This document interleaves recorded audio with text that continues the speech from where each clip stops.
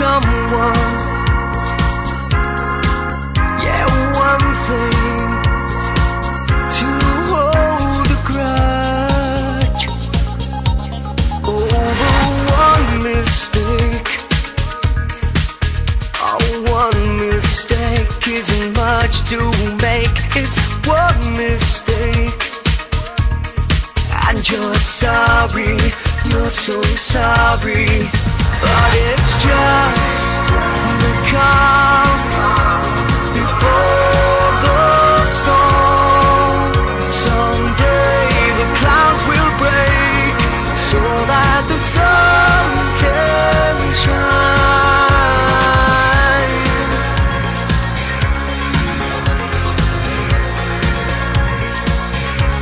Well, ain't it something to be in love with someone?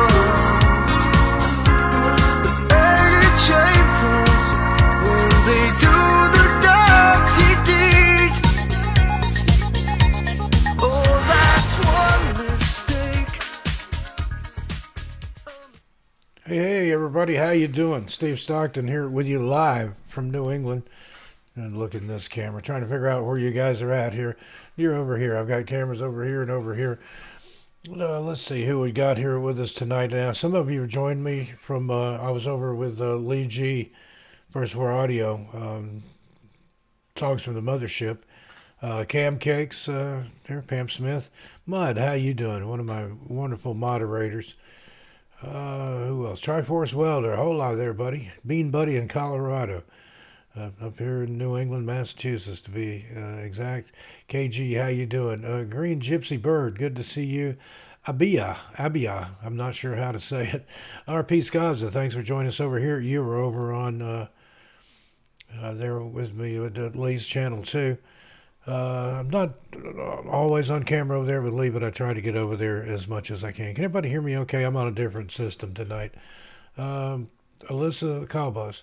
Oh, well, please don't disappear, but if you do, I promise to cover your disappearance. How's that? Simrata, I'm not sure. I botched that one up. Simrata. Well, greetings. The Vulcan peace symbol there. Peace and live long and prosper. That's it. Maria Moreno. Hey, hello. How you doing? Good to see you. Scott's Life. Thank you for joining us tonight. Ron May. Good to see you. Allie. Good to see you. Thank you for joining us, Allie. And Abby Newman is here. Sonia Lopez Gerardo, Phoenix, Arizona. I got stuck in the airport in Phoenix on my way to New England. I was supposed to fly from Albuquerque to Chicago to, I think somewhere else, and then Rhode Island. Ended up, they messed up the flights. Flew from Albuquerque to Phoenix. I actually went backwards. And then got stuck in the airport, slept on the floor there in Phoenix Airport overnight, and then flew out to Reagan, D.C., and then from Reagan to Providence, Rhode Island. It was what a long, strange trip it was, but I was getting married that night, so everything was like, anything that could possibly go wrong did, but I made it. We got married on time. The rest is history. We just celebrated our 13-month anniversary on August the 13th. A lot of 13s in there. But 13 months, got married July 13th of last year. And then we found out New Year's Day of this year that we were expecting a baby. How about that? I think this thing only faded out, but it's clear blue, easy there. Nicole came screaming out of the bathroom New Year's Day. Oh my God, what happened? She's like, am I reading this right? And I looked at it, and sure enough, we went out to I think we had to wait till the next day. The drugstore wasn't open. Got some more of these little things here, and they all came back positive. So we scheduled an appointment, and the rest is history on that. The little fella, it's at midnight, it'll be 15 days until his due date, and that's if he goes the full 40 weeks. And he's riding real low. I don't know if he's going to go another 2 weeks and a day, but we'll see there. I'm Really excited, really looking forward to being a boy dad. Not sure what's up with my camera there. It's kind of switching modes on me, but I looked yellow for a minute, but it looks better now. Who else we got here? Smoky Mountain Wonder. Hey, how you doing? Donald Bauer is in the house from Indiana. Good to see you. What part of Indiana? My aunt lived in Muncie. She was a teacher at Ball State, professor up there, and her husband worked at Warner Gear, and then they had kids that lived in Newcastle and Fort Wayne. Had a lot of good times in Indiana when I was a kid. Country Carpenter, did I say hi to you? Sean O'Quinn, good to see you. North Carolina in the house. Alyssa Collison. Ambrose Pierce, yeah, I've studied that one.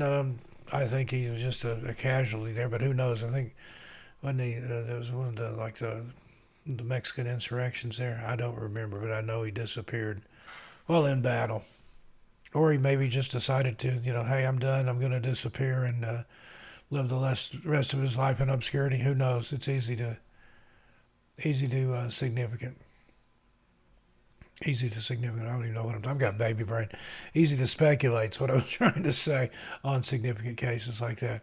Sean O'Quinn, saw your first UFO 2 weeks ago. Interesting. Looked like a cherry on a cigarette, but in the sky. I've seen ones that look like that. If you like UFOs, UAPs, and related phenomena, check out the UFO channel that I do with Lee G from First Floor Audio. It's called From Beyond. It's on Wednesday nights. It's live, and then we have some production videos over there too. But the live ones are the ones to watch and enjoy. Thanks for the congratulations there, everybody. Now, Catheta, if you're in here, Catheta, Ghost Lord, drop a link if you went to From Beyond. Join us over there on Wednesday nights. It's a lot of fun. Who else we got here? Geez, from Boston. Hey, not too far from where you're at there, buddy. I'm greater Boston area. Carolyn Christians, good to see you. And yeah, gentle hugs to Nicole. Her belly is out so far. I have to lean over to give her a hug, but that's okay. Can't wait for the little fella. Travis in Pennsylvania. And Tigbit. Well, thank you. Thank you for the congratulations there. Maddie P, 3400, Toronto in the house. Excuse me. Spent some time in Toronto, Ontario, and Ottawa, Ontario, back in the very early 80s. It was a good place.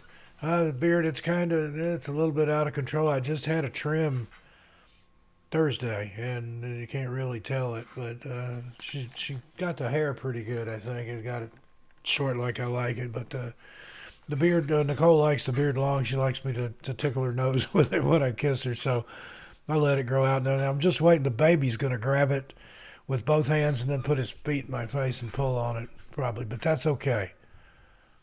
Hey, Kim S. from Southern California, good to see you. Hey, howdy there, Texas. Christina Shane, how you doing? Thanks. I'm going to be showing you some videos here tonight. I thought I'd just have a live catch up with everybody, let you know, give you a baby update, and show some videos here. We've got new stuff coming. Of course, the baby's kind of taking precedence and stuff, but I've got several new videos that I've narrated that haven't been released yet. Got one about Stockholm Syndrome. Got YouTubers who disappeared. Got several new ones coming up. And then don't forget about my Tales Untold channel, immersive storytelling over there for those of you that just like to hear me talk and tell stories and stuff. Tales Untold, I think Catheta already dropped a link for that one. Check it out over there. Up to, I think, at 112, 113,000. Thank you so much. I appreciate all of you. Appreciate all the 300 and something thousand of you here. Helping me, my dream come true to keep the missing in the spotlight, be a voice for those that no longer have a voice, keep their names and faces out there even after law enforcement gives up. Somewhere there's a family that's would love to have some closure. If I can bring one person home or give one family closure, then I'm doing what's been laid on my heart to do. And thank you guys for watching and for letting me do that. The other channel, I think Catheta dropped a link to it. I'll drop one as soon as we go to the first video here. See if there's anybody I missed. TRAB from Baltimore. Did I say that right? And I saw somebody else in there. Told me how to... Yeah, look for a ghost lore. You got to scroll back up a ways. It said another Steve channels, and it's Tales Untold. And then somebody... Triana Giles from Florida. Good to see you. Travis Sharp from Illinois. I think I said hi to everybody. If I missed you, it wasn't on purpose. Katie Finnerty, how you doing? Long Island, New York. Not too far from where I'm at. I'm in New England. I'm in Massachusetts, but it's not too far on up to New York. Yeah, let me pin that. Find it where Casita. Sorry, I got to go over, switch over to this other system here. There we go. Okay, I pinned that for you. Carolyn Christians. Francis Wellinger. Hey, another Massachusetts there. I hope is it Massachusetts? I don't know how you say it. Another Bay Stater. How's that?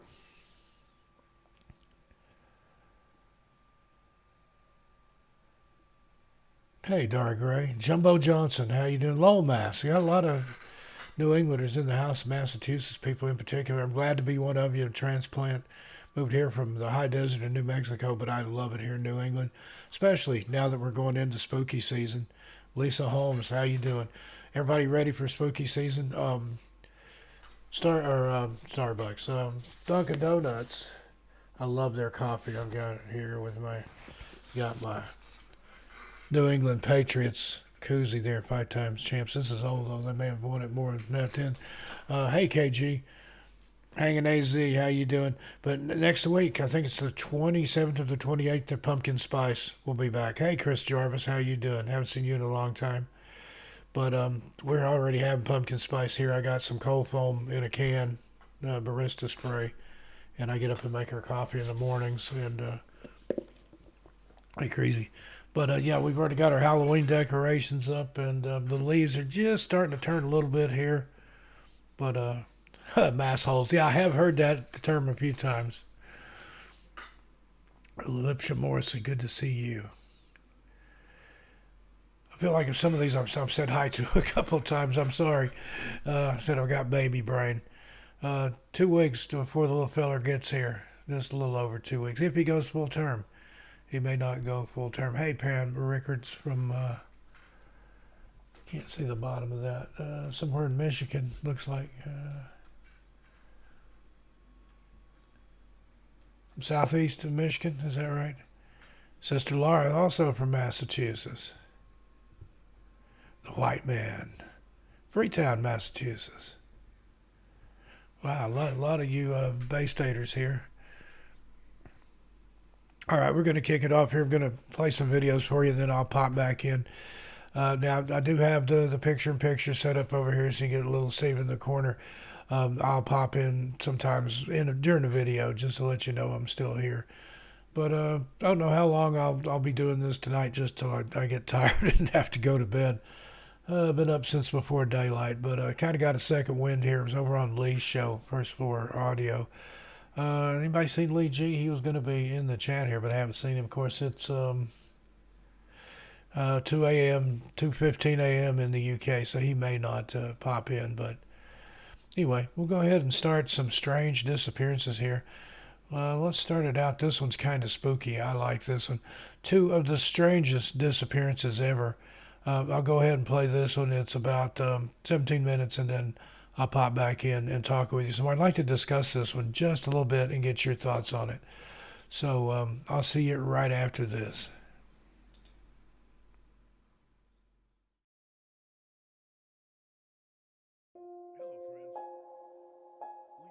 He flat out told us, "Mom, she's dead, she needs our help." And that's when I got the goosebumps, and I was like, oh my gosh. He was just in our car, and he was pointing out to a certain spot in the meadow. While Victoria Gorba and her family stopped for lunch, her son Caden began talking to someone. And my husband and I kind of looked at each other like, what? And he goes, yeah, there's a lady over in the meadow in a black shirt. And I got goosebumps. He says, she needs our help, but she's dead. And she's laying face down with her legs up. And she can't talk to me, but she's over there. We need to go help her. Jake and Victoria checked out the meadow but saw nothing. He kept saying, trust me, Mom. And I was like, I trust you, bud. You know, I believe you 100%. Spooked, the couple decided to end the trip early and head home. And we put it on Facebook, seeing if anybody knew anything about the area. And come to find out that there was a lady missing with the description that he described to us within a 5-mile radius of where we were. Sandra Hughes had gone missing in July of 2020. Caden had described her in detail and recognized her in 3 of 4 photos. He was very adamant that we needed to help her. And he described down to blue hair. He said she has a black shirt, blue jeans, and blue hair, Mom. And the sheriff said that's the exact description of her when she went missing. Hello, friends. We recently learned of what may be one of the strangest updates to a missing person case that we've ever brought forth. Now, sometimes in these missing person cases that we cover, there will be a little bit of a paranormal or supernatural element. It's usually something small and not very significant to the overall case, but sometimes it seems that the unknown can play a larger part in these cases. Stories of UFOs, the Fae, Bigfoot or other cryptids, portals, translucent entities, etc. But is it possible that the ghost of a missing woman may be trying to help solve her disappearance, or at least help locate her remains? We ask that you keep an open mind and consider the following case. Back in episode number 7 of our 10 Unsolved National Park Disappearances series, we brought you the story of Sandra Hughes. To recap, 54-year-old Sandra Johnson Hughes of California was last heard from on June 26, 2020. Sandra had embarked on a solo camping trip in the Sierra south of Yosemite to escape from the current pandemic. Sandra had recently moved from Maui, Hawaii to California in June of 2020. She had trained to be a park ranger in college and was experienced in the outdoors. On July 5th of that year, the Madera County Sheriff's Office asked for the public's help in locating Sandra after they found her campsite near the Johnson's Meadow section of the forest in disarray. On that same day, the authorities located Hughes' silver Saab in Chiquito Creek to the north of the campsite. They said it appeared to have crashed into a tree at a speed of less than 20 miles per hour before rolling into the ravine. Hikers reported seeing Sandra on July 4th, 2020, and said she was barefoot and had a bruise on her face. They offered to help her, but she declined medical assistance. Officers and volunteer search and rescue teams from more than half a dozen other sheriff's departments, together with dog teams, the California Highway Patrol, and the Governor's Office of Emergency Services, combed the forest on foot, while helicopters from California Air National Guard did an aerial search. The search focused around the area where her car was found, but there was no sign of Sandra. Then on August 9th, 2020, 2 hunters saw a woman leaning against a tree along Road 5S01 near Beasore Road. She did not wave them down, attempt contact, or appear to be in any distress. Upon returning, they recognized her from a missing persons flyer and contacted park rangers. The hunters said that she appears to be visibly thinner than her last known photos.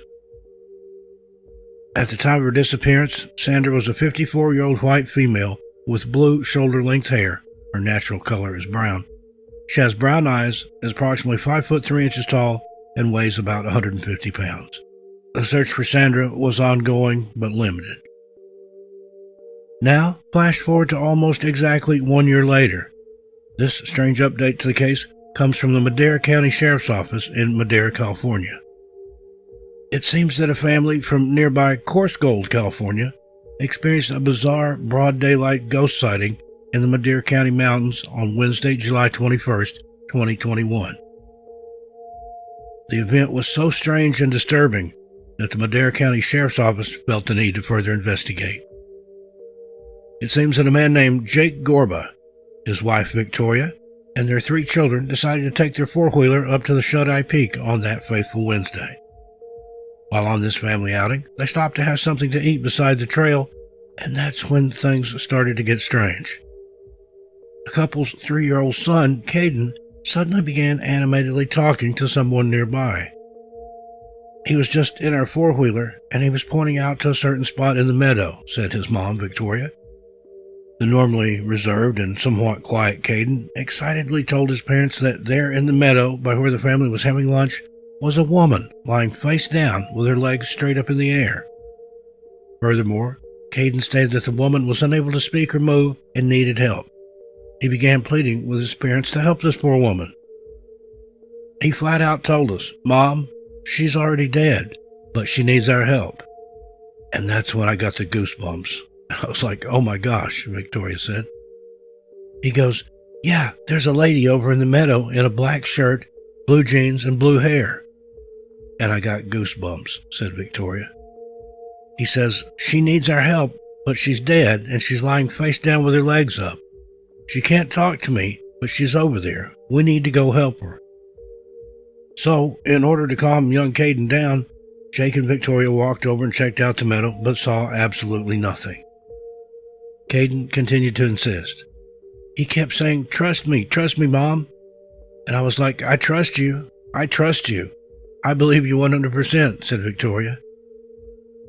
Whatever young Caden was experiencing so unnerved and spooked the rest of the family that the other members of the family all unanimously agreed it's time to put an early end to their day of adventure and make the 35-mile drive back home to Corscoll. After arriving home, the event still fresh in her mind, Victoria decided to post about the weird encounter on her Facebook profile. We put it on Facebook to see if anybody knew anything about this area, and come to find out, there was a lady missing with a description that he described to us within a 5-mile radius of where we were, said Victoria. Now, as viewers of this channel know from our previous episode number 7, Sandra Hughes had gone missing in that area in June of 2020. The encounter became even more chilling when, according to Victoria, 3-year-old Caden's highly detailed description of the woman he had seen in the meadow was identical to the description of Sandra Hughes as given by the local authorities. He was very adamant that we needed to help her, and he described her down to blue hair. He said she has a black shirt, blue jeans, and blue hair, Mom. That's the exact description of her when she went missing, said Victoria. Then Victoria went and searched online for Sandra Hughes and found some photographs that had been released as a part of the search effort the year prior. Victoria said she got goosebumps when Caden readily recognized 3 of the photos of Sandra, identifying her as the woman he had seen in the field. As fate would have it, Madera County Sheriff Corporal Chris Williams just happened to see the Facebook post and found it intriguing, to say the least. So much so that he contacted Caden's family to further investigate the chilling account. Victoria said the corporal in charge of her case actually reached out to us on Facebook and was like, "Hey, we want more information and we want to bring you guys back up there and see if you could point us in the right direction." Corporal Williams has been investigating the disappearance of Sandra Hughes since the beginning of the investigation. On the following Thursday, 2 Madera County Sheriff's deputies ventured back up to the meadow to investigate, with Jake and Caden coming along to point them in the right direction. Unfortunately, the deputies found nothing new by way of evidence, although the case remains open. If she was possibly a ghost looking for some help, I hope that he could have at least helped and maybe helped the family find her, because it's been a long time apparently since she's been gone, Victoria said. The 4-wheeler that Caden and his family used while traveling in the mountains has now been nicknamed the Ghost Runner, and incidentally is also for sale. It's not believed that the spooky encounter is the reason they put the vehicle up for sale, as the family says they will continue to go adventuring in the Madera Mountains, but do admit there are a few spots now which they aren't anxious to visit again anytime soon, if at all. Local news reporters in the area reached out to the Madera County Sheriff's Office, who did confirm that they received a report of a possible sighting of some sort, and they did go out to the location to search for any additional leads or information. For now, the case remains open in hopes that this latest update regarding the spooky encounter may produce some new leads. Now, as strange as this new development is, it's not the first time that possibly a ghost helped solve a missing persons case. Back on February 21st, 1997, The TV show Unsolved Mysteries aired a segment regarding a missing persons case from almost 3 years prior. This report told the story of 23-year-old Christine Skubish and her 3-year-old son Nick. They were driving along Highway 50 in the Sierra Nevada mountain range in California when they vanished without a trace on June 6, 1994. Christine was a single mother and had recently completed paralegal training. She had plans of going to work for a prestigious law firm, and she hoped to make enough money so that she and her child's father could be married. Christine left her step-parents' home near Sacramento on June 5, 1994, on her way to Carson City, Nevada. After failing to make contact with her family after 3 days, her stepfather, Dave Stotzenbach, reported her and her son missing on June 8th. The police took the missing persons report, but there were no initial leads in the case. 5 days after Christine and Nick disappeared, however, a woman named Deborah Hoyt and her husband were driving along Highway 50 around 3 a.m. The pair were on a long overnight drive and had been joking and singing in order to keep each other awake. Suddenly, Deborah saw what appeared to be a completely naked woman lying on the side of the road. The naked woman's face was turned toward the road, and she was laying on her side with her knees slightly bent. She had one arm placed beneath her head and the other arm held over her head. The Hoyts were shocked beyond belief. They thought it must have been some sort of sick practical joke, or perhaps even a ploy to carjack them had they stopped. Deborah floored the accelerator instead and sped down Highway 50, not stopping until she arrived at the nearest phone booth, where she proceeded to call the police. In just minutes, 2 sheriff's cars were at the scene where Deborah had seen the naked woman's body. However, unable to pinpoint the exact location, the deputies reported that they saw and found nothing. The next morning, though, speculations began that the sighting had something to do with the disappearance of Christine and Nick, who were the most recently missing people from that area. Due to the insistence from the family, Deputy Rich Strasser decided to go back and have a closer look. Strasser figured that it might be easier to spot anything out of the ordinary in the daylight. Deborah had indicated that a particularly dangerous stretch of Highway 50, known as Bullion Bend, was where the incident took place. As Strasser patrolled the area, he spotted a new-looking child's tennis shoe on the side of the road. Immediately next to that spot, in the shoulder of the road, was a steep embankment. Strasser pulled over his cruiser to search the area more thoroughly, and sure enough, at the bottom of the embankment, he spotted the twisted remains of Christine's car. He checked Christine and observed that she was dead and unfortunately had been that way for quite some time. The deputy then went around to the other side to check Nick, who was curled up in a fetal position in the passenger seat. Strasser assumed the worst and was sure that Nick was also dead.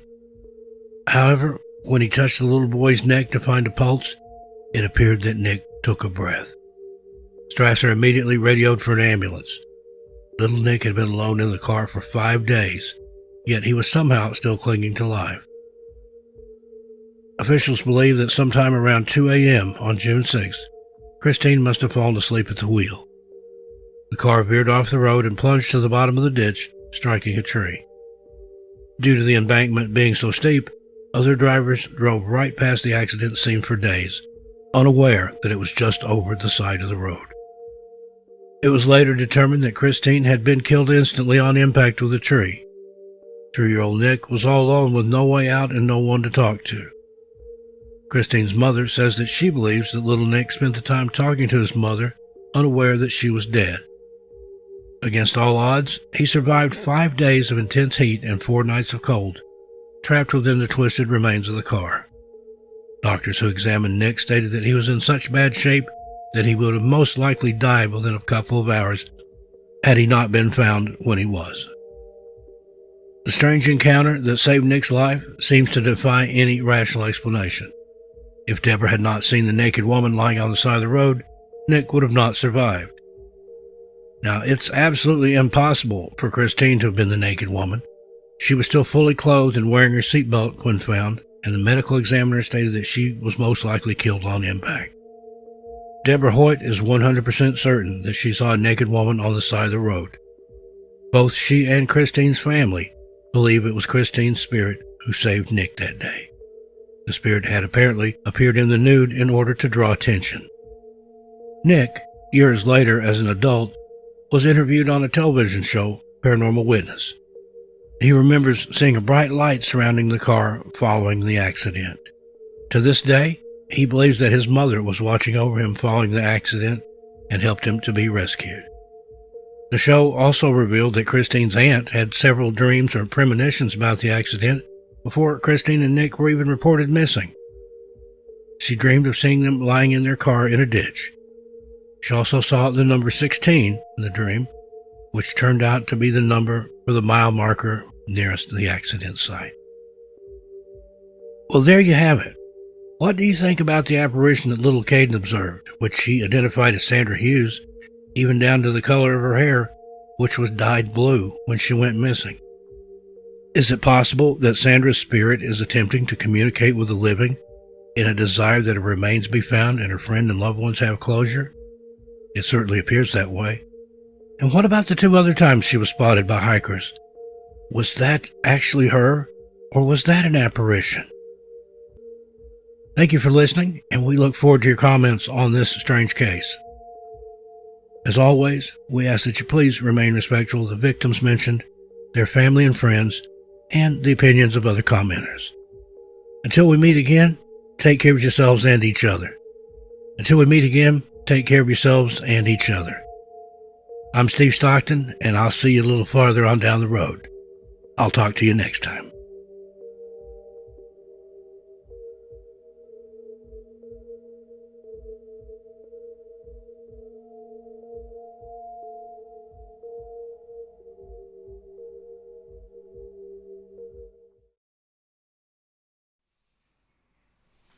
Hey, everybody. Steve Stockton here with you live from New England. Hope you enjoyed that one there. That's just the first one. Yeah, Josh V, stick around. There's a lot more coming. Who else has stepped in here? Texas Lady, Steph Williams, Janet Woods, Eileen Murphy. I don't think I missed anybody, but yeah, stick around. I've got several hours worth of stuff queued up here for you. Just thought I'd pop in after that. That's one of my favorite strange disappearances that we've covered here. And hey, Tuck by V, how you doing? What do you think about that? Now, Sandra Hughes, the little boy, thinks that he may have saw her ghost. I think he said she was dead. But one of the things, where she was face down and her legs up, a lot of people have questioned that in the comments. Hey, Nawada Magaha, how you doing? I think if she'd either fallen headfirst into a well or some kind of sinkhole or something. Hey, Kathy Begler. That would account for that, the way he was seeing her. Or, let me adjust my mic here. Or if somebody had abducted her, maybe she'd been hogtied with her legs tied behind her back, or if she was in a tree hanging upside down. I don't know, but that's a strange one. And yeah, that one gives me goosebumps when I hear it too. And then the second case there, the lady that was in the car and then the nude spotted on the side of the road. I remember that on the original Unsolved Mysteries back in, I think it was 89, 90 something. But that was a very, very creepy one. And then just the different premonitions that the people had about it. And interesting pair of cases there. And I think people can reach out from beyond. And especially in the case of the little boy there, he's too small it hadn't been educated out of him yet. He doesn't know that, you get older, that they tell you that you can't see those things and that this doesn't exist and that doesn't exist. But there you go, Jumbo. Johnson, too many things happen to be considered a coincidence, in my opinion, too. I don't believe in coincidence. I believe in synchronicity. Your baby boy is 39. Congratulations. That's the same age as my wife. Yeah, she's 22 years younger than I am, but hey, it's all good. Age is nothing but a number. Rosie Rose from Indiana. Got several Indiana folks in here. Good to see you here. We'll go ahead and play another video here, and I'll pop back in from time to time. Now, I do have my picture-in-picture set up. See the little Steve down there? I can pop in during a video wave just to let you know I'm still here. But stick around. Like I said, I've got several hours worth of stuff. We'll show these. Yeah, Texas Lady, I believe it was Angelic, Divine Intervention, something there, indeed, for sure. They said the little guy in the second case there just literally minutes away from not being here anymore. But thanks everybody for being here. I got 148 of you watching right now. We'll be back in a few minutes. I'll be back live with you, but I'm going to show a video here, so stick around. Let's do doing some strange ones tonight. Let's do person's last seen running into the woods. That sounds like a good one, doesn't it? I'll see you in just a few minutes. Enjoy. Hey, artistic driver. Yeah, they are more sensitive. I agree. I had a lot of experiences when I was in the single digits. Maybe I'll talk about that later. But here we go. We'll enjoy the video. I'll see you in just a few minutes. Thanks, everybody. Stick around.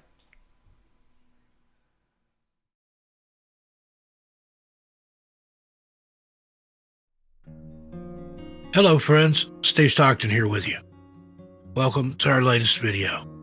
Today, we're going to bring you 6 strange cases of people last seen running into the woods. Now, the missing person epidemic not only affects just the U.S., but the U.K. and many other parts of the world. Thankfully, most missing people are discovered alive and well, but some cases remain cold and unsolved, whether that be for a few years or even decades. So, take a walk with me now as we explore these 6 strange cases. Number 6. Craig Freer. Craig Freer was your average 17-year-old. He was going into his senior year at high school and was the co-captain of the school's football team. Craig had also picked up a part-time job and was looking ahead to the future, and his future was bright. There were a few colleges interested in offering Craig a scholarship for his sporting abilities, and the world was truly his oyster.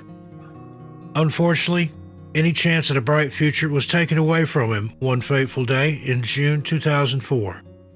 His sudden disappearance would turn the lives of his family upside down, and as recently as 2021, the New York State Police are still actively investigating and chasing down new leads. Craig's parents were happy when they heard he'd picked up a part-time job at the Price Chopper supermarket in Glenville, New York. Craig picked up a few shifts, which somehow he managed to fit into his busy schedule. On Sunday, June 27, 2004, Craig walked out of his home for what would be the last time. As far as his parents were concerned, he was headed to work. His mother, Veronica, had seen him carrying his uniform with him to his car. But when Veronica arrived at the supermarket where Craig worked, just a few hours after he'd left for his shift, she was shocked to find no sign of him. She was even more shocked to learn that Craig hadn't been working at the supermarket for quite some time.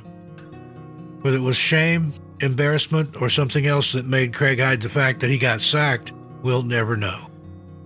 His parents were, of course, very upset that Craig had lied to them, and they called Craig's girlfriend to see if she knew where he was. At first, she said she had no idea, but after a second call, she caved in and admitted that he was with her. Veronica gave Craig a stern talking to, telling him that he needed to come home right away and that they needed to have a chat. A sentence that every teenager dreads hearing. Craig said goodbye to his girlfriend and left her apartment located in Scotia, New York. According to his girlfriend, she watched as he walked towards his car, but then at the last minute darted off in the opposite direction. What had scared Craig, and why had he run away from his car? Surely if he was in danger, the best thing to do would be to head to the car and drive away or go back inside. According to reports, Craig ran into the nearby woods, and this is the last confirmed sighting of him. From here, all we have are alleged sightings and a few new pieces of evidence that may finally help us piece this puzzle together. When Craig failed to return home to have a chat with his parents, they waited and waited and waited. As the hours ticked by, it eventually dawned on them that something just wasn't right. Craig was in trouble, but it wasn't like him to run away and leave without telling his parents where he was going. Some people naturally lean towards the flight side of the fight or flight feeling, but his parents knew he would have to come home at some point. But that some point never came. And by 5 p.m. that day, Veronica had picked up the phone and reported her 17-year-old son missing. It appears that the investigators weren't all too interested at first, as is the case with most missing young people. After hearing about their disagreement earlier that day, they believed that Craig just wanted time to cool off and that he would eventually come back. Unfortunately, hours turned into days, and when the investigators found that he didn't have his phone or wallet with him at the time of his disappearance, they agreed that something was wrong and began to further investigate. Those investigators found that Craig had left his wallet and $40 behind at his house, something he would have needed if he planned on spending a few days away from his family. His driver's license was also missing. However, his parents explained that it had been lost before his disappearance, and he was in the process of getting a new one. So, without money, ID, or driver's license, it was clear that Craig wouldn't have gotten very far. All he had was his car, but that had been left abandoned in the parking lot of his girlfriend's apartment complex. So, where was he? Investigators hit a big lead when interviewing witnesses from that day. A group of teenagers came forward to tell the police that they had seen Craig, or at least someone matching his description, walking along the railroad tracks behind his girlfriend's apartment complex shortly after he was seen entering the woods. It appears that they tried to engage him in conversation, but he motioned for them to be quiet and then just kept on walking. This event stuck in their mind due to the strange behavior and the bizarre nature of the incident, and it wasn't until news of his disappearance was made public that they connected the dots. Armed with this new lead, investigators began searching up and down the railway line behind Craig's girlfriend's apartment, but no sign of him was to be found. As the days pressed on and the investigation began to heat up, officers with dog units and ground teams were sent to the area where Craig was last seen. They also sent units to the Mohawk River, wondering whether he had gotten injured and fallen in. But all of these searches turned up nothing.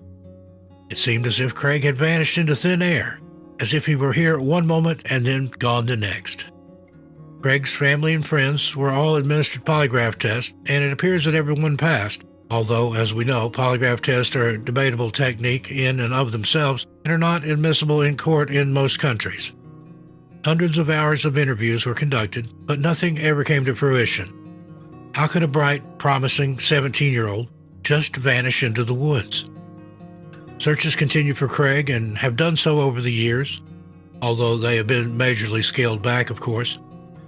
Craig's family are still desperately seeking answers, of course, and 2 years after he disappeared, the New York State Police became involved in his case.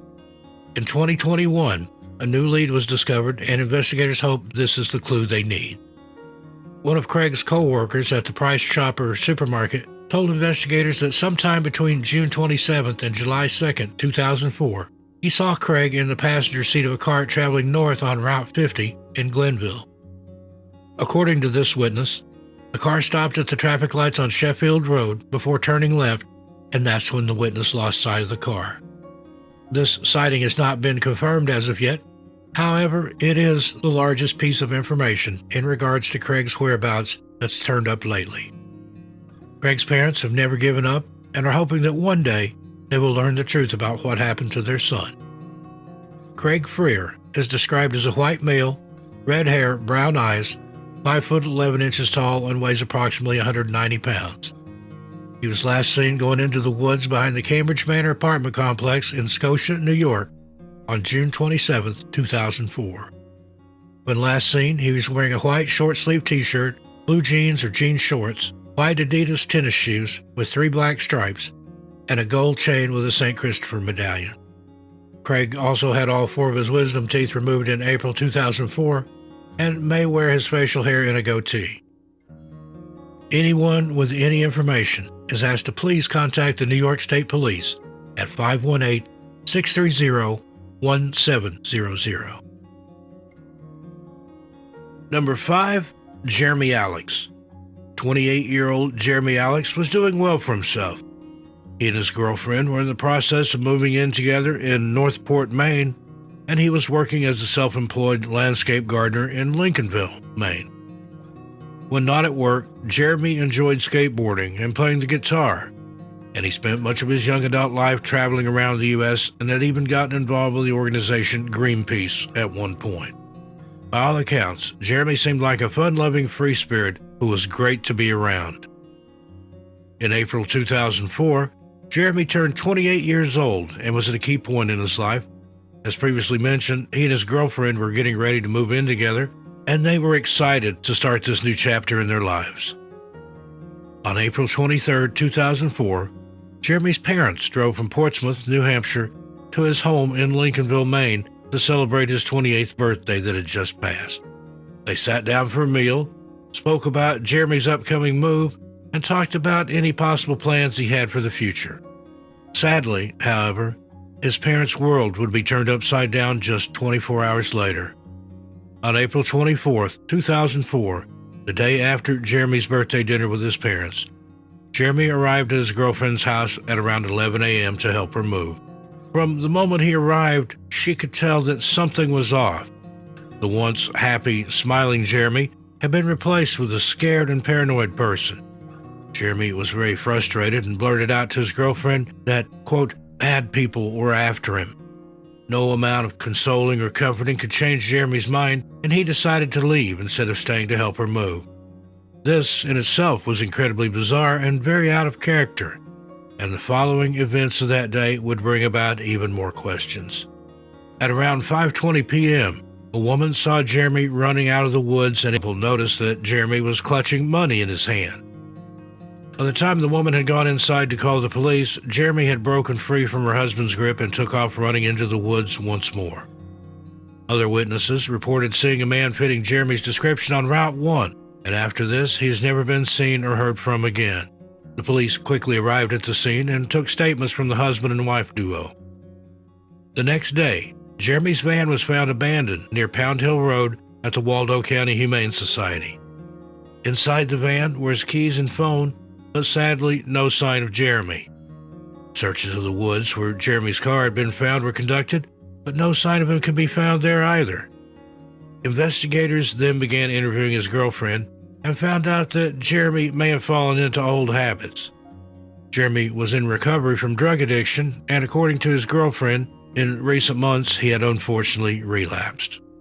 Jeremy's girlfriend also stated that on the day he disappeared, he had been using illicit substances and that he had been experiencing these paranoid states for a while, and that she and his friends were concerned for him.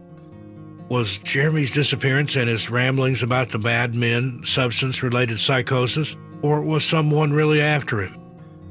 In September of 2004, a full 5 months after Jeremy disappeared, a contractor in Jackson, Maine, reported seeing a man fitting Jeremy's description, again coming out of the woods. According to this workman, the man he saw was acting erratically and strangely, and couldn't seem to understand what was being said to him. Apparently, this kind stranger offered the man some food, but Jeremy, if it was Jeremy, refused. There was also another possible sighting in October 2004, where someone claimed to have seen Jeremy in the woods in Owl's Head, Maine. After that, Jeremy's case went cold for another 4 years, and then in April, his case took another bizarre turn. His driver's license was found to be in the possession of a couple living in Northport, Maine, the area that Jeremy was in the process of moving to with his girlfriend. According to this couple, they had begun building their house in May of 2004, and over the years, random items that belonged to Jeremy began washing up on the shore near their house. The couple held on to the driver's license and some money that washed ashore, and it wasn't until years later that they connected the dots to Jeremy's disappearance. What's even more bizarre is that their newly constructed home is connected to the woods that Jeremy was last seen running into. Did Jeremy fall off a cliff while running in the woods, or is there something more nefarious at play? His family believes that he likely met with foul play, although they did comment that he knew how to survive in the wilderness. Jeremy Alex was last seen on April 24, 2004, running into the woods in Northport, Maine. He is described as a white male with brown hair, brown eyes, stands about 5 foot 7 inches tall, and weighed approximately 150 pounds. Investigators have stated that Jeremy did indeed appear to be under the influence and confused at the time of his disappearance. Jeremy was known to smoke hand-rolled cigarettes and was last seen wearing an olive green flannel Timberland sweatshirt, blue jeans or brown corduroy pants, tennis shoes, and carrying a red backpack. Anyone with any information regarding Jeremy's disappearance is urged to please contact the Maine State Police at 207-624-7076. Number 4, Willie Hodge. Unfortunately, there's not a lot of information surrounding the disappearance of 39-year-old Willie Hodge in January of 2019, but here's what we do know. On January 23, 2019, Willie was last seen by his family as he was leaving his home in the 1100 block of Island Drive in Sumter County, South Carolina. According to the Charlie Project, Willie had an argument or altercation with his mother and left the house upset. This was the last time he was seen by his family. Police records indicate that later that evening, Willie was pulled over at the intersection of Pinewood Road and Columbia Circle during a traffic stop. WLTX News notes that Willie was pulled over for a traffic violation, but what the violation was has never been specified. The South Carolina arrest database does show that Willie has been arrested 5 times previously before his traffic stop in 2019, with offenses ranging from burglary, larceny, driving under suspension, to possession of narcotics and assault. These arrests may or may not be linked to his disappearance. However, it may explain what happened next. As the police pulled him over, Willie jumped out of his car and ran into the woods. Did Willie have a distrust of the police because of his previous charges, or was he scared of getting yet another charge? According to officers, they searched the immediate area for Willie, but there was no sign of him. As the days passed, his car remained abandoned, and they continued in their search for the missing man. Charles Bonner, a senior investigator with the Sumter County Sheriff's Office, told News 19 in February of 2019, "We don't want to get him in trouble because of that. I just want to talk to him and make sure he's okay because he is a missing person. I take these very seriously, so I want to make sure that he's okay." There was also another person in the car with him that night he disappeared. However, this witness has been unable to provide any further information. Willie's mother, Sadie Hodge, told News 19, "In my heart, I don't feel like he's alive anymore. It's just kind of a sense of peace that I have. In a way, it's a good thing, but I still hold out hope. I just want to know he's okay. Whether it's here, whether he's found eternal peace. I just want to know he's okay." Willie Hodge was last seen running into the woods after being stopped by police at the intersection of Pinewood Road and Columbia Circle in Sumter County, South Carolina. Willie is described as a white male with brown hair and brown eyes, standing 5 foot 8 inches tall and weighs 140 pounds. Willie has the letters NTAB tattooed on his knuckles, Street on the back of one arm, and Dreams on the other. He also has Thug Life tattooed across his stomach, with the name Sadie over a heart and a tattoo of a woman on his calf. Anyone with any information is asked to please contact the Sumter County Sheriff's Office at 803-436-2000 or Crime Stoppers at 1-888-CRIME-SC. Number 3, Terrence Woods Jr. 26-year-old Terrence Woods Jr. was working as a TV production assistant for the UK production company Raw TV in conjunction with the Discovery Channel in 2018 and was out on location in Idaho. Unfortunately, one night while filming, Terrence ran off into the woods and hasn't been seen or heard from since. Terrence was working as part of a 12-person crew who were tasked with filming Gold Rush, Dave Turin's Lost Mine. Filming and production were going well with the crew, following Dave Turin around, seeing what he could dig up in the remote parts of the western United States.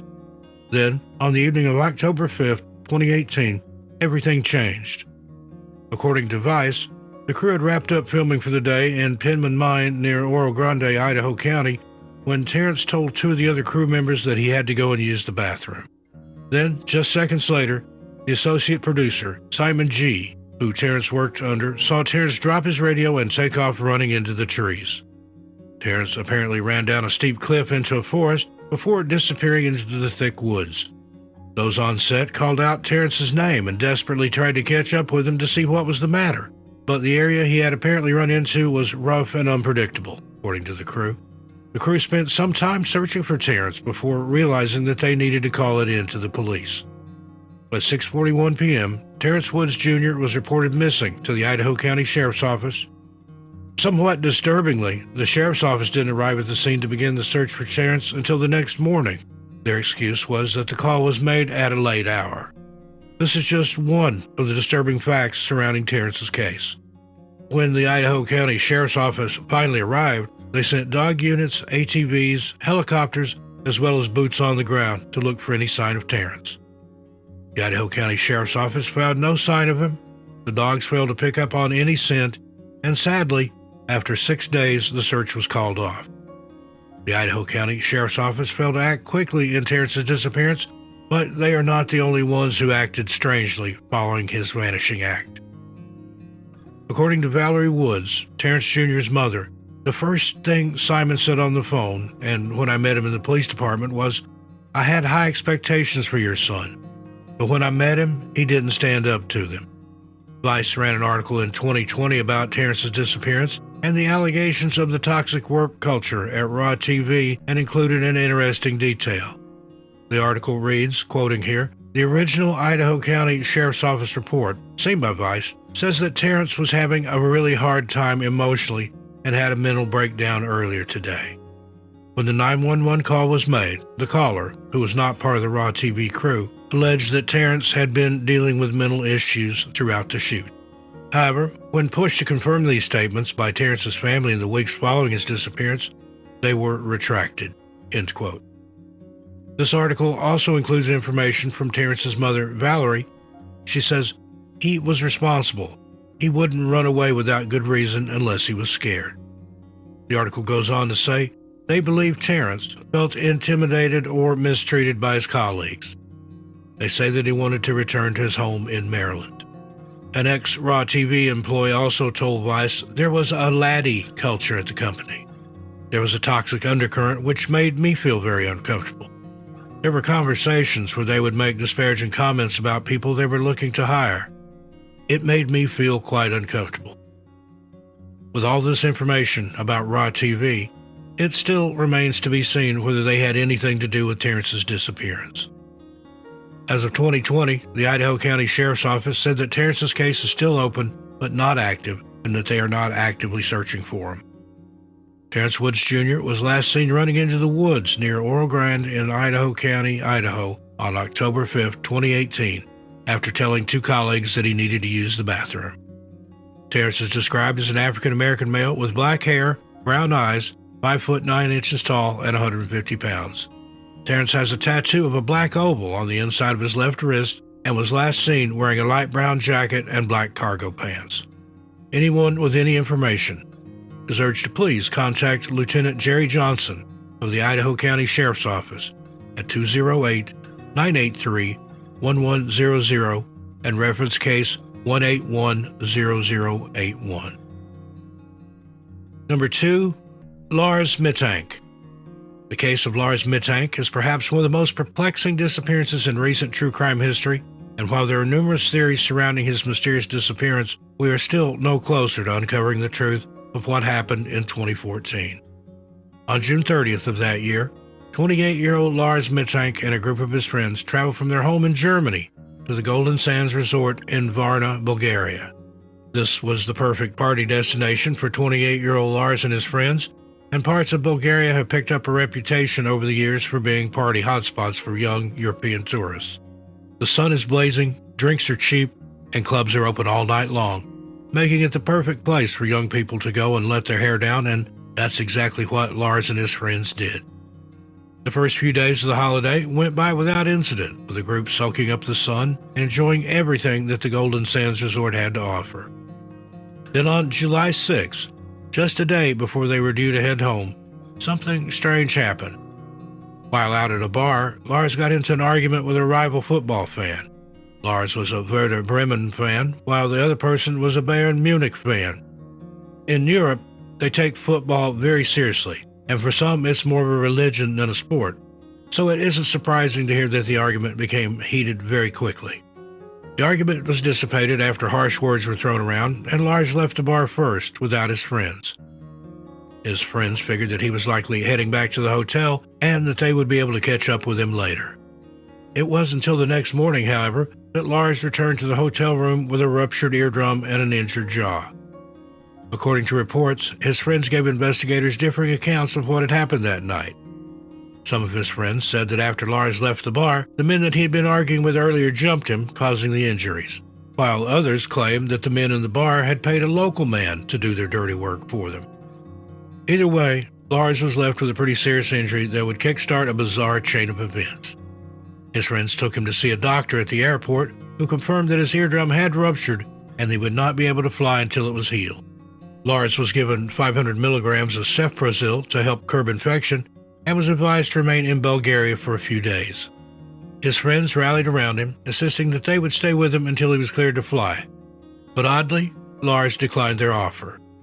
He insisted that he would be okay on his own, telling them to go ahead, fly back to Germany, and that he would see them again very soon. There were no indications of what was to come, and the events of the next few days would shock everyone. Lars checked himself into another hotel and remained there for just one night. Employees at the hotel reported he was acting very bizarrely and seemed as if he was paranoid and scared of someone or something. During his short stay at the second hotel, Lars also called his mother. In a hushed voice, he panically told her that 4 men were after him. His mother would later tell investigators that the fear in his voice was very real and no amount of consoling would calm him down. After a very restless night's sleep, Lars returned to Varna Airport on July 8, 2014 and visited the office of Dr. Kosta Kostov. Lars' hopes of returning home were dashed, however, when Dr. Kostov reiterated that given his condition, it would not be in his best interest to fly. But Lars decided to ignore this recommendation. He told the doctor that he was willing to accept responsibility for whatever happened to him. Just as the appointment was wrapping up, a construction worker entered the room. Varna Airport was undergoing a lot of construction and renovation work at the time, and it's likely that the construction worker had simply wandered into the wrong room. This situation was more of an annoyance than anything else, but for Lars, it freaked him out. His whole demeanor changed when the man entered the room, and he exclaimed, "I don't want to die here. I need to get out of here." With that, Lars ran out the door of the doctor's office, leaving behind his luggage and bags, and made a beeline for the entrance of the airport. This bizarre escape was captured on CCTV and became the most infamous piece of evidence we have in Lars' case. The CCTV footage shows Lars running, almost as if he's running for his life, through the airport, into the parking area, and then jumping over a fence and running near Highway A2. When Lars failed to return home and make contact with his family, he was reported missing and an investigation was opened. His friends were questioned and the CCTV footage was heavily reviewed. Lars had been exhibiting bizarre paranoid behavior in the days leading up to his disappearance, and investigators began to wonder whether this paranoia was founded upon truth. As previously stated, Lars had gotten into an argument and been beaten up on July 6, 2014. Was someone really after him? Or was it the head injury, possibly combined with the medication that he was prescribed, that induced this paranoia? The antibiotic cefprozil is known to cause hallucinations and paranoia. His family said that he had never exhibited signs of mental illness before his trip, and when his friends boarded their flight home, they said he seemed happy and was in a good mood. Despite numerous investigations, the disappearance of Lars Mittank remains unsolved. His mother, Sandra, told Crime and Investigation, "There's a good chance he'll come back. He just needs my help." Lars Mittank was last seen running out of the Varna Airport in Varna, Bulgaria on July 8, 2014. Anyone with any information is asked to please contact the BKA, which is the Federal Criminal Police Office in that country, at 49151-613-78673. Or as an alternative, you can contact the Varna Police directly at 359-52-611-516. Number 1. Dennis Shepard. 46-year-old Dennis Shepard was described as an energetic and lively person who loved his girlfriend and his family. Dennis worked as a personal assistant in Port Washington, New York, and was doing well in his career and his private life. That was until a sudden onset of paranoia sent Dennis down a dark path. He became convinced that everyone he knew was working with the FBI to conspire against him. One day, Dennis's paranoia boiled over. Dennis was witnessed running door to door asking neighbors to call the United Nations because he wanted to report the conspiracy against him. Dennis told those who opened their doors that his family, neighbors, lawyers, and others in his life were involved in an FBI conspiracy to get him, and that he needed help. This alarmed neighbors, who called the police, and Dennis was involuntarily taken into the Stony Brook University Hospital's psychiatric unit for observation and treatment. During his time in the hospital, Dennis was still convinced that there was an FBI conspiracy against him, and even believed that the officers who had taken him in and the staff who were treating him were in on the conspiracy, and that's why he had been taken in. In reality, Dennis had been taken in for his own safety and well-being, but his paranoia had grown too much and he was unable to make rational decisions. Dennis repeatedly told the staff at Stony Brook, "I want to see how I do without medications," and that he would not be taking medications under any circumstances. He did not believe that anything was wrong, and the hospital was in the process of filing a court order to ensure that Dennis would have to take his medication and get the therapy and help he needed. On May 18th of 2012, Dennis was being transported to the Pilgrim Psychiatric Center for further treatment. He intended to fight the court order once he arrived at the psychiatric center, but he would never make it. According to staff who were traveling with Dennis that day, he simply jumped out of the car and ran off into the woods, never to be seen again. Oddly enough, his disappearance was not reported by medical staff until several hours later, and the Suffolk County Police Department were extremely hesitant to get involved. It became clear that the Suffolk County Police Department did not take Dennis's disappearance seriously, despite the fact that he had been taken into psychiatric care and his notes stated that he was suffering from delusions and possibly schizophrenia. The Suffolk police rested on the idea that Dennis had run away and was hiding from the police, although he had no real reason to do so.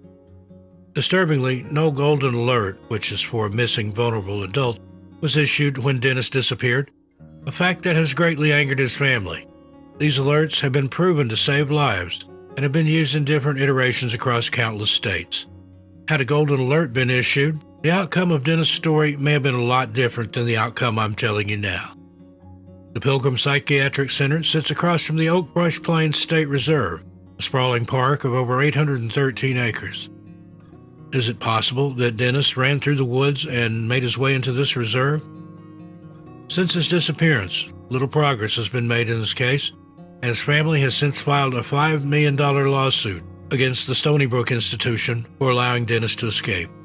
In March of 2021, a Reddit user named Always Sunny in Upstate made a post about Dennis's disappearance, and the post received an interesting comment. The commenter, who claimed to be Victoria Shepard, Dennis's sister, gave some further insight into her brother's case. She wrote, and I'm quoting here, "This is Victoria Shepard. I am his sister.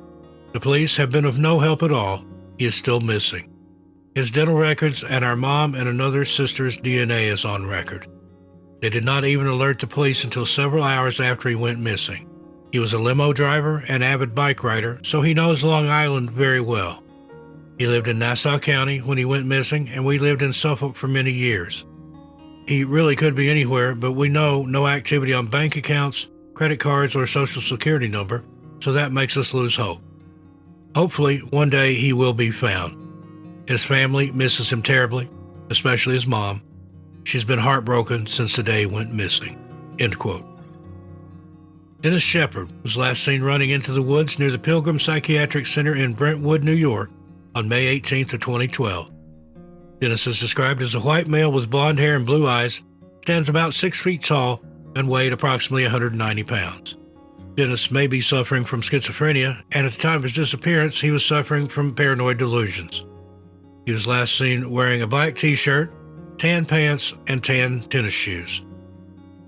Anyone with information is asked to contact Detective Steve Gargans of the Suffolk County Police Department at 631-852-6110 and reference case number 12-309678. Well, friends, there you have it. What do you think of this half-dozen strange cases where people disappeared after running into the woods? Very strange indeed. I look forward to your comments, but please be friendly and respectful. Many times the families of these victims do watch the videos and read the comments.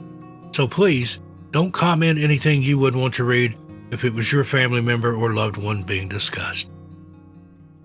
In the meanwhile, be good to yourselves and each other. Stay safe out there, and I'll see you just a little farther on down the trail. I'm Steve Stockton, and I'll talk to you next time.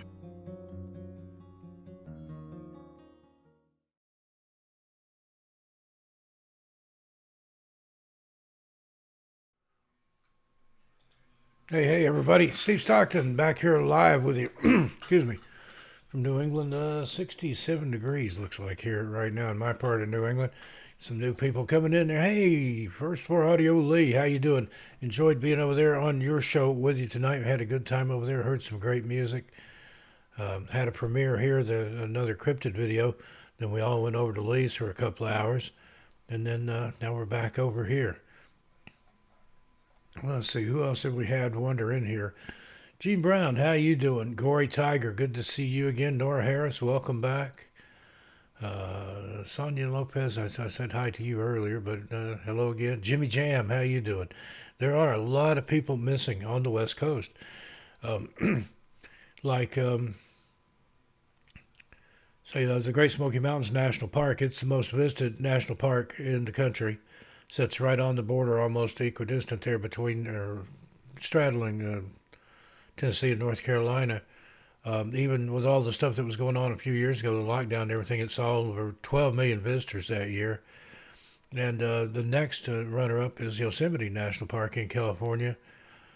Same time period, it saw only like 5 or 6 million, yet there's so many, many more missing in Yosemite. Something up out there. There's a serious missing cluster there in Yosemite National Park. In California, look at some of the places up in Northern California. Humboldt County, I've been up there. Strange place. Bigfoot country. Excuse me. Don't have a mute button on this. I'd have to shut the camera and the mic down. So, excuse me. Just have to cough there. Texas lady, how you doing? Lisa Holmes is some interesting information there. Hey, James Thompson. Good to see you. Corey Thomas. Yeah, I agree with you. I think it's a combination of all the above. Bigfoot, portals, aliens, supernatural things, the Fae. It's I don't know. There's so many things out there that it could be. I think it's all of them. I don't want to say it's just any one particular thing, but I think it's several things. Dogman, Bigfoot, aliens, portals, underground systems, government shenanigans. Who knows? Wow, 80 degrees in Tampa, Florida there, Triana.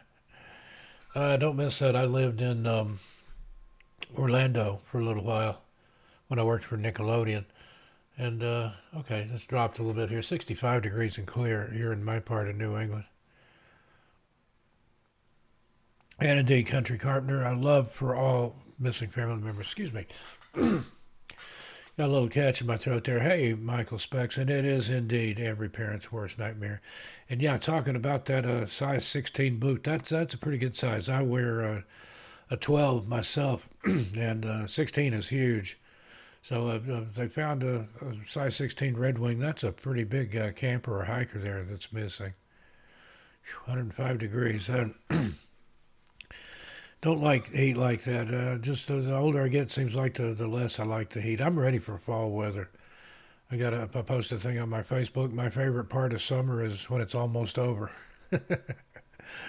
Love cool weather, pumpkin spice coffee, and jacket weather. They used to call it down south. Lee, I'm surprised you're still up, buddy.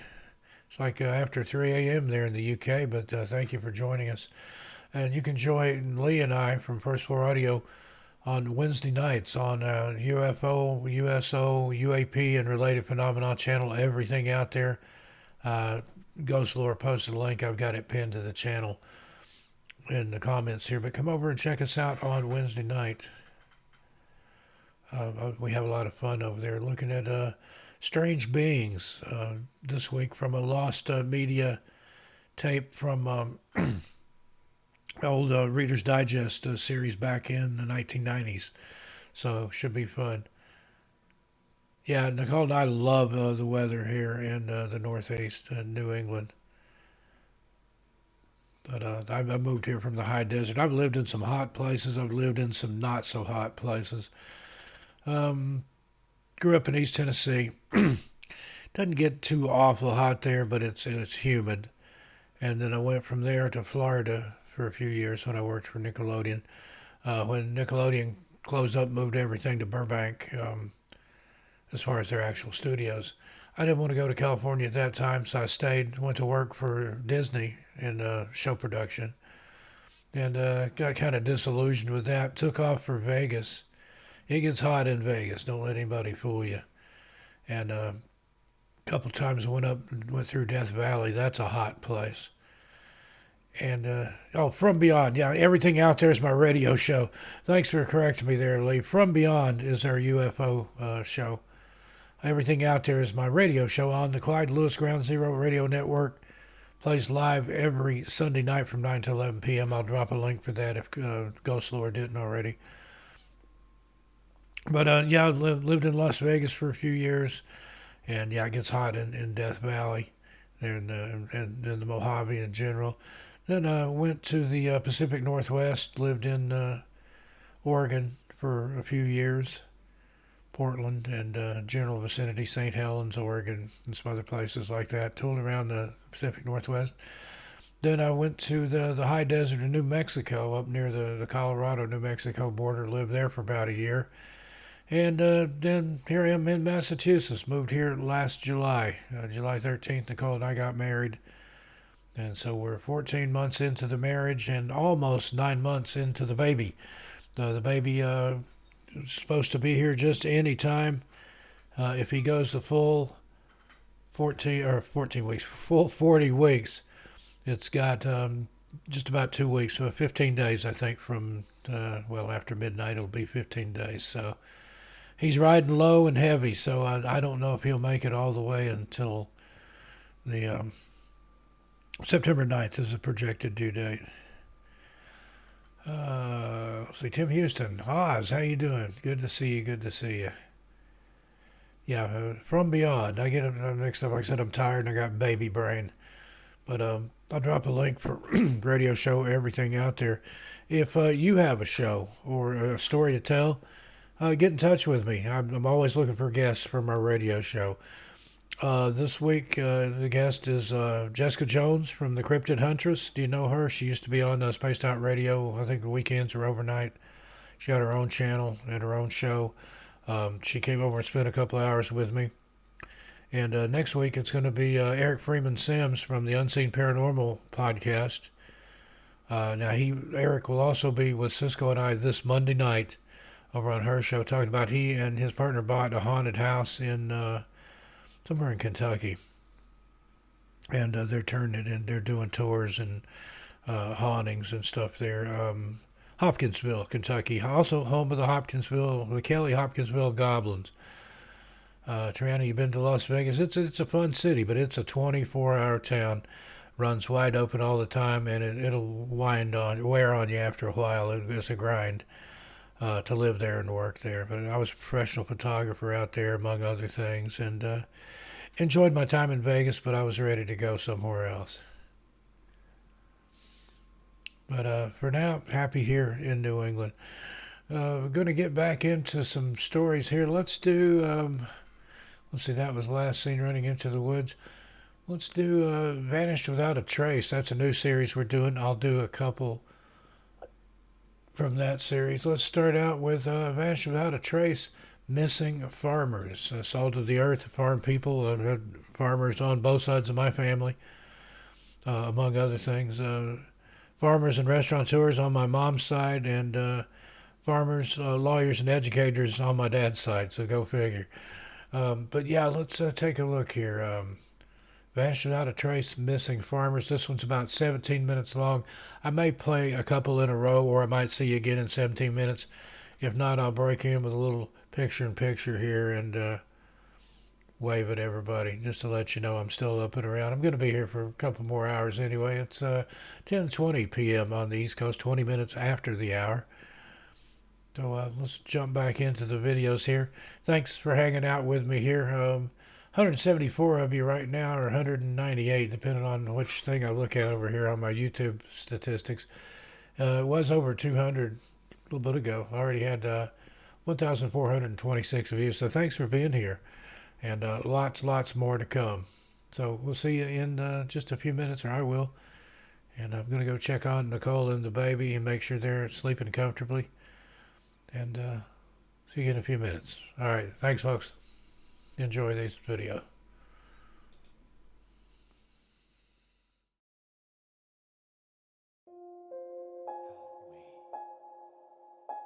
Hello, friends. In this episode of Unsolved Disappearances, we're discussing something a little different. While the majority of missing person cases we cover involve our national parks or forests or wilderness recreation areas, we offer these following cases as proof that people can and do go missing anywhere at any time. And this is nothing new. It's been happening for decades. Join us as we discuss missing farmers. Charles Ashmore lived in the town of Troy in New York State, United States, with his wife, mother, and minor son who was 16 years old, and his 2 adult daughters. Now, the family was very wealthy and respectable members of their community. Depending on who you ask, either in the year 1871 or 1872, the Ashmores moved from Troy, New York, to Richmond, Indiana, and 2 years later, Charles bought a farm in nearby Quincy, which he and his family settled on. Right next to their farmhouse, there was a creek, which brought the family their fresh, cold spring water no matter what the season. Around 9 o'clock on this particular evening, the night of November 9th, 1878, while the family all sat by the fire after supper, either conversing or possibly reading a book as a family or some type of entertainment that happened in the late 1800s, Charles Ashmore Jr. got up from the fire, and for the family, he was going to fetch himself a bit of water from the creek. He grabbed a clean tin can from the kitchen and walked out of the house. After waiting a very long time for the younger Charles to return from the stream, the elder Charles, his father, took the oldest daughter, Martha, with him, lit a lantern, and went off in search of the young man. It was early November, and a light snow had fallen outside, and though it lent greatly to the terrible cold both Martha and Charles Sr. felt right down to their very bones, it didn't deter them. It seemed the snow was a blessing in disguise, however, as in its light dusting, all along the ground it formed a path which showed the footprints of 16-year-old Charles Ashmore Jr. Father and daughter team dutifully followed the path the entire time, calling out the young man's name. All to no avail, as there was no returned response, and the tracks led to nowhere. Literally, they led nowhere. The footprints of the young Charles Ashmore Jr. stopped in the middle of the way from the house to the stream. The snow was undisturbed after they had walked about 75 feet, halfway from their front door to the creek where they got their water. Now, as this came to the father's attention, he silenced his daughter and calmly held out his lantern into the darkness of the night. They decided to walk around the last few footprints in order, if nothing else, to preserve them for further investigation. You can only imagine the stars shining as bright as they can only late at night on a farm out in the middle of nowhere full of fresh air, and the sky as dark as an abyss. They made their way around these footprints and then on to the creek. Now, as they approached the creek, it said that all the strength was immediately drained from young Martha Ashmore, and the same can be said for the air in her father's lungs when they chanced upon what they saw next. The creek was frozen over, and had been for some time. It was covered even by the fresh snow that was falling from the frigid cold skies above. There was no sign that the younger Ashmore male had been there. There was no evidence that anyone had been there, in fact, at least not since the creek had frozen and the snow had started to fall. The next morning brought with it not only the warmth of the sun, but also more heartbreak to an already devastated mother and confused family. There had still been no sign or word from the family's only son hours later. It's like he was here 1 minute, he went to get water, and then poof, gone. 4 days passed, and nothing had changed except the melting of the snow.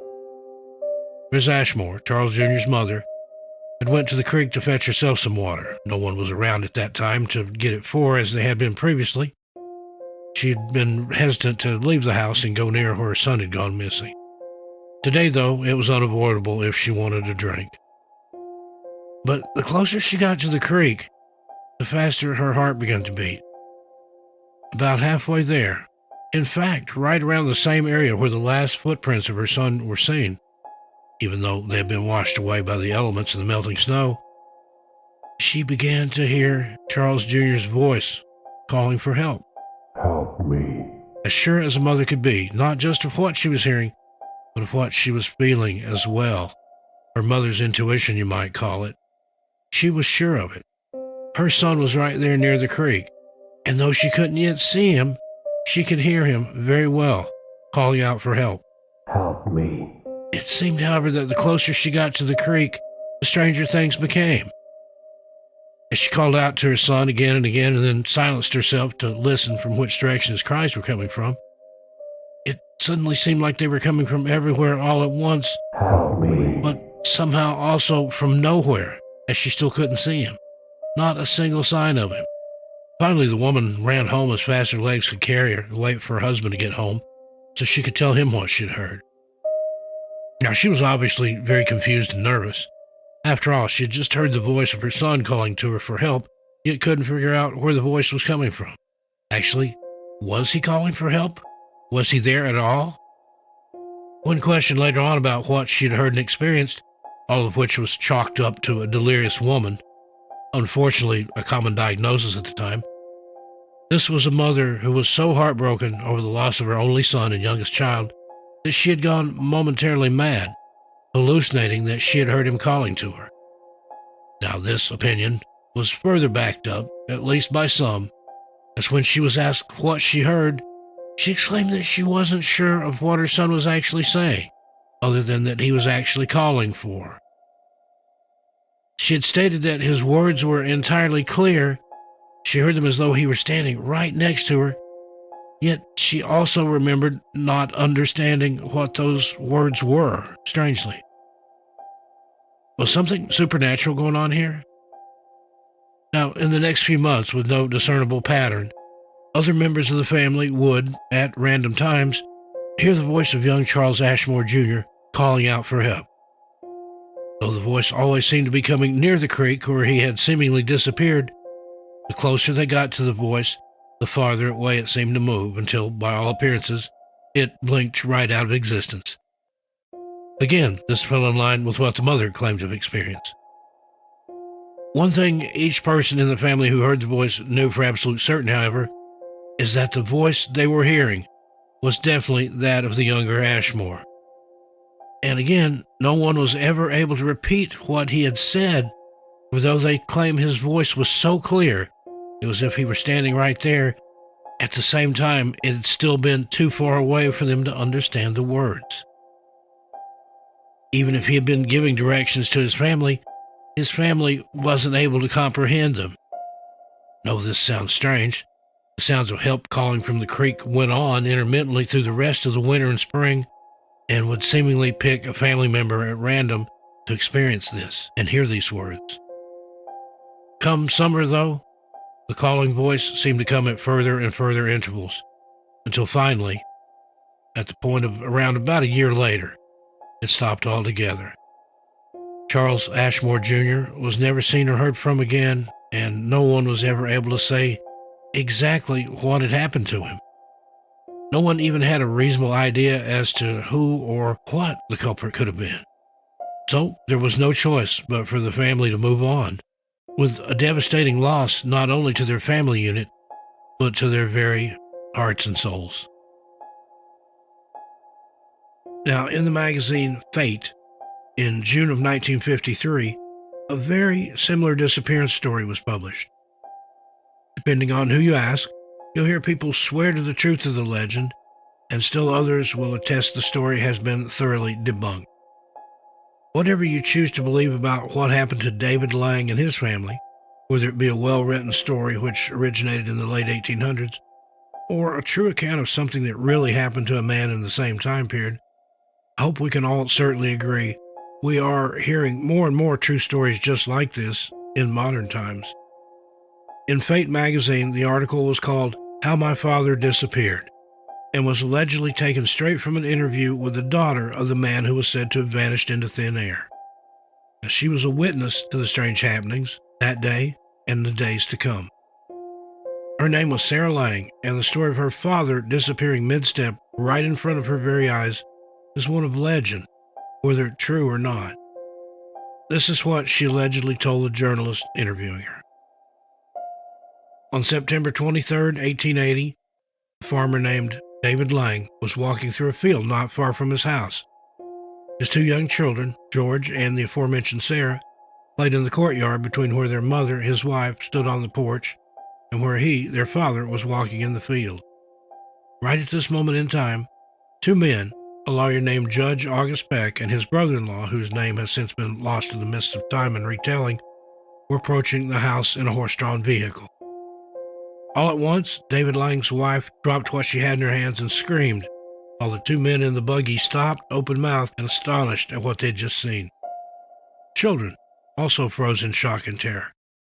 Right before no fewer than 5 sets of eyes, which were almost exclusively on him, David Lang disappeared into thin air in mid-step right off the face of the earth. Despite there being a very intense search, no trace of him was ever found. There were no holes, no wells, no place that a man could have disappeared. However, it's said for years after this unexplained and terrifying incident, the family, the children in particular, would hear the voice of their father calling out for help. Though his words seemed to be clear, they were indiscernible, and the children nor anyone else who heard these intermittent cries could ever make out exactly what David was trying to say. A few years later, a circle with a diameter of about 15 feet appeared, seemingly out of nowhere, on the exact same spot where David is said to have taken his last steps here on Earth as we know it. He was never seen again, and just as quickly as the voices started manifesting, they abruptly stopped, and he was never heard from again either. Now, some people believe that the inability to corroborate any details in the Lang story is the reason so many still consider it to be just a retelling of an old fiction story written by popular author Ambrose Bierce back in the day. While the story itself is unreliable, with no record even of a David Lang or a Judge Peck anywhere in the county of Sumner, the similarities in the above cases is undeniable, however, and the Ashmores did exist and young Christian did go missing. It's a matter of historical record. As far as the details, though, who knows? So could each of these men have crossed perhaps into an alternate dimension? Is this why their voices were seemingly heard right in front of multiple witnesses? It's clear as day at first, until they finally couldn't be heard anymore or understood. It's hard to disassemble facts and evidence in cases which took place so long ago. Many witnesses have long since perished, and records had a way of being destroyed throughout history, purposely or not. Example, in Fentress County, where my father is from, the courthouse was burned during the Civil War, with lots of marriage and death records and tax records and deeds perishing with the fire. So in those cases, there's nothing left for posterity before the Civil War.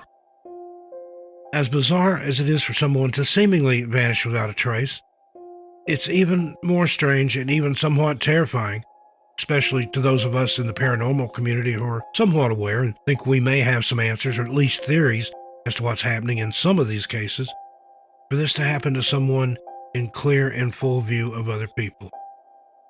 Not only does it seem, in most of these cases, that the person couldn't have possibly gotten far, but it's absolutely impossible for them to have gone anywhere without someone else seeing where they went. As we on this channel know and have come to understand, this seems to happen a lot. Many cases have been sprouting up in recent years as well, leading us to try and come up with our own conclusions, hypotheses, and even just our own opinions as to what in the world is happening. Not only here, but other places in the world, if it's in fact in this world and not some sort of alternate reality. Where are these people going to? I'd like to close now with one of the earliest and most well-known accounts of what I like to call unconscious extinction. In the late 1760s, in a small English town named Shepton Mallet, there lived a man in his late 70s who by all accounts was crippled with an unknown disease. He was a retired farmer, and his name was Owen Parfit. Owen was completely unable to get around without help, and usually this help was given to him by his elderly sister, who was also his primary caregiver. Now, this unnamed sister apparently was a very good caregiver, and seemed to all who knew her to love her brother very much, and who took much joy in caring for him. So, because of his disability and inability to do anything on his own, Owen spent most of his days bedridden, but some were actually spent with him enjoying one of his favorite pastimes, He simply loved to sit outside by the doorway of his home, which he shared with his sister. One very chilly and possibly rainy day, Owen was sitting with a light jacket draped over him in his usual spot by the door outside of his house, while his sister/caregiver was keeping a sporadic eye on him while also trying to get some chores around the house accomplished. Owen's sister went outside to bring him inside for lunch, but what she found was an empty chair with the jacket draped over it. At first, Owen's sister thought perhaps a neighbor had happened by and saw Owen, who maybe asked to be brought in, and maybe she hadn't heard him calling her. You see, Owen was entirely unable to move around on his own, so it would never have occurred to her that that's what he did.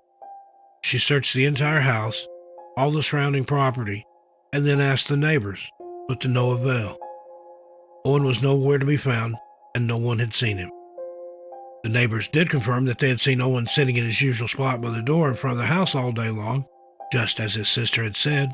They had seen the light jacket draped over him as well. Although an investigation was conducted by the authorities at the time, to this day, no trace of Evan Parfit has ever been found. Now, where did this man go? He wasn't able to move on his own. People observed him sitting on his porch with the jacket on, and then, in the twinkling of an eye, the jacket's there, Evan's gone, never to be seen again. Very strange indeed. Well, there you have it. What do you make of these strange historical cases of people going missing from farms, some almost 200 years ago? I'd love to hear your comments and opinions, but I do remind you to please be respectful to the opinions of others. Till we meet again, I'm Steve Stockton, and I'll talk to you next time.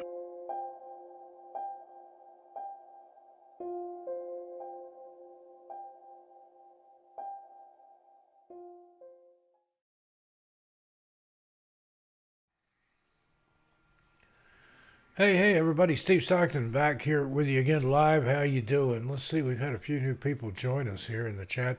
Slow Boy Whiteboard, how you doing? Hope you enjoy a good rest there to the sound of my dulcet tones.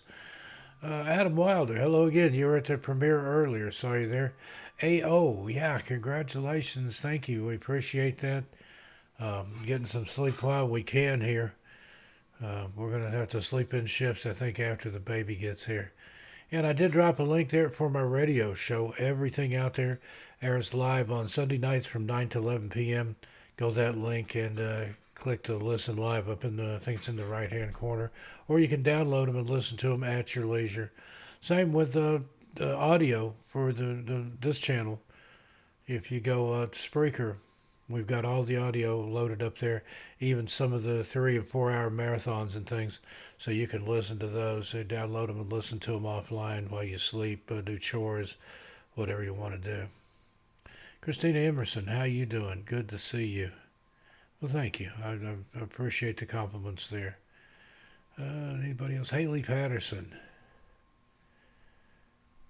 Oh, thank you. You have a blessed night, too. Lisa Trainer, thank you very much. Artful Avenger, Captain Ron 7, good to see you again, buddy. So how's everybody doing? Hopefully you can hear me okay here. I'm using a different mic over here tonight. Got one mic here, one mic there, another one over here. I'm surrounded by them here. But it's what I do. It's what I love. Hey, Nora Harris, how you doing? Well, let's see. I've got more out of that Vanished Without a Trace series. We've got Missing Park Rangers and Missing Families. Or for my people here in New England, I've got Bennington Triangle, Disappearances and Mysteries. Let's go ahead and watch that one next. And then they'll do Missing Park Rangers and Missing Families from the Vanished Without a Trace series. Hey, Nora, tell your kitten howdy. Likewise, everybody, tell your animals Steve says hi. Going to get back into the videos here. Hey, JC, how you doing? Good to see you. But yeah, I've got several hours worth of stuff here. I'm just hanging out, enjoying, touching base with everybody here. Been a while since I've done a live. Wanted to update you on the baby. And he's on his way.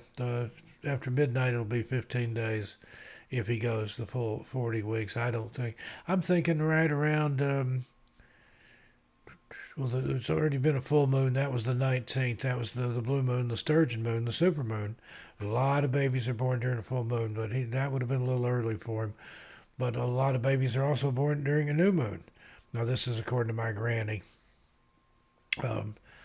Gypsy witch is what she called herself. She's a granny witch from Appalachia. I don't know where the gypsy part came in. She was born and raised in the Cades Cove area of the Smokies before it became the national park. She was born in 1890. But she would predict the birth of babies by the moon. And full moon, new moon, those are the most common times. But, you know, the baby will come whenever he's ready to come. You know, so I was looking in the Farmer's Almanac here. This is the Harris Farmer's Almanac. My granny and her family, my mother's side, they the old Farmer's Almanac, which is different than this one. Although this one says it was published, first published in 1692. But if you want to know about Steph the Contractor and Karen Al-Zayed, about planting the crops, doing things with the science, when to even to cut your hair, your nails, to have them grow longer, stronger, thicker, fuller. Farmer's Almanac. Love it. Just want to mention a couple other things here. Seth Breedlove, Small Town Monsters. His latest release, I think it's the latest one. It's been out for a while. It's called The Skinwalkers, American Werewolves 2. I don't know if you can see the logo there. I'm in this one. They filmed me for it when I was out in New Mexico. He and his crew came out there. Had a lot of fun doing this. Somebody said I looked like Russell Crowe in it. I don't know about that, but anyway, that was a lot of fun. And also, don't forget, I've got signed books in my Etsy shop. For those of you that like to have signed copies of, I've got 5 different books over there right now, different publishers, different arrangements and stuff. But here's 3 of the ones I have over there. Strange Things in the Woods, that's just what it sounds like. That's volumes 1 and 2 combined. My Strange World, which is autobiographical. That's some of my own personal paranormal experiences there. And National Park Mysteries and Disappearances, Volume 1, Great Smoky Mountains National Park. Now, there's 2 more volumes of that, which I have. But yeah, if you want signed copies from me, directly from me, it's stevestocktonbooks.etsy.com. I'll drop a link here. But you get those from me. I'll put you some stickers in there and some bookmarks and sign it any way you want, except for IOU or add you to my will. But signed a lot of personal things. Speaking of personalized books, let me grab this here. This is really cool. Now, this is, I guess, mainly for you older folks. Anybody know who Garrison Keillor is? National Public Radio from Minnesota, Lake Wobegon days, and he's written some books and things. He's kind of a comedian, kind of homespun, kind of an aw shucks kind of delivery. Well, anyway, he's got a book of poetry out called Brisk Verse. Healthful, invigorating, excellent for reading aloud to friends and associates of all ages and dispositions. That's Garrison Keillor from Minnesota. But he just sent me this. It just showed up in my mailbox. And he inscribed it to me when I was talking about inscribing my books to you. And it says, to Steve Stockton, for him to read in his distinctive narrative voice. Garrison Keillor. Isn't that awesome? Any Prairie Home Companion fans there? Garrison Keillor just sent me his book, and this is an unsolicited endorsement. He just sent it to me, but I love Garrison Keillor and Minnesota Public Radio, Lake Wobegon, Prairie Home Companion, good stuff. But go check it out. It's I think you can get it from his website, and you can get it on Amazon, I'm pretty sure. But I just thought I'd shout that out there for my old buddy Garrison Keillor.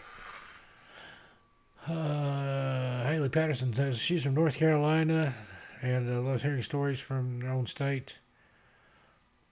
Yeah, the artistic driver. Yeah, they lived and died by that old Farmer's Almanac. I remember it had holes punched up in the corner and had a string through it and hung on a nail in the kitchen. And whenever they sat down to Sunday dinner or whatever, and they had a dairy farm and a truck farm, vegetable farm, and farm tobacco and stuff too. So they had an army of farmhands that they fed. But old Farmer's Almanac would come off the nail and they'd talk about stuff. Heading to Algonquin Park camping in 2 weeks. Honestly, the park doesn't have any mysterious disappearances. Good, let's keep it that way. Stay safe up there, Karen. But Haley Patterson, I'll have some stuff coming from North Carolina on my other channel, Tales Untold. There's a link there. It's pinned in the channel. I've got a series I'm doing called Dark Tales from Every State. The next one is Connecticut. I'm doing them in alphabetical order. And I've already got whatever leads up to Connecticut alphabetically. I'm getting tired. It's hard for me to think right now. Chad Smith. Yeah, I can make that happen.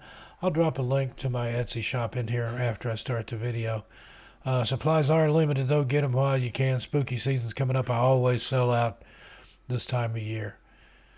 All right, folks, we're going to go ahead and let's do the Bennington Triangle. I like that video a lot. With that, we just heard from missing farmers there. And then after Bennington Triangle, we'll do Missing Park Rangers and Missing Families. That's both from your Vanished Without a Trace series that we're doing here. And then I've got 10 Strangest National Park Disappearances. I've got some volumes of that. I got some other stuff lined up here. I don't know how long I'll be here until I can't stay awake any longer. I'm going to try to make it till at least midnight East Coast time. So it's 47 minutes after the hour.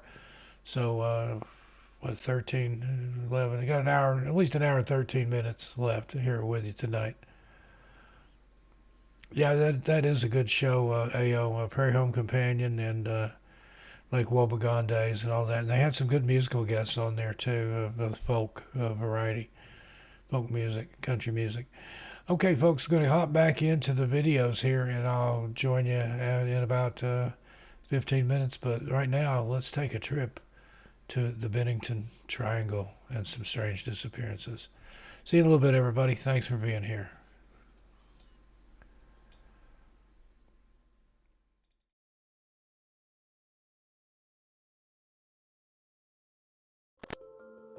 Hello, friends, and welcome to another episode.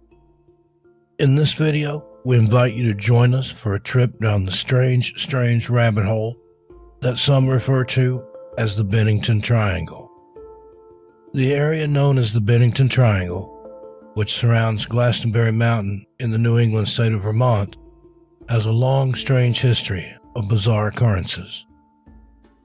This includes UFO sightings, Bigfoot encounters, eerie lights and sounds, and the triangle also happens to be the location of several unsolved disappearances during the 1940s and 1950s. If that isn't odd enough, according to Native American lore, the area is heavily cursed. The Native American tribes of New England have always known something was off with the area and tend to steer clear of it at all costs. One particularly chilling legend from the Algonquin tribe cautions of the existence of what are described as evil rocks in the mountains, which have the ability to spring open and devour those unfortunate enough to step upon them. Now, this is rather interesting, considering how people have vanished without a trace from within the triangle. New England author Joseph A. Citro is the person considered to have coined the term Bennington Triangle in 1992 while doing a radio broadcast about paranormal and other unusual activity in the area. According to Citro's findings, he states that the area has similar characteristics with the equally strange Bridgewater Triangle in the bordering state of Massachusetts, which has been written about extensively by cryptozoologist Lauren Coleman. The Bennington Triangle is centered around the heavily wooded forest of Glastonbury Mountain and also includes the small towns of Bennington, Woodford, and Shaftesbury, and also the abandoned or ghost towns of Somerset and Glastonbury. Over the last 200 years, there have been many encounters with and sightings of a Bigfoot-like cryptid in the area surrounding Glastonbury Mountain. The locals, as well as paranormal and cryptozoological investigators, refer to this unknown creature as the Bennington Monster. The earliest recorded sightings of the beast occurred in the early 1800s, when a stagecoach loaded with passengers was forced to stop its journey due to a heavily washed-out section of the stage road. The driver of the stagecoach observed that there were very large footprints in the mud, which were way too large to belong to any human. While the perplexed driver was pondering these prints, the stagecoach was suddenly attacked by a large creature that was strong enough to flip the stagecoach over onto its side. The terrified passengers stated that they observed a frightening pair of large eyes peering into the overturned coach at them before whatever the creature was screamed and then ran off to disappear in the surrounding woods. The passengers would later describe the monster as a large, hairy, black creature well over 6 feet in height. The area has long been rife with tales of people suddenly going missing within the area of the triangle. One of the oddest disappearances was that of a man named Carol Herrick in 1943. Herrick disappeared while on a hunting trip just a few miles northeast of the abandoned town of Glastonbury. Although his body was found 3 days later, it was observed to be surrounded by dozens of footprints, too large for a normal person. It was also determined that Carol appeared to have been squeezed to death. Then, beginning in 1945 and continuing for the next 5 years, people began to go mysteriously missing from the area with an alarming regularity.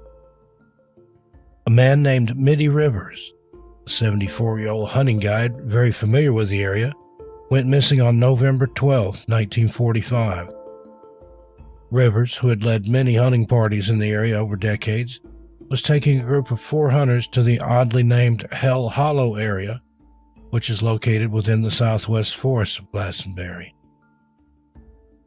While leading the hunting party back to camp, he somehow got ahead of the other 4 and, for reasons unknown, never returned to the campsite. At first, the other hunters were not overly concerned, as they knew Mitty to be an expert woodsman and knowledgeable guide. When Rivers still had failed to return the next day, the authorities were contacted and an extensive search was held, comprising as many as 300 worried locals, as well as a number of U.S. Army soldiers who had been dispatched from nearby Fort Devens in Massachusetts. They searched through the deep woods for 8 straight days, but the only possible evidence found was an ammo cartridge for the same type rifle that Rivers was known to be carrying. The cartridge was found in a shallow stream, and there was no evidence of any foul play or animal attack nearby. Although they had no luck with the extensive search effort, many of Mitty's friends and those local to the area were sure with the man's knowledge of the woods and survival skills he would eventually return.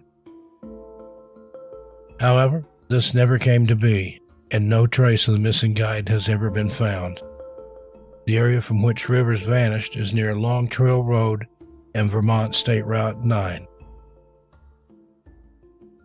The very next year, on Sunday, December 1st, 1946, an 18-year-old college student named Paula Weldon went missing while hiking in the same area around Long Trail Road. Easily remembered because she was wearing a bright red jacket, several people recalled seeing her that day, including a shop clerk in Bennington who had provided her with directions, and also a couple of elderly hikers who had been approximately 300 feet behind her on the trail for part of their hike. The alarm was sounded when the college sophomore didn't show up the next morning for her classes at Bennington College. An extensive search was launched by local authorities and included more than 1,000 volunteer searchers. There were also searches conducted from the air, and with the assistance of the FBI, and a $5,000 reward was offered. When interviewed, the elderly couple who had observed Paula hiking just ahead of them on the trail stated that after they watched her turn a corner on the trail, she seemed to have just vanished. Despite the extensive searches and the offer of the $5,000 reward, no trace of Paula Weldon has ever been found, and her fate remains unknown. Exactly 3 years to the day of the disappearance of Paula Weldon, a man named James Tedford suddenly vanished from a bus on December 1st, 1949. A military veteran and resident of the local Bennington Soldiers' Home, Tedford was returning via bus from St. Albans, where he'd been visiting relatives, when he vanished. Based on eyewitness accounts, Tedford and 13 other passengers were on the bus at the previous stop before the bus had arrived in Bennington. But when the bus pulled into the station, he had somehow disappeared. His bags were still in the luggage rack, and a bus schedule was found lying open on his now empty seat. The other passengers stated that they didn't see Tedford get off the bus at any of the previous stops, and he wasn't on the bus when it pulled into Bennington.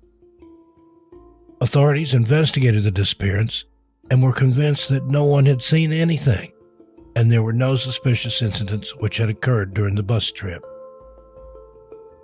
One strange and interesting fact: it should be noted that Tedford's wife, Pearl, had also vanished under mysterious circumstances a couple of years prior.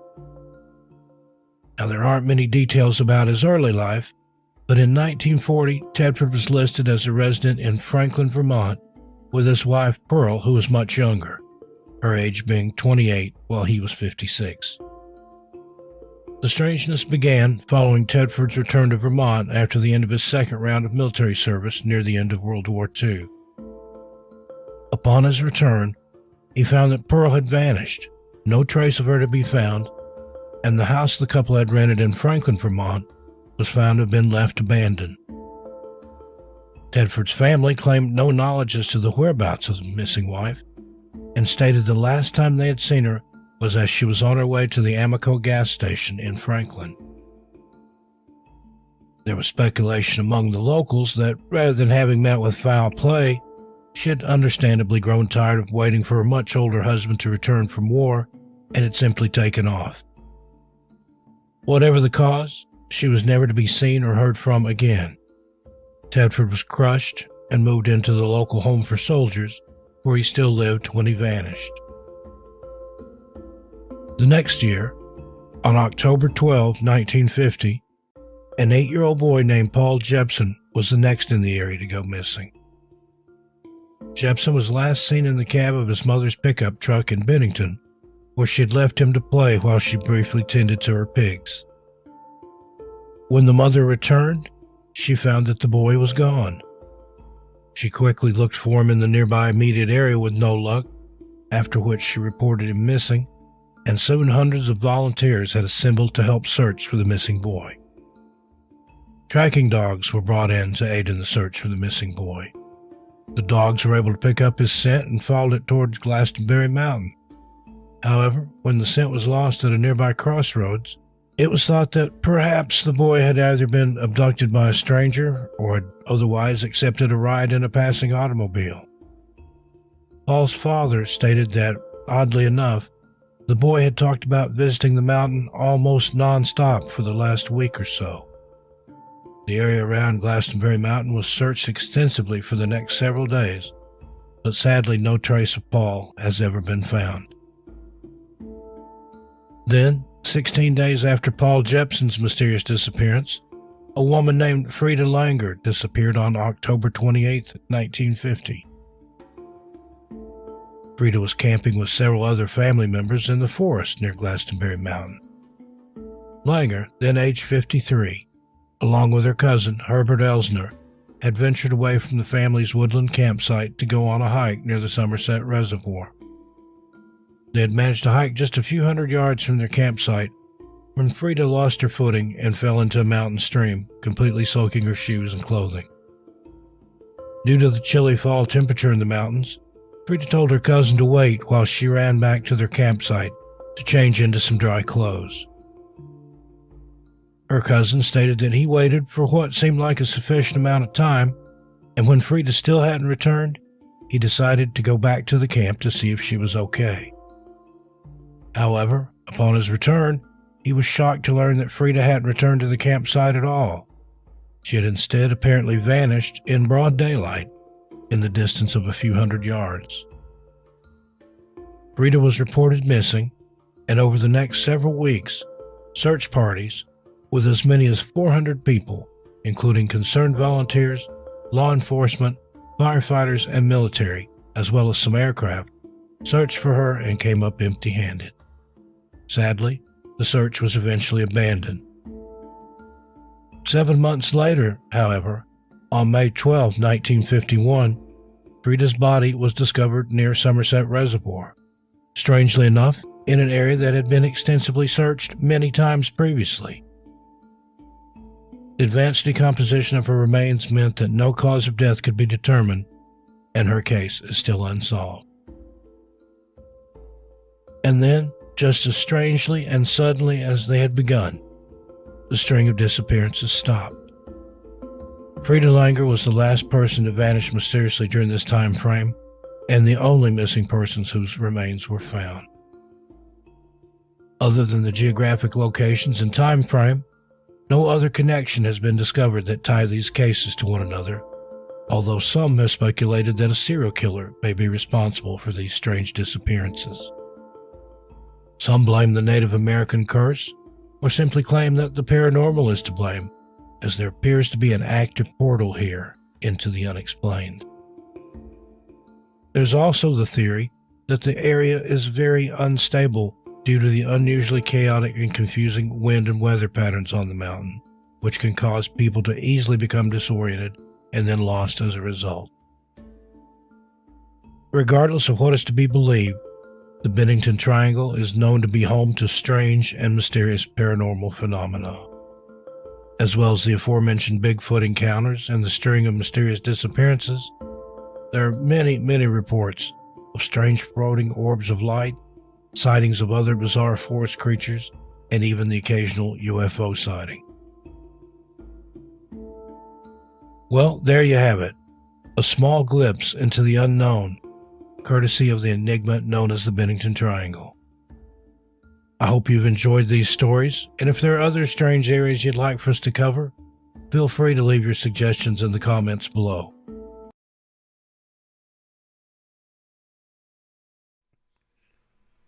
Hey, Steve Stockton here with you live once again. How's everybody doing? Did you enjoy that about the Bennington Triangle? Strange place up there. Texas lady, I saw your order come across. Thank you very much.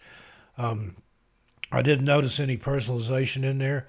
If there's anything you want me to include in there, you can go back and add it in there. Or just email me, stevestockton81@gmail.com. Okay, let's see what we got coming up here. Let me take that one out. I may put it on autopilot here and let it play 2 or 3 videos in a row. Let's do a little after 11, 4 minutes after the hour here on the East Coast. Thanks everybody for being here. I'm going to be here with you for at least another hour or so. But thank you for joining me on this lovely evening. Hey, Steph the contractor, Sequoia Hills. I know that area well. Cherokee Boulevard. What else is out there? The lady that Patricia Neal lived out there. I interviewed her when I was in college. Yeah, the ads automator is on there. Country Carpenter. That's YouTube, but it is what it is. And all these videos can be found independently on the channel. This is just me doing a live stream. So I'm going to go back in with, let's see, missing park rangers and missing families. We'll do those two back to back, and that'll take us after midnight, I believe. No, it'll get us close to midnight. That's 30. Can't do math in my head. 36. It'll get us close to midnight, and then I'll be back with you. But I'm going to do missing park rangers and missing families, both from my Vanished Without a Trace series. That'll be up next. Okay. And Haley Patterson, thank you for subscribing to Tales Untold. That's my immersive storytelling channel over there. Okay. 200 of you still in here. 221 looks like. Again, thanks for being here. Brendan Wallen, thank you.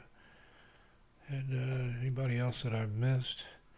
If I didn't say hi to you, it wasn't anything personal. I just missed you in the chat here, but I appreciate everybody being here. And I'll see you in about 36 minutes, 37 minutes and change. Enjoy. Vanished Without a Trace. missing park rangers and missing families in the video after. So here we go. Enjoy, everybody, and I'll see you in just a few minutes. Thanks again.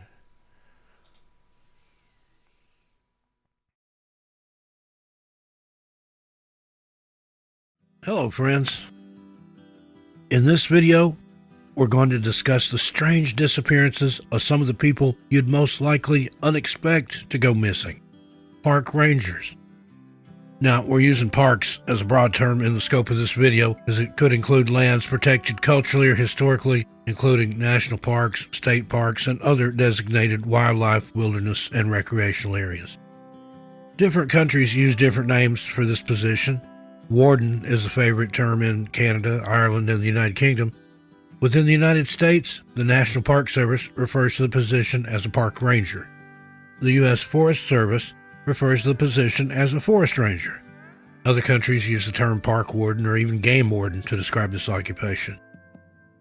Now, the profession includes a number of disciplines and specializations, and park rangers are often required to be proficient in more than one of the following: law enforcement, emergency response, firefighting, dispatch, scientist and scholar, maintenance, and administration.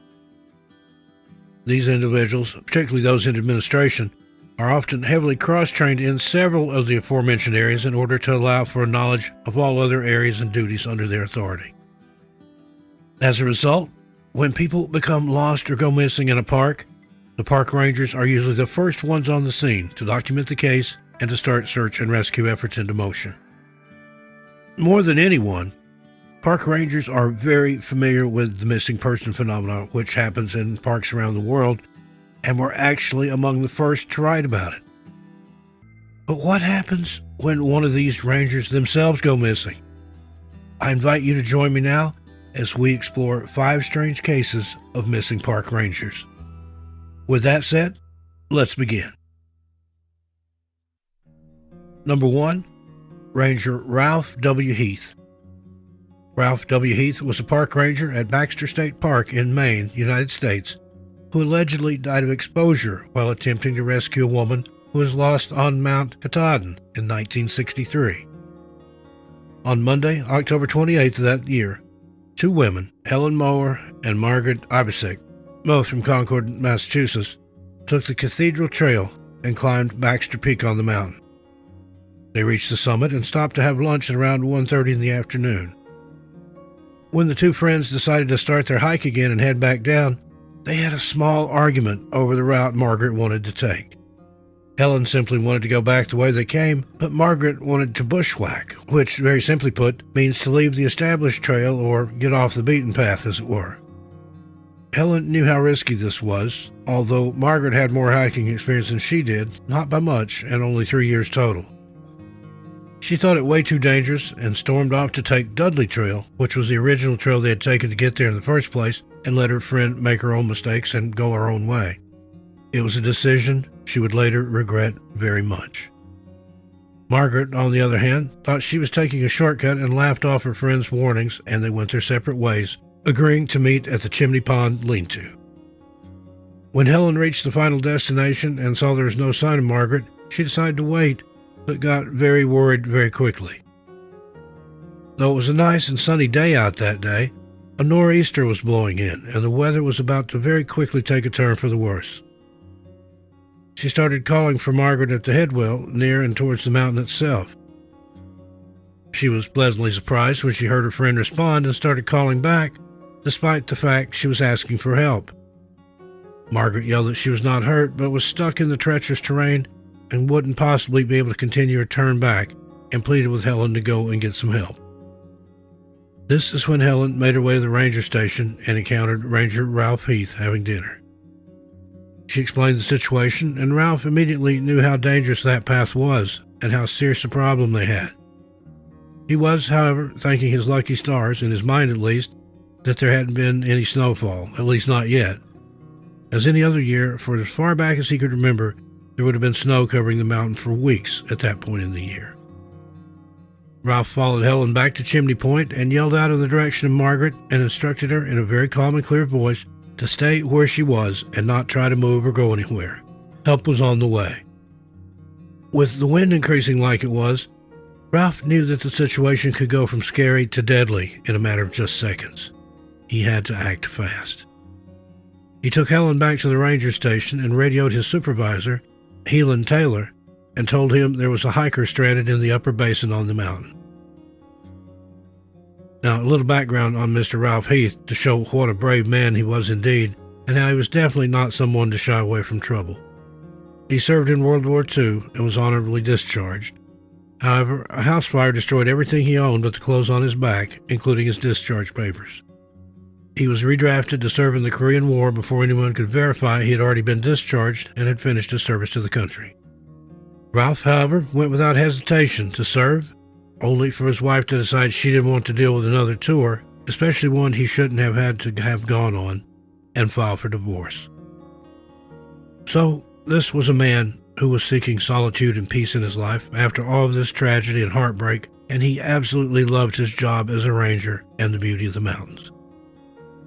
Despite the weather outside becoming more and more perilous and the orders from the supervising ranger that they had to wait until morning to attempt any kind of search and rescue, Ralph decided the risk to Margaret was too great, leaving her out there all alone at night. Snow was definitely coming, and a lot of it. He decided to attempt to rescue himself, despite it being nightfall and dark outside. The temperature had drastically dropped as well. He borrowed Helen's backpack and filled it with essentials such as food, a sleeping bag, water, a parka, and extra clothes. He also took 80 feet of rope and at 11 p.m. that same night, headed alone down Dudley Trail. It wasn't until 5 hours later, at 4 in the morning, that he reported back to Helen. He told her he had spoken to Margaret about an hour after heading out and was able to obtain her location, when he again told her to stay put and assured her help was on the way. She reiterated she was uninjured but very cold. She's probably more than a little scared as well, I'm sure. He told Helen that Margaret was near the waterfall and he wouldn't be able to reach her without more rope and more people. This was an area that even ice climbers considered treacherous and dangerous. Ralph was also extremely concerned because Margaret was refusing to stay and wait for help to arrive and was determined to find a way out herself for fear she would freeze to death before anyone would be able to rescue her. After reassuring Helen and telling her what was going on, he contacted his supervisor, Helan Taylor, and made him aware as well. Taylor dispatched the Maine Forest Service, 2 additional park rangers, and a Maine game warden. By 6 in the morning, Tuesday the 29th, an icy rain began to fall and the wind had picked up drastically. Ralph Heath ate his breakfast and then informed Helen Maurer of his plans. He was going to ascend the ravine from Chimney Pond, climb straight up the head wall and into the waterfall, where he would provide comfort to Barbara, and if he couldn't manage to rescue her himself, at least she wouldn't be scared and alone, and he would wait with her until the additional resources arrived to get them both out. Now, he was clearly putting himself at great risk, knowing it was unlikely he would be able to do anything but just sit with Margaret and wait. Yet, he did it anyway. He was truly a hero. While the plan was very reasonable, and despite being a chain smoker, Ralph was in great shape and a capable hiker and climber. However, he had hiked Dudley Trail 4 times in the last 24 hours, and it was a very strenuous and hard trail to get through. He was absolutely exhausted at this point, and shouldn't have been doing any more hiking or climbing without getting some much-needed rest. This would, after all, be a trailless climb he was planning to make. He wasn't going to leave Margaret, however, so the admonishments and warnings from his co-workers and even Helen fell on deaf ears. Ralph reached Barbara just as Hurricane Jenny reached the mountain. He sat with her for a little while and the two hunkered down. A ranger sergeant set out on foot towards Chimney Pond as well and stated that, by the time he got to just the basin, the conditions were whiteout with gale-force winds. By noon, not even the jeeps could make it to the trailhead. There was 18 inches of snow already and more falling fast. He even reported that, only halfway up the mountain, his clothes had frozen solid and literally cracked at the elbows. Having no visibility and facing merciless winds, not to mention the condition of his clothing, forced him back down the mountain. He stated he knew that both Ralph and Margaret were in some very serious trouble as help could no longer get to them. It would be impossible for them to help themselves as well. The following morning, Wednesday, October 30th, 1963, Warden Supervisor David Priest returned to Roaring Brook and set up what we today call an incident command center and had at least 35 people there working at all times. All different avenues of help were brought in and explored, but nobody could do anything as the snow was still accumulating and fast on Friday morning. Flash forward to November 1st. Now it had been 5 full days since Margaret had gotten herself stuck and 4 whole days since Ralph Heath had joined her to provide comfort and possible rescue, which we know now he was unable to do. On Saturday, November 2nd, all teams and persons involved decided that any rescue attempts were futile, that they were simply wasting resources at that point. Mr. William Lowell Putnam III was one of the most experienced mountaineers in the country at the time and had been helping with the rescue effort since Friday. Finally, on Sunday, November 3rd, he made the statement that he believed Ralph and Margaret had most likely died on Tuesday and reiterated the waste of resources should they continue on this impossible trek to try and save them. It wasn't until almost 6 months later, in April of 1964, that Margaret Ivesick's body was found and finally able to be brought down the mountain and sent home. Even at this time, though, they needed chemical salts to melt the ice so as not to damage the corpse in any way, and the rescue still took an additional 3 days. It was found during the autopsy that Margaret was severely injured and hadn't survived more than a few hours due to the extreme blood loss. Her official cause of death was exsanguination. In other words, she bled out. 2 weeks later, on May 15th, they finally found Ralph's body. He was found, oddly enough, 400 feet above where Margaret was found. They airlifted him out of there, and his autopsy showed nothing at all. The coroner stated, "It looks as if he simply sat down and went to sleep," which is not uncommon when people freeze to death. Now, folks, though this was a bit of a long one, I think it's important we go over a few of the facts here. First, if Margaret had died very quickly after getting stuck where she was, how was she yelling to Ralph hours later? She had severed an artery in her leg and would have bled out within just minutes. Still, she was calling out and answering him hours after she initially got stuck. How is this even possible? She'd called out to Helen as well, even before that, and we know neither one was under any kind of duress or sick at all, so they couldn't have been hallucinating. There were no other bodies found in the area that time, and no one else had come forward claiming to have been the person stuck up there and answering or calling for help that could have been mistaken for Margaret. This is very strange, but becoming more and more common. Either search and rescue workers will hear the calls of people who are missing only to never be able to find the location of where the calls are coming from, or the person who is stuck or lost will hear search and rescue but never seem to be able to find them either. The weather coming on so suddenly and so strong all at once is another very familiar factor when talking about the missing in the woods and the mountains. In fact, they were weeks late for any snow at all, and the weather started out that day as sunny and warm. This is just one of the many parameters we now look at while investigating the strange deaths and disappearances in the national parks. How and why did it all come on so suddenly, almost remarkably so? I guess we'll never know. But that doesn't stop us from investigating and pondering and searching for answers and the truth, though, does it?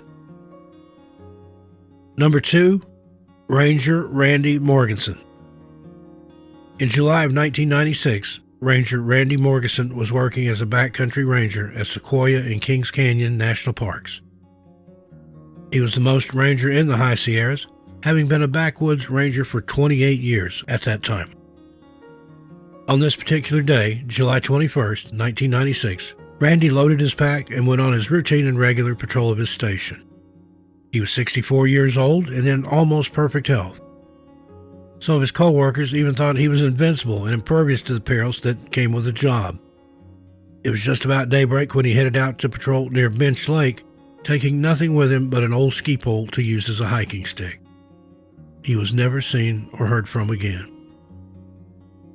Now, as is often the case in these strange disappearances, a sudden rain started to fall, blew up out of nowhere, got rid of any footprints or other evidence as to where Ranger Randy could have possibly gone or what could have happened to him.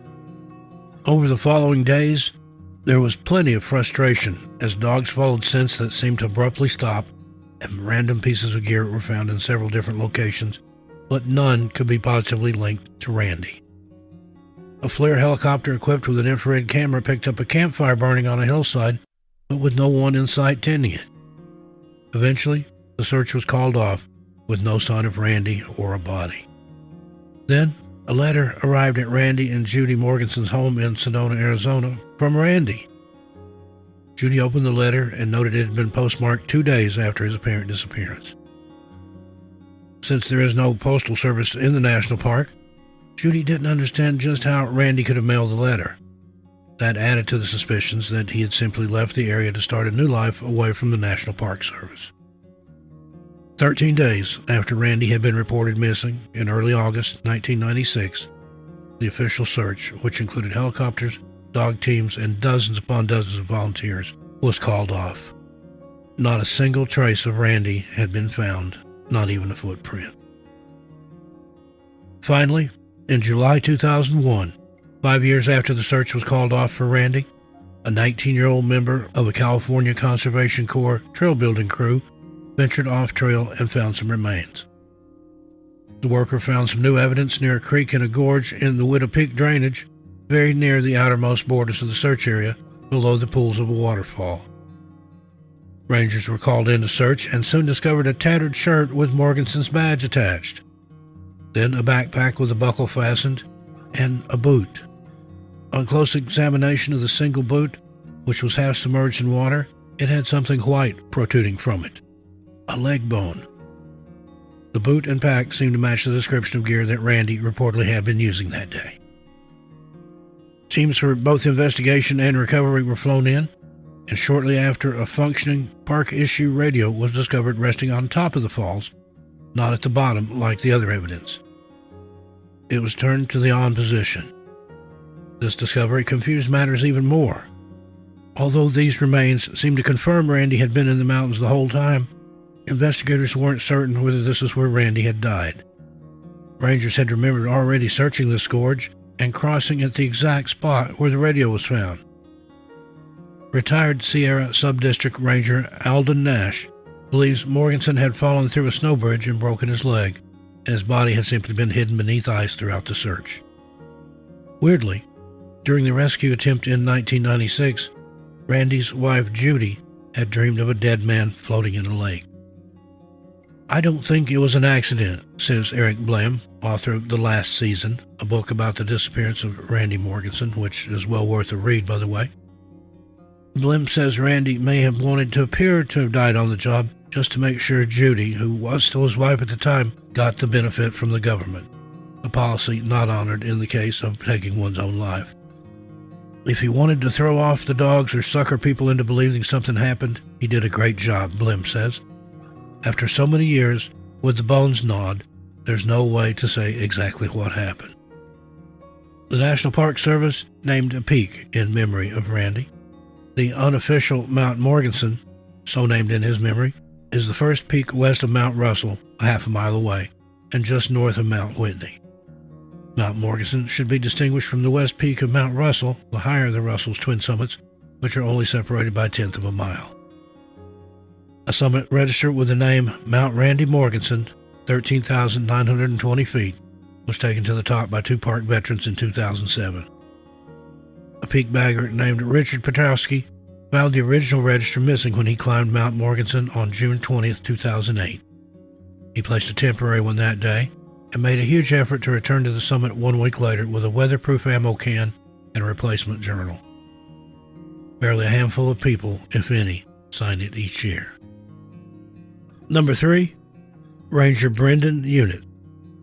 Larimer County, Colorado Department of Natural Resources Ranger Brendan Unit, 27 years old, went missing while out searching at night for a missing boater.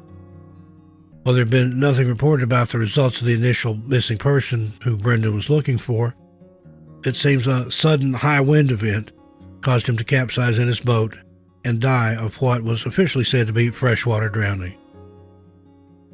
Now, folks, I'm no expert, but what I do know about is the strange weather events and causes of death that just don't fit the season or the profession the person in question was in. And I'm not the only one either. Many people are wondering how professional outdoorsmen could capsize and drown. And what about this so-called strange high wind event? Why does there always seem to be a sudden change in the weather during one of these missing persons encounters? These are the things many of us in this community wonder about after seeing case after case after case. The same thing over and over again, but never with any definitive or even sensible answers. Number 4, Ranger Jeff Christensen. In July of 2005, another seasonal park ranger died under mysterious circumstances in the same county Brendan Unit passed away in as well. Jeff Christensen was conducting a routine backcountry patrol of the Lake Lawn trailhead when he allegedly lost his footing and fell from Mummy's Range in Rocky Mountain National Park in Larimer County, Colorado. The search for the initially missing ranger lasted a little over a week, and he was found on August 6, 2005 by a hiker. The official cause of death was a left temporal skull fracture that led to a subdural hematoma. The ranger has been said to have lost his footing and died of a tragic accidental fall. He'd only been on the job for 4 years and was survived by his parents. Now, is it possible for someone with at least 4 years' experience to die of something so simple? Could it be that there's something out there in our national parks and forests hunting these rangers? Perhaps they or it wants to take out the people who are going to be able to help and possibly even save the other people this mysterious predator or predators are trying to take out. We must keep searching for the truth. We owe it to all the people who die of something that is seemingly simple and accidental, but could very well be something much more sinister. Number 5, Ranger Paul Fugate. Here is yet another tragic account of a park ranger who vanished mysteriously while doing his job, never to be seen or heard from again. Now, Paul was known as a rebel and even anti-establishment to a point. He stayed for weeks at a time in a small cobblestone cabin on site at the monument. He was a naturalist who did small tasks such as answering the visitors' questions and putting together trail guides. Originally, Paul worked at the Navajo Monument in Arizona, but was transferred soon after being disciplined by one of his bosses about his laziness and slovenly appearance. Apparently, this supervisor admitted in a later report that he was annoyed he couldn't technically fire Paul and also that he hated the hippies coming in to work for the monument. Paul was charged with stealing government equipment when he took some hay home for his wife's horse. He was in an open relationship with his wife and sleeping with multiple women who were co-workers. While all of this may seem irrelevant, we must look at every aspect we can of a person's life when they go missing under such strange circumstances, especially when people in their profession are seemingly doing so at an alarming rate, and have been for a while. Before he left his post that fateful day, he left instructions with the only other staff member there that if he wasn't back by a certain time, for them to close up without him. He then walked out and down towards the area of land the park was about to acquire, one which was shrouded in problems as there had been much conflict about the 400-acre purchase with the local Apache tribe. Again, he was never seen or heard from, and no body has ever been found. Well, there you have it. What do you make of these strange disappearances of rangers who work and in some cases literally live in these parks? If they can go missing and leave no trace, what does that hold for the rest of us? Frightening, isn't it? I look forward to your thoughts in the comment section. Meanwhile, until we meet again, I'm Steve Stockton, and I'll talk to you next time.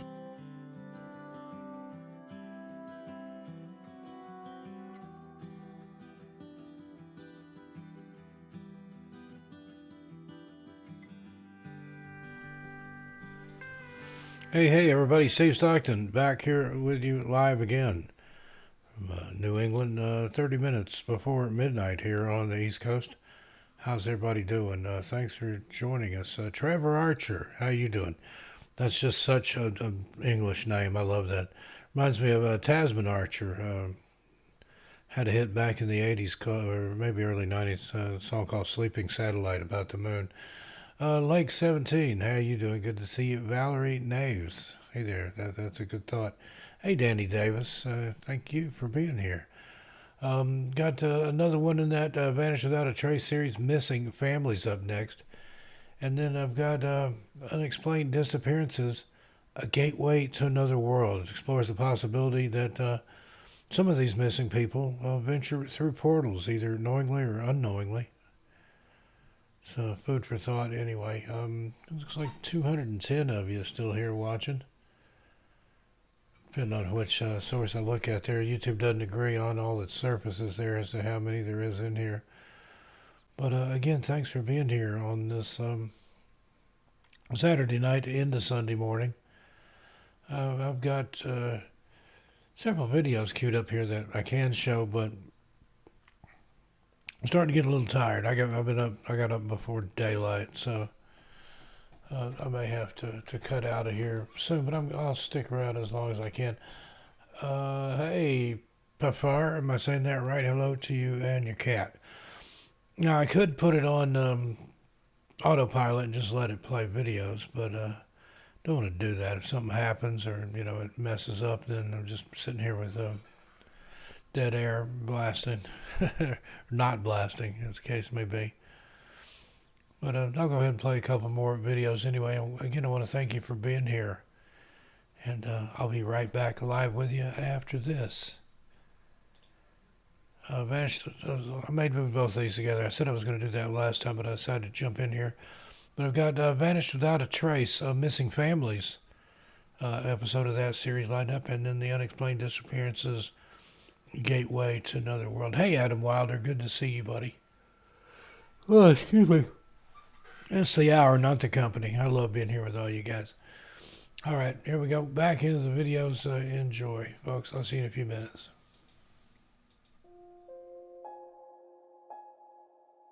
Hello, friends. Today's episode, we've got something a little different. We're looking into some strange cases where families disappeared. Join us. Now, we see so many cases of people going missing all over the world. In the woods and out, there are people just vanishing, seemingly into thin air, and without a trace or shred of evidence left behind. We aren't talking here about cases that can easily be explained away, or where there may be some type of reasonable or rational explanation for multiple people, families mainly, going missing all at the same time. These are only some of the cases where entire families, most of them just out together to make some memories and with every intention of ending up back in their homes when the adventure was over, only they were never seen again. They never made it back home. Where they ended up and what happened to them has never been adequately explained, if an attempt was made to explain it at all. Come and take a walk with us again, folks, and this time keep your eyes peeled and your ears open, and see if anything here sounds familiar to you. Perhaps you and your family were out one day doing the exact same thing as the following people were, and maybe you came across something strange too. Only, in the end, everything worked out for you, and you made it back safe and sound. Here are just a few examples of families of people vanishing without a trace. First up, we have the Roberts family. John Roberts and his wife Julie Englehart, both 49, and their 11-year-old daughter Brooke Roberts went missing on April 6, 2019, from Hesperia, California, in the United States. The family had lived in Hesperia, but in 2017 had moved to John's hometown of Ozark, Alabama, and then back to Hesperia again in 2019. The trio were staying in a Motel 6 while the parents looked for work and a more permanent residence. Julie had a phone conversation with an unnamed relative on the 6th of October 2019, where she stated she'd found a job cleaning used trailers for an unknown business in the Hesperia area. She also told the relative that the family was in the process of moving to Spring Valley Lake. She was excited about the new job and the move, and seemed to be in good spirits. Nothing struck the relative as odd or wrong about the call, and after a brief conversation, they hung up and went about their respective lives. Only this would be the very last time anyone has heard from any member of the family. Julie was supposed to call the relative the next day, but the call never came. There's no further information about this case and no news since that last phone call. The family's whereabouts are still unknown to this day.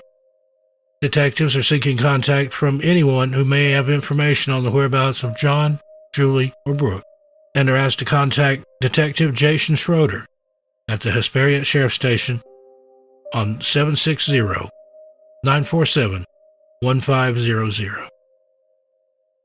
Next, we have the disappearance of Alan and Terry Westerfield.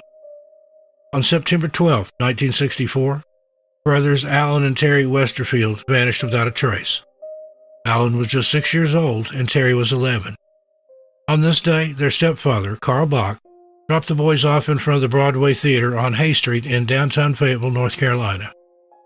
The boys were planning on seeing a double feature, but when Carl came to pick them up at the agreed-upon time, the boys were nowhere in sight. It was just about dusk, and alarmingly, there was no sign of the young boys. Earlier in the day, the boys' mother, Margaret, had left them in the care of their regular babysitter, a woman named Barbara Temple, so she could go to work. When she returned home, she found that Miss Temple had been dismissed by the boy's stepfather, Carl Bach, whom she was separated from at the time. Carl explained he had dropped the boys off to see the double feature at the movie theater. Upon hearing this, the pair began to argue, which led to Margaret storming out of the house and heading to nearby Fort Bragg to drink at the NCO club.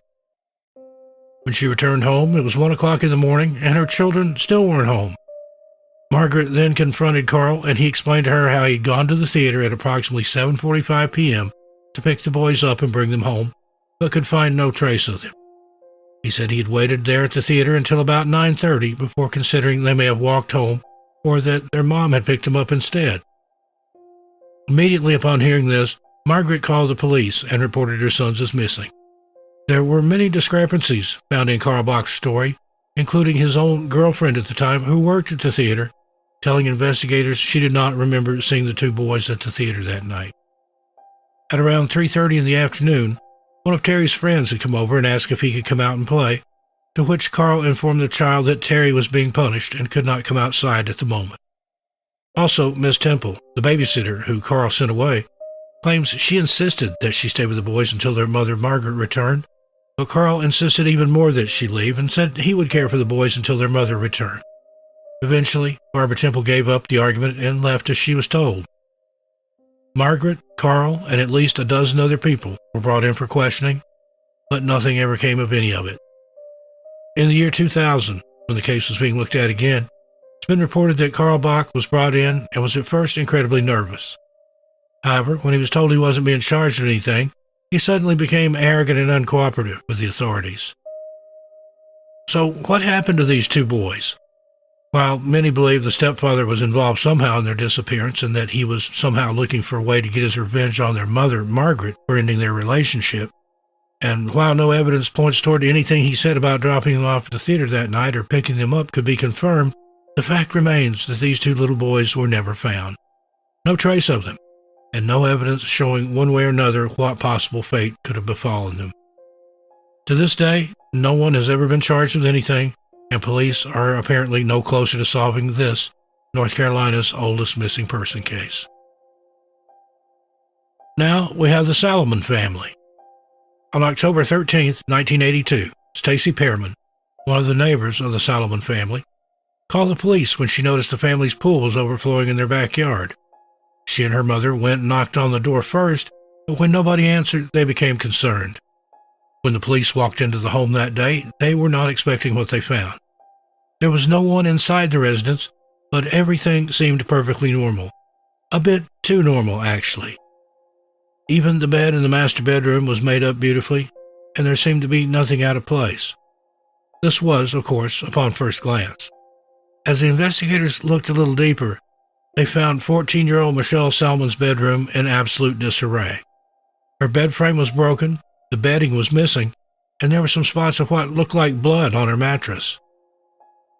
Elaine Solomon, her husband Saul, and their 14-year-old daughter Michelle and 9-year-old son Mitchell were all missing. Upon interviewing friends and other family members of the Solomons, investigators found out that Elaine Solomon never even made her bed to begin with, so the fact that it was made so perfectly that day, at the time of the disappearance, was deeply disturbing, according to cousin and best friend Doreen Laffer. After a brief but thorough investigation, nothing was found that alluded to where the family could have gone, and they were never found. After suffering nightmares for years, Stacy Pearman decided to investigate the mystery on her own. She found a man named Harvey Rader, a man who had attended a car auction with Saul the night of he and his family's disappearance. This man's story was said to be riddled with inconsistencies and full of what she called flat-out lies. Harvey was also linked to 3 other missing person cases. At the end of the day, however, no arrests have ever been made, and the facts in this case are few and far between. Theories aren't hard to come by, but it remains to this day that the Solomon family disappeared, seemingly without a trace, into thin air that night, so long ago, in October of 1982. A whole family, a mother, father, daughter, and son, just poof and gone. How does this even happen? We'll let you be the judge. Next up, we have Simon Cadwell, Chantal McDougall, and their daughter Leila. In July of 2007, Simon Cadwell, his wife Chantal, and their daughter all vanished without a trace from their southwestern Australian home in Nannup, Perth. The family were renting a home, and a man named Antonio Popic lived on the property in a caravan. Chantal's father, Jim McDougall, reported his daughter and her family missing in October, when he was told there had been no sign of them, and nothing but a note that said "Gone to Brazil" stuck to the front door of the rental home. He stated, "After a few weeks, I was a bit suspicious we didn't hear, so I actually contacted overseas where they were supposed to be, and there was no record. So I got really worried and contacted missing persons." Antonio Popic had also gone missing. In November of that same year, a month after Simon and his family were reported as missing, Mr. Popic's brother reported him as missing as well. Investigators found that none of the 4 missing persons' passports had been used, nor had their bank accounts or credit cards. Nothing to indicate they were on a simple vacation, as the note left on their front door had alluded to. Acting Sergeant Fiona Capron said they had settled their lease, and it seems they left in quite a hurry, but left no sign where they could have gone. None of the 4 had ever used their cell phones again either. It's a huge mystery as to where any of them could have possibly ended up, or why. Sergeant Capron stated, "As far as we know, a couple of days before they went missing, they sold the car that Chantal owned. They left their property in their house at Nannup, and they haven't been seen since." Simon Cadwell is said to have been a very charismatic cult leader, and therefore the search for the family and their friend had led to investigations into whether or not they had run off to join some kind of religious sect. Though many reports have come in leading the police to think that this may very well be the case, no conclusive evidence has ever come to light making it a fact. The police have also issued a national missing persons alert and have continued working on the case and following up with any and all leads, regardless of how trivial, that still come in to this day. So what happened to this entire family and their lodger? How could 4 people just vanish into thin air? This case also has so much rumor and speculation surrounding it, but at the end of the day, when basing opinions solely on fact and evidence, there is almost nothing to go by, and their whereabouts remain unknown. Now, while all the cases we've discussed here today contain different circumstances, and the people come from all different walks of life and time frames, one absolute fact remains constant and the same. Every single one of them seemed to simply vanish from the face of the earth, never to be seen or heard from again. The fate of not knowing is sometimes said to be worse than actually knowing the friend or loved one has been deceased or what actually became of them. In these cases, and so many more across the world, the rumor and speculation that we mentioned earlier tend to twist the case and bend it one way or another, sometimes even turning it into something which cheapens the memories of the missing. Let's try and not do that here, folks. Let's keep it respectful and continue to not only pray for the missing and their loved ones, but also to come forward with any and all information, no matter how small and inconsequential it may seem to us, to the proper authorities, in hopes that some closure can eventually be provided, and justice, if necessary, to the families and friends of these, the lost people of our world.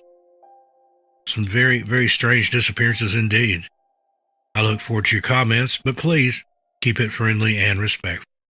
As always, be good to yourselves and each other. Stay safe out there, and I'll see you just a little farther on down the trail. I'm Steve Stockton, and I'll talk to you next time.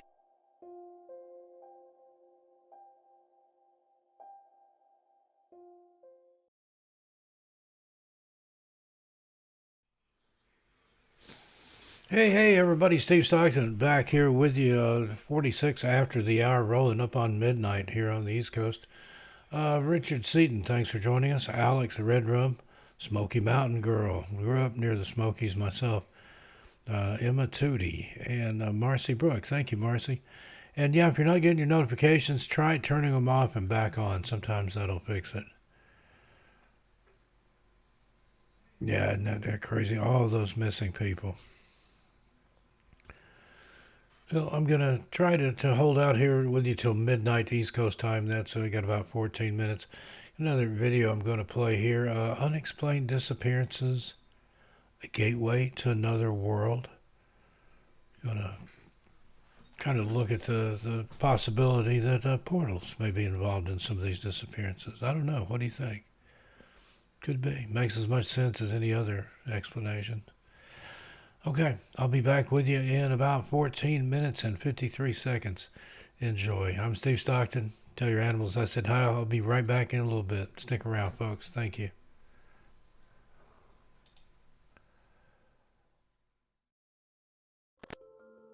Hello, friends, and welcome to another episode. In this video, we invite you to join us for a trip down the strange rabbit hole that some refer to as the Bennington Triangle. The area known as the Bennington Triangle, which surrounds Glastonbury Mountain in the New England state of Vermont, has a long, strange history of bizarre occurrences. This includes UFO sightings, Bigfoot encounters, eerie lights and sounds, and the triangle also happens to be the location of several unsolved disappearances during the 1940s and 1950s. If that is not... Whoops, hit the wrong button there. I've already showed that video. Let me see what else I've got here. Sorry about that, folks. I'm glad I caught that. Let's do 10 of the strangest national park disappearances. That's a series that I have here. This is episode 1 of that series, so we'll go ahead and do that. And a little bit longer. It's almost 17 minutes, but I'll see you right after this. Stick around. And here we go. Whatever is doing this does it with 100% effectiveness. And they've never made a mistake, because if they had made a mistake, you or I would have heard about it. National Park Mysteries. Case Files. In the United States National Park System alone, there are more than 84 million acres of preserved woods, deserts, mountains, and other wilderness, so it's no surprise that in the past 100 years there have been a number of cases of reported missing persons. But what's most disturbing is these numbers are increasing at an alarming rate, and the circumstances behind these disappearances are beyond bizarre. Today we'll discuss 10 of the strangest disappearances in our national parks. Number 10, Kyle Britton. 27-year-old Kyle Britton was last seen on August 20th, 2019, as he was heading into Waipio Valley State Park for a hike. Hawaii County firefighters have been searching the area ever since. Prior to his disappearance, Kyle told his father that he was headed to Waipio Valley for a day hike. The area Kyle was going to hike in is well maintained and is hiked frequently by others. Kyle's cell phone last pinged around noon, August 30th, 2019. His vehicle was parked at the trail's entrance, but his keys couldn't be found. His father, attorney Steve Britton, said his son is an experienced hiker. He's been hiking since he was 3, so this is not a new adventure for him. It rained on the day that Kyle disappeared, so his family said there was a possibility that he'd slipped and gotten injured in the valley. They said there's also very little cell service in the area, which would explain why his phone stopped pinging. Search teams have been looking for Kyle by land and air.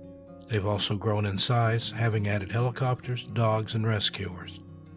Kyle's father is offering a reward for any information that leads to resolution. As of December 2018, the search for Kyle is still active, but limited, and there have been no leads. Number 9, Kiara Henry. 23-year-old Kiara Henry was reported missing July 26, 2019, after the vehicle she'd rented in Maui was found abandoned in Waianapanapa State Park in Hana, Hawaii. Kiara was last seen on surveillance video on July 21st at 2 p.m. departing Hertz Rent-A-Car alone, where she rented a car for just one night. It appears her intended destination was Waianapanapa State Park, a place she'd visited 2 days earlier on a tour and reportedly loved. The car's mileage indicates it was driven from the rental car agency to the park. While it could have stopped along the Hana Highway path, mileage shows it did not veer from the route. The same day Kiara rented the car, she attempted to make a hotel reservation in Kihei, starting the next day, from July 22nd to 29th, and she also booked a flight home on July 29th, 2019. By all accounts, it appears she planned on being in Hana for just one night, returning to Kihei the next day, and then flying back to her home in San Diego. We have not been able to find a hotel or camping reservations in Hana for that night, although it is possible she planned to find one when she arrived, or maybe she planned to sleep in her car, stated Kiara's family on a Facebook post. Kiara's phone was last used on Wi-Fi at 11:04 a.m. the day she disappeared. Park officials tell us her car was noticed on July 23rd, and it was officially called in as abandoned on July 25th. It was towed back to the rental agency on July 26th. Kiara's credit card had been used almost daily since her trip began, both as a credit card and as an ATM card, which she used to take out small amounts of cash every few days. Her small black backpack, car key, and rose gold iPhone have not been found. Her cell goes straight to voicemail and has not been used since the morning of her disappearance. Police and community search efforts in the Waianapanapa Park and surrounding areas have so far been unsuccessful. We would like to thank the Maui search and rescue members for their tenacious efforts in trying to locate Kiara, stated Kiara's family in a Facebook post. Kiara's family announced that a $10,000 reward is being offered for information leading to her whereabouts. Despite ongoing searches, Kiara remains missing, and there have been no leads in her disappearance. Number 8. Daniel Reza. 35-year-old Daniel Reza disappeared on August 25, 2019, while hiking Mount Charleston in Nevada, also known as the Spring Mountains National Recreation Area. The information regarding Daniel's disappearance is limited, but here's what is known. Daniel was spotted over the week at various trails, but he had not returned to his car. When Daniel did not return to his car, search and rescue volunteers engaged in an active search to locate him. In addition to search and rescue, the Las Vegas Metropolitan Police and the Air Force 34th Squadron, which is based at Nellis Air Force Base, along with several hikers and 4x4 drivers, also joined in the search for Daniel. We found out later that he had actually gone up to the visitor center and purchased quite a bit of food, a coat, gloves, and a couple of other items that gave us hope that we bought some time, said Scott Hayes of Red Rock Search and Rescue. Among the items that Daniel purchased were the following: a blue, lightweight nylon backpack, an LED lantern with a blue shade top, and a blue and black base. Black or dark gray Landway brand jacket with Spring Mountain and black embroidery, a khaki-colored boonie-type hat with Spring Mountains embroidered on it, a rustic wooden hiking stick, several bottles of bottled water, First Straight and Kirkland brands. In addition, he purchased food and gloves. It should be noted that none of these items were located during the searches for Daniel. In October 2019, search and rescue volunteers were put on standby. Volunteers would redeploy if new details came to light regarding Daniel's whereabouts. Number 7. John Clinton Walker. John Walker was 48 years old at the time of his disappearance on November 11, 2014. Police are asking for the public's help locating a Mr. John C. Walker, who was last seen in Bellingham, Washington, early in the morning on Thursday, November 13th. John is an avid hiker who was last seen by his landlord and roommate leaving his home on November 11, 2014 at 6 a.m. John's vehicle, a white 1997 Chevrolet Lumina, was located on Britton Road near his home, where he would often leave his car to walk to a bus stop on Sunset Drive. He would frequently leave his vehicle to this bus stop near his home to take public transportation to reach hiking destinations. It is believed he went hiking that day in a remote wooded area based on his interest in hiking and surveillance video showing him exiting a public transportation bus on a road leading to remote wooded areas in the foothills of Mount Baker and into the Snoqualmie National Forest. At the time of his disappearance, John was wearing a black beanie and an orange vest. He may also have had a forest green backpack with him. He has blonde hair, long on the sides and balding at the top, and blue eyes. There is no search and rescue information available currently regarding John's case. Number 6. Nicholas Hyetpas. 22-year-old Nicholas, or Nick Hyetpas, was last seen on April 1st, 2019. Nick's parents reported him missing to Appleton police on April 1st, 2019. At the time of his disappearance, his white German Shepherd named Samantha was with him.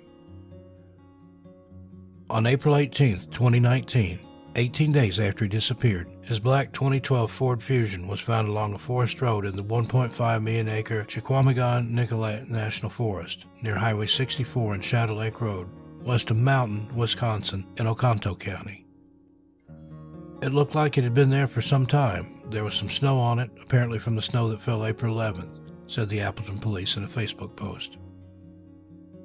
A tarp and camping gear were found near Nick's vehicle, and his dog's unclasped collar was found a half-mile away. 3 deputies checked the immediate area until dark. Deputies returned with search dogs on April 19th and 20th and searched a wider area. Nick's parents describe him as follows. Hometown of Appleton, Wisconsin, age 22, white male, 6 feet tall, 200 pounds, normal build. Brown eyes, short brown hair, small ribbon-type tattoo on the inside of left wrist, likely wearing a green-lettered Get Your Gooch On black hooded sweatshirt, American Eagle blue jeans, and mustard-colored steel-toed work boots. Nick was accompanied by Samantha, his white German Shepherd, 65 pounds, brown eyes, spayed, not chipped. Number 5. Joseph Wilfred Barrett. 42-year-old Joseph, or Joe Barrett, was last seen on his home video surveillance system on July 12, 2019. He was shown on camera to be having a very heated discussion around 5:30 p.m. July 12. The neighbors sent the cops over to his house for a welfare check at 8:30 p.m. and Joe was not there. At 2:45 a.m. July 13, 2019, police pinged his phone around O'Hare National Forest in Montgomery County, North Carolina. Around the same time, cops were able to get Joe on the phone, and he said he was okay and that his car was having some trouble and that he was waiting for a friend to take him home. At some point, he stopped responding to text messages from his friends. Early morning on July 14th at around 4:18 a.m., police found his car off the road between the airport and a 24-hour store. Joe's 2012 dark blue Buick Enclave had gone off the road down a very steep hill and had been abandoned at the scene. Joe's accident was reported to police, and they arrived at the scene within 15 minutes, but Joe was nowhere to be found.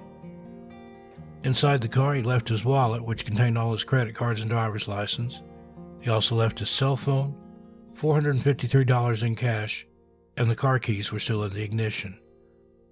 Police were able to tell by the GPS that Joe went into Spencer, Virginia, then went west, and it appeared like he was driving aimlessly, turning down roads just to turn around again, and so forth, then eventually started going east for some reason. They have surveillance video of him in Virginia, but the police are not disclosing as to what is on the surveillance. Authorities sent out search and rescue, but a detailed record of what took place is not available. As of December 2019, Joe remains missing, and there's not been any updates on his case. Number 4. Jason Lee Lovelady. Jason Lovelady was 38 years old at the time of his disappearance on October 5, 2013. Jason went missing while picking pine cones with his mother and stepfather near Baker Lake on Forest Service Road 12 on the Elbow Lake Trailhead in the Mount Baker Snoqualmie National Forest. He went on ahead of his parents and was not seen again. He had a 3-gallon plastic white bucket with him. He was wearing a red and black flannel shirt, light green shorts, and brown ankle-high work boots. An extensive search of the area turned up no sign of him or his bucket. The Whatcom County Sheriff's Office is handling the investigation and said that no foul play is suspected, but his disappearance is considered suspicious. A search and rescue operation using tracking dogs, helicopters, and volunteers failed to locate Jason Lovelady after he was last seen off Forest Service Road 12 near Wanlick Creek, just north of the Whatcom-Skagit County border, but he remains missing. Number 3. Nate Ashby. 22-year-old Nate Ashby was last seen on July 31, 2019, in Warrenton, Missouri. Nate and his white 1994 Chevy Silverado extended cab are both missing, and there have been no sightings of Nate or his pickup truck since the morning he left home. Even though Nate's disappearance is not near a national park or forest, I wanted to include his case within this episode. It's very rare to have both a person and their vehicle go missing, and considering this is in the area where others have gone missing, and it's also surrounded by woods, it made sense to add it. With that said, there have been a number of searches for Nate, but no clues have surfaced, and Nate remains missing. Number 2, Garen Kirk. At the time of his disappearance, Garen Kirk was 31 years old. He left home on December 3, 2014, to hike in the Mount Hood National Forest with plans to return December 6th. However, on this occasion, he didn't leave family members with any details. Garen's sister filed a missing person report, but the search was delayed until December 8th because search and rescue crews could not be dispatched until his vehicle was located to establish a starting point. His vehicle was found in the parking lot at Frog Lake Campground off US 26 by a family member. It was at that point that the search focused on that area and the heavily wooded areas nearby. Police were able to ping his cell phone and locate it east of Frog Lake, heading in a southwesterly direction. That route would have brought him from Clackamas County into Wasco County, so jurisdiction for the search switched over to the Wasco County Sheriff's Office.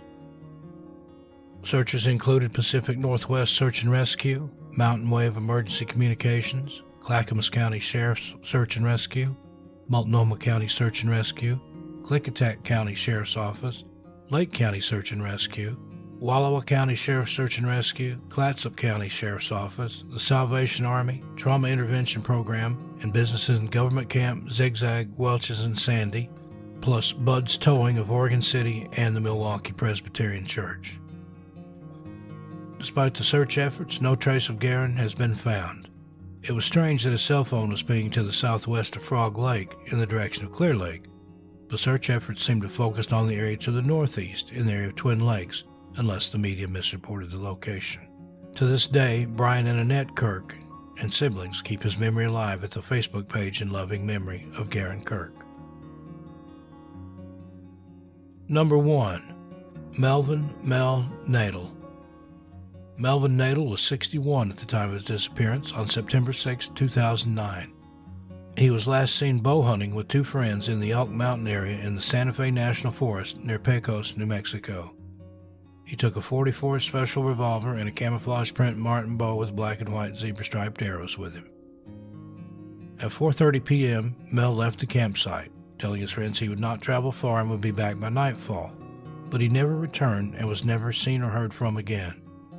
He left his 2001 Jeep Cherokee near the campsite with most of his gear locked inside, including his backpack, cell phone, and GPS unit. He normally carried the GPS with him while he hunted to keep from getting lost. On Wednesday, September 9, 2009, a snowstorm moved into the Pecos area, and the search was called off and then restarted the next day. Heat-sensing equipped helicopters were never used because the Santa Fe Police Department claimed that none were available at the time of the search. Mel's footprints were found by search dogs during the initial stages of the search, but the prints led 50 to 100 yards away from the camp down a trail. After this point, the sniffer dogs could find no trace of a scent. During a subsequent search that was performed on September 13, 2009, which included members of his family, the scent was found by police dogs along the Pecos River, but was quickly lost, just like the initial search. So there are 10 of the strangest national park disappearances. As we continue this series, I'll keep you updated on these cases if updates become available.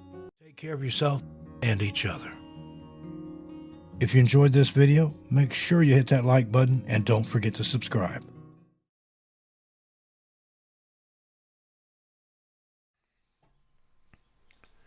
Hey everybody, Steve Stockton back here with you just after midnight, 5 minutes after the hour here on the East Coast. How's everybody doing? Still got 200 and looks like 295 in here. Good to see everybody. Chad and Tyrone, thank you for joining us. Erica Whitehead, Pierceton, Indiana.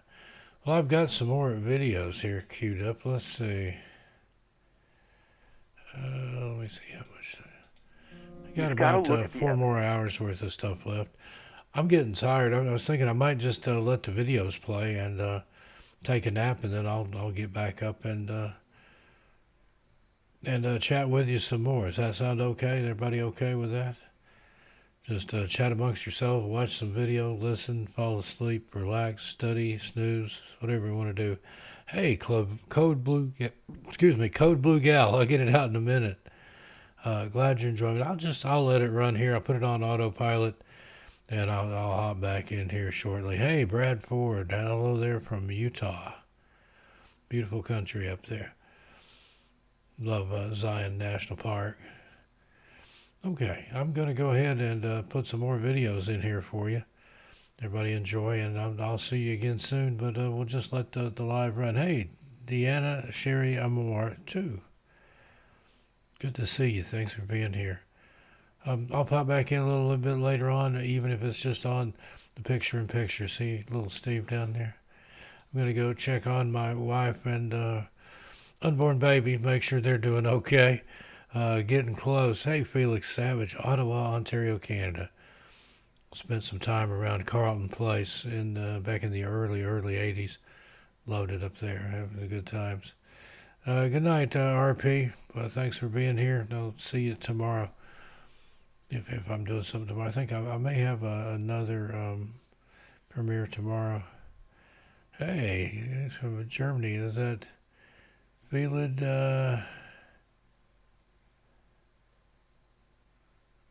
it something fairy tale there. I like that. Feel it day fairy tale. Greetings, Germany. 6 a.m. Yeah, I'm gonna be running it here for a little bit longer, so stick around, everybody. But thanks again. I've got some stuff. Speaking of fairy tales, I've got the Missing in the Face series that I could drop into this playlist. Anybody want to hear that? I'll put that in here too. But in the meantime. Yeah, I need to do some updates on some of those, Lisa.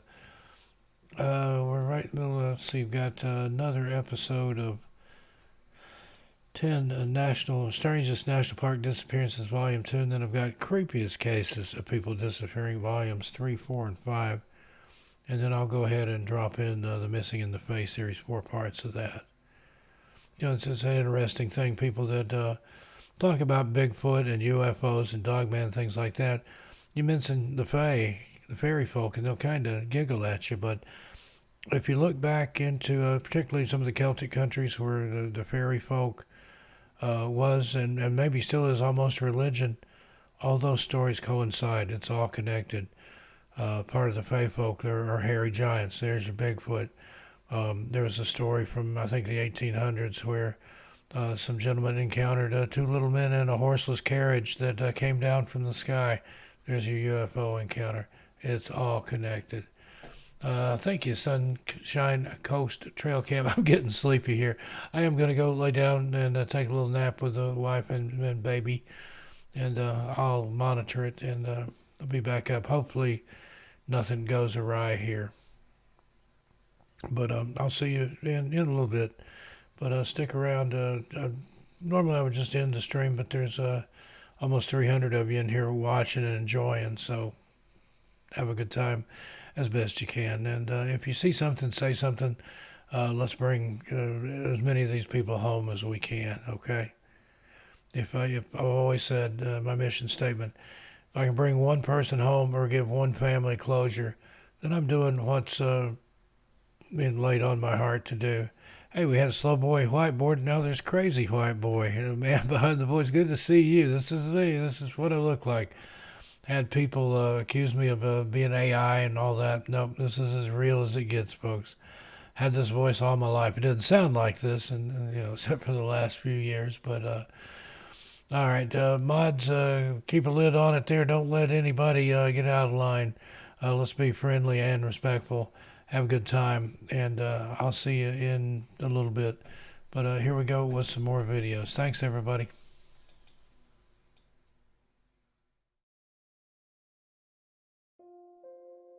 Hello, friends. You've got to look at the evidence. And the evidence says that around these scenes and from where these people have disappeared, there's no tracks, there's no scent. So how is something getting out of that area without leaving behind evidence they were even there? And that doesn't make any sense. Every year, thousands of people are reported missing in our national parks. In many of these cases, the circumstances surrounding their disappearances are outright bizarre. Join me as I discuss 10 more of the strangest disappearances in our national parks. Please note that some of these cases have very limited information available. We've done our very best to include as much detail as possible based on the information available. With that said, let's get started. Number 10. Terrence Woods. 27-year-old Terrence Woods was last seen at the Penman Mine near Oro Grande, Idaho on October 5, 2018. At the time of his disappearance, Terrence had been working with a British film crew on a documentary about abandoned gold mines in Idaho County. According to the film crew, Terrence had been acting strange on the day he disappeared. Terrence was last seen when he suddenly jumped off a steep drop and started running away. Some members with the film crew tried to run after him, but they quickly lost sight of Terrence, and their efforts to locate him were unsuccessful. The sheriff's department took immediate action and had crews searching from the air and ground. Despite an extensive search and expanded search area, Terrence remains missing. Number 9. Connie Johnson. 76-year-old Connie Johnson, along with her border collie Ace, were last seen on Fog Mountain near Big Rock, Idaho on October 5, 2018. The area of Fog Mountain is very remote and is only accessible by horseback or by foot. Connie was a cook for the hunting campground, and she had arrived early to the campsite prior to the other hunters. The last communication with Connie was between a group of hunters who were traveling to the remote campsite. When they made radio contact with Connie, they were unable to understand what she was saying. When the hunters finally arrived to the camp the next day, they were unable to locate her. Connie was a well-trained outdoors woman who had previously worked as a U.S. Forest Service ranger, and she frequently led young people in groups on tours of the backcountry. The Idaho County Sheriff's Office was notified and search efforts were organized. In addition to Idaho County personnel, the Forest Service, the U.S. Air Service, and backcountry rescue helicopter assisted in the search. The search was called off on October 16, 2018. 3 weeks later, Connie's dog Ace turned up at the Moose Creek Ranger Station around 15 miles from the camp, but without Connie. As of December 2019, Connie remains missing and there have not been any updates. In a bizarre coincidence, Terrence Woods, who was mentioned prior to this case, went missing on the same day and just a few miles away from where Connie disappeared. Number 8. Floyd Roberts III. 52-year-old Floyd Roberts was last seen on June 17, 2016. Floyd became separated from a group of companions during extreme heat conditions at approximately 4:45 p.m. The group had planned a 9-day hike on the Shivwitz Plateau that would exit the canyon via Separation Canyon. He was last seen near Kelly Tank, heading towards Trail Canyon / 214-mile Canyon in the Shanley Spring area, towards the river, but may have descended into 209-mile Canyon. The National Park Service conducted a 6-day search effort, but found no clues to guide them on a direction where to continue searching. Floyd's friends and family members have also conducted searches for Floyd, but their searches yielded no new information. In addition, flyers with Floyd's picture and description remain posted at various South Rim locations and in the search area at Grand Canyon Parashant National Monument. Number 7. Drake Kramer. 21-year-old Drake Kramer was last seen on February 1st, 2015, in the vicinity of Bright Angel Lodge on the south rim of the Grand Canyon National Park. Drake stayed the night as a guest at the Bright Angel Lodge and checked out the next morning. Prior to Drake's disappearance, he sent his family a bizarre text message that stated he had to give his body to Mother Earth. Drake's parents believe that the text message may have just been a reference to a need to escape to the outdoors. It was very unlike him to travel to the wilderness alone, but he had been to the Grand Canyon area 2 or 3 times before. However, he was very experienced in the outdoors. Park rangers, search and rescue teams searched the South Rim area from Hermit's Rest on the west side to Grandview on the east for around 6 days. The Park Service said, quote, "Teams of searchers have walked miles along the canyon rim, searched heavily forested areas, utilized dog teams, performed several over-the-rim technical searches, and conducted multiple aerial reconnaissance missions to support ground searchers," end quote. But the search was to no avail. Despite nearly 5 years later and continued searches, Drake remains missing. Number 6. Morgan Heimer. 22-year-old Morgan Heimer was last seen on June 2, 2015, in the vicinity of Pumpkin Springs in the Grand Canyon National Park.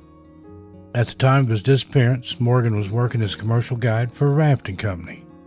The group was on day 6 of an 8-day trip on the Colorado River when he went missing. A member of Morgan's group stated that he last saw Morgan standing at the river's edge. He said when he turned to face Morgan moments later, Morgan had simply vanished. Park rangers and search and rescue teams searched the river and the land around Pumpkin Springs, followed by an extended search to Diamond Creek, about 12 miles west of Pumpkin Springs. All the members who were with Morgan's group were interviewed, but no new information came to light. Despite nearly 5 years later and continued searches, Morgan remains missing. Number 5. Jason Knapp. 20-year-old Jason Knapp was last seen in his residence in University Terrace Apartments at Clemson University in South Carolina on April 11, 1998. When family and friends were unable to contact him, a missing persons report was filed. 10 days later, his 1990 white Chevy Beretta was found locked and parked at Table Rock State Park in Pickens, South Carolina, approximately 30 miles from Clemson University, in a very rugged area. Authorities found a receipt from a local Wendy's restaurant dated April 12, 1998 at 1:30 p.m. inside the car. Investigators believe that Jason drove to the park on April 12, but they are uncertain if he was alone. There was no sign of foul play at the vehicle's location. Authorities searched the surrounding terrain for 2 weeks and found nothing of interest. Jason withdrew $20 from his bank account on the day he disappeared. There hasn't been any activity on the account since then. He left behind most of his belongings, including his camping gear. He had planned to search for another apartment the weekend after his disappearance. Jason was an ROTC student at Clemson University at the time of his disappearance. He majored in mechanical engineering and was doing well academically. He is originally from Pennsylvania and graduated from Central York High School in 1996. Despite 3,400 hours of searching by volunteers and search and rescue professionals, including dog teams from North and South Carolina, Jason remains missing after 20 years. Number 4. Barbara Thomas. 69-year-old Barbara Thomas was last seen on July 12, 2019, while hiking in the Mojave Desert in California. Barbara and her husband Robert were hiking in the Hidden Hill area of the Mojave Desert, north of Interstate 40 and east of Kelbaker Road. Robert stated they were making their way back to their camper when Barbara walked ahead of him when he stopped to take a photo of a rock formation. Robert said he saw Barbara around the trail's corner, but a few minutes later when he rounded the same corner, he couldn't find her. He immediately got panicked and started waving his arms up in the air while calling out Barbara's name. He looked around the area and saw that she was nowhere to be found. Robert then called 911, and that launched a large aerial and ground search for Barbara. Search and rescue members from the San Bernardino County Sheriff's Department were deployed into the field with canine units. In addition, members certified in cave searches, rope climbing, and desert terrain ground searches were called in to search. After 14 days, the search was finally called off. Number 3. Samantha Sayers. 28-year-old Samantha Sayers disappeared on August 1, 2018, while on a solo hike on the Vesper Peak Trail in the North Cascade Mountains in the state of Washington. Samantha started the trail around 8 a.m. and was expected to be home by 6 p.m. that evening to check in with her boyfriend. The following day, Samantha's family filed a missing persons report. She was an experienced hiker and had hiked the Vesper area before. The search for Samantha was one of the largest and longest searches that authorities have undertaken in that area. After 3 weeks of continued search efforts, the search was officially called off. Search and Rescue Sergeant John Adams stated, quote, "We've exhausted all our leads and tips. We've interviewed every witness that has come forward and have double-checked every possible route that Samantha could have taken. If there was a place we thought she could get to, we put people there to look." End quote. Despite the extensive search, no evidence relating to Samantha's whereabouts have been found, and she remains missing. Number 2. Paul Miller.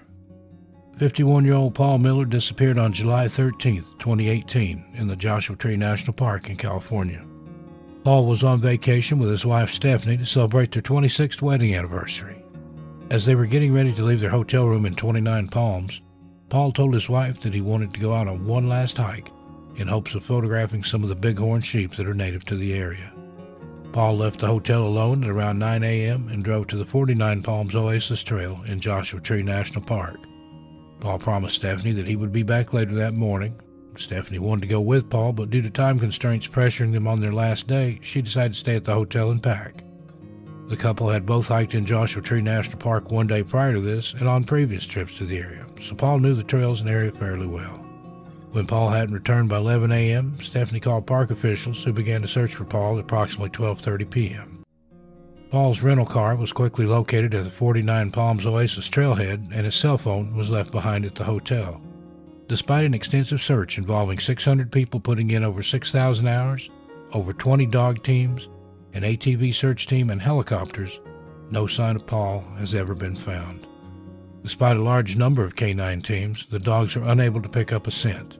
The search was scaled back on July 18th. Over 1 year later, Paul remains missing.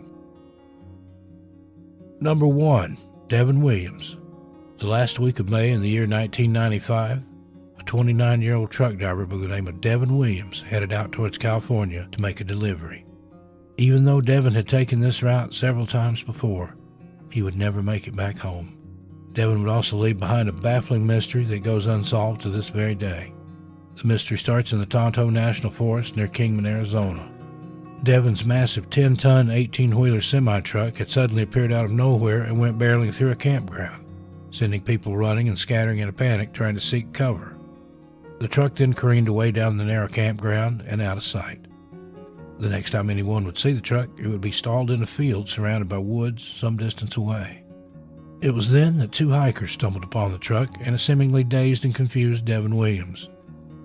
As the hikers wondered what to do, Williams allegedly said to them, "They made me do it. I'm going to jail." Authorities were notified immediately, but by the time they'd arrived, Devin was nowhere to be found.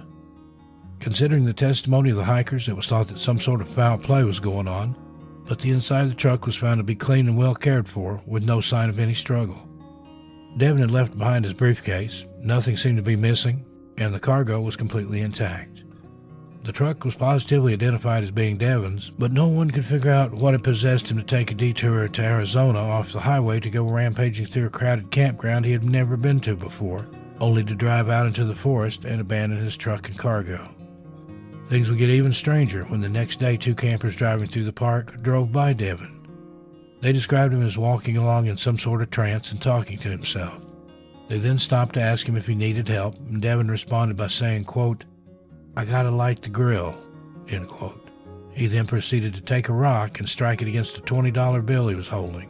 Then without warning, Devin threw the rock at their car and they decided to drive off. That would be the last encounter that anyone would ever have with Devin. Extensive searches turned up absolutely nothing, leaving authorities trying to find answers, but there wasn't much to go on.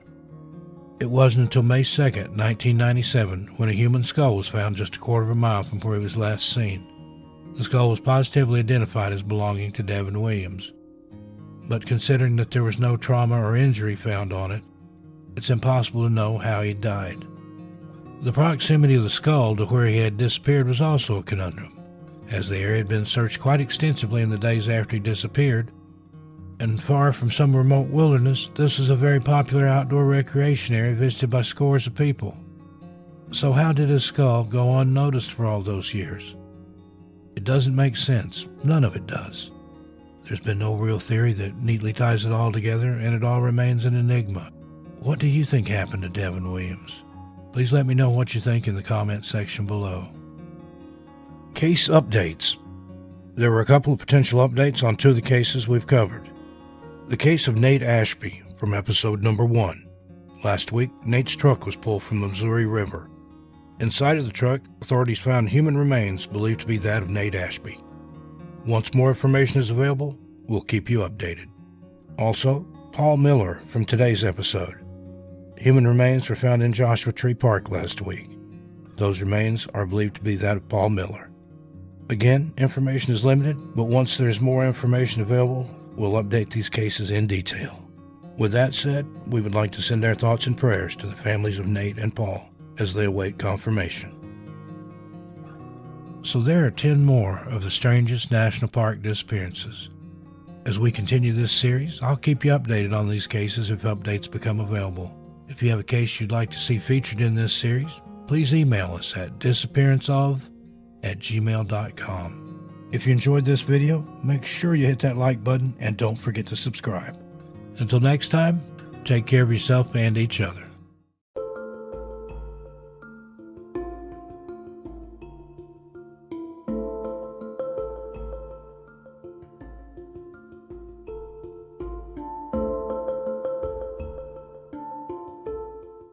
Hello, friends. Steve Stockton here with you. In this episode, we embark on a journey into the mysterious and eerie realm of alleged hauntings within the vast expanse of the United States national parks. Our national parks are not only home to breathtaking landscapes and diverse wildlife, but also, according to some accounts, to unexplained and haunting phenomena that have left visitors both intrigued and unsettled. As we delve into these tales and legends that surround these alleged hauntings, we will explore the intersections of history, folklore, and the supernatural. From ghostly apparitions to mysterious disappearances, the national parks hold stories that have been passed down through generations, sparking curiosity and speculation about the otherworldly forces at play in these pristine environments. Whether you're a skeptic or a believer, the tales of alleged hauntings in U.S. national parks will undoubtedly leave you with a sense of wonder and perhaps a touch of trepidation as we navigate the thin line between reality and the unexplained. Join me. Let's walk and see. First up, Gettysburg National Military Park, Pennsylvania. The Battle of Gettysburg was fought from July 1 to 3, 1863, during the American Civil War. This battle was a decisive moment that determined the fate of the nation. Today, Gettysburg National Military Park in Pennsylvania is considered a hallowed ground that bears witness to the immense sacrifice and tragedy during those 3 fateful days. Out of the many tales that have emerged from the battlefield, one legend stands out, the legend of the Ghostly Sentinel. According to local lore, a lone Union soldier continues to stand guard over Cemetery Ridge, a prominent location on the battlefield where fierce fighting occurred. This spectral figure, known only as the Ghostly Sentinel, is said to manifest under the cover of night, faithfully reenacting his duty as if frozen in time. Witnesses describe a translucent figure dressed in a Union uniform, rifle in hand, pacing back and forth with an otherworldly dedication to duty. The origins of the Ghostly Sentinel legend can be traced back to the desperate and bloody clashes on Cemetery Ridge during the Battle of Gettysburg. This ridge played a crucial role in the Union victory, serving as a defensive line against Confederate forces. The intensity of the fighting and the immense loss of life left an indelible mark on the land, creating an atmosphere charged with the energy of the fallen. Many believe the Ghostly Sentinel is the spirit of a Union soldier who perished during the battle, eternally bound to the duty he performed in life. Some accounts suggest that the soldier may have been tasked with delivering crucial messages or standing guard at a strategic point on the ridge. The trauma of war and the untimely end to his earthly existence are believed to have trapped his spirit in a perpetual state of vigilance. Over the years, numerous visitors, historians, and paranormal enthusiasts have reported eerie encounters with this Ghostly Sentinel. Some claim to have seen the spectral figure standing stoically in the moonlight, while others have heard phantom footsteps and the faint echoes of commands shouted across the battlefield. The legend has become ingrained in Gettysburg's cultural fabric, adding to this historic site's mystique. Now, skeptics attribute these sightings to the power of suggestion, the play of light and shadow, or even the psychological impact of visiting a place steeped in such profound historical significance. However, for those who believe in the supernatural, the Ghostly Sentinel stands as a poignant reminder of the enduring impact of war on the human soul. Whether or not one subscribes to the paranormal, the legend of the Ghostly Sentinel adds a layer of mysticism to the already profound history of Gettysburg National Military Park. It serves as a testament to the enduring legacy of those who fought and died on the battlefield, their spirits forever imprinted on the landscape they gave their lives to defend.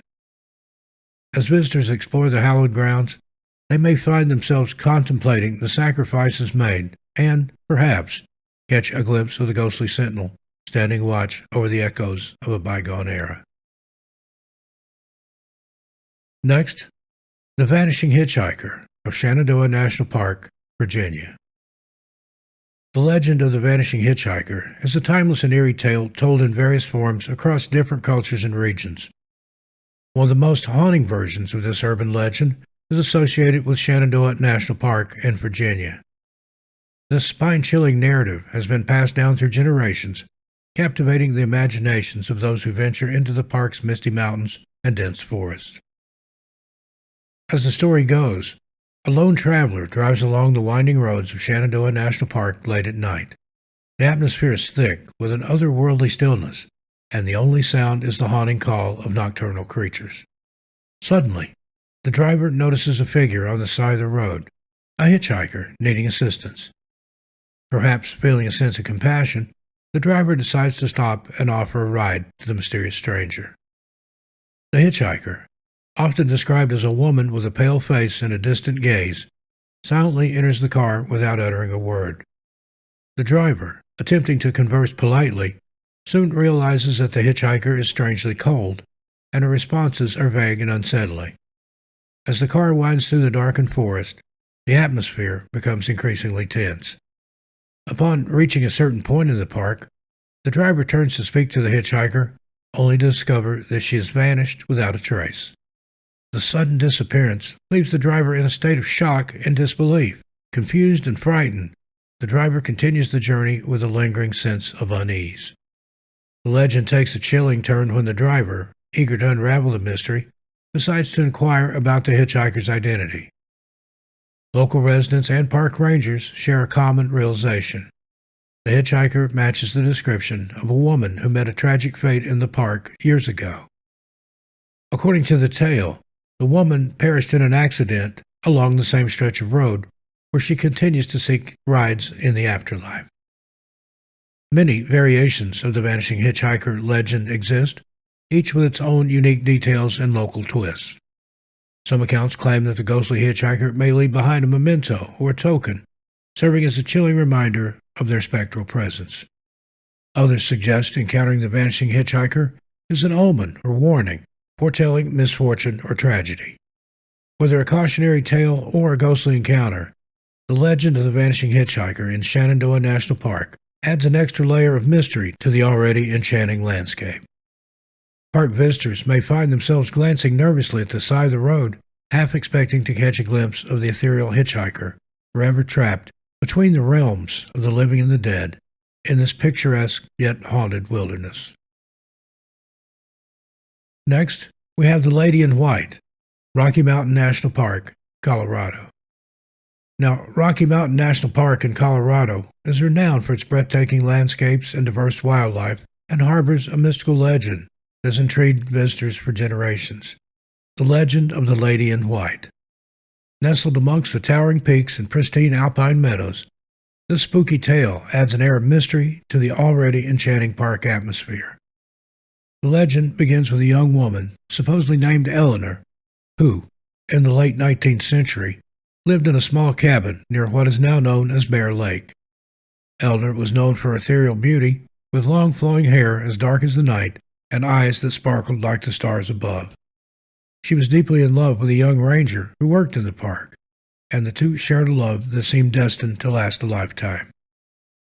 Unfortunately, tragedy struck one fateful winter when the ranger went missing and was never found while patrolling the park during a fierce snowstorm. Distraught and grief-stricken, Eleanor ventured out into the unforgiving wilderness in search of her beloved. However, the harsh conditions of the Rocky Mountains proved too much for her, and she succumbed to the cold. As the story goes, Eleanor's spirit continues to wander the Rocky Mountain National Park, clad in a flowing white gown, a spectral figure forever searching for her lost love. Many visitors to the park claim to have encountered the Lady in White, often describing an otherworldly presence accompanied by a soft, mournful wail that echoes through the mountainous terrain. Some believe that the Lady in White appears most frequently near Bear Lake, the site of Eleanor's former cabin. On moonlit nights, hikers and campers report glimpses of a figure in a white dress, her lengthy hair billowing in the mountain breeze. Others share eerie tales of feeling an inexplicable chill in the air or hearing faint whispers carried by the wind. The legend has woven its way into the fabric of local culture, and park rangers often share the tale with visitors, adding an extra layer of intrigue to their exploration of the Rocky Mountains. Now, skeptics dismiss the sightings as mere figments of the imagination, attributing them to the wild beauty of the landscape and the power of suggestion. However, for those who have experienced the unexplainable on the park's misty trails and quiet shores, the Lady in White remains a haunting enigma. Whether one believes the supernatural or not, the legend of the Lady in White adds a touch of mysticism to Rocky Mountain National Park, reminding all who visit that nature's beauty is not only awe-inspiring, but also shrouded in tales of love, loss, and the unexplained. Next, the Phantom Lantern, Mammoth Cave National Park, Kentucky. Mammoth Cave National Park, nestled in the picturesque hills of Kentucky, is renowned for its vast and intricate underground labyrinth, holding secrets and mysteries that captivate the imagination. Among the many legends surrounding this natural wonder, one stands out, the legend of the Phantom Lantern. The cave takes on an eerie and mysterious aura as the sun sets over the dense forest and limestone hills, casting long shadows across the landscape. On certain moonlit nights, a phantom lantern can be seen flickering deep within the caverns, beckoning those brave enough to venture into the heart of Mammoth Cave. The legend begins centuries ago, long before the park became a national treasure. According to local lore, a miner named Ezekiel Baxter was among the first to explore the depths of Mammoth Cave in the early 19th century. Armed with little more than a lantern and a sense of adventure, Baxter descended into the darkness, discovering passages and chambers never seen by human eyes before. As he delved deeper into the labyrinth, Baxter stumbled upon a hidden chamber bathed in an otherworldly glow. In the center of the chamber, he allegedly found an ancient lantern, its flame burning with a spectral light. Mesmerized by the unearthly radiance, Baxter reached out to touch the lantern, and in that moment, he became the keeper of the Phantom Lantern. From that day forward, Baxter was said to possess an otherworldly connection to Mammoth Cave. The lantern allowed him to navigate the twisting tunnels with uncanny precision, and he became a legendary guide for those daring enough to follow him into the underground world. His reputation as the keeper of the Phantom Lantern spread far and wide, drawing explorers and thrill-seekers from distant lands. However, the lantern's power came at a cost. Consumed by an insatiable curiosity, Baxter spent more and more time in the cave's depths, his once human form gradually becoming ethereal and translucent. Some claim to have seen him vanish into the walls of Mammoth Cave, becoming one with the very rock and stone he had once explored. The legend of the Phantom Lantern has persisted through the generations, and to this day, visitors to Mammoth Cave National Park speak in hushed tones about the mysterious light that dances in the darkness. Some claim to have glimpsed the spectral figure of Ezekiel Baxter, still guiding those who dare to venture into the subterranean realm. Whether the legend of the Phantom Lantern is a cautionary tale or an invitation to explore the unknown, it remains an integral part of the rich tapestry of Mammoth Cave National Park. The caverns continue to whisper their secrets to those who listen, and the flickering light of the Phantom Lantern serves as a timeless reminder of the enigmatic wonders beneath the surface. Next, the Crying Ghost of Acadian National Park, Maine.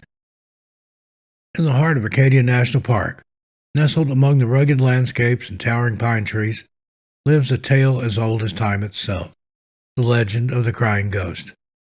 This spectral figure is said to haunt the park, its mournful cries echoing through the mist-laden valleys and rocky cliffs that define this enchanting corner of Maine. The story begins many decades ago in a small village that once thrived near the park's borders. The village, now long forgotten and reclaimed by nature, was home to a young woman named Isabella. Isabella was renowned for her ethereal beauty and a voice that could rival the songbirds that frequented the park. Isabella fell deeply in love with a local fisherman named Samuel. Their love was the talk of the village, and soon they were planning a life together. However, fate had other plans. Samuel, drawn by the promise of prosperity in distant waters, set sail on a fateful voyage, leaving Isabella behind with a heavy heart. Days turned to weeks and weeks to months, but Samuel's boat never returned. Isabella clung to hope, scanning the horizon for any sign of his vessel. As the seasons changed, the village mourned the loss of its men at sea, but Isabella's grief set her apart. Her haunting melodies, once filled with joy, now echoed the pain of a heart shattered by loss. One stormy night, as the winds howled through the cliffs and waves crashed against the rocks, Isabella received news that would seal her tragic fate. Samuel's boat had been lost to the tempest, and he was presumed deceased. The shock and despair overwhelmed Isabella, and her grief manifested in a series of mournful wails that echoed through the village. Isabella's spirit, unable to find solace in the afterlife, is said to have lingered in Acadia National Park. The legend tells of a ghostly figure veiled in mist, wandering the trails and weeping by the shores. Hikers and visitors claim to have heard the haunting cries, a sorrowful melody transcending the boundaries of the living and the dead. Locals warn against venturing too deep into the park after sunset for fear of encountering the crying ghost. Some say that those who listen closely may catch a glimpse of Isabella's ethereal form, her translucent figure moving through the shadows with a mournful grace. Despite the eerie tales, Acadia National Park remains a place of unparalleled beauty, drawing nature enthusiasts and adventurers from far and wide. The legend of the crying ghost serves as a poignant reminder of the power of love and loss, etching its spectral presence into the very fabric of this majestic landscape, where the beauty of nature and the echoes of the past merge in a haunting harmony. Next, the Lost Miners of Joshua Tree National Park, California. Nestled within the rugged expanse of Joshua Tree National Park in California lies a tale as haunting as the barren landscape itself, the legend of the Lost Miners. This ghostly narrative, whispered through the wind-sculpted rocks and twisted Joshua trees, recounts a tragic chapter in the region's history, where a group of brave miners met an untimely demise, leaving behind a spectral legacy that continues to captivate the imaginations of those who venture into this otherworldly desert terrain. The story dates back to the late 19th century, during the height of the California Gold Rush. Eager to strike it rich, a group of prospectors ventured into the unforgiving wilderness of what is now Joshua Tree National Park. Driven by tales of untold wealth hidden within the rocky crevices, they set out with pickaxes, shovels, and dreams of a prosperous future. These miners, however, would soon discover that the harsh desert held more than just golden promises. As the legend goes, the group entered a labyrinthine network of canyons and ravines, chasing elusive veins of precious metals. With each passing day, the terrain grew more treacherous, and the once promising prospects became a labyrinth of confusion. Lost in the unforgiving landscape, the miners faced dwindling supplies and a growing desperation that drove them to make a fateful decision, digging deeper into the earth in hopes of uncovering an escape route. Days turned to nights, and the desolation of the desert took its toll on the miners. Some succumbed to exhaustion, while others fell victim to the harsh elements. The relentless sun beat down on them during the day, and the chilling desert winds howled through the canyons at night. Ultimately, none of the miners found the salvation they sought, and their makeshift mine became their final resting place. Since that ill-fated expedition, visitors to Joshua Tree National Park have reported eerie sightings and unexplained phenomena near the Lost Miners' supposed resting place. Some claim to have heard phantom pickaxe strikes echoing through the canyons, while others speak of flickering, ghostly lights that dance among the rocks at night. Whispers of disembodied voices and apparitions of spectral figures have only fueled the mystique surrounding the Lost Miners. Though the historical records of this ill-fated mining expedition are scarce, the ghostly legend persists, passed down through generations as a cautionary tale of the unforgiving nature of the desert and the consequences of greed. Today, as visitors explore the rugged beauty of Joshua Tree National Park, they tread lightly, mindful of the spectral miners said to roam the canyons, forever bound to the landscape they sought to conquer. The Lost Miners, it seems, have become an integral part of the desert's enigmatic allure, a ghostly reminder of the price one might pay when seeking fortunes in the shadows of Joshua Tree's timeless beauty. Next, the Phantom Stagecoach of Zion National Park, Utah. Now, the legend of the Phantom Stagecoach is a mysterious and chilling tale that echoes through the breathtaking canyons of Zion National Park in Utah. This spectral story has been passed down through generations, captivating the imaginations of locals and visitors alike who traverse the park's rugged terrain. As the sun dips down below the towering sandstone cliffs, casting long shadows across the red rock landscape, the stage is set for the haunting tale to unfold. According to legend, in the late 19th century, a stagecoach carrying a group of weary travelers embarked on a treacherous journey through the wilds of Zion. Unaware of the looming danger, the passengers marveled at the otherworldly beauty of the canyons surrounding them. As the stagecoach rumbled along the dusty trail, the driver urged the horses forward, pushing them to their limits to reach the safety of the next outpost before nightfall. Little did they know that their path would take them through a desolate and eerie canyon stretch where the walls seemed to close in, creating an otherworldly atmosphere. Legend has it that the stagecoach suddenly stopped in the shadow of the tearing cliffs. Spooked by an unseen force, the horses neighed in terror, their eyes wide with fear. The passengers exchanged nervous glances, their senses on high alert.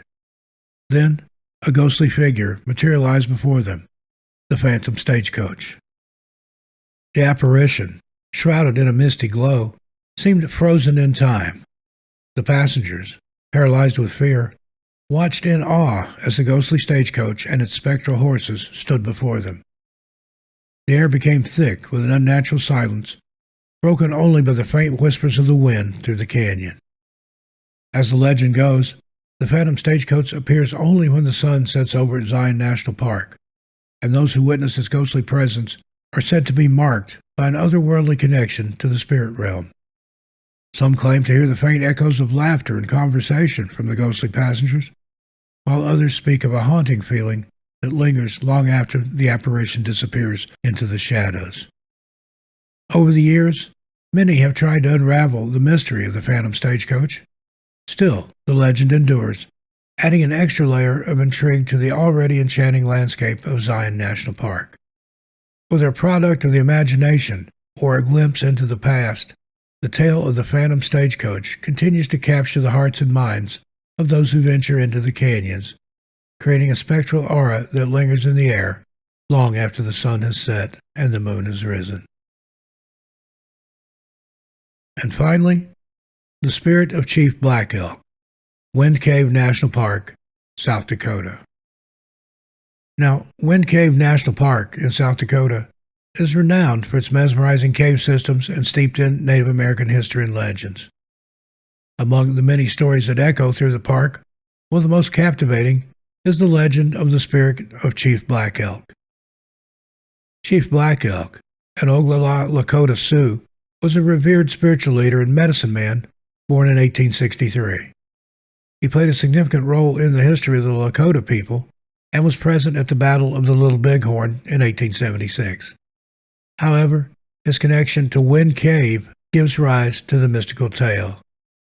Legend has it that Chief Black Elk, seeking a vision quest, ventured deep into the Black Hills, the sacred lands of the Lakota. As he meditated near what is now Wind Cave, the spirits of the cave revealed themselves to him. The entrance to the cave acted as a portal between the physical and spiritual realms. As the legend goes, the spirit of Chief Black Elk became intertwined with the essence of Wind Cave. It's said that his spirit, infused with the wisdom and energy of the cave, continues to watch over the sacred grounds. The wind that whispers through the cave's passages is believed to carry the voice of Chief Black Elk, offering guidance and protection to those who will listen with open hearts. Visitors to Wind Cave National Park often report feeling a profound sense of spirituality within its depths. The cave's unique geological formations, such as boxwork and frostwork, add an otherworldly aspect to the experience, enhancing the belief that this place is a bridge to the spiritual realm. The legend of the spirit of Chief Black Elk also highlights the deep connection between the Lakota people and the natural world. For Native American cultures, the land is not just a physical space, but a living entity with its own spirit. With its hidden chambers and mysterious air currents, Wind Cave becomes a sacred space where the spiritual and earthly converge.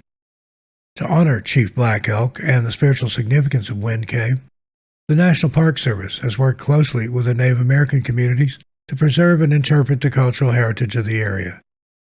The park offers educational programs and guided tours that delve into the history and legends associated with Wind Cave, allowing visitors to appreciate the profound cultural and spiritual importance of this natural wonder. So, whether exploring the cave's depths or hiking on the surface, visitors to Wind Cave National Park can sense the presence of the spirit of Chief Black Elk. The legend continues to be passed down through generations, a testament to the enduring power of stories that connect people to the land and its rich tapestry of history and spirituality. As we conclude our journey through the spectral landscapes of some of these United States national parks, we are left with a tapestry of tales that have both captivated and mystified us. From the ghostly echoes of the past to the unexplained occurrences that permeate the wilderness, these alleged hauntings remind us that even in the most serene and untouched corners of nature, the mysteries of the unknown persist. Whether you leave as a skeptic or a believer, may the haunting whispers of the national parks linger in your thoughts long after our journey has come to an end. May the mysteries of the wilderness continue to beckon you into the realms of wonder and imagination. Well, friends, there you have it. What do you think of these ghostly tales and legends from some of our national parks? I look forward to your comments, but please keep it friendly and respectful. Until we meet again, be good to yourselves and each other. Stay safe out there. As for me, I'll see you a little further on down the trail. I'm Steve Stockton, and I'll talk to you next time. And please, tell your animals I said hi.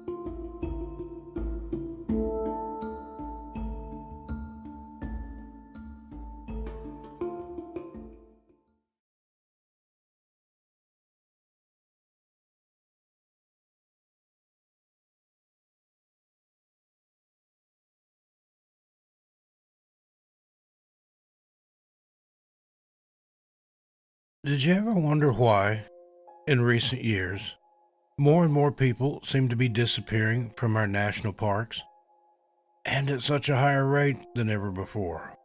While many see these occurrences as unexplainable or seem to think they have a reasonable, rational, or even scientific explanation for it all, there are some of us who know better. Some of us who think otherwise. From UFO and Bigfoot sightings to the bizarre and unexplained missing 411 clusters, many of us are left scratching our heads and wondering what is going on out there in the woods. While there are many folk tales and legends into who or what is lurking out there in the woods and forests all around the world, today we're going to focus on one legend in particular, the legend of the Fae or fairy people. While most people seem to think of them as helpful, beautiful, and sparkly, if not a little bit mischievous, when thinking of fairies, there are others who have heard the real legends, the real terrifying and strange encounters with these mystical beings in the woods, and have had our visions of them forever changed because of it. Let's take a walk through the deepest, darkest parts of the forest and explain the shockingly terrifying world of the Fae. Could they be the real reason all these hikers and hunters and professionals, children and animals too, have gone missing at such an alarming rate all over the world? It's up to you to decide. Wherever you travel in the world, there's some kind of fairy legend. They differ from place to place, and quite unusually, there seems to be no single point of origin from where they came from or where the story started. In many cultures, it's believed that these tiny beings are actually demoted angels or even demons who lurk and hide in the woods and forest, ready to snatch unsuspecting victims out of our known place and time, dragging them to who knows where. There's also a strong belief for the need to ward them off using charms of protection, usually worn somewhere on the body. If you ever run into one of these beings, be sure not to mention it by name. More commonly, they are referred to as the little people or the hidden people, so as not to summon them unknowingly. So, the people who believe this legend of the fairies or the fae being fallen, whether angel or otherwise, believe they are neither good enough for heaven nor bad enough for hell below. They can appear and disappear at will, which makes it very easy for them to stalk and sneak up on their target. In 1962, in southern England, a farmer's wife reported getting lost in a very remote area of wilderness known to this day as the Berkshire Downs. She recalls how she didn't even realize she was losing her way and became very panicked and confused all of a sudden. She claims to have never switched course and headed the entire time in the same and correct direction towards where she originally intended to go. What she realized later on, though, was that she was actually moving further and further into more remote and desolate parts of the woods, away from any other form of civilization. Eventually, she got very tired and stopped for a few minutes. This is when she heard a sort of murmuring or mumbling coming from somewhere near her, although exactly where she couldn't be sure, as even though it was a clear and sunny day, she couldn't see anyone or anything to accompany the strange voice. Suddenly, as she sat there confused and trying to find the source of the small voice she thought she was hearing, a little person stepped out of the shadows of the woods and directly into her path.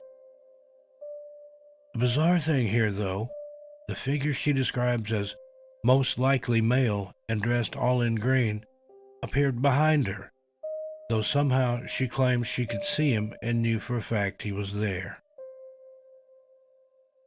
Without saying a word, the little man turned her around and pointed her to the right path back to her home. The figure then disappeared without a trace right before her eyes, and it was only while talking to her husband later on and recounting her bizarre and seemingly stress-induced experience did she realize she had encountered one of the fae.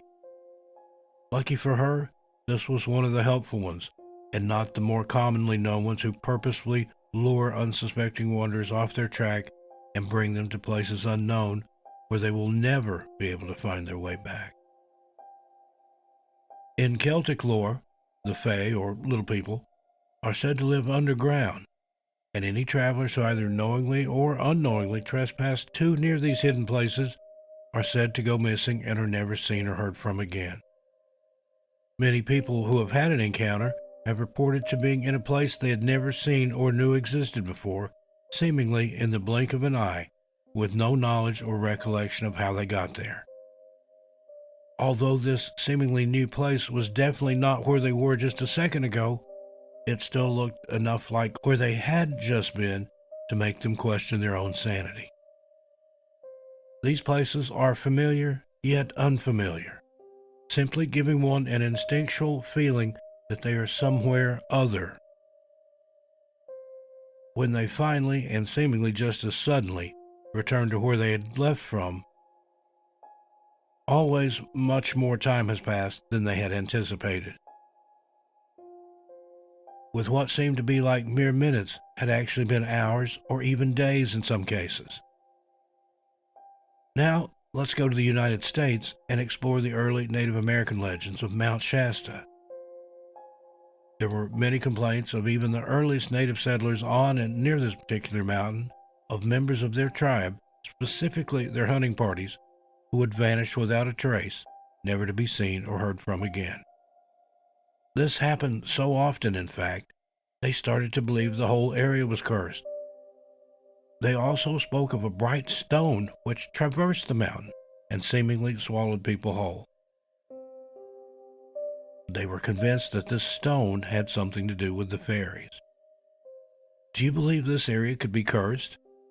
What was this glowing stone? Do you believe that stone has the ability to open up, swallow someone, and close back? Or do you believe this was just a scary story to tell their children in the hopes of keeping them from wandering too far on the mountain alone? On the other side of the world, in northern Sweden, there's a man who, for the sake of this video and out of respect for his desire to remain anonymous, we'll call Joe. Throughout his childhood, Joe would go to his grandparents' house in a deeply wooded area with lots of trees and trails for a young boy to explore. When he was 10 years old, he and his family went to stay at his grandparents' house for the entire summer. Aside from the one main house, there were several smaller cabins on the property, which his grandparents owned, and his family would stay together in these series of cabins for the entirety of their summer vacation. Joe stayed with a group of his cousins in a cabin that was a little less than 100 feet away from his grandparents' main house. This was extremely desolate land, and the closest town was miles and miles away. There was also a lake on the property, and Joe and his cousin's cabin was the closest one to it as well. There was electricity, but no running water, and the family had to collect their own, as going to the nearest town to buy some wasn't a reasonable option, as it would have taken so long for them to get there and return. While the lake was directly in front of Joe's cabin, behind it were very deep, very dark, and very desolate woods. Joe's grandfather would tell many stories to the family about alleged encounters he had had while in those woods, encounters which he didn't know how to explain, as there seemed to be no known words to describe what he was seeing and or experiencing. Joe himself said whenever he was hiking or just wandering around these woods, he always got this sort of creepy and eerie feeling, which he could never shake nor never explain. On numerous occasions, Joe reported seeing little people who would appear and then vanish just as quickly and seemingly without a trace. He claims that when these little people would cross the dirt paths, anyone nearby would freeze in place until they had gone. Now, when his cousin heard Joe telling other family members these experiences he was having, he decided that on the next hike he took with Joe, he would bring it up to joke and possibly tease him about. Obviously, he wasn't a believer. The cousin laughed and pretended to freeze in place while telling Joe it seemed he had come across one of the little people's trails. The boy's grandfather, however, wasn't very happy about this joke and reprimanded the other boy not to ever joke about the little people, especially not while wandering in the woods. The subject was eventually dropped, and they all went home to their respective cabins to retire for the night. In the middle of the night, however, Joe recalls being awakened by some sort of noise outside the cabin. The noise seemed to be coming from everywhere at once, all around the cabin, instead of just one singular place. He likened the noise to bears scratching at the outside of the cabin. It also sounded simultaneously like pebbles or giant raindrops were falling down onto the roof and running down the sides of the cabin. Suddenly, the scratching sounds seemed to be coming from under Joe and his cousin's beds. They were frozen in fear, frozen in place, if you will, with terror from the sound coming from right under where they were each respectively sitting. Eventually, they summoned the courage to get up and run as fast as they could to their grandparents' cabin to tell them what was going on. The next day, the two boys and their grandfather walked the same path in the woods as the day before, where their cousin had made the insult towards the little people, and they scattered candy all around and along the trails. As they did this, they profusely apologized for offending whatever it was in those woods that day and night. Joe thinks it was definitely the little people who had come to teach him and his cousin a lesson on manners and respect. Back in the United States in March of 1886, an Ohio newspaper article in the Bloomington Daily Leader came out involving a man and his daughter. This incident took place years before the article had come out, and the daughter's name is still unknown, while the man's name is Andy. We will call his daughter Sarah for the purpose of this story. Andy and Sarah were living in Dubuque County at the time. According to Andy, in her early teen years, his daughter started becoming sickly and ill all the time, and none of the doctors who examined or treated her seemed to be of any help. Whatever the illness was, it always seemed to return almost as quickly as it would leave. Because none of the physicians seemed to be able to figure out what was ailing her or how to cure it, Andy decided to take his daughter to a monastery and see a man named Father Bernard. Father Bernard was very well respected and considered very wise throughout the community, and upon hearing about Sarah's unexplainable illness, agreed to pray with the young girl. During one of their walks home from praying with Father Bernard, Sarah allegedly turned to her father and told him that it was all useless, that everything Father Bernard was doing wasn't going to help her, and eventually she would be taken by the Fae. Andy didn't pay attention at the time and thought his daughter was just feeling discouraged as she'd been sick for so long. About a year after she said this to him about the fairies, Sarah went missing. She seemed to have left everything behind and disappeared with only the clothes on her back.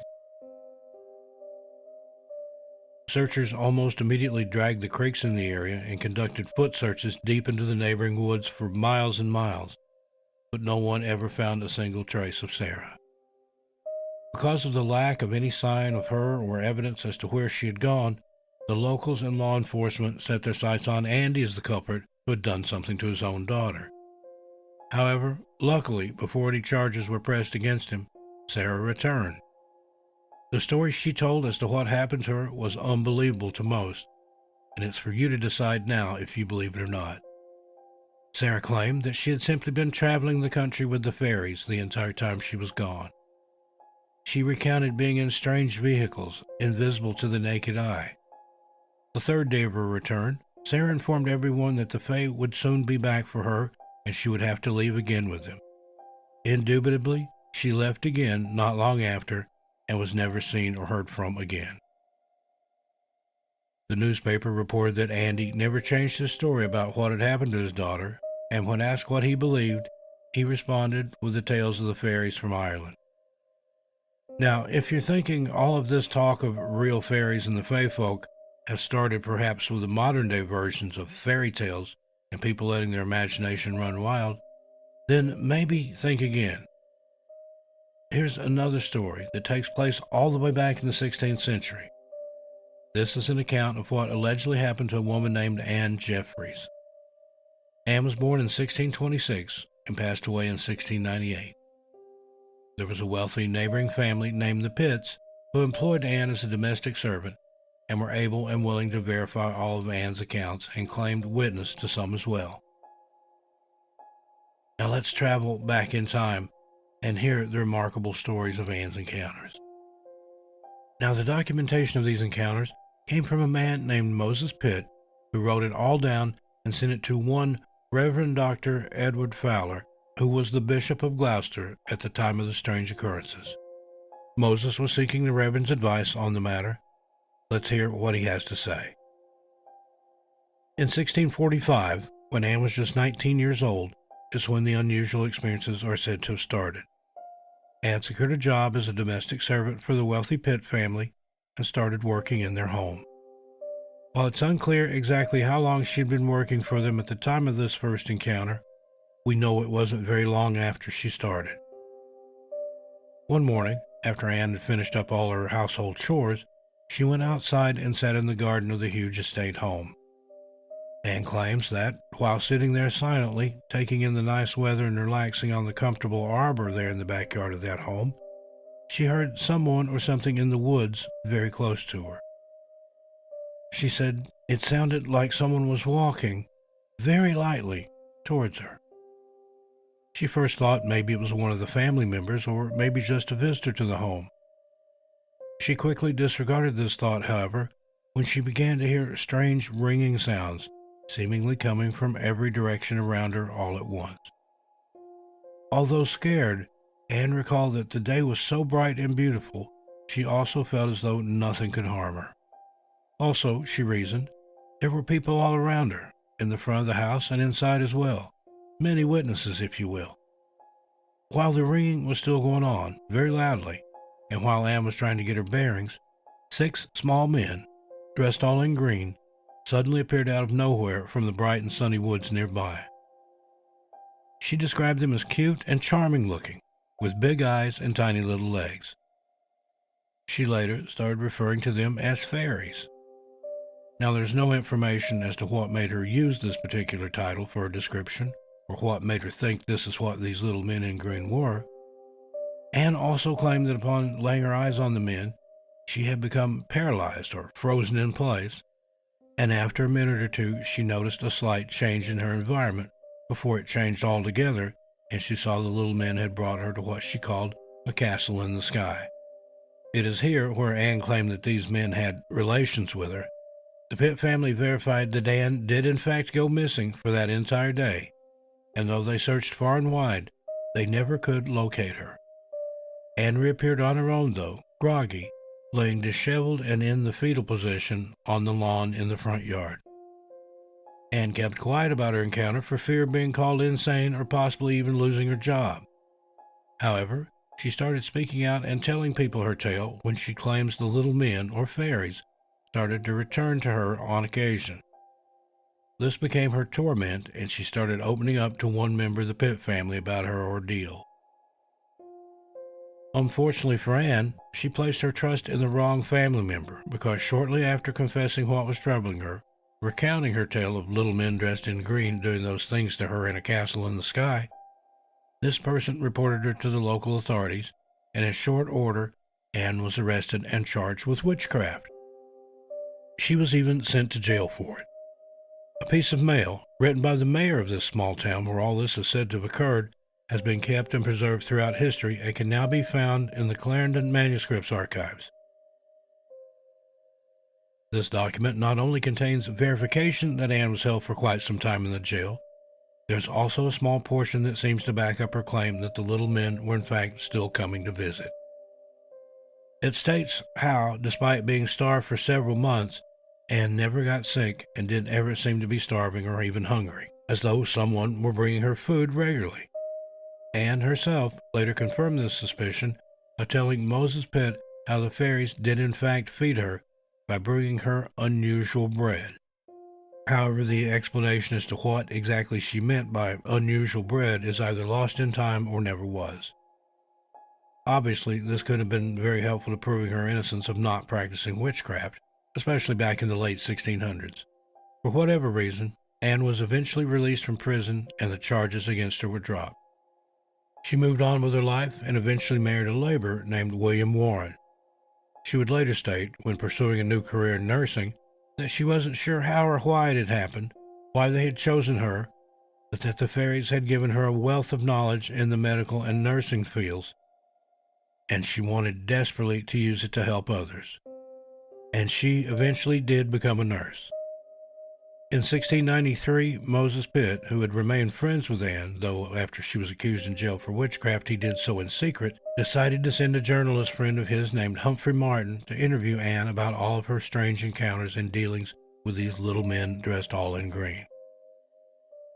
However, at that point, Anne didn't want to talk about it anymore for fear of what might happen to her if word got out again. She was quite comfortable and happy in her married life to William and her nursing career, and didn't care to revisit the alleged torment she went through, not only in jail, but in the Sky Castle. Humphrey Martin wrote to Moses Pitt in response saying, "As for Anne Jeffries, I have been with her the greater part of one day, and did read to her all that you wrote to me, but she would not own anything of it. As concerning the fairies or any of the cures that she could perform, I asked her the reason why she would not do it. She replied that if she would discover it to you, that you would make books and ballads of it, and she said that she would not have her name spread about the country in books and ballads of such thing." Now, at the time all this was happening with Anne, in the mid to late 17th century, the belief in fairies was very widespread and actually quite common, though almost always kept in secret for fear of being jailed and labeled a witch, like Anne. There were many reports of similar things happening to many different people all over the world.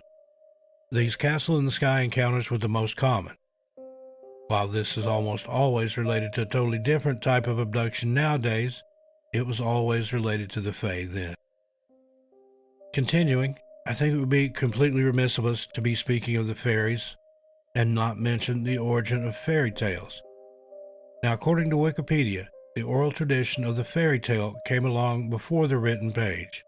Tales were told, retold, and enacted dramatically, whether about fairies or not. These tales were then told and passed down from generation to generation.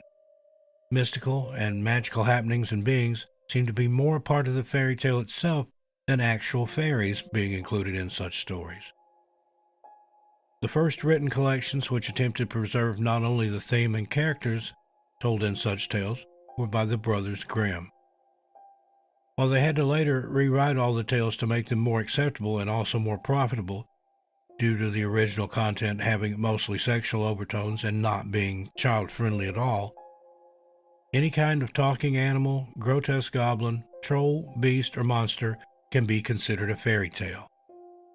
Also, tales of warning, meant to keep young children in line by telling of strange and horrible and unfortunate things that have allegedly happened to other children who, for instance, didn't eat their vegetables or clean their rooms.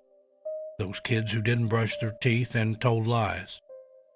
There's always a lesson to be learned in these tales.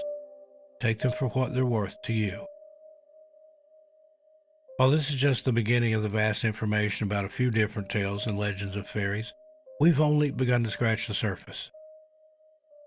Now, I'll leave you with some lesser-known information that may be helpful should you ever encounter one or maybe even a few of these little people.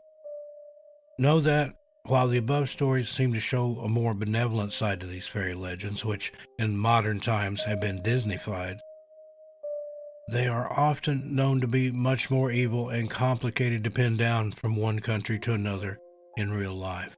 However, most state that these creatures are master manipulators, and should you come across them, never, under any circumstances, enter into any kind of deal or arrangement with them. Again, they are considered to be master manipulators and also masters of language, and can find loopholes and use linguistic trickery to fool you into dealing with them for you to only too late realize you don't stand a chance at getting what you want or supposed to get, and yet the Fae get everything they're supposed to out of the deal. They will always benefit, mostly at the detriment of the other person. As they say in Vegas, the house always wins. Here are a few rules of engagement when it comes to these mystical beings. Never insult them and always be polite. Try your very best not to anger them, as this is how most people end up disappearing. If you ever get the feeling you're being watched by something invisible or get a sudden feeling you're not supposed to be where you are, turn around and leave immediately. Now, they do love presents and gifts. However, choose what you leave for them very carefully, as if whatever it is isn't sweet, your positive gesture can quickly turn into a negative experience. Think hard candy or other sugary sweets. Also, never use the words thank you or I'm sorry.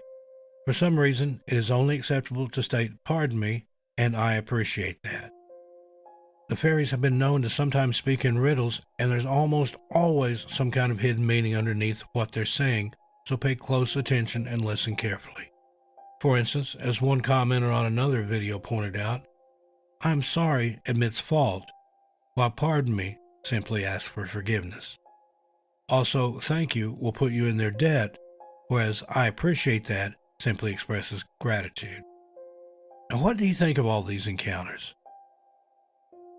Every culture since time immemorial has had these stories of the Fae or the fairy folk, including the Native Americans in Appalachia, where I'm from. Do you believe these people exist? Do you believe that they are who cause people to disappear in the woods and forests and never to return? I'd love to hear what you think in the comments below. If you've had an encounter with the little people, we'd love to hear about it. Send an email to NationalParkMysteriesYT@gmail.com. Until we meet again, I'm Steve Stockton, and I'll talk to you next time.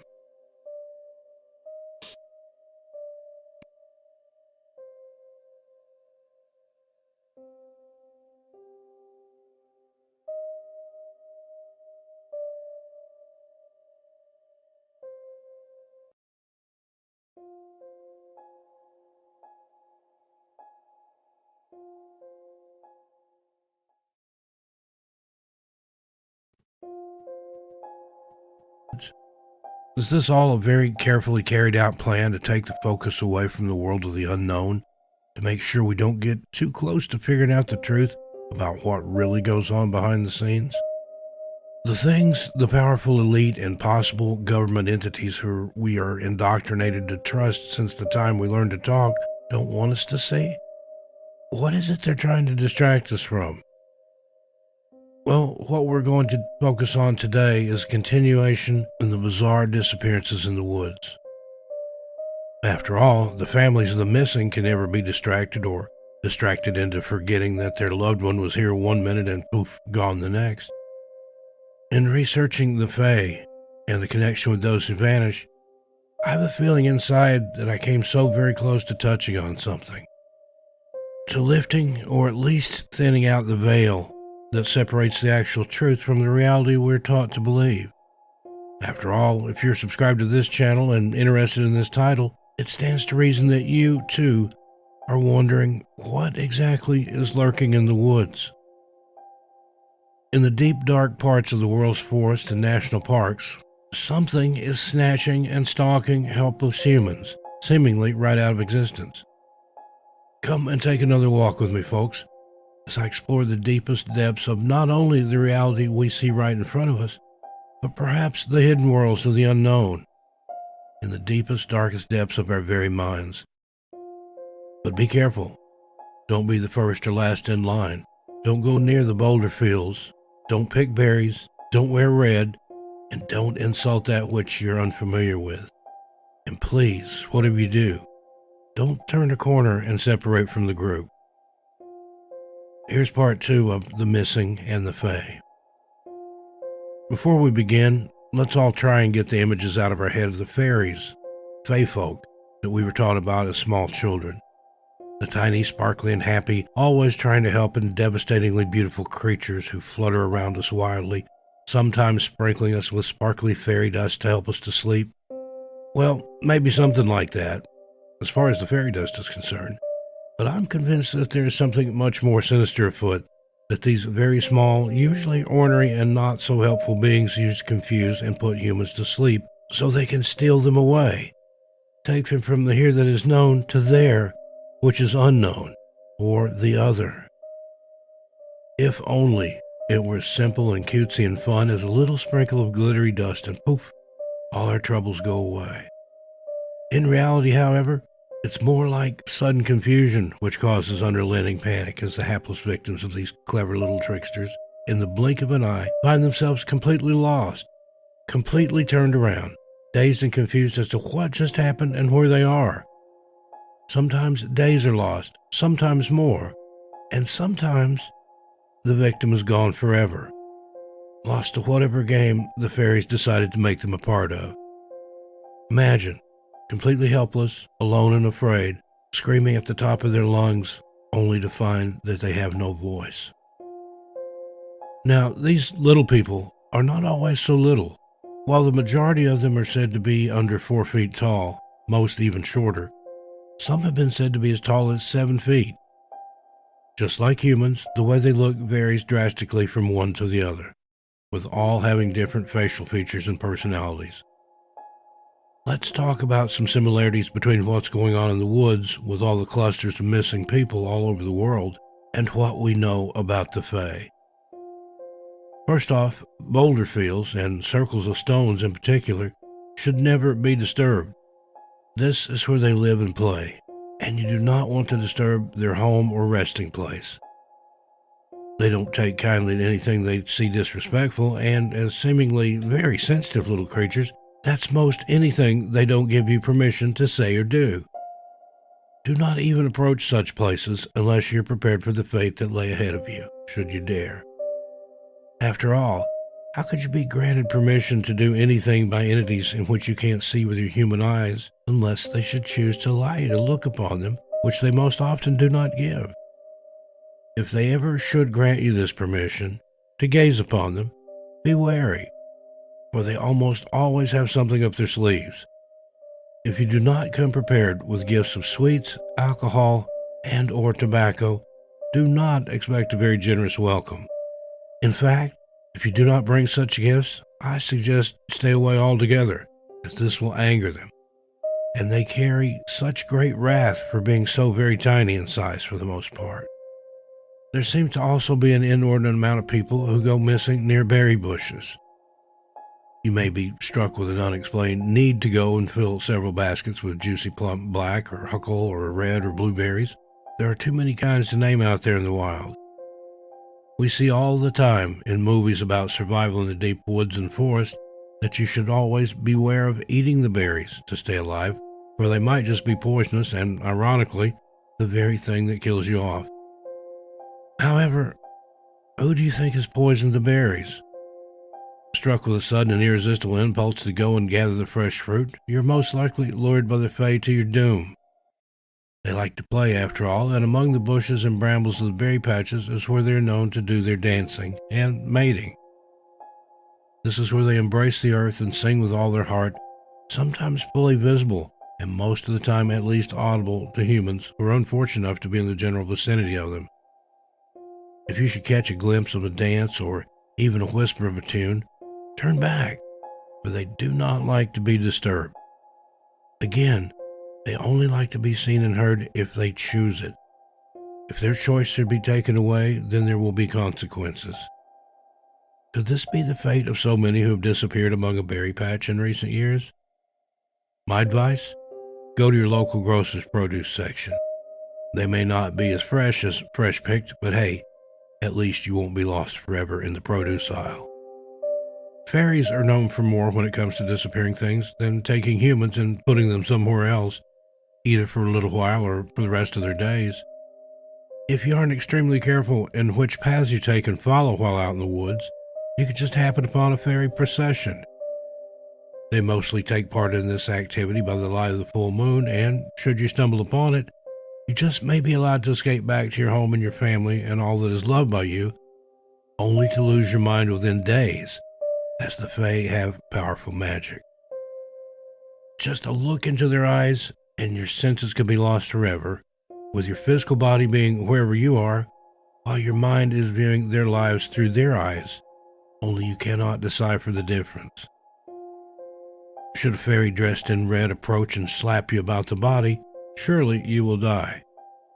Woe be unto anyone who tries to remove you from their grasp, even after death. Once a fairy claims you, you are rightfully theirs, at least as far as they're concerned. A person looking to investigate the effect the fae have on or what part they play in the world of the missing has a lot to do with which cultures, legends, and lore you're looking into. In order to understand the way these little people work, you must know how things are done where they are from, and I don't just mean learning to avoid offending them or which treats to leave in case you should find yourself in their bad graces. Let's explore the world a little bit and see where these legends may have come from, and what connection they could possibly have to all these cases of the missing popping up more and more frequently in today's news. In Ireland, there are many theories of origin for these devilish creatures. We spoke in part 1 about the belief that they are fallen angels or demons, or even the deceased that were unfortunately not good enough for heaven or bad enough for hell. There's another legend, however, one seemingly as old as time, which states that the fae are certain children of Eve. According to this Celtic myth, when Eve was in the garden, after having tasted the forbidden fruit and learning she was naked, she hastily decided she must wash her children so they will be presentable in the sight of the Lord when he returned. Well, before she could wash them all, as there were many, she heard him fast approaching. She took all the children that were left that had not been bathed and hid them underground. Because she and Adam, and presumably in this tale all of their children as well, were then thrown out of and banned forever from the Garden of Eden because of the disobedience involving the fruit due to the trickery of the evil serpent, the unwashed children ended up being left behind, left underground to find and make their own way. Obviously, leaving children to live in their own underground world with no adult supervision ever could never lead to anything good, hence how the civilization was built. This fable differs a bit from time to time, with one of the ways it's told being God was simply angry in general for Eve not being able to keep all of her children constantly clean, and he took it as a sign of disrespect, as the children were constantly in his sight and presence very dirty. Therefore, during one of these times when he had come upon the children and most of them were unwashed, he was so angry that he took all who weren't clean and banished them to live underground, never being able to come up for 1,000 years.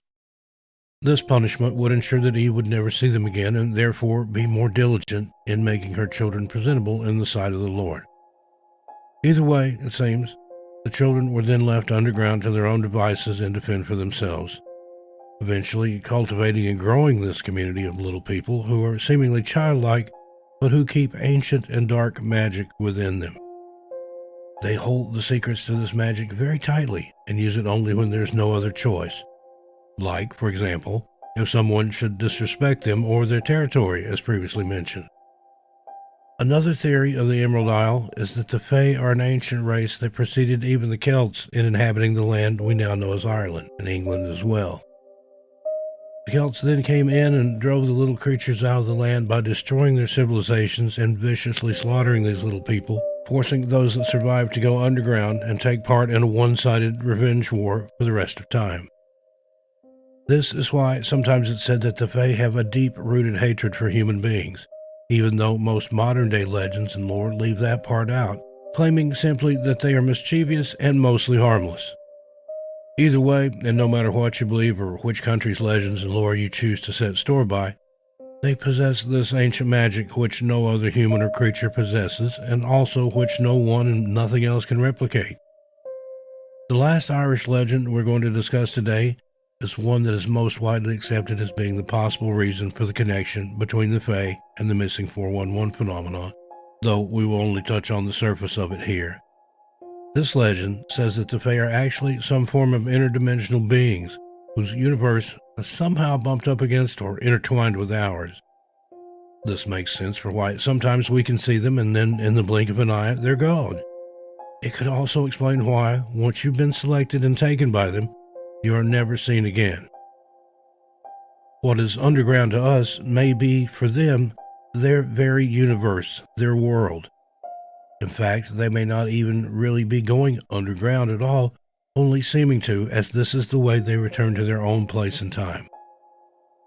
Modern-day scientists are constantly exploring theories as to whether or not these types of things, such as other dimensions and the ability to travel to and from them, are possible, and the general belief in our plane of existence, and not necessarily that they've vanished forever without a trace anywhere.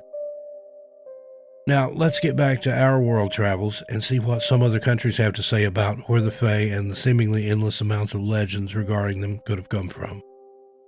In ancient times, it was well known that fairies actually cared more about humanity and what happened to human beings than most humans themselves did. This is especially true for human peasants. They are known throughout the world to have cultivated a wonderful relationship with the Fae and even worked to serve the Fairy Queen, as she and her minions cared more about and certainly helped them more than any nobility which was in power. In fact, fairies back in those days, before being driven underground, were just as likely to live in the house in the villages right along with the humans, sometimes without the humans' knowledge, but most times with not only their knowledge but also their blessing. They were known far and wide among the poorer classes and peasants as an ally and as helpful little people who could use enchantment to keep certain towns, villages, or even individual houses where they were welcome and accepted, safe from the ravages of the many wars back then and also from so many other deadly things someone from those times would have come across on a daily basis. The fairies helped make medicines with their magic to keep the villagers from becoming sick with one pandemic or another, and sometimes they would even return a child from death, if, of course, the price was right, although there was always too large a consequence for both the humans and the fairies involved, so this was not often done. They were even known to make entire villages invisible to keep them safe from an approaching torch mob or an angry army. Remember how long ago this all was, though, and please don't give it much thought should you ever encounter a fairy or one of their many dwelling places. Though we are not entirely sure why this relationship has changed so drastically throughout the ages, we can be quite sure that it has, and that's really all we need to know. It's said that humans have simply moved on and forgot how we were helped by the Fae, forgot how essential they once were to the survival of our very species, and because of this, some of the Fae now seek revenge. unwilling to be used and then tossed aside when no longer needed like some kind of old rag. The disrespect they feel for and the disdain they have towards the human race, at least in some fairy cultures. And yes, they have different cultures which hold different beliefs and act in different ways as well. Some choose to exist on the edges of our vision, wanting nothing but peace and to just keep out of the way of humans altogether. Then there are the other kinds, the kind which we will discuss right now. Keep in mind always that regardless of how their feelings toward humanity have either evolved or devolved throughout the centuries, all the Fae folk are known to be either a bit or almost completely devilish in nature. It's something they can't help, even if they should want to. They can be extremely benign or extremely dangerous, with the latter being akin to vampires, literally sucking the life force out of any human it should encounter and using the ancient magic in its being to disappear any of the evidence, perhaps back to its own dimension. Let's move on to discussing the many different types of encounters one could possibly have with the Fae. The first type would be the testing of morality encounters. If there's one thing almost all the legends about them have in common, is that they are enforcers of morality, which is why they live so much by the code of mutual respect. They will often appear to test a person's generosity and kindness. And when I think about Missing 411, I think of the young children who go missing without a trace and wonder, after exploring this type of encounter deeper, if the Fae know the difference between the mind of an adult and the mind of a human child. Keep this question in mind as we move forward. Keep the encounters that are known to be had and the types of people who go missing in mind, and see if you can't figure out, possibly, which encounter each group of missing may have had to experience in order to fail the test and end up missing in this world, or this plane of existence, forever. If we assume the missing haven't come across the type of enchanting fairy who will use their powers and magic of enchantment to seduce you simply to drain your life force, your blood, to gain their strength, you may encounter the type mentioned above. During such encounters, the fairy will often disguise itself as a beggar or some other person who is in desperate need of something you possess. Those who help out and are kind and generous will receive blessings, for example, being led out of the woods if one should be lost. But if you are unkind and not helpful at all, and perhaps even show some disdain toward the pathetic fellow whose form it has chosen, then woe be unto you. You will face dire consequences. Sometimes even the loss of your very life.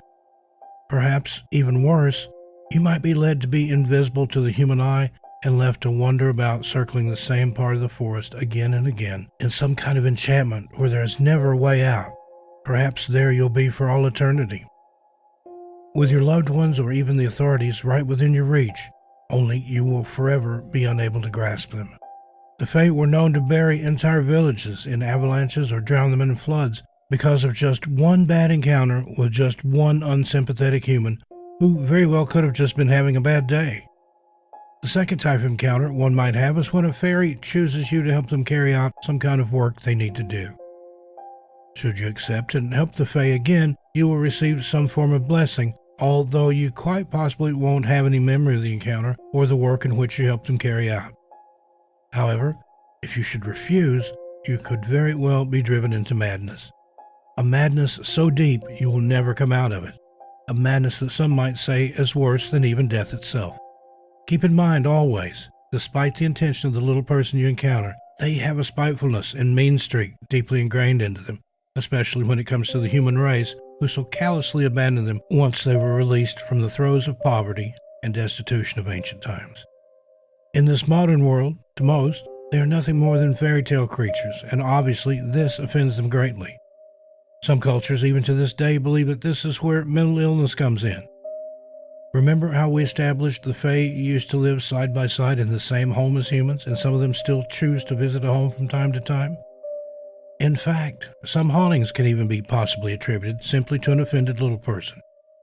The Fae will sit invisible on the shoulder of the person deemed mad and torment them day and night without rest or sleep, essentially driving them to their early graves. Always make sure to return a favor given to you by a fairy. They will sometimes show up to offer help when it's most needed at some point in a human's life, perhaps while grieving the loss of a loved one or while in some kind of health crisis. The little person will use the ancient magic in them to heal the person or provide a deep sense of peace and comfort. They do these things, for the most part, without asking for permission, so technically you accept without knowing it.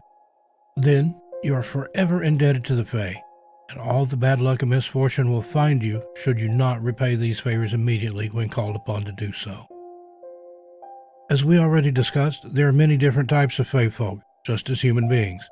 Some are inherently helpful and kind, while some are infinitely evil and downright deadly. The latter type are known to target specific humans, usually for the smell of their blood is appealing to the devilish fiend, or for some other type of reason we have neither way of knowing nor controlling. This type will seek a person out simply to drink its blood, torment it, or, and here's where the mind might wander to the missing, take the human as an eternal slave. After all, just because they are much more diminutive in size than us humans, remember how strong their magic is. We as a species seem to have lost most, if not all, of our ancient magic, and therefore the Fae are much more powerful in every single conceivable way than we are. They may not be able to overtake us with strength alone, but make no mistake, they are much stronger mentally and magically, and are a most formidable opponent. My mind can't help here but to wonder to all of the intellectuals who are known to go missing on a random hunting or hiking trip. Could it be these Fae creatures have happened upon randomly or specifically hunted down these extremely intelligent beings, or they have grown bored of playing with intellectually inferior humans they normally encounter? Perhaps they enjoy the mental sparring so much, they choose to keep this human with them forever, using it as some sort of sick plaything to see how long it takes to mentally break down such a smart person to their most basic form of caveman mentality, thus draining the human slave/toy of all its intelligence right down to its most basic human knowledge of the world and itself over a period of possibly centuries, all the while keeping it hidden from other humans and feeding off its life force. Until, inevitably, the human dies and the fairy must then move on to what it sees as a bigger and better challenge in the form of another human, who may be even smarter and more intellectually advanced than its last pet. Keeping in mind all the time while exploring this theory that time passes differently for the Fae. With what seems centuries to us as mere minutes or even seconds to them. My advice? Keep some kind of iron on you at all times and make sure it's clearly visible when traveling about, especially in the deep woods. This is one of the only things known throughout all cultures to even be remotely successful at keeping the fairies at bay. One of the many deeply ingrained powers of humanity is our ability to use symbols and objects to break other species, beings, and magical powers, especially when those powers are dark and turned toward us. Perhaps it's magic, or maybe it's just an uncanny knack for getting rid of curses and hexes. The same is true when it comes to warding off the Fae. Despite the many missing, who most are sure fell victim to a rambling and dangerous Fae, we, as a species, have been most successful.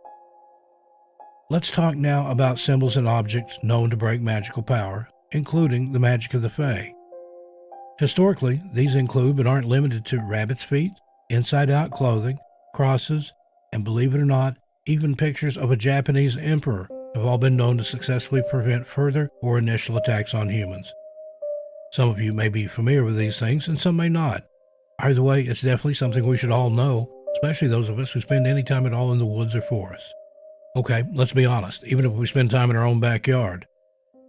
First, those of us who know how to use the evil eye are in luck, as this is said to be the most effective way to injure a fairy and defend ourselves during an attack, either on the mind or body. The evil eye is second in winning its victory in this way, only to non-galvanized iron.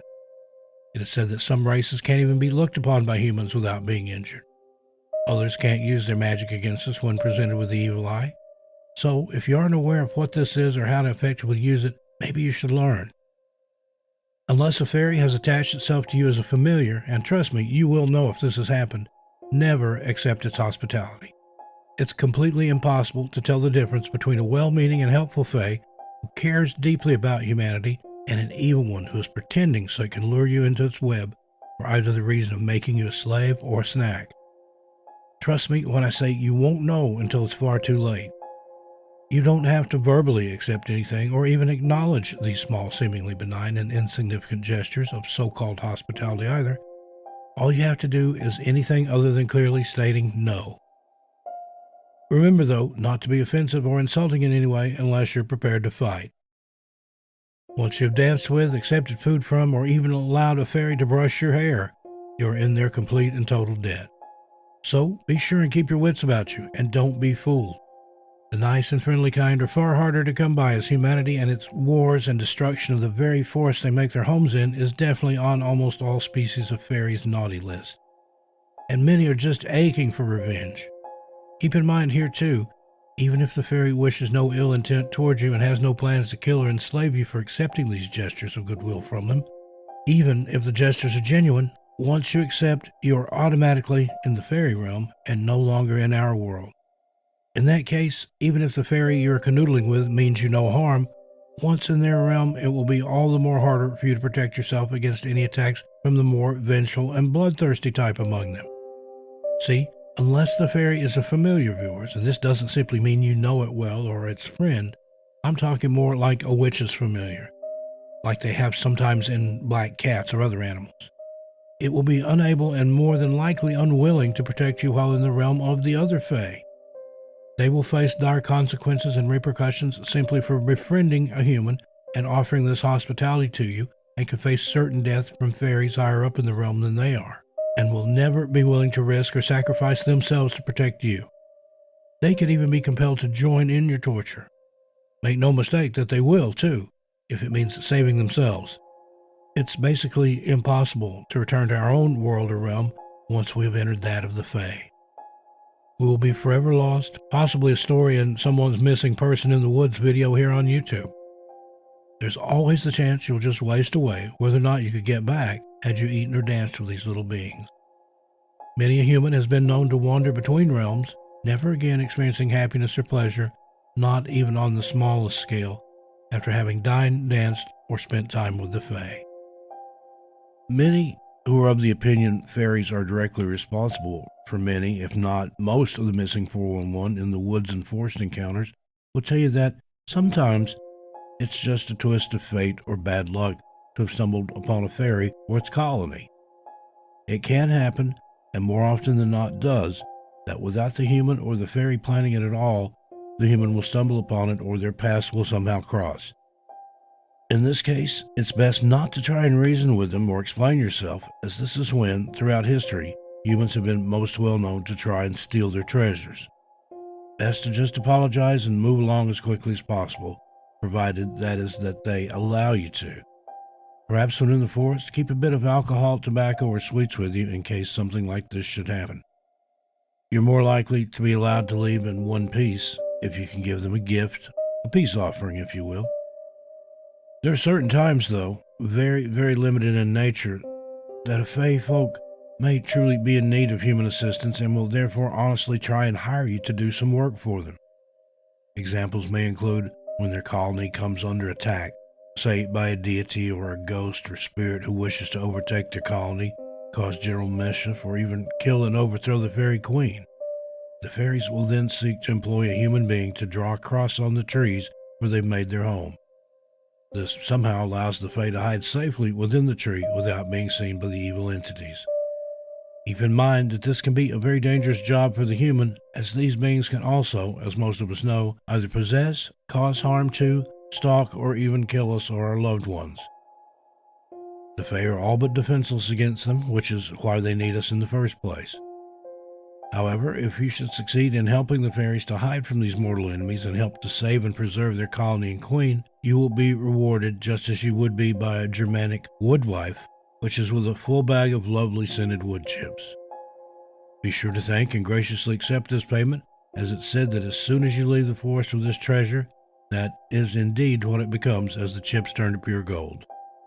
There are stories of mean-spirited, ungrateful humans who have gone out of their way to do this work for the Fae people and refused to accept their most fantastic gift, feeling as though the saving of their kind should have earned more than a mere bag of wood chips.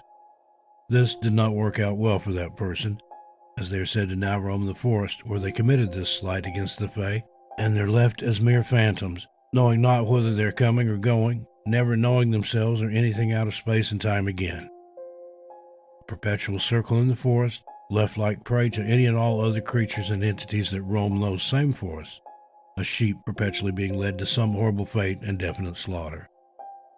Oh, and if you should be so unlucky as to stumble across a fairy child, Just do your best to help it find its way, regardless of how mischievous and ungrateful it may be towards you. For these small beings are taught that humans are basically the boogeyman. You may or may not get anything for your trouble, though. It depends on the relationship its parents have with the human race, whatever their experiences may have been, good or bad.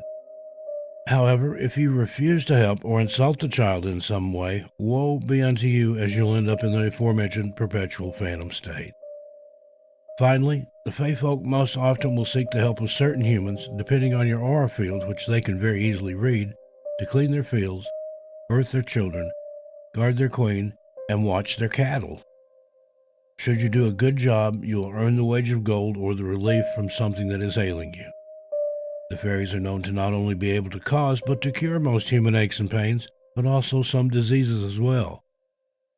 Regardless of what the payment is, you're encouraged to just accept the task asked of you by the Fae. Do not try and find out what the pay or reward will be in advance, as this is considered to be very rude. As a rule, fairies themselves are generally hardworking and consider it abhorrent behavior for anyone to refuse a hard day's work, regardless of what the pay might be. Remembering we are also speaking of the mysterious missing here, I'd be remiss not to remind you that if you do not know by sight or sound which Fae you are dealing with, it's best to be extremely careful not to stumble upon them in general. There are some races of the Fae, the Baba Yaga for one, who will hire a human with promise of great reward, only to give them impossible tasks to complete, so the end of the day sees much punishment, possibly enslavement, going missing in the human realm, for as long as the Fae see fit. Is this what has happened to the very few who have gone missing in the forest for long stretches of time, only to return, either not remembering or refusing to speak of where they'd been the whole time? Perhaps we'll never know. After all, the Fae are known to be quite tight-lipped, and regardless of how friendly one species may be toward the humans, as we say, blood is thicker than water, and at the end of the day, most of the Fae will stick with their own kind. I want to reiterate some of what we should have taken from this story today, as my concern for the missing is ever growing the more I myself learn about these little creatures of lore known as the Fae. Keep in mind that generally they are not the wish-granting, super cute and sparkly little lovers portrayed in fairy tales and children's bedtime stories. They are nasty and ill-tempered with a great love of abducting people, humans to be exact. It's one of their favorite pastimes actually, and the stalking of the prey is what they enjoy most, almost more than the actual abduction and enslavement itself. Pointing back to the missing 411 phenomena and all the unfortunate disappearances there, let's take a look now at some of the correlation between the parameters that are set up and how almost all of them can somehow be traced back to the Fae and their fiendish pastimes. Storms and weather events. Fairies are nature spirits and can control the elements, mainly water and storms. In the case of the missing, search and rescue are often stopped and put on indefinite hold because of some inclement weather event that seems to come up out of nowhere.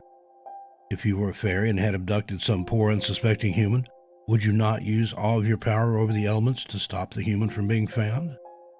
Keeping in line with the elemental facts of possible fairy involvement in these missing cases, I point you now towards the boulder fields and bodies of water found in the area where a lot of these people went missing from.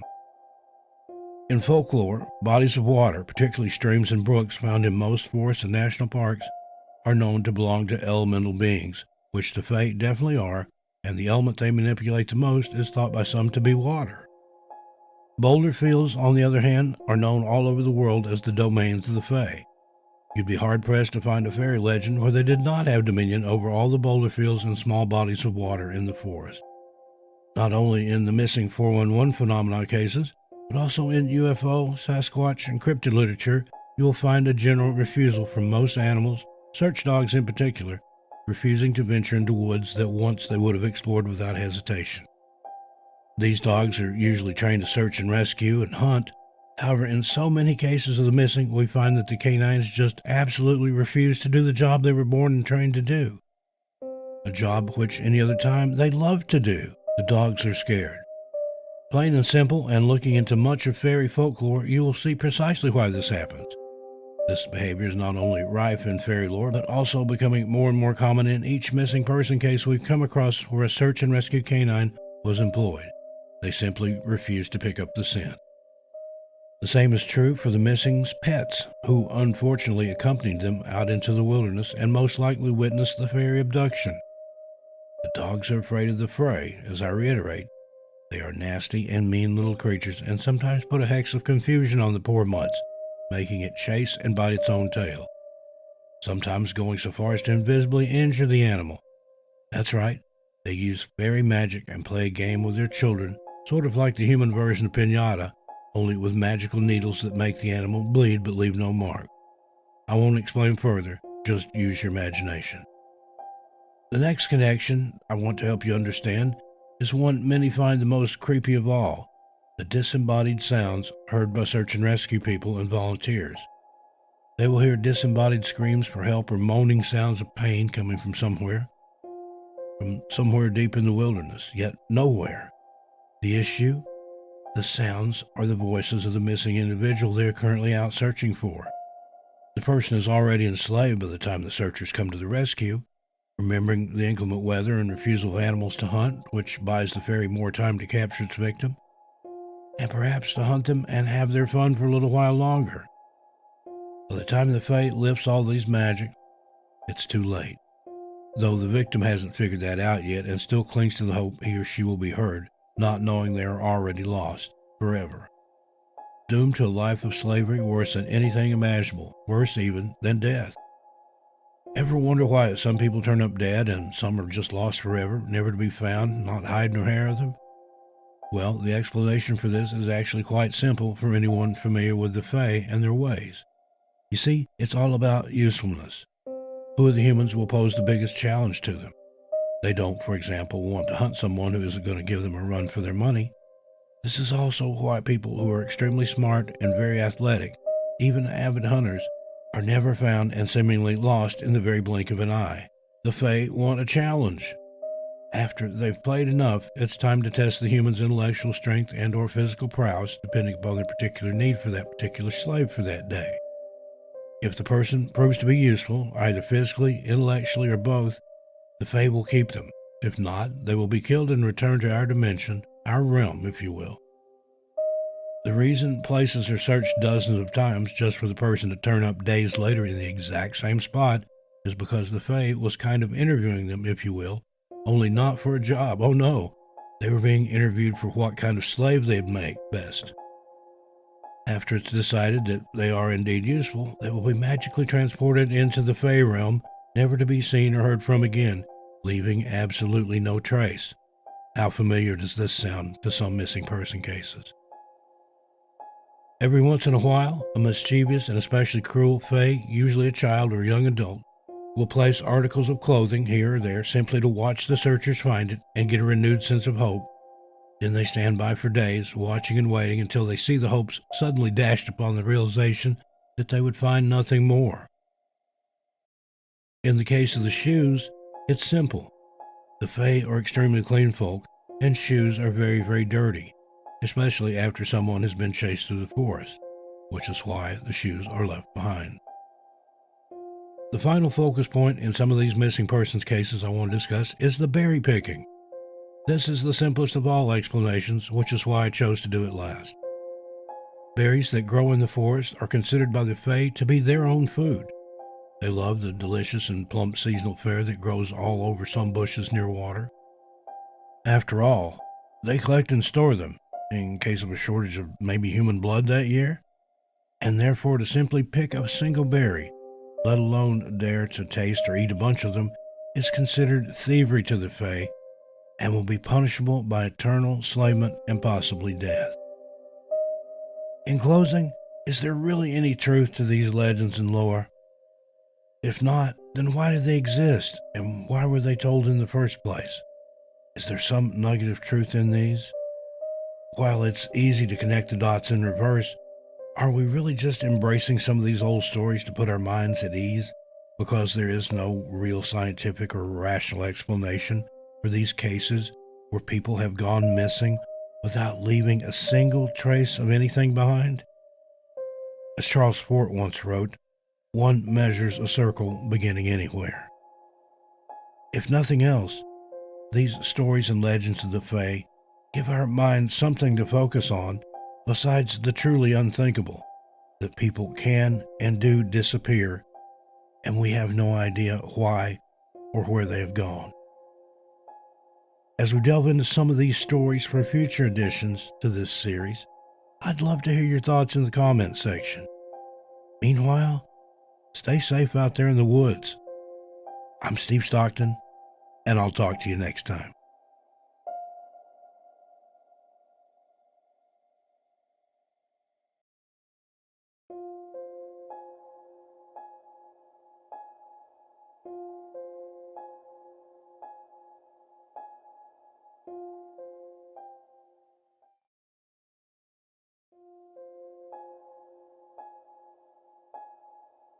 Hello, friends. Welcome to The Missing and the Fae, Part 3. Now, before we begin, I must once again remind everyone that fairies are not what we grew up and knew them to be as children. They are not the cherub-faced, impeccably gorgeous, teeny tiny little things who land on your right shoulder perhaps and sprinkle pixie dust on you to help you fly away to a magical land. Now, as we discussed in Part 2, maybe something like that with the pixie dust, but today we're going much deeper, possibly darker, into the scary world of the missing and the fae. After all, let's also not forget that the fae are supernatural, and they precede humanity. So much about them is still unknown to us. From what we do know, fairies are actually some of the most frightening and dreadful creatures a human could ever encounter, especially in the deep, dark depths of forests and woodlands, and national parks. Fairies are magic, and magic in the wrong hands can be deadly. Let's go and explore again, folks. Let's learn about just a few of the many different types of fae folk one might encounter when out on a hike or just exploring the woods behind your house. Now, could these fae folk be at least a part of the reason why people all over the world are going missing in the blink of an eye and vanishing without a trace? Fairies are reportedly seen everywhere and anywhere. Wherever there are boulder fields and berry patches, streams of water, circles of stone, their places of dwelling, if listed, could go on and on. Don't let their mostly small stature fool you. Fairies themselves are magic, and they know how to use it, for better or for worse, for good or for bad, for life or death. This fact alone makes them so much more formidable than we recognize because of how tiny they usually are. So here we go again, into the world of the fae. Be careful. Make sure you have your gifts of tobacco, candy sweets, and liquor. Take off your red clothing, and make sure you're in the middle of the line. And whatever you do, don't leave the group, and don't pick those berries. Also, don't set out and seek something which you cannot possibly understand. If you're unfortunate enough to ever happen upon a fairy, remember to never give them your name, for this gives them power and possibly even complete control over you. Perhaps give them a fake name or even a nickname. And remember, if you know their name and say it aloud so they can hear it, they must leave you alone. Who knows why? It's simply a law of fairy nature, as far as the fae are concerned. When trees die, sometimes springs of wild mushrooms sprout up in its place. Many believe this is where the portals to the fairy realms lie. Inside these mushroom rings, these fairy rings. Never even stand inside of one, let alone fall asleep. Upon first hearing this, I couldn't help but wonder if maybe this is one of the reasons people are going missing. Being lost in the woods for days, and sometimes even weeks, a human being is going to get hungry. Someone dehydrated, confused, and most likely delirious, and possibly even hypothermic, isn't going to be thinking straight and may see these mushrooms as food. Is this another lure? Are the fae themselves what are making these people suddenly sick and needing to separate from the group, only to find themselves confused and lost and not knowing even sometimes who or where they are? Maybe they suddenly come upon these mushrooms and in their discombobulated state decide to eat them. Who knows, maybe the fairies even put it in their minds to do so. Then they enter the fairy realm, and who knows what is done with them. Most likely their loved ones will never see them again. Mushroom rings equals fairy trap. Lesson number 1. Now, there are many types of phenomena that come along with a fairy encounter. Sometimes a person will experience just one of these things, and other times they'll experience two or more, sometimes all. One thing we've been hearing about more and more recently in the stories are what I like to call the almost missing. This is a profound silence, suddenly coming upon nature right before the encounter. I've experienced this myself.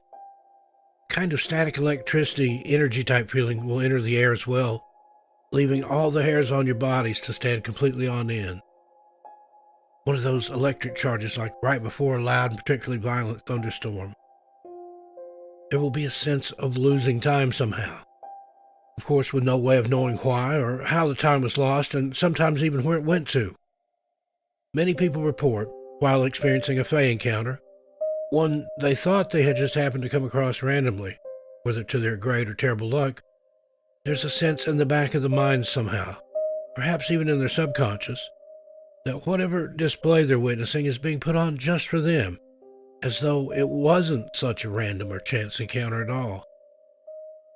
There's always either an unusually clouded or unusually vivid memory of the experience, and you could also start to feel as though this particular sighting or event happened at a very specific time in your life, as if it were fate, somehow with the Fae encounter, somehow marking a turning point in your life, a crossroads, a new beginning. And perhaps these stories were made up by the Fae themselves, in order to cause those who hunt them to think them more harmless and unassuming. This reconciliation being that we do not have to toss these old legends aside completely and come to know the Fae in a different light. Perhaps they'll become even more enchanting to us, even as we become more aware of the danger associated with and all around them. Now let's talk about the missing and the Fae folk. We've talked before about many of the parameters used when deciding which cases of missing people fit into the completely baffling, those which have no other explanation at all than something we humans may consider otherworldly. We know the Fae are much more commonly reported as being seen than angels or even demons. However, we still know much less about them. We know they're misunderstood for sure, keeping in mind again what we've always been told about them and what's actually the truth. When a person goes missing, all we really have to go on is either the scant evidence left behind, if there even is any, or the testimony of the people who, for whatever reason, were allowed to come back. Yes, I use the word allowed here because there's no way of escaping the fairy realm without permission. Once you've entered a portal, even by complete misstep or accident, you will be trapped there forever unless you are granted permission to leave. And speaking of all the many types of different fairies some of the missing may have encountered right before they vanished, the mind may begin to wander to all of the causes of death, all of the ways we try to be reasonable and rationalize the way in which some of the people were said to have met their end while in the woods. We've talked much about the hideous and unimaginable creatures some of the Fae folk actually are, but there are also some species who are inherently beautiful and charming, much like the fairy stories we've heard of old. I wonder if it's even more likely that it was some of these types who have led many of the missing to their own demise. Sort of beautiful ones going out as bait for the more terrifying ones. Now, when exploring how many people are said to be hypothermic, I can't help but be reminded of the Aserai fairy. Similar to, but not the same as the mermaid, the Aserai are incredibly beautiful, but quite shy. Most nomadic creatures who aren't all inherently evil tend to be sometimes. The touch of the Aserai's hand, however, will cause the human skin to become so very cold it can never feel warm again, thus possibly inducing the hypothermic condition that is said to be responsible for many of the missing who are later found deceased under strange circumstances. Although said to only surface once a century, it's not certain for how long this once-a-century visit is for from these Fae folk. Who knows how many victims it has time to take from this earth in that time. As mentioned earlier, we sometimes receive stories from those who were missing for periods of time, and sometimes those stories tell of being misled while trying to find their way in the woods. We know already fairies are made of magic and can use it and bend humans at their whim. When I think of the delightfully mischievous pixie, I can't help but wonder as well if this isn't the ferry the lost traveler comes upon. These little troublemakers mislead traveling humans about where they should go next, about which path to take to find their way to where they're meaning to end up. This is like a sport for them. Most of the time it's done telepathically or through suggestion, but every once in a while you will hear the stories of the Disneyfied pixies whispering in a lost traveler's ear. Be very wary of their charm, for nothing they utter ever seems to be the truth. It's simply how they're made. Are they working in tandem with other magic or unseen forces or beings in the woods and forest, helping these others to lure a hapless and unwitting human into their trap? That's something else to add to the long list of things we may never know. Well, some of us may find out, but it's doubtful if we do, we'll ever be able to speak of it again. Remember, pixies are said to be changelings. Instead of working with another being or creature, could they be the very thing? Do they play a sick form of manhunt or tag with each other using the humans? Some wonder if the infamous flannel man is in fact just a shape-shifting pixie. Throughout the past 2 videos, we've learned so much about the Fae, and yet we still haven't even scratched the surface. We often wonder why the fairies would ever need a mere human for anything so serious to keep them longer than the time it takes to get some quick chores done. A very simple interaction. What is the attraction? Well, there's a type of fairy that desperately needs humans in order to continue breeding, to save their own race. This would be the classic elves. Now, not Santa's elves. These elves are said to be half human, after all, and they can only go so many generations without a human being donating some DNA to their bloodlines before they become extinct. These little beings are endowed with a sense of excellent hearing and sight, and they're also quite graceful and charming. But don't be fooled with the knowledge of how these little ones possess a natural defense against any and all dark arts and black magic. Simply because they possess it, that doesn't mean necessarily that they never use it. Though I'm sure, just like humans, all form of Fae folk, all species, have their good and bad attitudes. Another species of Fae who are said to have superior physical beauty are the mer people.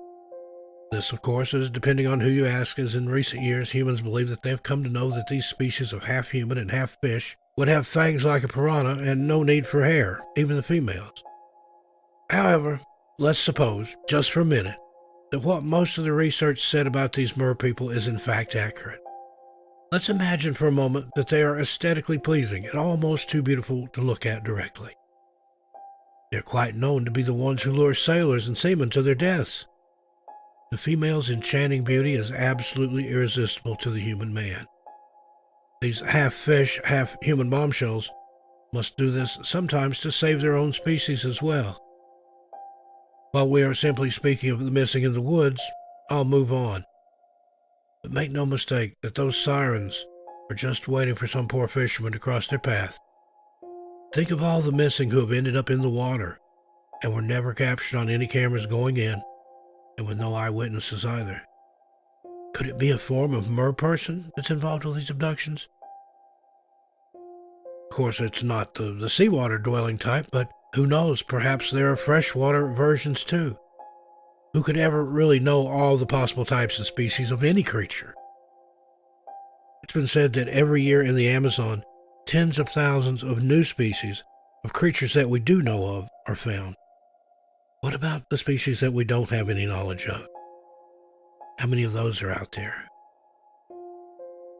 Even if we can't prove the fabled ones exist, that doesn't mean that they don't. After all, mer people are said to be able to manipulate the sea. Who's to say there isn't a type which dwells in lakes and regular unsalted bodies of water and does just this to their unsuspecting victims, taking them as slaves? We can't say, and we may never be able to either. Although, if you look back at some of your Native American legends, particularly those of the Cherokee, they warn about creatures in lakes that lure people in to take them. This next entry may surprise some of you, depending on which of the many legends you've heard of the Banshee.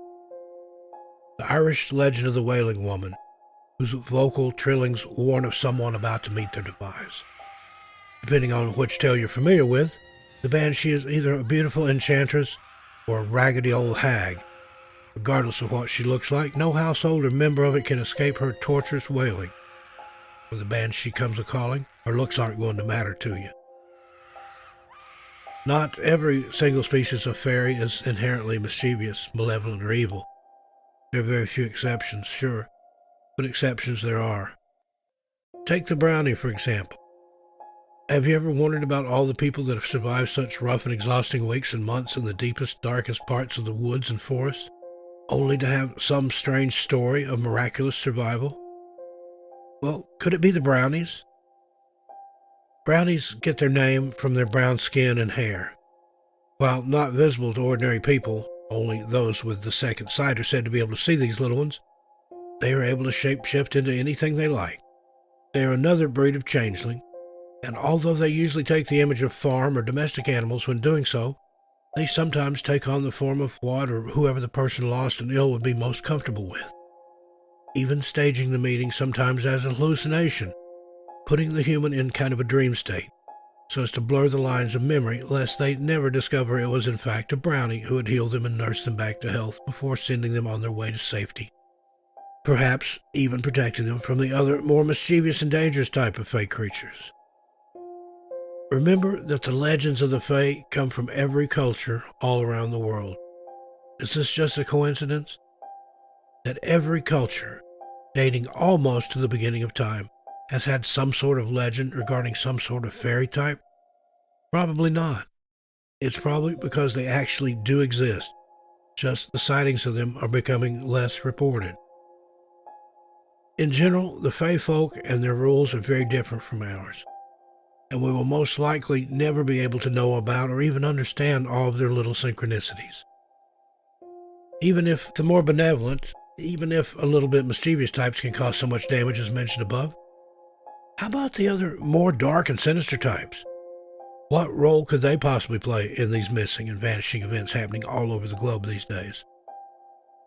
In the wilderness, most times, all of the elements of the earth seem to come together, yet remain separate. The streams and the ponds which feed the soil, which grow the plant life, which gives life to the air and to humans, and sometimes even the inclement weather or some other force causes there to be fire. Almost all fairies tie themselves to one element in particular, and usually do not travel outside the bounds of that element. If they are the type to typically travel in groups, they will do so with members of their same element. Let's explore some of the more hurtful and perhaps vengeful types of Fae species, and look at their possible roles and what's going on with these disappearances. Now, there's much talk about alternate dimensions and portals, and perhaps the missing crossing accidentally into one from another while lost and trying to find their way back.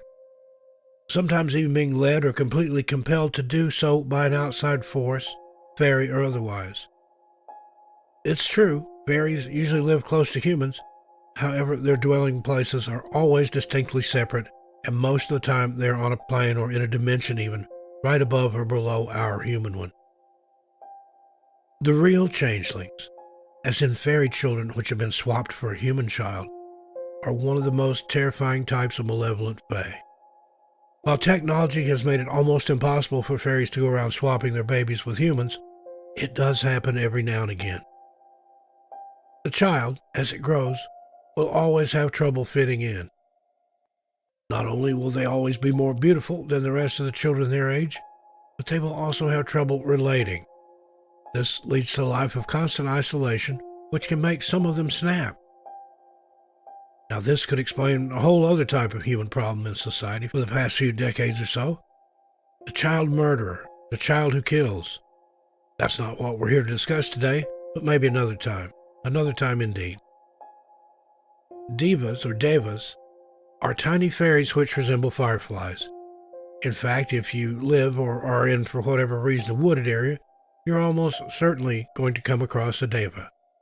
Known to hang around well-cared-for plants and to flutter far away from decaying or dying flora in the wilderness, is this what entices the flower pickers who go missing from time to time?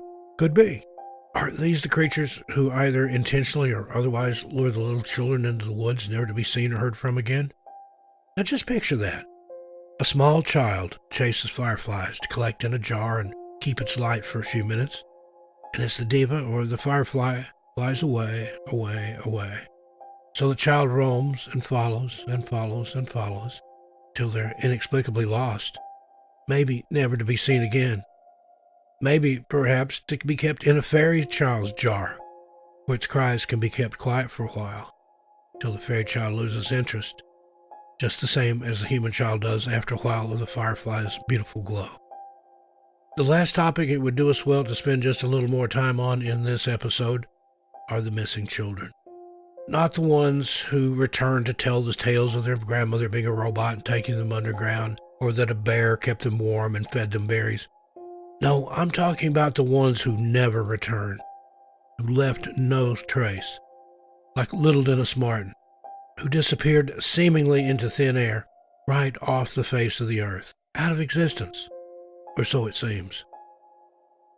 It would be reasonable to assume that the fairies work under a concept known as Bindith Imama. This translates to mother's blessing.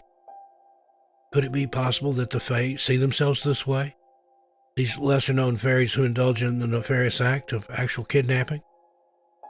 At least that's what we as humans call it. These are the Fae who are usually responsible for the aforementioned changelings. They have a nasty little habit of taking healthy human babies and leaving their own not-so-healthy little crimbles, as they're called, in the human child's place. This is what they call it, the Fae. Crimbles meaning the replacements. Parents of the pilfered children have to consult a witch in order to get their offspring back. Sometimes, though, as strange as it may sound, the Fae folk actually return the child on their own, but only after it's been instilled in the child a great love and appreciation for music. Think about that. Well, that wraps it up for this episode. What do you think about these alternate theories for the missing? Could it be the work of the Fae or some other elemental creatures that we know very little about and believe only exist in storybooks? I'd love to hear your thoughts about this in the comments. Until we meet again, take care of yourselves and each other. I'm Steve Stockton, and I'll talk to you next time.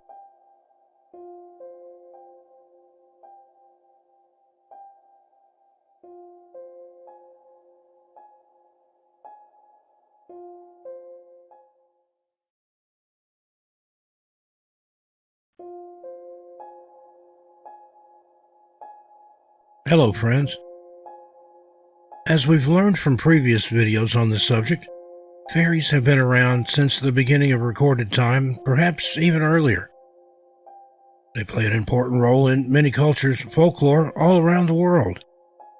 Some believe they are benevolent and still think of the Disney-fied Tinkerbell versions of pixies and sprites as how all fairies are in nature and how they communicate with us humans.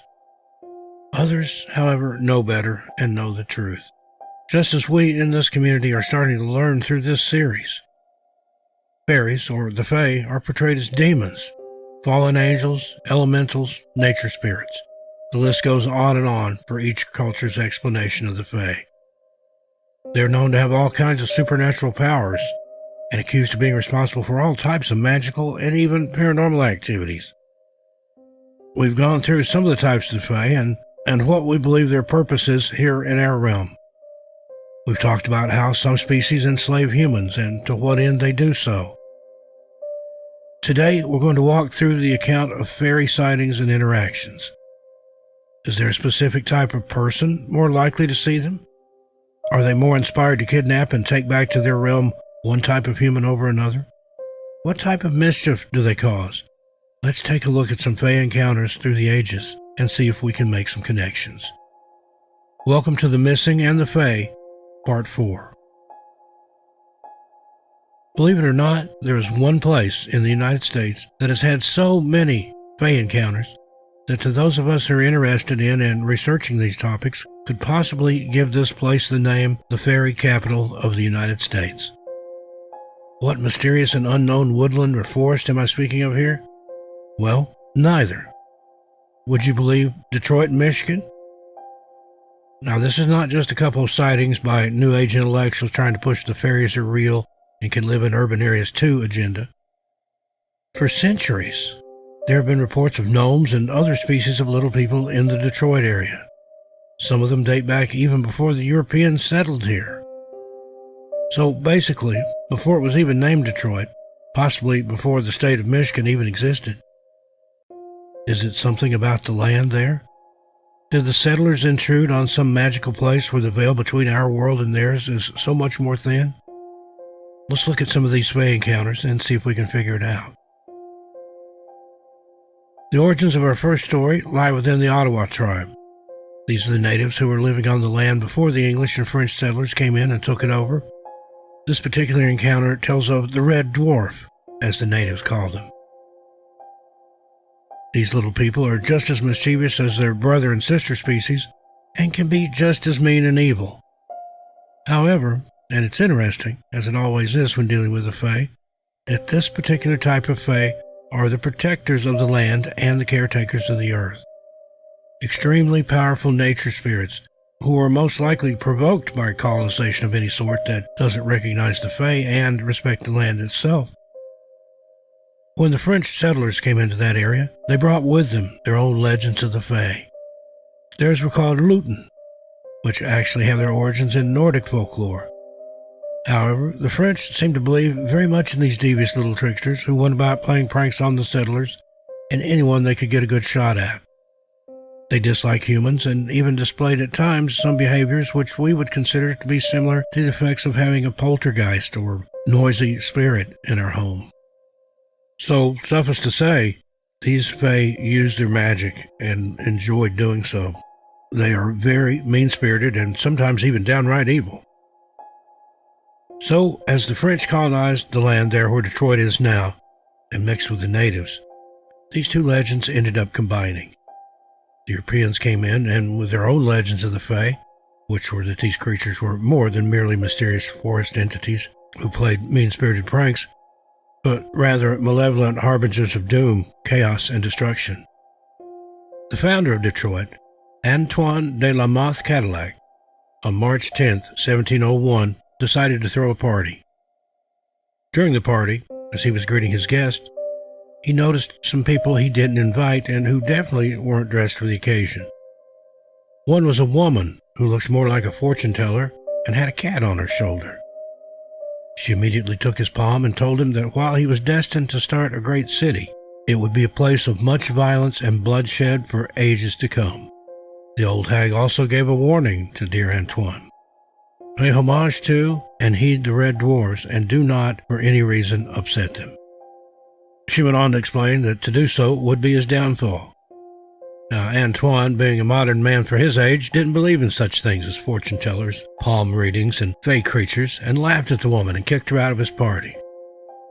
He had her removed quite violently, in fact, and went on about his days without giving even a second thought to her warning about not upsetting the Fae, who were already inhabiting the area he was trying to colonize and turn into the greatest settlement the New World had seen so far. One night, Antoine decided to take one of his mistresses for a walk around his new city. As the couple were walking, they overheard some of the settlers talking amongst themselves and stopped to eavesdrop. The group were talking about how they had seen Les Petites Nains Rouges, or the Little Red Dwarfs, and that they felt the city was now doomed to fail and falter. Once again, Antoine scoffed and was even amused by the stories, which were growing by the day, of the people settling the colony catching sight of these little people, or Fae folk, as we have come to collectively call and know them. Not long after this event, however, Antoine Cadillac himself had his own encounter with what he described as a deformed dwarf-like creature, covered in blackish red fur and possessing beady eyes. The creature's face was fierce and its eyes piercing and blood red. It had crooked and disgusting teeth when it looked at him and sneered. He took a club that was standing nearby and bashed the creature about the head, but it just laughed and ran off. He allegedly had this particular encounter in his own grand home. After this, so the legend has it, Antoine de la Mothe Cadillac lost everything. He died alone and penniless, a ruined man. The city named after him left with a kind of strange curse, just as the old hag fortune teller had predicted. Would Detroit be the same today if he had simply heeded her warning and given respect to the Red Dwarfs? Now, while we'll never know, but it is said that they still roam around the city to this very day, and sightings haven't become more scarce since the 1700s, when Antoine had first envisioned the settlement. These self-same creatures, or perhaps one of the same species anyway, who look exactly the same, was seen that same year repeatedly by a farmer in the area. The farmer alleged that the thing would peer in his windows at night, terrify his family. It would also stalk him as he plowed his fields and tended to his animals. Likewise, his family and young children especially weren't immune to the creature's torment. Another farmer, around the same time, said this same beast-looking thing would stomp on the roof of his barn at all hours of the day, especially at night, just to rile up the horses and cause the tired family great strife. It would steal his chickens as well. On July 23, 1763, 200 British troops had amassed on the outskirts of the city to surprise a group of native rebels who had defied the post-war policies the British had put into place for the settlers and Native Americans in the area alike. This apparently made them the enemy, and the troops were prepared to surprise attack them during the night while they were unguarded and asleep. This was during the insurgent uprising, which is known to this day as Pontiac's War. This was, of course, named for the fierce leader of the Ottawa tribe, Chief Pontiac. The war that this led to was extremely violent, with the armies on each side killing and attacking innocent civilians on the streets and in the villages, pillaging homes and slaughtering women, infants, and children who had nothing to do with anything and no rights to do with anything even if they wanted to. It was total chaos and bloodshed, and the Red Dwarfs didn't go without noticing all that blood being spilled on their sacred land. They were seen by hundreds of people during this time, soldiers and Native Americans alike. They were spotted sitting on the banks of a nearby creek where the bloodiest battle took place. This creek, which ran so red with blood, it was still to this day known as Bloody Run, and the little Red Dwarfs were dancing and celebrating. They were literally laughing and shouting with glee, not rooting for one side or the other, mind you, just reveling in the death and carnage of the war before them. Their demeanor was described as elated and joyous. They were even witnessed dancing amongst the corpses of the dead and swimming in the bloody creek. These little evil creatures were celebrating the bloodshed. Flash forward now, during the Great Detroit Fire of 1805, which burned most of the city to the ground, the Red Dwarfs were sighted by hundreds of witnesses at that time too. In the days leading up to the fire, they were seen by many witnesses throughout the city, most of whom didn't even know what they were seeing. By the time the 1800s rolled around, most people had forgotten about the city's founder and the warning of the old hag fortune teller. While the disastrous fire was still blazing and people were dying left and right all around, witnesses reported seeing evil little red men dancing around in the flames and on top of the charred corpses.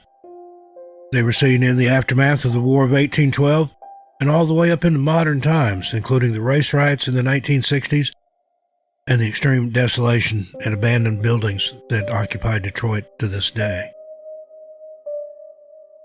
Now, let's move out of the Motor City and into some more desolate areas of the world and see what other encounters and species we can uncover and perhaps learn a bit about, in case the need should ever arise that we need to be knowledgeable about the Fae and perhaps what to do should we come upon one or several. We should already know that there are thousands of species and hundreds of realms. When a person is kidnapped by a fairy, their fate depends on so many things. We always talk in these videos about the missing in the woods and the Fae's responsibility for such abductions and even the deaths of the missing in question. But what about the people who have come back, that survived? What are their stories like? What do they remember, if anything, about where they were and maybe even why? What happens when the missing end up deceased and people suspect a Fae to be the culprit? How do you explain that to the police? In 1909, a woman in Ireland named Annie McIntyre was abducted by fairies, allegedly, and had quite a story to tell. She was said to have been born on Halloween in 1839, which makes her more prone, some say, to being able to see and possibly interact with many supernatural realms, including those of the Fae folk. She is said to have had a lifelong obsession with, but an immense respect for the Fae. She claims this is because on the night of her birth, she was abducted by the Fae and had it not been for her brother happening upon the celebrations, she would have most certainly become one of them. No changeling was left behind, and though no one is sure why she was left alone on the night of her birth to be stolen, here's what she claimed until the day she died. On that night of Halloween in 1839, fairies crept into her home mere minutes after she was born and stole away with her, wrapped in her bedclothes and a small sheet her mother had made for her. As the fairies were bringing her to the nearest circle or portal to one of their realms, they were celebrating, dancing and singing under the moonlight. They were cheering that they had gotten away without being seen, and the couple, who were the ones who would be raising the child, were being hoisted on the other little people's backs. It was a grand celebration while they moved towards the portal. However, Annie's brother was coming back from a friend's house, walking through the woods, and heard the commotion. The flutes and music being played and celebrations happening in the woods right behind his house. He went to investigate and claims he saw dozens of little people carrying off his infant sister, who he knew had just been born that very day. Allegedly, he took his Bible, which he just happened to be carrying, and tossed it right into the group of fairies. They immediately set the infant down and scattered, most of them simply disappearing into thin air. He scooped his baby sister up into his arms and brought her back to the family home. Annie's mother and family were so overjoyed with her return that they had a huge celebration themselves and doted over her, so much as she was almost lost to them forever. There were many precautions set into place that night in that village which have lived on throughout the centuries to assure that babies would no longer be so easily swept up and taken by fairies in the night. Iron bars being hung above the crib itself being made entirely of iron, pinning the infant's nightclothes to the pillow or mattress of the crib, sprinkling the child with holy water before bed and throughout the day if they should be left alone for even a second. There were so many ways thought of to protect infants and children back then from a fae abduction. Now, these precautions didn't always work, though, but for the most part, they did, or at least they seemed to. Maybe it would be wise for those of us in modern times who believe in and have respect for such things to take notice of and heed the warnings and advice of preventative measures. Instead, though, we buy cute little kits to build our own fairy gardens and set elf totems on a shelf at Christmas time, which, unbeknownst to most people, only provokes the elemental spirits and invites them into your home to do you even more harm. Aside from the brownie species of the fae, we have yet to find another who is inherently good and not known for any evil intentions or ill will toward the human race, who has plowed down their homes in the forest and disrespected them by portraying them as goofy little scantily clad women flying around sprinkling magic into little kids' eyes just to play with them, or men just to daze and seduce them. Maybe we should give them more credit and be more wise in their ways. Then maybe they'll stop abducting not only our children, but our hunters, our campers, our hikers, our sightseers, from the beautiful and majestic lands and national parks and national forests that the fae folk guard so tightly and try so hard to keep us from destroying.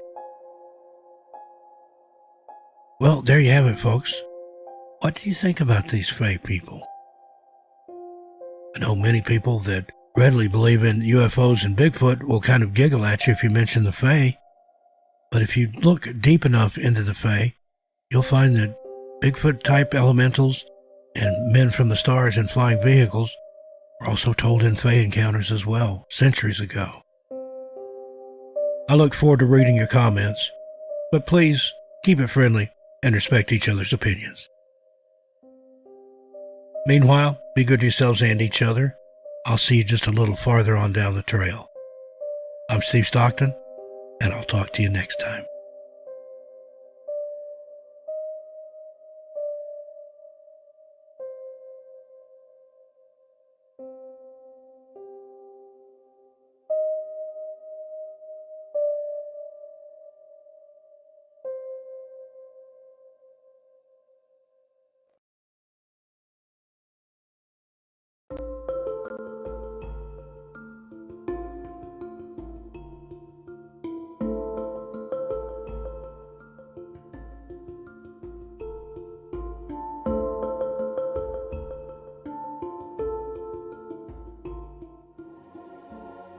Hello friends, welcome to our latest episode. In this video, we bring you Mysteries of New England. known for its quaint small towns, colonial roots, crisp autumn colors. Almost 15 million New Englanders call this region home. Though full of natural wonder and extraordinary beauty, New England is no stranger to the unexplained and has some incredibly dark secrets in its illustrious past. New Englanders are fascinated by unsolved cases that engage them emotionally and play on their fears. From the unsolved Lizzie Borden axe murders to the disappearance and murder of teenage lifeguard Molly Bish. In this video, we'll examine 10 of New England's most prolific and unexplained mysteries, murders, and disappearances. Join me. Let's walk and see. The murders of Andrew and Abby Borden, aka the Lizzie Borden axe murders. On a hot summer morning in August of 1892, one of the most infamous mysteries of murder cases in American history occurred in Fall River, Massachusetts, when 70-year-old Andrew Borden and his wife, Abby, were murdered by an axe in their home. Andrew's then 32-year-old daughter, Lizzie, reportedly found her father's body after returning home from morning errands. The family's maid, Bridget Sullivan, discovered Abby's body in the second-floor guest room. Though generally viewed as a reputable community member, Lizzie was deemed a suspect in the double homicide, and her trial began on June 5, 1893. Prosecutors alleged she tried to purchase poison the day before the murders and burned one of her dresses several days later. Fingerprint testing was common in Europe at the time, but the Fall River police were skeptical of its accuracy and never tested for prints on a hatchet found in the Borden's basement. The fact that no blood was found on Lizzie helped convince the all-male jury that she was incapable of the gruesome crime, and she was acquitted on June 20th, 1893.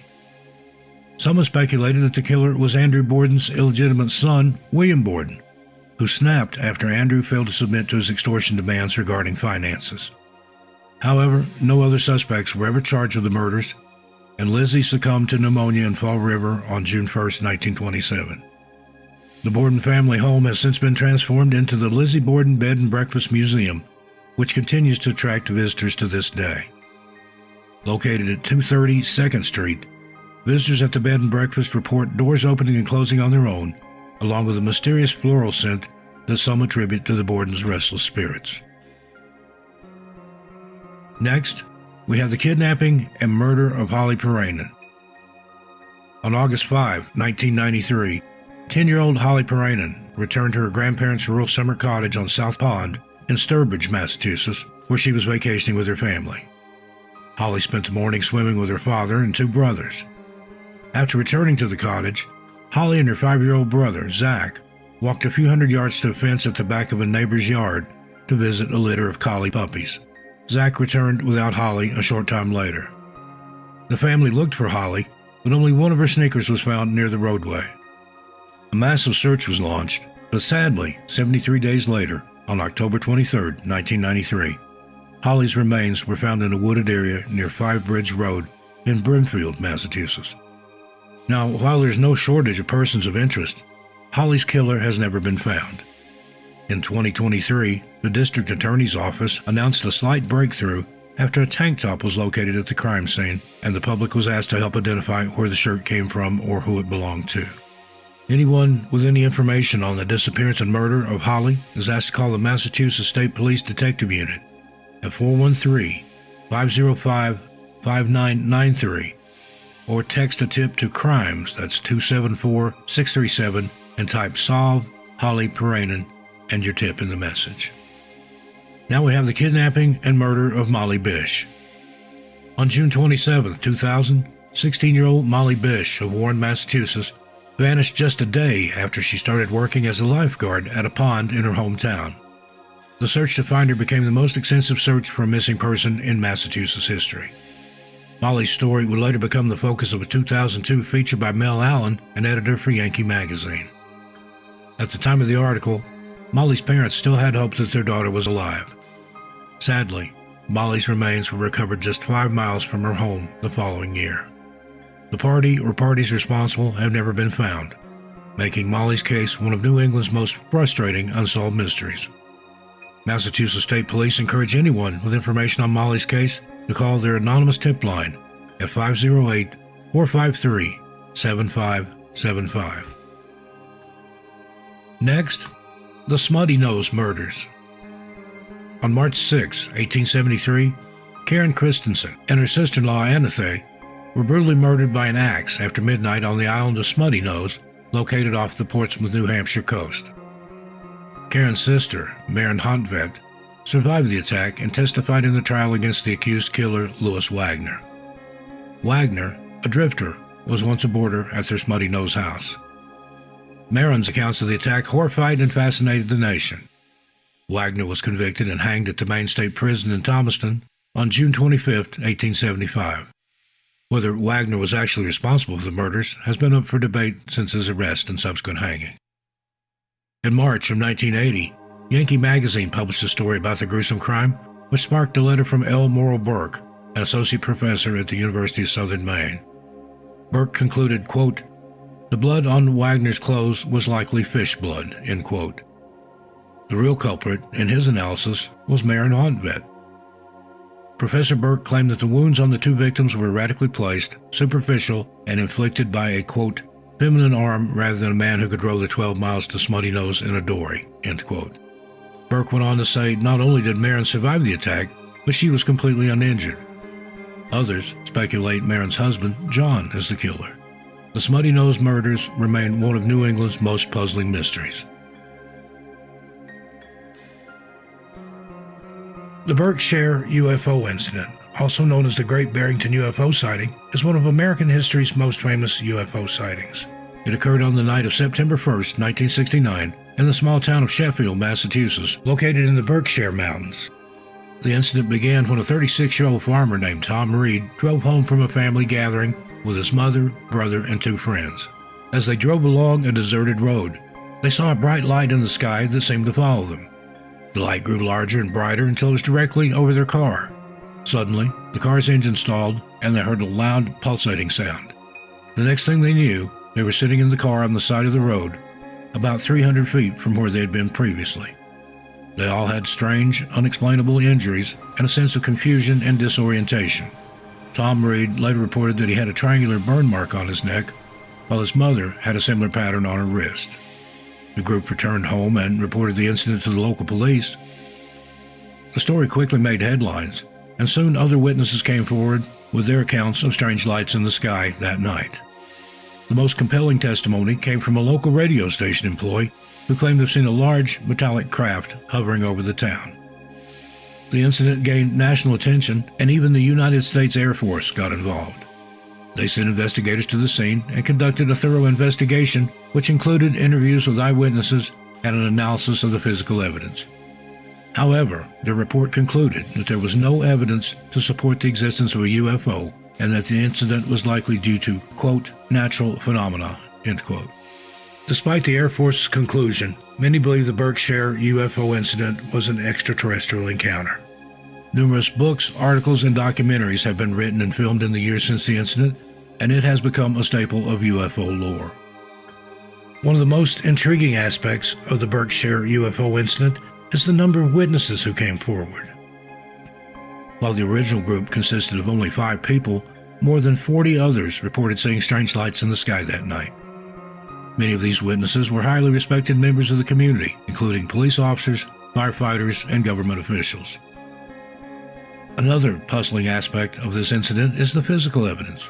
The triangular burn marks on Tom Reed's neck and his mother's wrist are challenging to explain, and some have suggested that they are evidence of alien abduction.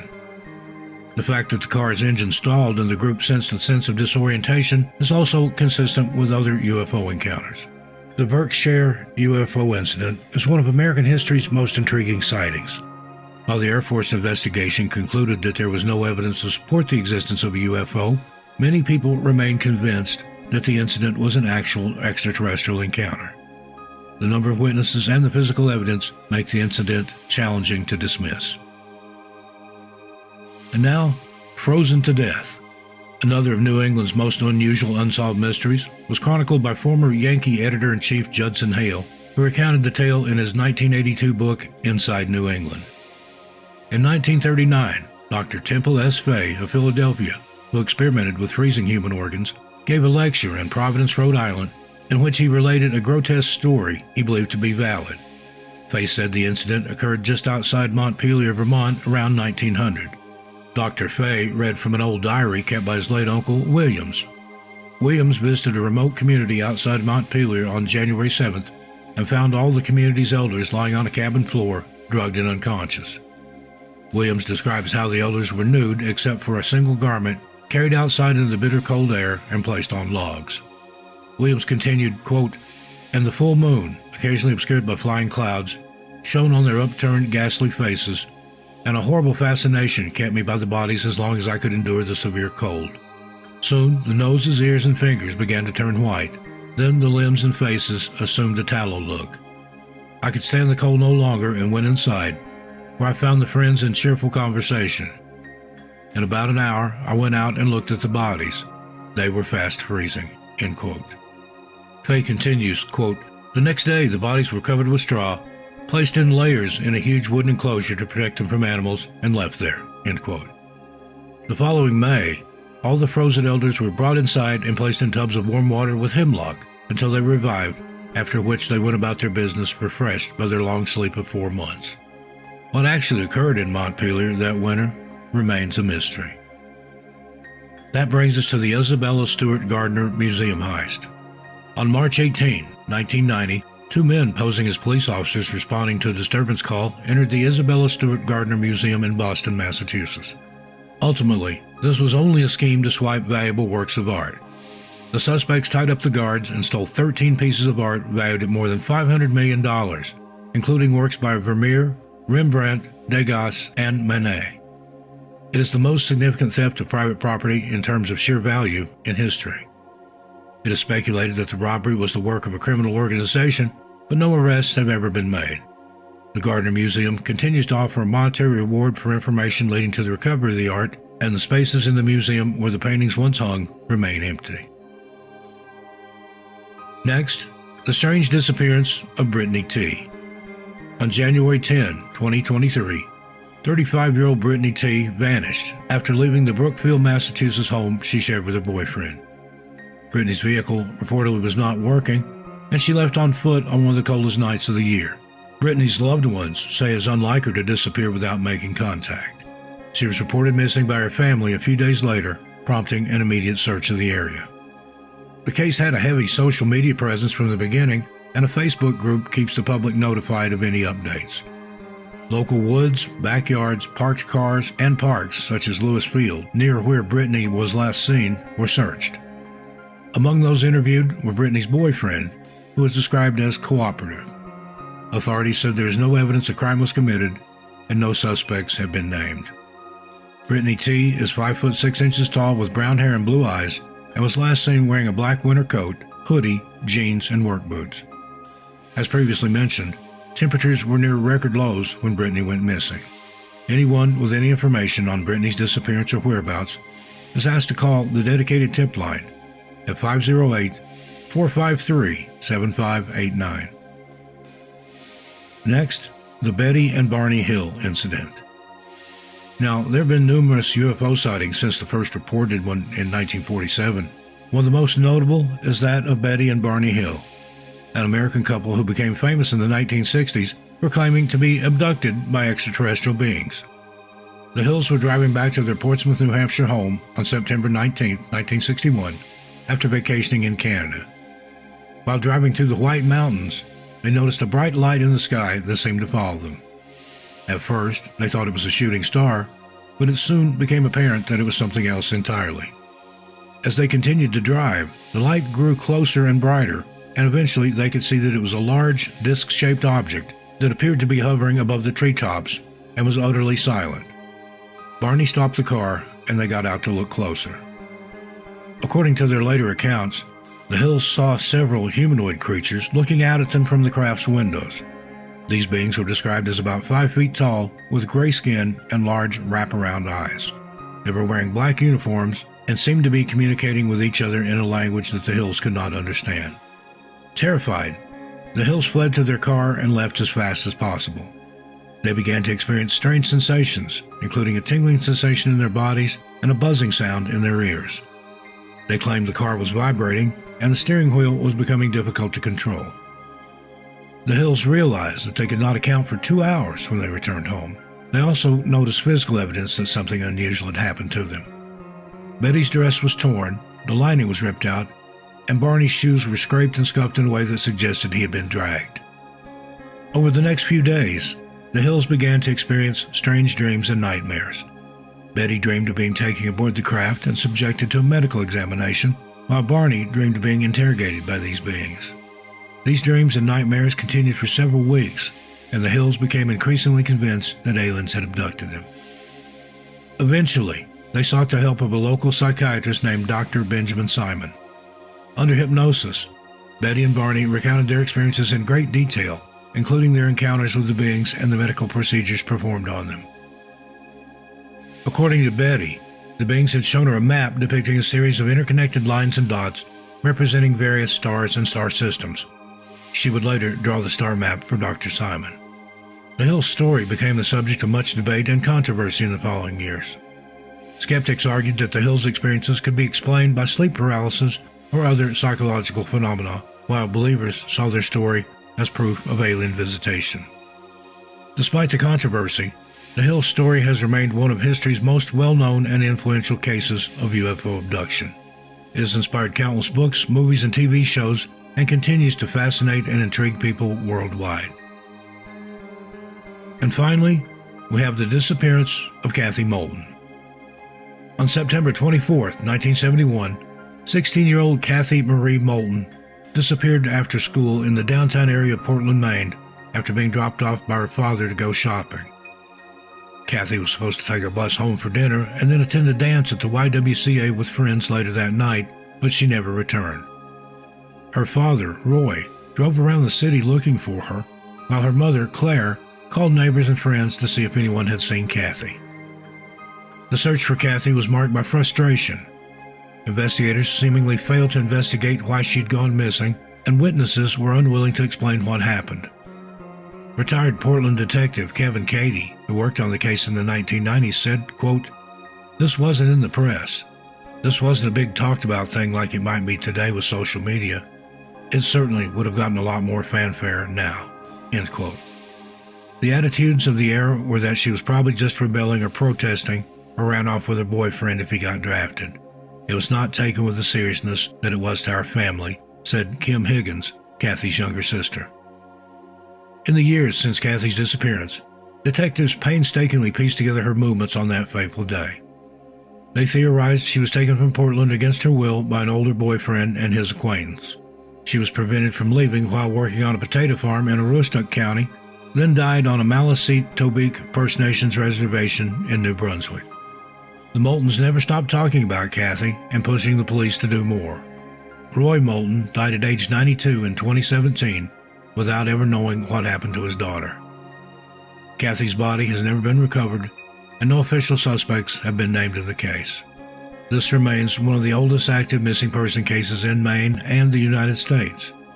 Kathy was last seen wearing a navy short-sleeved wool dress, a navy double-breasted box coat with brass buttons, and carried only her brown leather bag. She had had 2 eye teeth removed prior to getting braces.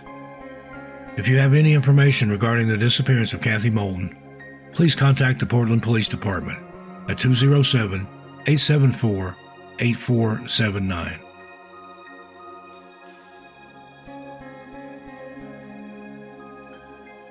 Well, friends, there you have it. What do you think of these strange unsolved mysteries from New England? I look forward to your comments, but please keep it friendly and respectful. Until we meet again, be good to yourselves and each other. I'm Steve Stockton, and I'll see you a little further on down the trail. And tell your animals Steve says hi.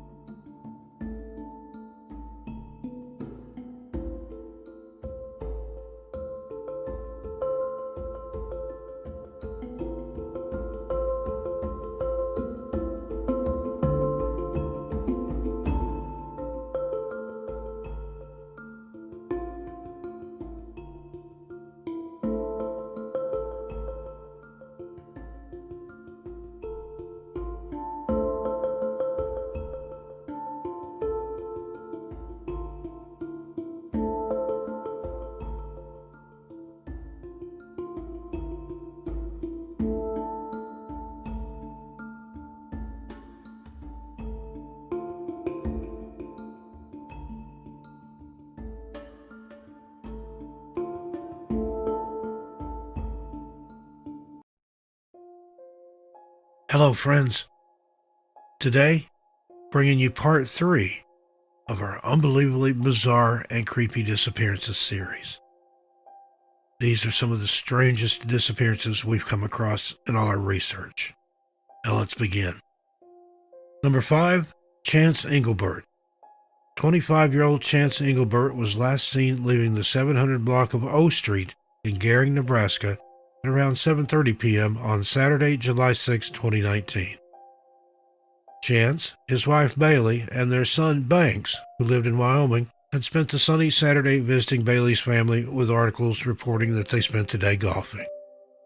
Chance had recently accepted a new job with a propane company after he had recently been laid off from his previous job at a coal mine. Bailey's family didn't seem to like this job move. Chance, his father-in-law, and other members of Bailey's family all began arguing. Bailey drove over to pick Chance up before heading to her grandparents' house to collect a few things. During the car ride, Chance became upset again and asked Bailey to drive him home, to which she said no. Chance then called up one of his friends for a ride home. Sadly for Chance, the friend wasn't able to help, so Chance left the 700 block of O Street and began the walk towards Torrington, Wyoming. According to Google Maps, if Chance was planning to walk the whole way, it would have taken him close to 12 hours on foot. There were 2 routes he could have taken if he was in a car, both ending up on the US 26W and taking around 43 minutes. Bailey told investigators that she last spoke to Chance on the phone at 7:46 p.m., and he told her that he was walking south. Whereas friends told investigators that they had spoken to Chance around the same time, and he told them he was headed north towards Torrington, Wyoming. At 9:08 p.m., Chance's phone sent a final text that was just a string of emojis and numbers. Chance's mother, Dawn, said that Chance never used emojis and speculates that the text was sent by someone else. At 9 p.m. that evening, a large thunderstorm rolled through the area, and Bailey and her family assumed that Chance had found shelter somewhere and would be in contact with him soon. Bailey's grandfather went out looking for Chance, but found no sign of the man. Bailey told NBC News, "I still wasn't that worried. I figured he'd come slinking in late that night. But he didn't. And when I woke up the next morning and he wasn't there, I knew it was bad." Chance's friends and family tried desperately to contact him, but his phone had been turned off shortly after 9:08 p.m. when he had sent the cryptic text message. Realizing that something was wrong, Chance's family called the police and officially reported him missing. Investigators discovered that Chance's phone had last pinged off a tower on County Road 19 near Scottsbluff, Nebraska. They also found CCTV footage showing Chance walking alone along the intersection of Terry Boulevard and Stable Club Road. After this sighting, he mysteriously vanished. Once Chance had been reported missing, the Gering Police Department sprung into action and called in the help of 18 agencies, including drones, divers, dogs, horseback riders, and 147 volunteers who managed to cover 2,400 acres on foot. The Nebraska State Patrol helicopter team and Airlink managed to cover a combined 380 miles during the search effort, but no sign of Chance could be found. Authorities were concerned for his well-being, as the rains on the evening that Chance disappeared were described as heavy and cold, in addition to the dangers of lightning. It was also postulated that Chance may have fallen into a river or stream, or suffered from hypothermia due to the weather conditions. Since that July day, Chance Engelbert has never been seen or heard from again, and his family are desperate for answers. His mother made a plea to Chance, saying, "Please call somebody. You don't have to come home. We just want to know that you're safe. Our heart aches every day, every night." In the wake of Chance's disappearance, his mother, Dawn, created the Help Find Chase Engelbert Facebook page that she uses to keep his case alive, as well as to post updates. In early November 2021, an arm bone and shirt were found near Melbetta, Nebraska, which is 8.5 miles south of where Chance was last seen. It has not yet been confirmed whether these belong to Chance, and DNA testing is currently underway. In a Facebook post on November 2nd, 2021, Chance's mother, Dawn, wrote, "We'd like to take a moment to thank you all for prayers, calls, and messages. We're aware of the news releases of remains found in Scottsbluff County and have talked with officials. Until the DNA is released, there is not a 100% answer. Depends on the lab's workload, and it could take weeks for those answers. So for now, please give our family a little extra prayers. Thank you. Time will tell whether these remains belong to Chase or where the family will have to keep on fighting for answers. 25-year-old Chase Engelbert was last seen on the 700 block of O Street in Gering, Nebraska. According to reports, he was either walking southbound or north, with his final destination being Torrington, Wyoming. He is described as a white male with brown hair and blue eyes. He has a scar on his hip and is 5'11", 195 pounds. Chance was last seen wearing a short-sleeved button-down Wrangler shirt, blue Wrangler jeans, a belt with an NRCA buckle, roper boots, and a black and white trucker hat. If you have any information, you're urged to contact the Gering Police Department on 308-436-5088. Number 4, Sonny Schromick. 18-year-old Sonny Schromick left her home in Trenton, Nebraska on April 20th, 2019, and told her mother, Paula Johnson, that she was going on a road trip with a male acquaintance. This person was not named in publications. However, a member of Sonny's family named him as 42-year-old Floyd Clifford Coates, who goes by Cliff. The nature of their relationship is currently unknown. Sonny is married, however. The identity of Sonny's husband has been withheld from the public, and her parents have not discussed this detail at length. One article notes, her parents say she married young, believing it was a good choice, but went through more growing and trying to do things right, so is currently living with her mother Paula to sort things out.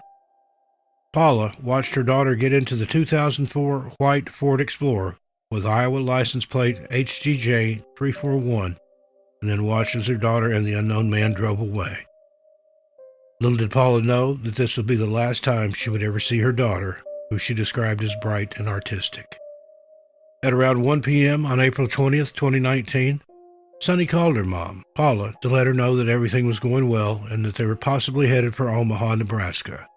The pair talked, and Sonny told Paula that she was in Holdridge, Nebraska, and that everything was good.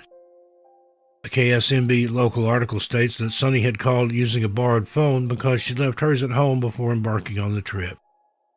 On the evening of April 20th, 2019, Paula received a horrific phone call. On the other end of the line was Cliff Coates, who said that he had gone into the Prairie Flower Casino in Carter Lake, Iowa, and that when he stepped outside, Sonny was gone. NBC reported that Paula had written on the GoFundMe page that he said he had looked for her, couldn't find her, so he left. He left the area without Sonny. No call to the police, no nothing. At one point, his story changed. They stopped at a gas station in Omaha, and he went in to pay for the gas. When he returned to the vehicle, Sonny was gone. On April 21st, 2019, when Sonny had still failed to make contact with her parents, Paula and Jody, she was officially reported missing and an investigation was opened. An extensive search in Nebraska and Iowa took place, but there was no sign of Sonny. Because she was 18, she was too old for an Amber Alert, but the authorities still did the best they could to publicize Sonny's case. Hours turned to days, and Sonny's family became more and more desperate as each hour passed. Soon after she was reported missing, the FBI became involved in Sonny's case and are now asking for anyone with information to please come forward. Sonny's family are also heavily involved in the search for their missing loved one. Her cousin, Rennie Blom, created the Find Sonny Schromick Facebook page and regularly hands out flyers and leaflets across Nebraska. Interestingly enough, Cliff Coates has an extensive criminal history, and this is something that we couldn't pass up on mentioning. Heavy.com wrote an article about Sonny's case and managed to dig up all of Cliff's prior convictions. Turns out that he has a criminal record in Kansas, Iowa, and Nebraska. In Kansas, he was charged for drug offenses and attempting to evade police. His prison record isn't squeaky clean either, having 25 write-ups for battery, lying, disrespect of an officer, disobeying orders, and having sexually explicit material. Cliff's criminal history doesn't stop there. In Nebraska, he was convicted of false imprisonment, distribution of methamphetamine, possession of a deadly weapon, carrying a concealed weapon, assault by a confined person, theft by receiving stolen property, and possession of marijuana. On June 10, 2019, Remy Blom posted again to the Facebook page Find Sonny Shramick, saying, "I have a little info to share from my aunt. Here's the update. Coates was arrested recently but was bonded soon after. I'm hoping that they can learn something, anything from him. At least he was found. I'm sharing this so y'all are aware, but as far as what happened prior to this or what he was arrested for, that is not being shared by the family." Investigators haven't publicly named Cliff as a suspect in Sonny's case, and despite all these leads and all this information, her case has sadly gone cold. Sonny's family are desperately seeking answers for what happened to her. She was in the process of finishing high school, and it's extremely out of character for her to just have wandered off. Sonny is described as a white female with brown hair and blue eyes. She's 5 foot 7 inches tall, 180 pounds, and has numerous distinguishing features, which are as follows. Sonny has a tattoo on her left shoulder of a feather with the letters FLY, a tattoo of a red tribal sun on her right ankle. She also has a rectangular scar on the back of her right shoulder, a small square-shaped scar in the middle of her upper forehead, scarring on one of her ankles and shin, scars from chickenpox on her face, a scar on her left hand at the bottom of her thumb and first finger, and assorted cuts on her arm. Sonny was last seen wearing denim shorts and a black vest top, but her mother, Paula, told investigators that she was carrying a pair of jeans and a hoodie when she went missing. If you have any information, you're urged to please contact the FBI's Omaha Division Field Office on 402-493-8688.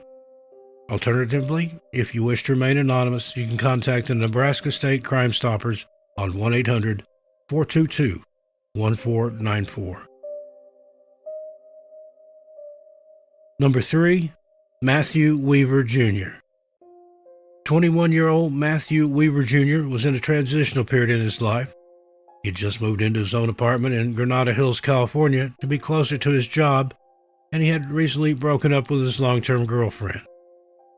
The breakup affected Matthew, but as he had moved to a new area, he slowly began building up a new circle of friends and was back out there partying and hanging out. On August 9th, 2018, Matthew spent the day working before going to hang out with a new female friend that he had made. According to his father, Matthew Weaver Sr., Matthew Jr. appeared excited at the prospect of hanging out with his new friend and said that nothing seemed out of the ordinary. According to NBC, the pair hung out until the early morning hours of August 10th, with Matthew Jr. dropping the woman off at her place around 4:30 a.m. From there, Matthew Jr. sent a text to his friend saying, "Something crazy has happened," also adding, "I want to talk while I have the chance." Matthew Jr. also sent text to his ex-stepmother, Brooke.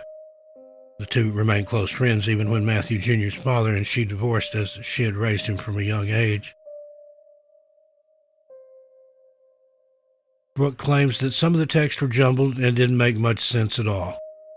At around 11:30 a.m., Matthew Jr. then calls the woman he was hanging out with the night before, but she doesn't answer because she's at work. She texts him asking what's wrong and telling him that she's unable to answer right now.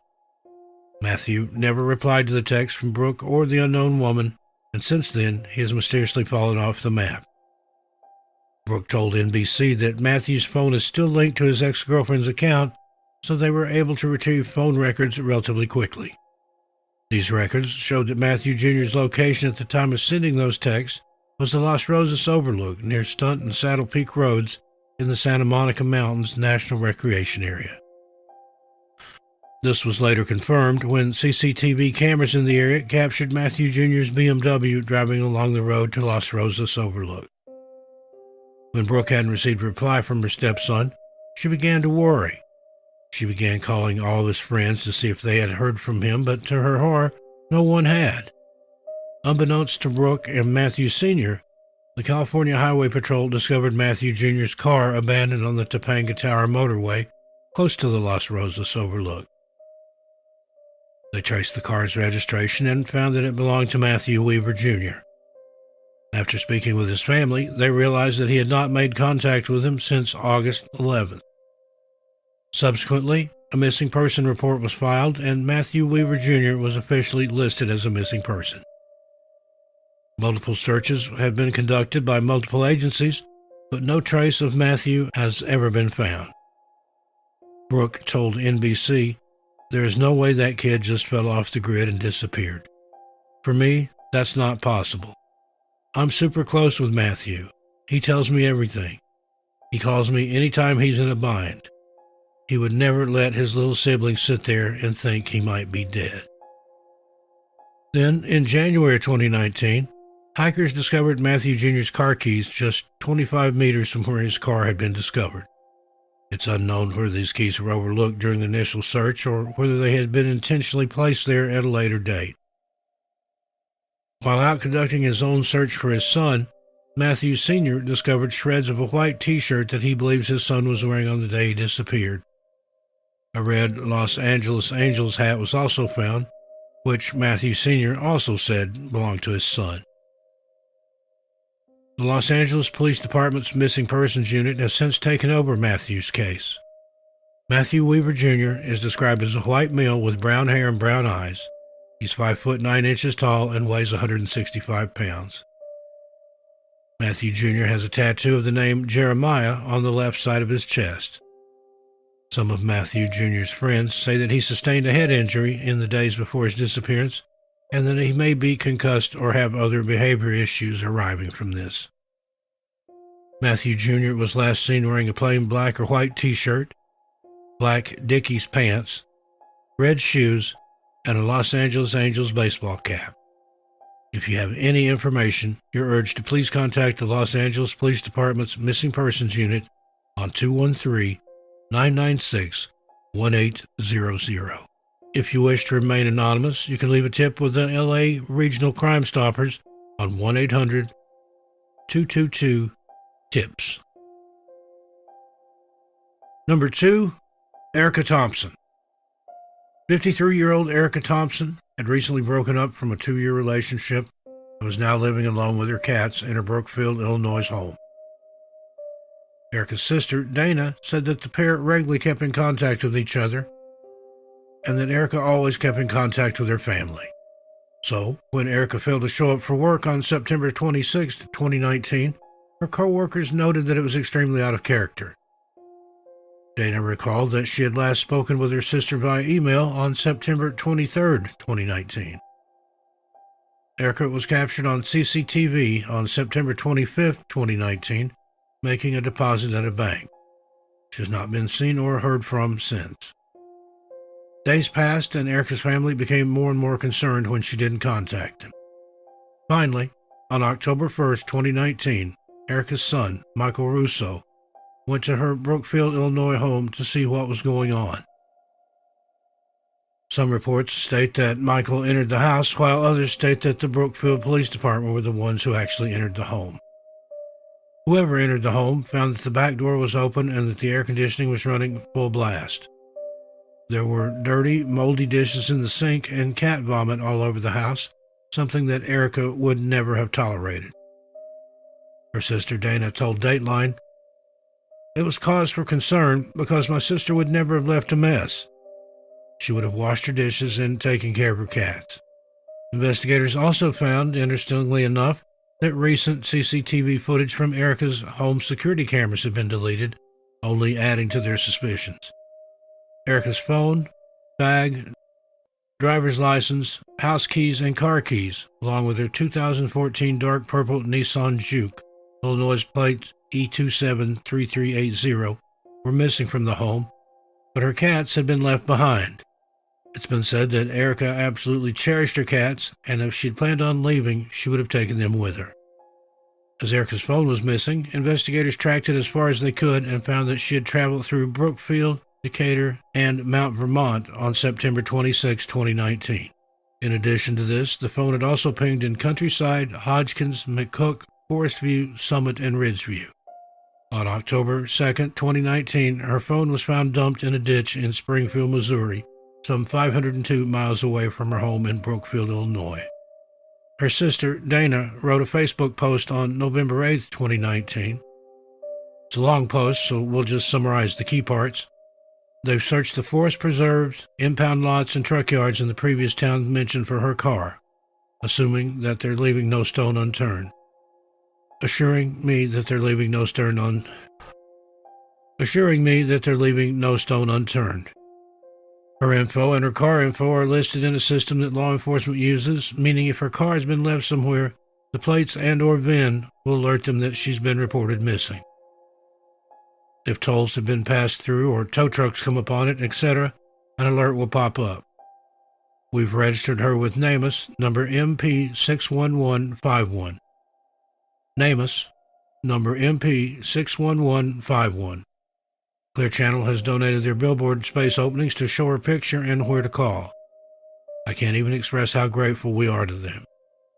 Please keep Erica and us in your thoughts until we can bring her home. 53-year-old Erica Thompson was last seen on October 25, 2019, and is described as a white female with blonde hair and blue eyes. Her natural hair color is brown, and her ears are double pierced. She has a tattoo of a blue heart on the top of her foot and a tattoo of fairies on her hip. There is currently a $1,000 reward for information, and anyone with any information at all is urged to contact the Brookfield Police Department on 708-244-4862 or Cook County Crime Stoppers on 1-800-535-STOP. Number 1, Glenda Peterson. The details of Glenda Peterson's 1997 disappearance are few and far between, and with the passage of time, those details become harder and harder to come by. On July 4th, 1997, 40-year-old Glenda Jean Peterson spent the day celebrating at Lake Thunderbird in Oklahoma City, Oklahoma, with her 16-year-old daughter. Glenda had just been through a rough divorce from her husband of 15 years, and she was doing everything she could to make the 4th of July a fun family day for her daughter. At the time, Glenda had her right leg in a cast due to a break, but didn't let her injury dampen her spirits. Glenda and her daughter spent the day together before accepting a ride home from a man that they had met that day. Witnesses corroborated this story, saying that they saw the pair get into the man's dark-colored pickup truck and drive away. Witnesses described the man as being white, in his 40s, 6 feet tall, 180 pounds, with brown hair and a mustache. Then, somewhere along Highway 9, the unknown man pulled over at Glenda's request.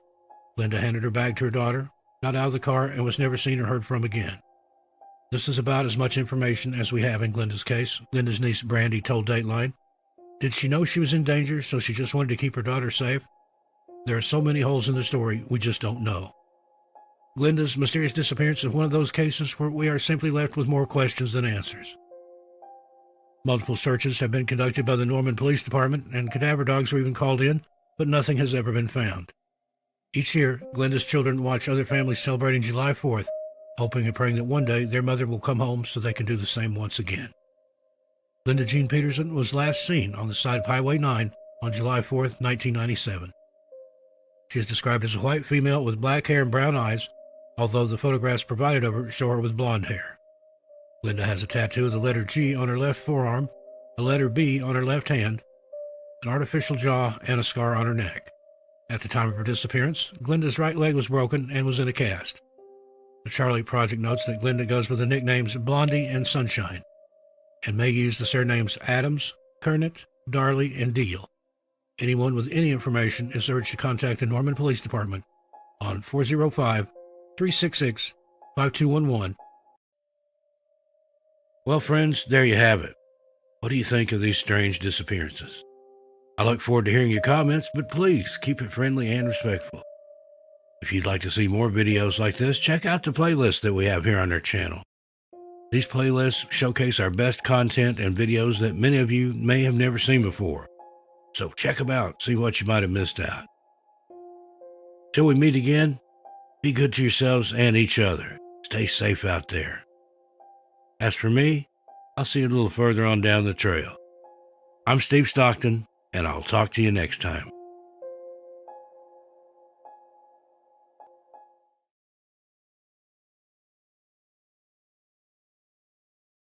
Hello friends, Steve Stockton here with you. Welcome to our latest video. This offering is number 4 in our Creepy Cases series. Now, while many of the cases we cover on the channel have at least some strange or weird elements to them, these are some hand-picked cases that we feel to be amongst the creepiest. Join us. First up, Marina Bolter. 18-year-old Marina Bolter was doing everything within her power to get her life back on track in 2014. She had recently graduated high school by obtaining her GED and had plans to go to college to study to become a pastry chef. Things hadn't always been easy for Marina, though, and in early 2014, when she was just 17 years old, she found out that she was pregnant with her first child. At the time, Marina was in an on-off relationship with DJ Lockhart, and the two did their best to make the relationship work, although this wasn't always possible. When Marina's newborn son was just 4 months old, he was taken into care after an altercation saw the baby receive a head injury. According to reports, Marina's son was struck when Faith, Marina's sister, and Faith's boyfriend were arguing and fighting in their Bloomfield, Indiana home. This event enraged Marina, understandably, and after that, she refused to talk to her sister and distanced herself from her family on her father's side. After her child had been taken into care, Marina was determined to get him back. She started working at the deli counter of the local IGA grocery store off South Highway 231 and had recently moved into her own apartment to show social services that she was more than capable of taking care of her baby. What social services didn't know was that Marina had moved into the apartment with the help of a much older man, Toby, whom she had been having an affair with. Not only was Toby much older than Marina, but he was in fact married, and Toby knew Marina as he was a friend of the family. While the affair was taking place, Marina maintained her on-off relationship with DJ, the father of her child.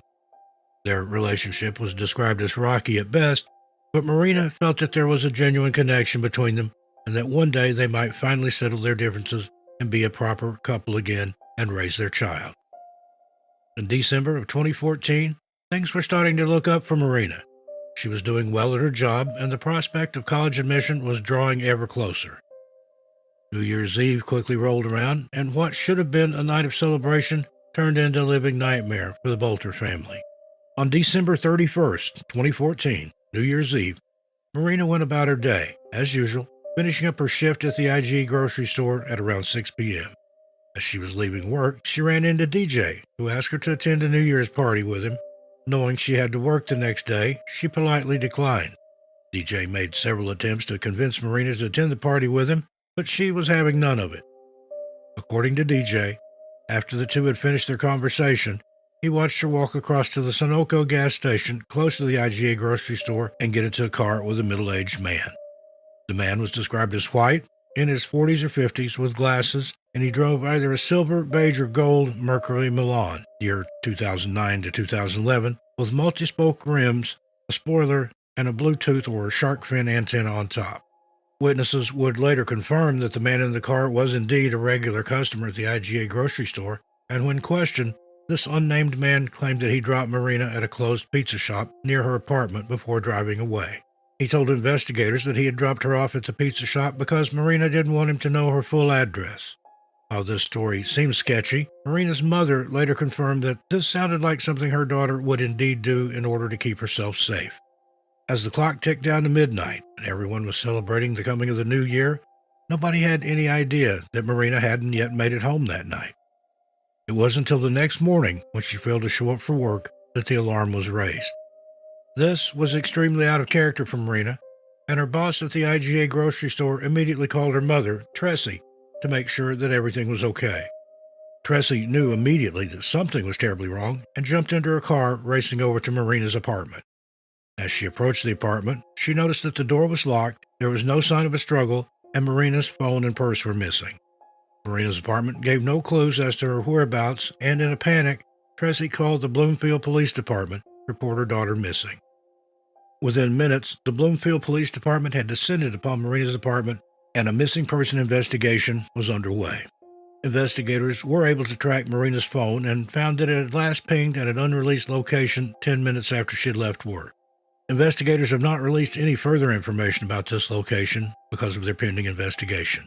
During the search of Marina's apartment, investigators failed to find her work clothes, which suggested that she hadn't returned to her apartment at all that evening. So now they were faced with the question, where is Marina? They spoke with DJ, who relayed the story about Marina getting into a car with a middle-aged man, and it took 3 weeks for the man in question to come forward and talk to investigators.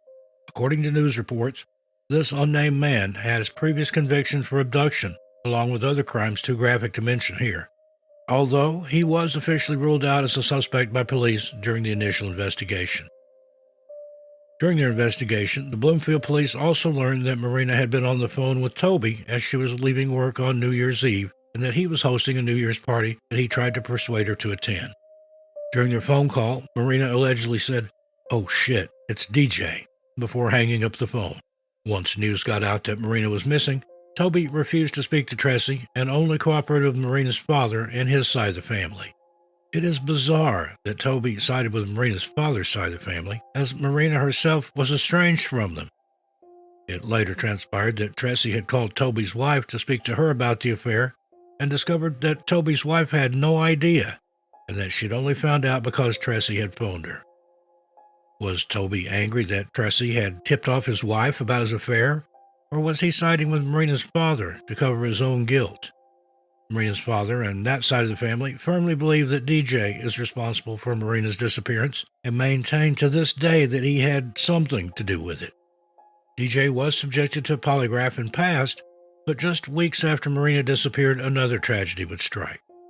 On February 12, 2015, DJ died following an altercation in a bar with a man by the name of Michael Rogers. Rogers was not charged, as investigators deemed it to be an act of self-defense, but any knowledge that DJ had about Marina was now taken with him to the grave. There's also another person to consider in Marina's case, and that's an ex-felon who was convicted of a horrific crime against a young girl. This ex-felon lived in Marina's apartment block, and the Bloomfield police have said that they do not consider him a suspect. While researching Marina's case, very few articles came up in regards to this man, and it is hard to discern the truth about him. In an interview for NBC News, Ashley Bolter, Marina's sister-in-law, said, "Who really knows if what he, DJ, saw happen? But either way, she disappeared. There are several theories, but all we know is someone out there knows what happened when she left that store. It's like 9 out of 10 days you're fine, you just push on, then that 10th day comes and you collapse. The biggest thing is that she's a mother. The least we want is answers, so that one day we can give her little boy the information he deserves." Marina Bolter was last seen on December 31st, 2014, as described as a white female with blonde hair and blue eyes. Both of her ears are pierced, and she has a tattoo of a star with butterfly wings on her foot. She was last seen wearing a black and purple plaid peacoat, jeans with rhinestones on the back pockets, pink and white Nike Shock shoes with a purple swoosh outlined in black, and a cross necklace. The Charlie Project also mentions that she was carrying a bag with love written on the side. Anyone with any information whatsoever is asked to please contact the Bloomfield Police Department on 812-332-4411 or the Indiana State Police on 812-384-4411. Next up, Christina Bastian. 34-year-old Christina Bastian worked as an English teacher at Silverado High School in Apple Valley, California in 2015 and was well liked by her students and those in her community. In recent years, Christina had been diagnosed with bipolar disorder and was working with doctors and mental health professionals to help manage her condition. She had been prescribed medication, which she had stopped in the months before she disappeared. Sources state that Christina came off her medication after counseling her doctor and began telling family and friends that God had healed her. When she first came off the medication, she seemed as though she was doing well. However, this slowly changed, and just days before she was last seen, Christina's mood and personality dramatically shifted. In late October of 2015, Christina began exhibiting bizarre behavior, telling her friends and family that someone had broken into her apartment and that someone was watching her and following her every move. Christina was inconsolable, despite her friends and family trying to reassure that everything was okay. In an attempt to make her feel safe, friends and family allowed her to stay with them for a few days, promising her that everything would be all right. However, Christina's behavior only worsened over the coming days, and the day before she disappeared, she drove from Apple Valley, California to Phoenix, Arizona for reasons that are unknown. According to Christina's mother, Cheryl, she received a phone call from her daughter telling her that she was in Phoenix. Reports indicate that after this, Christina took the SIM card out of her phone and then smashed the phone to bits. On the day before her disappearance, Christina also spoke to her brother-in-law and cryptically told him, "I don't want to be Christina Bastian anymore." This chilling statement was a premonition of what was to come, and Christina also told him that she wanted to disappear. By the next day, this premonition, if that's what it was, had come true, and Christina was nowhere to be found. On November 1st, 2015, Christina arrived at a friend's house in Apple Valley after the two agreed that Christina could stay the night. This wasn't unusual for Christina, and in the previous weeks, she'd been overly paranoid that someone had broken into her apartment and that someone was trying to get her. She brought with her some valuable items as well as everyday items such as her bag, purse, and glasses, along with her beloved dog, Coco. The full details of what happened that night have never been released, but according to the Charlie Project, Christina left her friend's house at around 1:45 a.m. after becoming upset. It is unknown whether the two had an actual disagreement or whether Christina's paranoia and altered mental state took over. According to the friend, Christina jumped into her silver two-door Dodge Ram 1500 pickup and drove away into the night. Her friend hoped that Christina would return after taking a short drive to clear her head, but as the sun rose, there was no sign of Christina. That same night, 46 miles away on Highway 247 near Boddick Road in Johnson Valley, California, the California Highway Patrol found some of Christina's personal items scattered on the side of the highway. It wasn't until the next morning that her car was found abandoned a further 37 miles away near Valley View Road and 29 Palms Highway. Investigators who discovered the car noted that it was covered in dents and scrapes, almost as if it had been driven through rocky terrain. Christina's family held their collective breath as the news of the discovery of her car was relayed to them, but as the investigators went through the details, they realized that there was still no sign of Christina. Their concern grew as the hours passed, knowing that she was in an altered state of mind with no car, no wallet, no ID, and no glasses, as she had left all these items behind at her friend's house the night before. Also, on November 1st, 2015, Christina's beloved dog, Coco, was found wandering in Apple Valley on the side of Highway 18. A kind stranger took Coco in and put up flyers and posters appealing for the owner to come forward. Christina's family were alerted to this and chose for Coco to remain in the woman's care while they searched for Christina. As the days went on, the search for Christina continued, with local police forces and volunteers turning out in droves to look for her, but sadly, no sign of her was to be found. It wasn't until 11 days later that a horrific discovery was made near Bear Valley Road in Apple Valley. The area is described as being a dirt road, and the location of the discovery only added to the fears of the investigators and Christina's family. On the side of this dirt road, a passerby noticed a discarded backpack, and upon opening it, they found medication, money, and photographs that all belonged to Christina. This discovery was called in to the Apple Valley PD, who used canines and helicopters to search the area, but sadly, no other clues were to be found. Cheryl, Christina's mother, believes that her daughter may be in Yucca Valley or the surrounding area and is homeless or living a transient lifestyle. In a Facebook post to the page Help Find Christina Bastian in July 2018, Cheryl wrote, "A couple of months ago, a young, well-kept homeless man identified Christina by name from a picture. He was in front of the Walmart in Yucca Valley, California. I believe she is there. If you see her, please snap a picture and send it to me. I miss her more than words can express." According to other posts made on this page, Cheryl has received several emails and tips from people in California and beyond who believe that they have seen Christina panhandling and begging for change. Christina Bastian was last seen on November 1st, 2015 in Apple Valley, California. She is described as a white female with red hair, brown eyes, 5 foot 6 inches tall, and weighs about 170 pounds.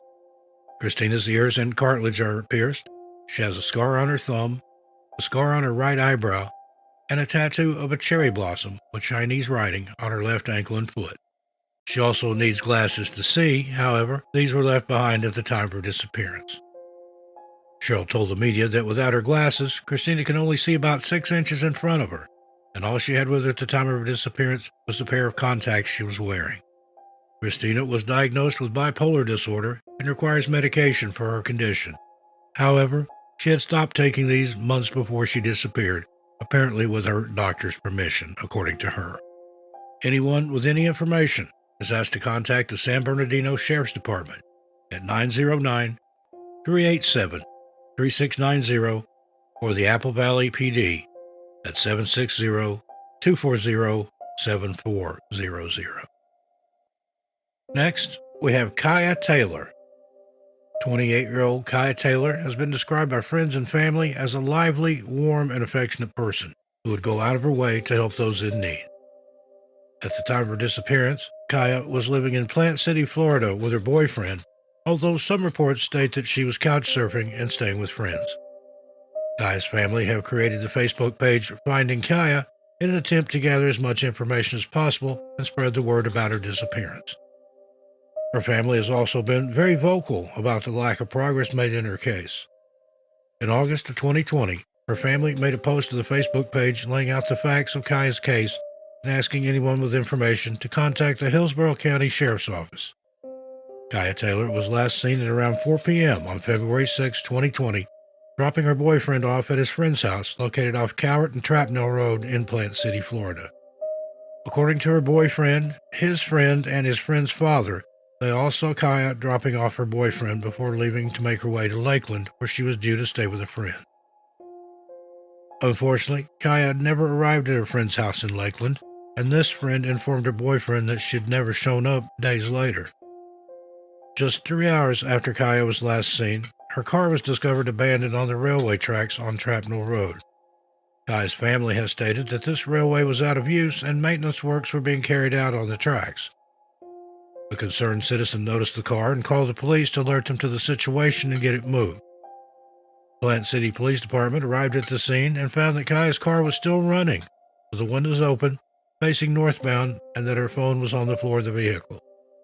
Somewhat oddly, instead of running her plates, the officer who attended the scene got into Kaya's car and moved it to the side of the railway tracks.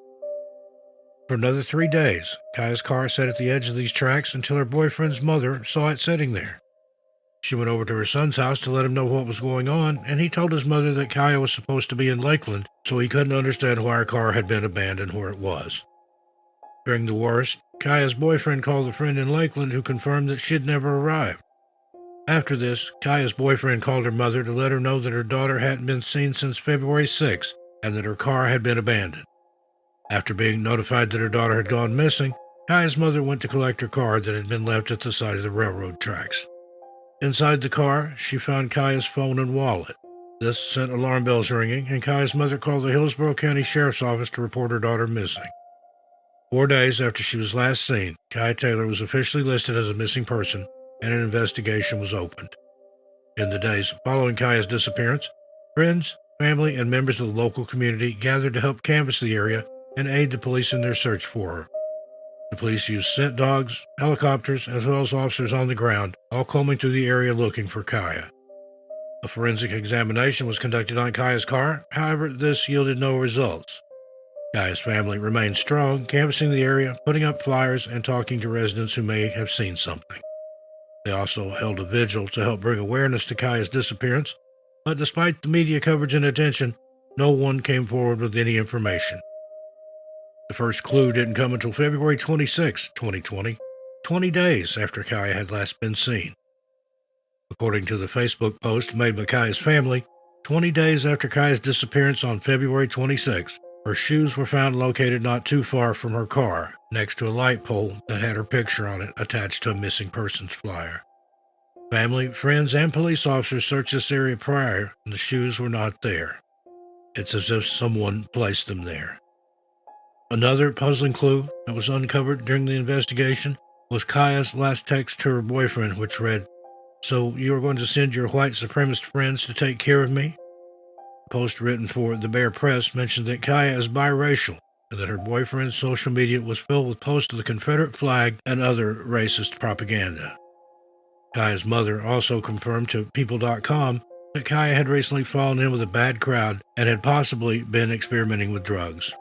Since Kaya's shoes were discovered in February 2020, her case has gone cold, despite the best efforts of her family to keep her name in the media. Kaya Taylor remains missing, and her family are offering a $10,000 reward for any information that leads to her whereabouts. We'd also like to mention that Kaya's boyfriend has not been named publicly, and the Hillsborough County Sheriff's Office have stated that he is not a suspect in Kaya's disappearance. Kaya Taylor was last seen on February 6, 2020, and is described as a biracial African-American white mix. Female, 5 foot 6 inches tall and 170 pounds, with auburn red hair and brown eyes. Kaya has multiple tattoos, an infinity symbol on her left upper chest, 2 X's with a rose on the back of her shoulder, a rose on the inside of her forearm, a sun on her upper right thigh, and a ladybird on her left calf. She was last seen wearing a blue, gray, red, and white striped short-sleeved mini dress, tan knee-high boots, and possibly a pink cardigan. Anyone with any information is urged to please contact the Hillsborough County Sheriff's Office at 813-247-8200. Next, we have Jake Latios. 22-year-old Jake Latios was last seen on the Interstate 10 bridge over the Mississippi River in Baton Rouge on August 29, 2014 at around 2 a.m. A passerby told investigators they had spoke to Jake at around 2 a.m. as he was sitting next to his pickup truck on the bridge. Jake informed the stranger that he was on his way to West Baton Rouge, but sadly, Jake never made it there. A few hours later, the Baton Rouge Police Department received a bizarre call that kick-started the search for Jake. In the early morning hours of August 29, 2014, the Baton Rouge Police Department were called to the Interstate 10 bridge when an anonymous caller reported seeing a person jump from the bridge into the waters below. The person calling did not want to give their identity, and it appears they were not at the scene when the police arrived. The Baton Rouge police took this call very seriously and dispatched officers to the scene. However, when they arrived, they couldn't find anything. They looked into the water below, but saw no sign of anyone having jumped. A dive team was called to the area to recover any remains or rescue the person, but again, the dive team found nothing. What the Baton Rouge Police Department did find was Jake's pickup truck, still running, abandoned on the side of the road. Inside the vehicle were Jake's phone, cigarettes, and a trolling motor that he had just purchased, but his wallet and crutches that he was using at the time were nowhere to be found. At the time of his disappearance, Jake had a broken foot and right hand and was wearing an orthopedic boot as well as using crutches to get around. His crutches weren't recovered from the bridge nor the water, leaving authorities with more questions than answers. Jake's mother, Tina Leclerc, told NBC if he jumped off the bridge, his crutches would have been found. They would have been left in his room by his truck on the bridge, floating in the water. Jake's case only became more bizarre when his mother, Tina, visited his apartment after the Baton Rouge Police Department contacted her to let her know that his truck had been found abandoned on the side of the bridge. She told NBC, "When I got there, it automatically seemed suspicious. The window was punched out. There were holes in the wall. His personal items were missing, including his TV set. Just everything was a mess." Several years had passed since Jake disappeared, and sadly, the Baton Rouge Police Department are still no closer to solving his case. According to a Facebook post made to the Help Find Missing Jake Allen Latios page in August 2021, his crutches were located much later at an undisclosed time and location, but no further information has been provided about this fact. His mother, Tina, believes that Jake met with foul play and that someone staged it to look like he took his own life. Tina said she is ready for whatever outcome and just wants to know the truth of what happened to her son. 22-year-old Jake Latios was last seen on August 29, 2014, on the Interstate 10 bridge in Baton Rouge. He is described as a white male with brown hair, brown eyes, stands approximately 5 foot 9 inches tall, and weighs between 130 and 150 pounds. Jake has a cross-shaped scar on his left wrist, and at the time of his disappearance, he had a broken foot, a broken right hand, and was using an orthopedic boot and crutches. Anyone with any information is urged to please contact the Baton Rouge Police Department at 225-389-4617. And finally, Audrey Mae Herron. 31-year-old Audrey Mae Herron was a devoted mother of three and a nurse living in Catskill, New York at the time of her disappearance. When Audrey was just 22, she gave birth to her first child, Sonsia, and with the help of her parents, continued her studies and eventually became a full-time nurse at a nearby nursing home. Audrey later went on to marry Jeff Herron, and the couple had two more children, Katie and Quinn. The blended family quickly meshed together, with Sonsia telling True Crime Daily, "Even though I wasn't his child, he still considered me his daughter, and I called him Dad." Life for the Herrons was going smoothly. 2002, Sonsia was 10 years old, and a few days before Labor Day weekend, she had just returned to her Catskill home from Florida, where she had spent the last month with her grandmother, Shirley, which was Audrey's mother. Shirley revealed that Audrey had just been given a raise at work and was excited to see her daughter after she'd been away for so long. Audrey's shifts saw her working until 11 p.m. at night, and Shirley agreed that this would be far too late for her to pick Sonsia from her home. Sonsia stayed the night at her grandmother's house, waiting eagerly for her mother to come and pick her up on the morning of August 30th, 2002. But sadly, that knock at the door and the familiar shout of Sonsia's name never came. Shirley told Dateline, "I called Audrey and she said she had a doctor's appointment the next morning, but she would pick Sonsia up after that." Shirley was surprised when the phone rang at 6 a.m. the next morning, and she heard Jeff on the other end of the phone, asking if she had seen Audrey. She told NBC, "Jeff called and asked if Audrey was at my house. It would not have been unusual for her to stay over with me, but normally she would have called him to let him know. I said she wasn't here, but I didn't think anything of it, so I dozed back off." Shirley's slumber was interrupted an hour later by another phone call from Jeff. This time he sounded more panicked.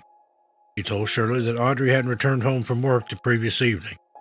According to Shirley, she relayed this information to a family member who used to work in law enforcement, who in turn reported Audrey as missing. A wide-scale search began, and the local police, along with Audrey's family, began canvassing the area. During their investigation, the New York State Police came across CCTV footage that confirmed Audrey left work on the evening of August 29, 2002, in her black 1999 Jeep Grand Cherokee. New York State Police Detective Kaminsky said, "We only have one grainy video from Cumberland Farms in which it appears that Audrey's vehicle does leave her place of employment and basically turn left going west on County Route 23B. That's the last of any kind of technology we had. We can't confirm it's the vehicle because of the quality of the video, but it appears to be. The quality of the video was very poor and very grainy, but it does appear to leave at the time she would have ended work." Armed with this new piece of information, investigators began searching bodies of water and any other areas that Audrey may have ended up, but came up with nothing. There was no activity on her phone, credit, or debit cards since August 29, 2002, and the investigation quickly went cold. Tips and leads have been followed to their end, and almost 20 years later, we are still asking the question, where is Audrey Herron? Jeff, Audrey's husband, has been described as uncooperative by the New York State Police. He has voluntarily undergone a polygraph test, and his property has been searched extensively. Nothing was found in connection with Audrey's disappearance. The New York State Police have said that Jeff is not considered a suspect, but that they are considering her case a homicide rather than a missing person case. Audrey was last seen leaving her workplace on August 29, 2002, in her black 1994 Jeep Grand Cherokee, New York license plate X233UV. Audrey is described as a white female with dark blonde to light brown hair, hazel eyes. She stands 5 foot tall and weighs 105 pounds. Audrey has a scar on her right thumb and a mole on the inside of her right knee. She was last seen wearing a blue turtleneck, dark green medical scrubs, a yellow gold necklace with a pendant that says "Number 1 Mom," and a watch with a white leather band and a white metal face. Anyone with any information is asked to please contact the New York State Police at 518-622-8600. Well, folks, there you have it. What do you think of these creepy cases? Somewhere, somebody knows the truth. Hopefully, the day will come when all these cases can be solved and the families can have the closure that they deserve. Thank you for listening. I look forward to your comments, but please keep it friendly and respectful. Meanwhile, be good to yourselves and each other. Be careful out there, and I'll see you a little farther on down the trail. I'm Steve Stockton, and I'll talk to you next time.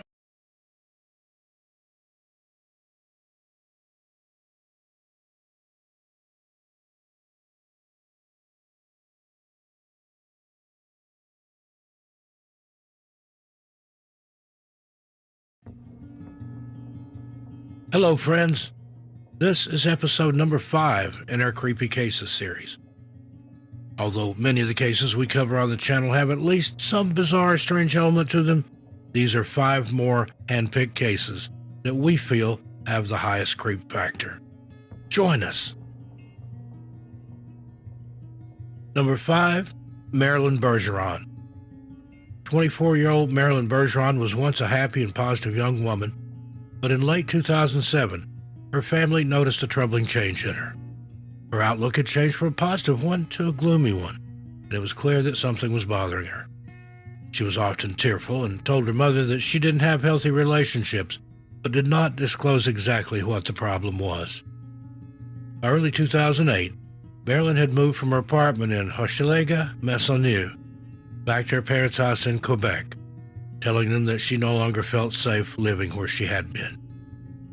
The neighborhood in which Marilyn lived was notorious for criminal activity and was described as an impoverished area with many issues. She had moved there in 2005 and had taken up freelance work with local TV stations and was slowly beginning to pull her career together. But something had changed in recent months, and the events of February 2008 would send her family on a hunt for justice and answers.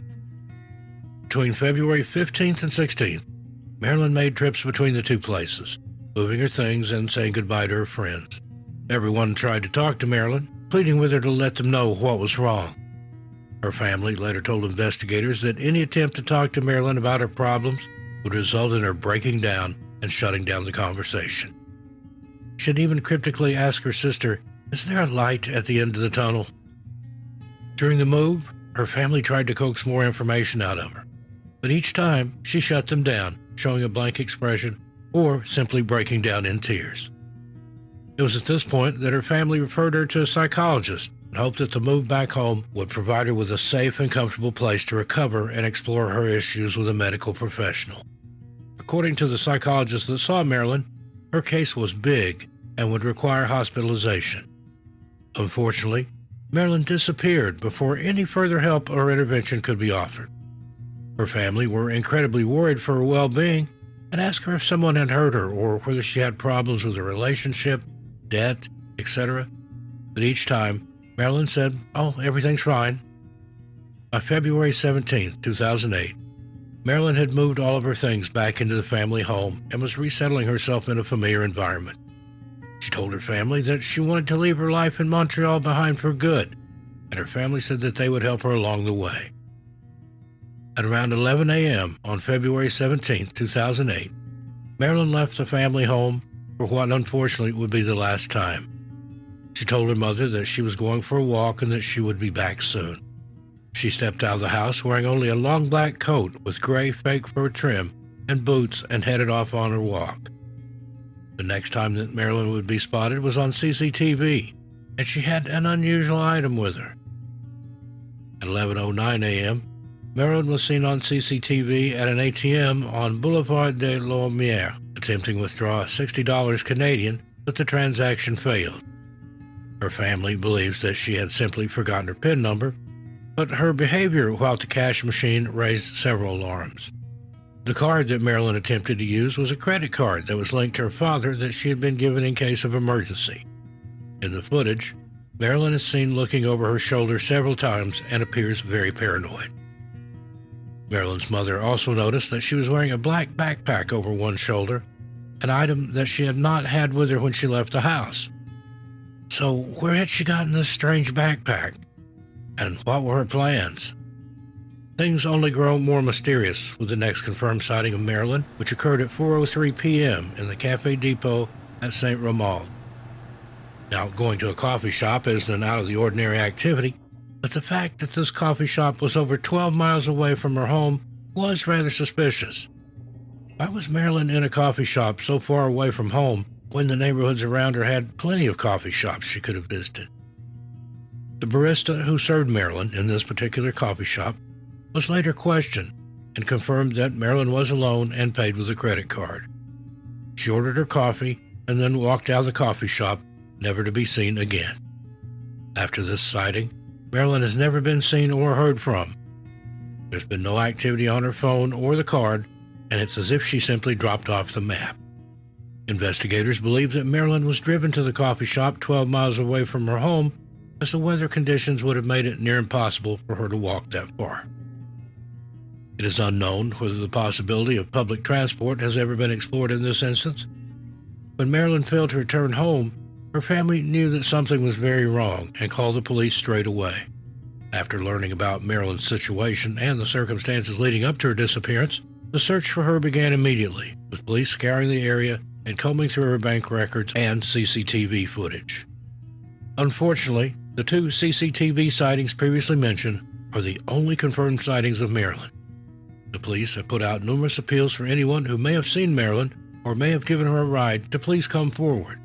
So far, nobody has. There have been several alleged sightings of Marilyn, including sightings in Hawkesbury, Ontario. According to reports, people have seen a woman matching Marilyn's description in Hawkesbury in the company of a man. The two were often known to move around the town, and those who saw her said that she looked anxious and like she was possibly being held captive. Unfortunately, none of these sightings have ever been substantiated, and despite numerous searches by both the police and Marilyn's family, no sign of her has ever been found. Her family are of the opinion that she took her own life, but friends have alluded to something much, much darker. In late 2007, Jonathan Gauthier, who knew Marilyn from college, met up with her and noticed that her personality and behavior had completely changed. She was no longer the happy and lively Marilyn that he once knew. The night that they met up, they had attended a party before heading back to Marilyn's apartment. It was here that she broke down crying. Jonathan rushed to her side to comfort her. He tried to get more information from her and pressed the matter, asking whether she had witnessed something horrific or if something horrific had happened to her. According to Jonathan, Marilyn told him, "No, it's worse. Joe, you can't even imagine what I went through." Sadly, she didn't elaborate any further. The investigation into Marilyn's disappearance has continued over the years, with her family initially posting a $10,000 Canadian reward for information. This amount has now grown to $30,000 Canadian, but we are still no closer to finding out what happened to Marilyn. Her mother told the CBC in 2017, "Marilyn, if you're still alive, for us it's like yesterday you disappeared. We love you. We're waiting for you with open arms, and we miss you so much." Her family believed that Marilyn's life was either in danger or that she perceived to have been in danger in Montreal, and believes that her friends and associates may hold the answers. Marilyn Bergeron was last seen on February 17, 2008, has not been seen or heard from since. Marilyn displayed worrying behavior in the lead-up to her disappearance, and there have been several unconfirmed sightings of her in the Hawkesbury, Ontario area. Marilyn is described as a white female with brown hair, green eyes, 5'7" and 115 pounds. She has a tattoo of Pegasus on her chest, below her right collarbone, and she was last seen wearing boots and a black coat with gray fake fur trim. Anyone with any information is urged to please contact the Quebec Police Services at 418-641-6291. Quote case number 2008-18087. Or you can contact the family's lawyer, Mark Belmer, on 418-681-1227 or toll free 1-800-840-1526. Number 4, Andrew Gosden. The disappearance of 14-year-old Andrew Gosden is one of the UK's most baffling missing person cases. South Yorkshire police have worked tirelessly over the years to find Andrew, but there have been very few leads to work on. Those from the UK will have many strong memories on Andrew's disappearance, and the media storm and investigation that followed. It's been over a decade since Andrew disappeared, and the South Yorkshire police are still no closer to cracking this mystifying case. Andrew Gosden lived in Balby, Doncaster, South Yorkshire, with his parents Kevin and Glenys.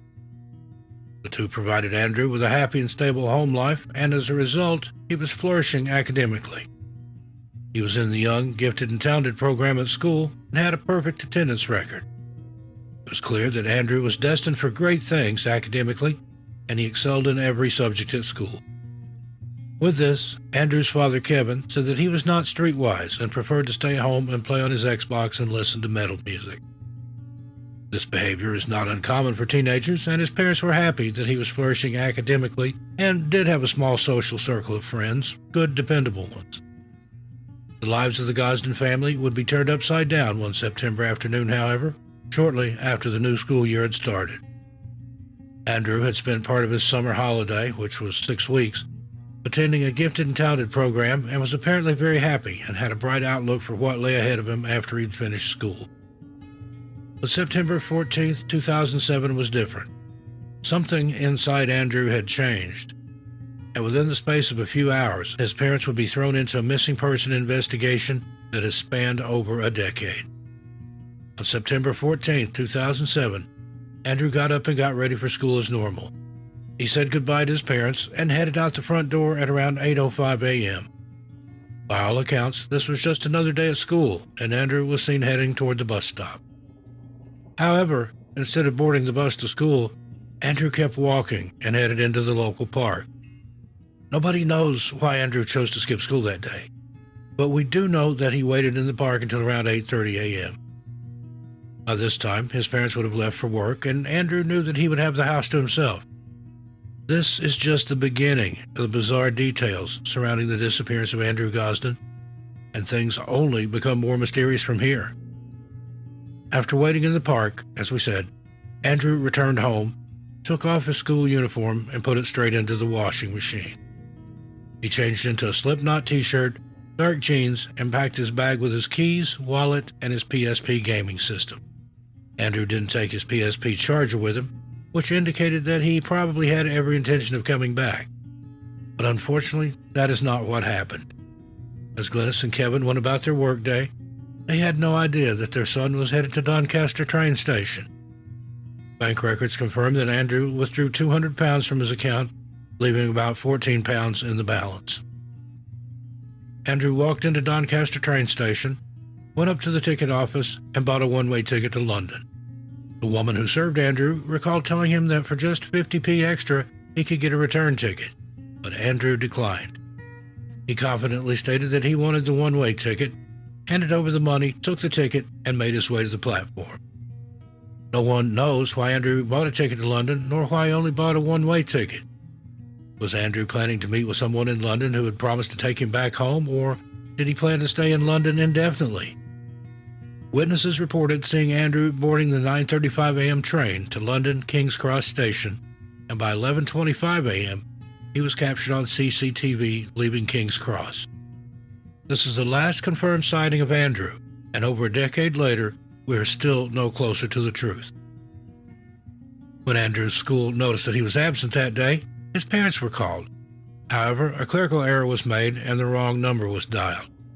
It wasn't until Glenys and Kevin arrived home from work to find Andrew's uniform in the house that they knew something was off. After calling out Andrew's name and searching all over the house, his parents realized that he was missing and dialed 999. South Yorkshire police responded to the call immediately, and the search for Andrew commenced. The area of Balby was searched thoroughly, and investigators began combing through Andrew's life. At the time of his disappearance, Andrew didn't have a phone, as he was known to lose them, and preferred to spend time on his Xbox and listening to music anyway. Flyers, posters, and news reports were circulated around South Yorkshire and Yorkshire, with the South Yorkshire police hoping that somebody would come forward with information. As the days passed and there was no word, the Gosdens began to realize that the situation that they were in was incredibly serious. Then, days after Andrew disappeared, the South Yorkshire police got their first lead. The woman who sold Andrew the ticket at Doncaster train station came forward, and from here, the police were able to check CCTV and confirmed that Andrew had traveled to King's Cross. Sadly, Andrew was not spotted on CCTV after he left King's Cross Station, and CCTV in the surrounding areas failed to show up anything. Now, there are three main theories in Andrew's case, with the first being that he was lured away by someone online. As we said, Andrew had an Xbox and a PSP, but forensic analysis of these and the data showed that Andrew was not registered online with an account. He reportedly didn't even use the family computer and didn't really touch online communications at all. This was backed up by digital forensic investigations that failed to turn up any online presence from Andrew whatsoever. His family did confirm to investigators that Andrew knew several people who lived in London, but none of these people have reported seeing Andrew on the date of or after his disappearance. The next theory that was well publicized in the British media was that Andrew had possibly gone to London to attend a gig or some sort of music-related event. Andrew loved his metal music, and a few gigs were going on around that time. But if that were the case, then why would he buy a one-way ticket? There were no sightings of Andrew at any of these music events, and there has been no proof to suggest that Andrew had tickets for any of these events either. The last theory is one that Andrew's father, Kevin, came up with. Kevin postulated that perhaps Andrew left to start a new life somewhere without the intervention of his family. His family were religious, but also said that they were open to sexuality and gender expression. This theory ties in with an interesting clue that came to light in 2018. It's important to preface this next section by saying that Andrew's nickname was Rue, and it was a nickname that only those closest to him knew and called him. According to reports, an anonymous witness told the police that in 2018 he had a conversation with someone online by the name of Andy Rue. The two people had started talking, and Andy Rue asked the anonymous witness for £200 so that he could pay his rent. This Andy Rue person went on to explain that he had left home at 14 and didn't have a bank account, so sending money via bank transfer would be difficult. He said that he needed the money because his boyfriend had left him, but never went into further detail about his private life. This lead gave the Metropolitan Police and the South Yorkshire Police a glimmer of hope, but it appears the person calling themselves Andy Rue has never been formally identified, and we cannot confirm whether or not this person is Andrew Gosden. Following Andrew's disappearance, his family traveled to London to hand out flyers and to appeal to witnesses and anyone with information to come forward. Kevin and Glynis have been the driving force behind keeping Andrew's name in the media, and they've continued to put pressure on the South Yorkshire Police and the Metropolitan Police to investigate his disappearance. This case has been incredibly well publicized, and in towns and cities across the UK, Andrew's missing person poster can still be seen.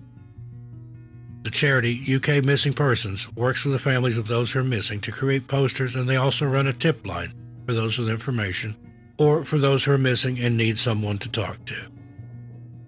Despite all this media attention and investigation, no trace of Andrew has ever been located. After he left King's Cross Station, he seemingly vanished into thin air, and the investigation has laid dormant ever since. Well, that was until January 22, when once again the Andrew Gosden case made headlines. On January 11, 2022, the BBC published an article titled, "Andrew Gosden, 2 men arrested for trafficking and kidnap." This headline shocked the nation, and the details of the arrest would shock them even more. According to the BBC, 2 men, aged 38 and 45, were arrested in December in London on suspicion of kidnap and human trafficking. The 45-year-old man was also arrested on suspicion of possessing indecent images. The 2 men were released on bail pending a further investigation, and the Metropolitan Police and the South Yorkshire Police are currently working the case. No further details have been released in regards to these charges, and the police are keeping their cards very close to their chests. Throughout the years, several age progression photos have been issued to show what Andrew may look like now as an adult. The River Thames has been searched numerous times by divers and with a sonar scanner, but this has not turned up any leads either. The South Yorkshire Police and the Metropolitan Police, along with Andrew's family, continue to search for him and hope that one day they will have answers or at least closure.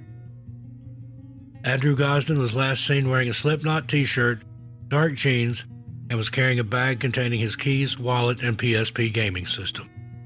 He had bought a one-way ticket from Doncaster to King's Cross, London, and was last seen leaving King's Cross Station at 11:25 a.m. on September 14, 2007. Andrew has brown hair, has a unique double ridge on his right ear, is deaf in his left ear, and wears strong prescription glasses. Anyone with any information is asked to please contact 101 UK Missing People on 116000, the South Yorkshire Police on 0114 220 2020, the Metropolitan Police on 4420 7230 1212, or Crime Stoppers on 0800 555 111. Number 3, Ben Padilla. The disappearance of Ben Padilla is a confusing and complex case, and it requires a bit of background information to process his disappearance. In 2002, American Airlines retired a Boeing 727-223 with registration N844AA, and this plane was purchased by Maury Joseph, who owned an aerospace company in Florida. Different sources give different stories, but the main gist of the situation is that a businessman came and leased the plane, located in Angola, from Maury, only to default on his payments or abandon the plans that he had for the plane.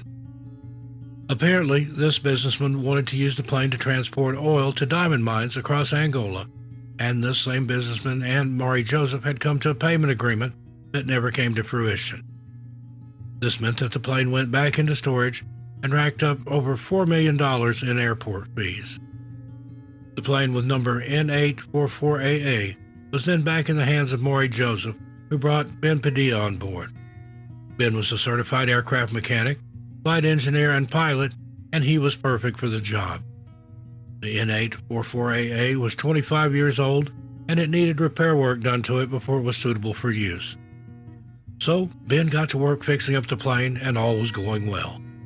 That was until May 25, 2003, when something truly bizarre happened. On this day, the plane was due to fly from Angola to Germany, but as the crew arrived at the airport for their flight, they noticed that the plane had gone.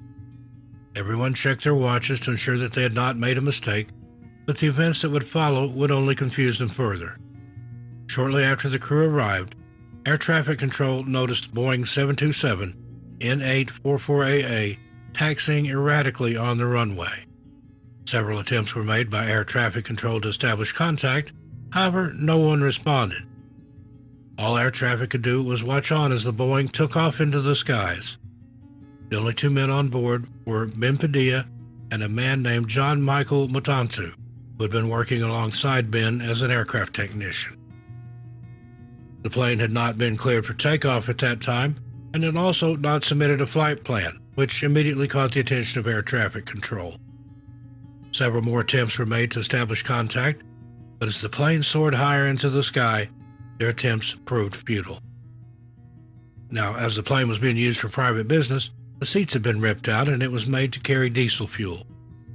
Regardless of who or what was on board, Air Traffic Control was on red alert, and soon the word of the rogue plane had spread. This incident, just 2 years shy of 9/11, sent a wave of panic through Angola. Officials tried desperately to track the plane, but found nothing. The plane had been fueled up with over 14,000 gallons of jet fuel, which would only taken the plane about 2,400 miles. Well, as you know, what goes up must come down, but as the days dragged on, there were no reports of a Boeing 727 with ID number N844AA landing at any airport, nor were there any reports of a crash. The plane had seemingly taken off and vanished into thin air, almost if it had flown right into a portal. According to reports, the plane, with its lights off and its transponder not transmitting, N844AA took off over the southwest and headed out over the Atlantic Ocean. So where did Ben Padilla go, and what happened to the 727 that seemingly disappeared into thin air? One theory is that the mysterious disappearance is down to insurance fraud. As previously mentioned, the plane was due to be leased by someone. However, the deal fell through, and the plane ended up procuring millions of dollars in fees the time it was stored at the airport in Angola.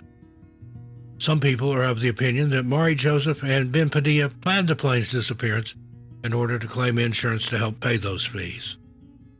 Another theory is perhaps the two men were on the plane at the wrong time, and they were forced to fly the plane to wherever the hijacker demanded. The FBI, NSA, and the CIA became involved in the search for Ben and the missing Boeing 727, along with several other countries. But so far, nothing has ever been discovered or recovered. When Ben first took the job, his brother recalled having a conversation with him about hijacking. Ben told his brother that he would rather crash the plane than comply with anyone's demands, and wondered whether Ben was harmed or was being held against his will somewhere. The investigation into Ben's sudden disappearance and the disappearance of the Boeing 727 is still ongoing, but very little evidence has surfaced. Ben Padilla is described as a white male with brown hair, brown eyes, and stands 6 foot 2 inches tall. The Boeing 727-223 has a tail number of N844AA and the serial number 20985. The plane also is an unpainted silver color with a stripe of red, white, and blue. Anyone with information about Ben or the plane is asked to contact the FBI at 202-324-3000. Number 2, Melanie Ethier. September 28, 2022 will mark the 26th anniversary of the disappearance of 15-year-old Melanie Nadia Ethier from her home in New Liskeard, Ontario. Born on Christmas Day in 1980, Melanie was a great joy in her mother's life and to all those who knew her. Melanie, her 5-year-old sister Jessie, and her mother Celine had lived in the New Liskeard area for almost 9 years, and those in the community knew Melanie well. Melanie was known for her vibrant personality and the fact that she was an honors student at the École Secondary Catholic School. Melanie had dreams of becoming a teacher after she graduated from high school, and in between completing homework, Melanie worked at a daycare that was attached to her school. This job provided Melanie with some independence and gave her valuable skills to take into her future teaching career. Unfortunately, this bright and promising young woman was taken and never got to live out her dream of being a teacher. September 28, 1996 was the day that the lives of the Ethier family would change forever. On that morning, Melanie headed towards the local library after visiting a family friend and bumped into one of her friends. The two girls decided to spend the day together, and they went into the city to do a bit of shopping and relax. According to this friend, Melanie bought a cake tin and cake-making supplies that she could make a birthday cake for her grandmother. Melanie seemed excited about the trip, and the two girls enjoyed themselves. As the day wore on, the girls made plans to meet up with Melanie's boyfriend, Neil Fautier, and 3 other friends, Dave Bromley, Jay Deneau, and Ryan Chatwin. The group of teenagers hung out and planned what they wanted to do together for the rest of the day and evening. September 28, 1996 was a Saturday, so the youngsters wanted to make the most of not having to go to bed early, so the group headed to a video store and rented a copy of the film Sudden Death. The original plan was to head to Melanie's house. However, as Melanie's grandparents were staying over, the house was already a hub of activity. Melanie's room was a mess, and there was no place for the teens to kick back and relax. This didn't bother them, though, and they merely decided to head to another home, eventually settling on the home of Ryan Chatwin on Pine Avenue. After wandering around calling in at their friends' homes, hoping to get a quiet room, the teens were relieved to find that Ryan's parents were upstairs, leaving them with free reign of the house. They settled in to watch the film and just to chat and enjoy each other's company. The hours ticked by, and slowly, one by one, the teens left and headed home. Melanie was one of the last to leave Ryan Chatwin's house, unaware of what her best friend had just encountered outside. That best friend would later tell investigators that when she left Ryan's house at 12:30 a.m., she saw a light-covered Chevrolet Monte Carlo, or a similar car, crawling slowly down the street. The driver of the car paid special attention to her as she walked to the place where she's being picked up, and she said that the driver scared her so much that she took off running. Between 1:30 and 2 a.m., Melanie left Ryan's house, and this would be the last time she was ever seen or heard from. Those left over at Ryan's house watched as Melanie walked down Pine Avenue and into the darkness. Her home was only about a half-mile away, but unfortunately, Melanie never completed the journey. Her disappearance wasn't noted until much later that morning, when the Etier household awoke to find no sign of Melanie. Celine, her mother, checked with Melanie's friends, hoping that she had stayed the night and just forgotten to call, but her heart sank when her friends said that she wasn't there and had left about 2 a.m. Celine rushed to the daycare where Melanie worked, and she wasn't there either. And that was the moment she knew it was serious. She picked up the phone and called the police. The New Liskeard police, along with the Ontario Provincial Police, began their search for Melanie and began knocking on doors of homes and businesses in the community. Melanie's personal life was looked at, and those who were with her on the night she disappeared were also questioned. Investigators were very interested in the account given by Melanie's best friend and believe that Melanie may have either been targeted or may have been mistakenly targeted, as her attackers may have believed she was someone else. Helicopters, scent dogs, and search and rescue personnel combed through New Liskeard, looking for any sign of Melanie, but nothing could be found. It was as if she had simply vanished. There were a few reports of a girl matching Melanie's description walking on the Armstrong Street Bridge across the Wabi River. The Wabi River has been searched by dive teams, but nothing was ever found.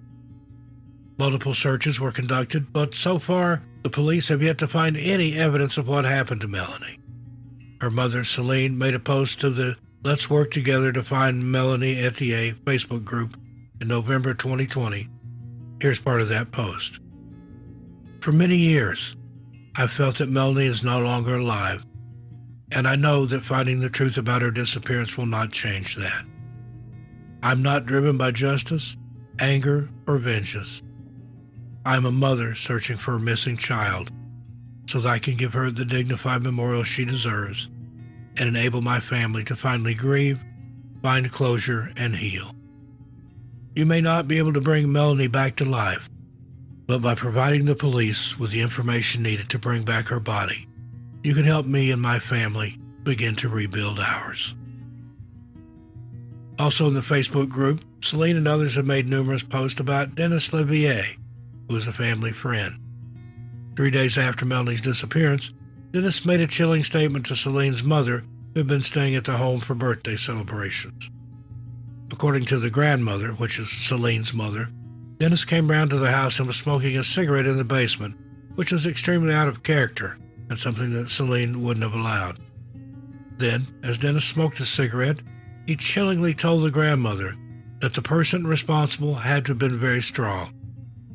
As previously mentioned, Melanie had taken self-defense classes and she also loved ballet and other sports, so she was in good shape and strong for her age.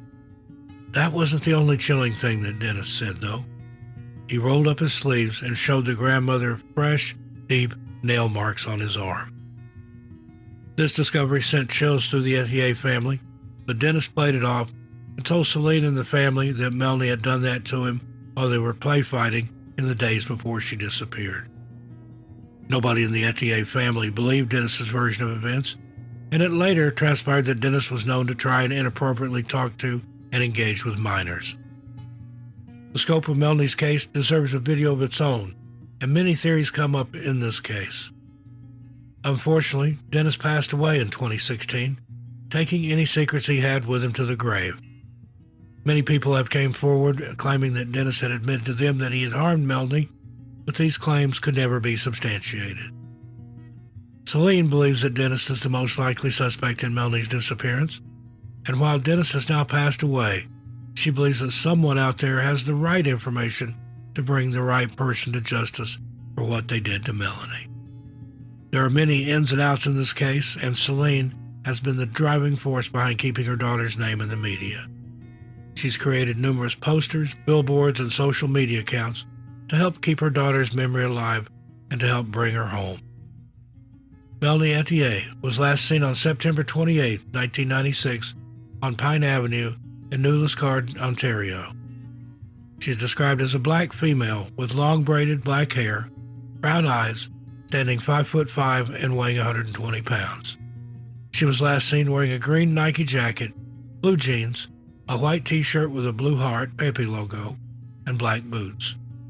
Anyone with information is asked to please contact any of the following: Crime Stoppers at 1-800-222-8477, the Liscard Police Service at 7005-647-4388, the Ontario Provincial Police at 1-888-310-1122, or you can send an anonymous letter to Celine Etier at Box 2055, New Liscard, Ontario, POJ 1PO. Number 1, August Rieger. 18-year-old August Rieger had recently graduated from the Classen School of Advanced Studies and was even awarded the honor of being that year's valedictorian. For August, life was just beginning and the world was truly his oyster, and he had earned himself a full scholarship at the University of Oklahoma. Unfortunately, that summer was snatched away right from under the nose of August's family, and almost a decade later on, his case remains unsolved. On June 16, 2013, August and his family took the trip of a lifetime to Ecuador to celebrate his graduation. According to his parents, Chris and Randa, August had asked for a holiday to a Spanish-speaking country, as he wanted to practice his Spanish. His parents would later tell news outlets that this was just the kind of person August is, always wanting to learn and improve himself. The family packed up their things and headed to Ecuador, not knowing the horrors that awaited them.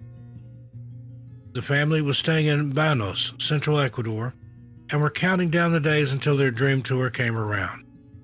The family had booked on to a 3-day tour of the Amazon jungle, something August was especially looking forward to. With time to spare, Chris, Randa, August, and his siblings decided to take a hike on a trail close to their hotel. This would give them a chance to experience the natural beauty that Ecuador has to offer while still being close to civilization. Unfortunately, despite being close to their hotel and other populated areas, the unthinkable happened. As the family went along the trail, August sped ahead and told them that he would wait for them at the top. The rest of the family followed behind, expecting to see August smiling and waiting for them, but he was nowhere to be found. His family looked around for him, but saw nothing. They decided to head back to the hotel, thinking that August had possibly gone there, maybe taking another route down, but as they reached their room, there was still no sign of August. The Rieger family waited, hoping that August would return. Hours later, when that didn't transpire, they reported their son missing to the Ecuadorian authorities, and 24 hours after he was last seen, a search party was established to find the missing teen. The governor's office of the province where the Riegers were staying made a statement in the wake of August's disappearance, reassuring the media and U.S. citizens watching the story closely that all efforts were being made to find the young man. Part of the statement read, "A special team of local authorities, including members of the armed forces, police, fire department, and some volunteers, were deployed in order to find Mr. Rieger." Hours slowly turned into days, and there was still no word from August. His family waited patiently for any updates or leads as to their son's whereabouts. August's missing persons poster was distributed across Ecuador, and locals kept a close eye out for him. 10 days later, a bizarre sighting was reported to the Ecuadorian authorities. According to an ABC News article written on June 26, 2013, there had been a possible sighting of August. The article goes on to say, a high school valedictorian from Oklahoma, who has been missing for more than a week in Ecuador, might have been spotted on the back of a truck headed toward the Amazon rainforest, the family told ABC News. This wouldn't be the only sighting of August, though, and as the months passed, more sightings would be called into the authorities.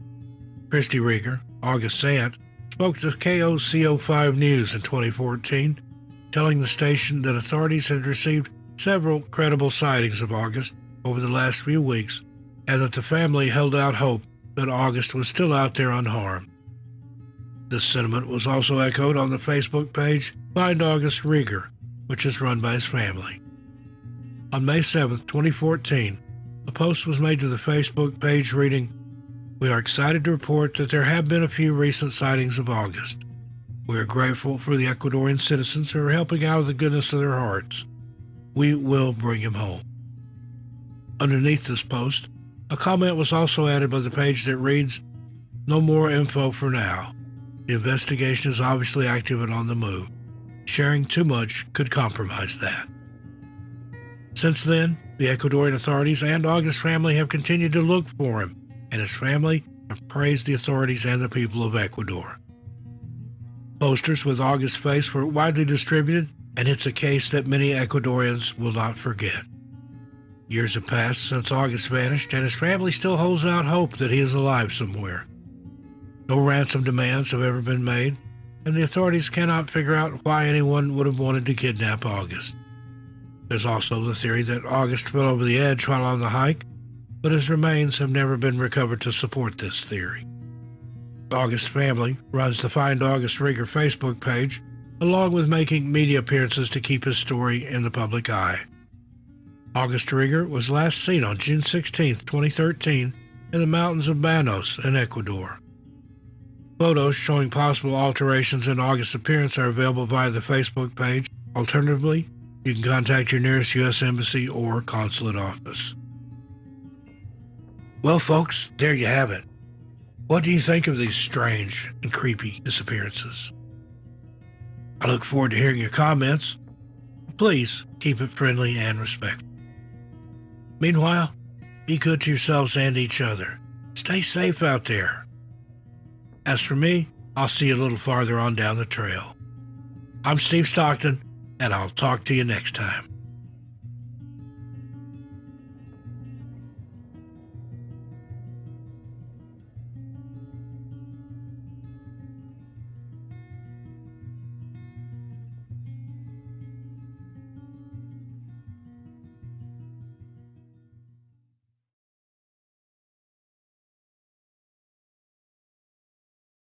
And welcome back. New this morning, a search is underway for a missing duck hunter in Manitowoc. Authorities were called to the Manitowoc River off of West Quarry Road. We have some breaking news right now at noon. A search is underway at Clendening Lake Marina for two missing hunters. Still missing tonight, a 61-year-old hunter who disappeared in the Pecos Wilderness near Santa Fe Sunday. The search for a missing hunter in Laurel County continues. Search for two missing duck hunters along the Mississippi River is about to stretch into a second week. The race is on now to find a missing hunter in Sullivan County. More than 80 first responders are combing the woods right now.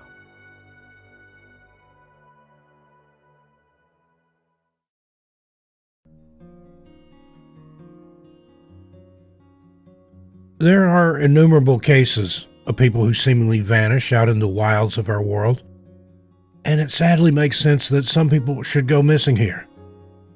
There are places on Earth far from human civilization, with treacherous terrain, wild animals, and the propensity to confuse and bewilder those who find themselves unprepared or simply in the wrong place at the wrong time. Yet, an alarming number of these disappearances leave behind mysterious clues and snatch away even those of us who are well versed in the outdoors and experienced at being within these unpredictable realms. Here, we'll look at 5 of the more eerie disappearances of experienced hunters and the most seasoned survivalists who have gone out into the wilderness and simply never returned. Number 5, Zeb Hughes and Gunnar Palmer. 21-year-old Zeb Hughes and 16-year-old Gunnar Palmer disappeared on Thursday, December 3, 2020, while duck hunting on the Mississippi River in Warren County, Vicksburg, Mississippi. Zeb and Gunnar set out from the Letourneau Landing boat dock on what was supposed to be a typical day of duck hunting. River conditions were normal when they hit the water, and despite the chilly 46-degree temperature, the weather was fair. The Mississippi River, aptly named the Mighty Mississippi, sustains over 260 species of fish, with some tipping the scales at over 300 pounds. The river is 11 miles across at its widest point, and its currents are known to be unpredictable, sometimes even under the best circumstances. Zeb and Gunnar's boat was found capsized on December 4th, the day after the two were officially reported missing. Had the Mighty Mississippi turned treacherous too quickly for the young men to react? Along with the pair's boat, searchers found most of the belongings that were inside, but there was no sign of either Zeb or Gunnar, or of the dog that was traveling with them that day. The search went on over the river and the banks for more than a week, with nothing being found by the dozens of search teams, specialized aircraft, or drones.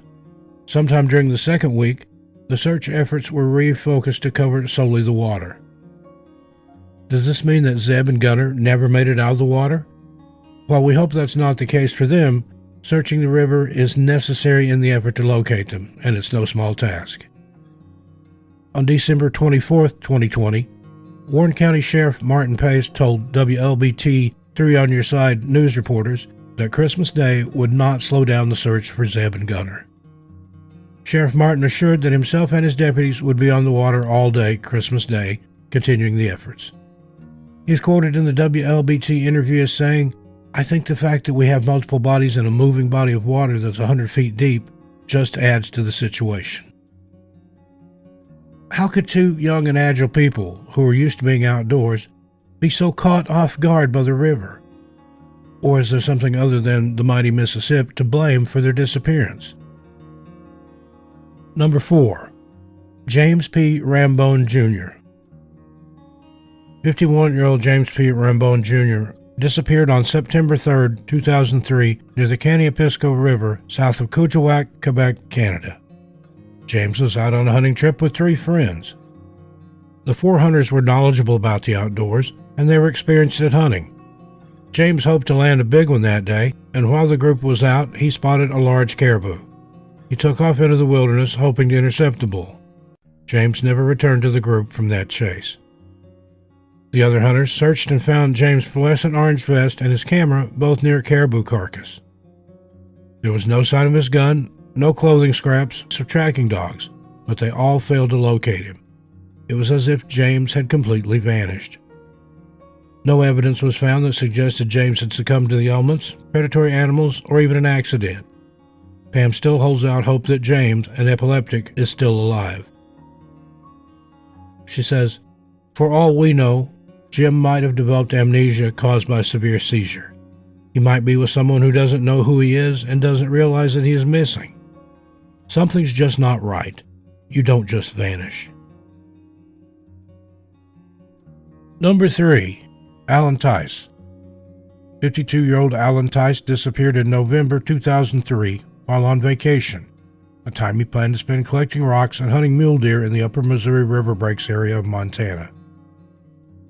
Alan checked into his hotel without issue on November 22nd and paid cash for part of his stay in advance. Nothing was unusual until November 24, his scheduled checkout date, when there was simply no sign of him. Most of his things were still in the motel room except for his hunting gear, so it was assumed that he must have gone out hunting and never made it back. 2 days later, November 26, Alan was officially reported missing. Authorities began looking for him quickly thereafter. Alan stood 5 foot 10 inches tall and weighed 160 pounds.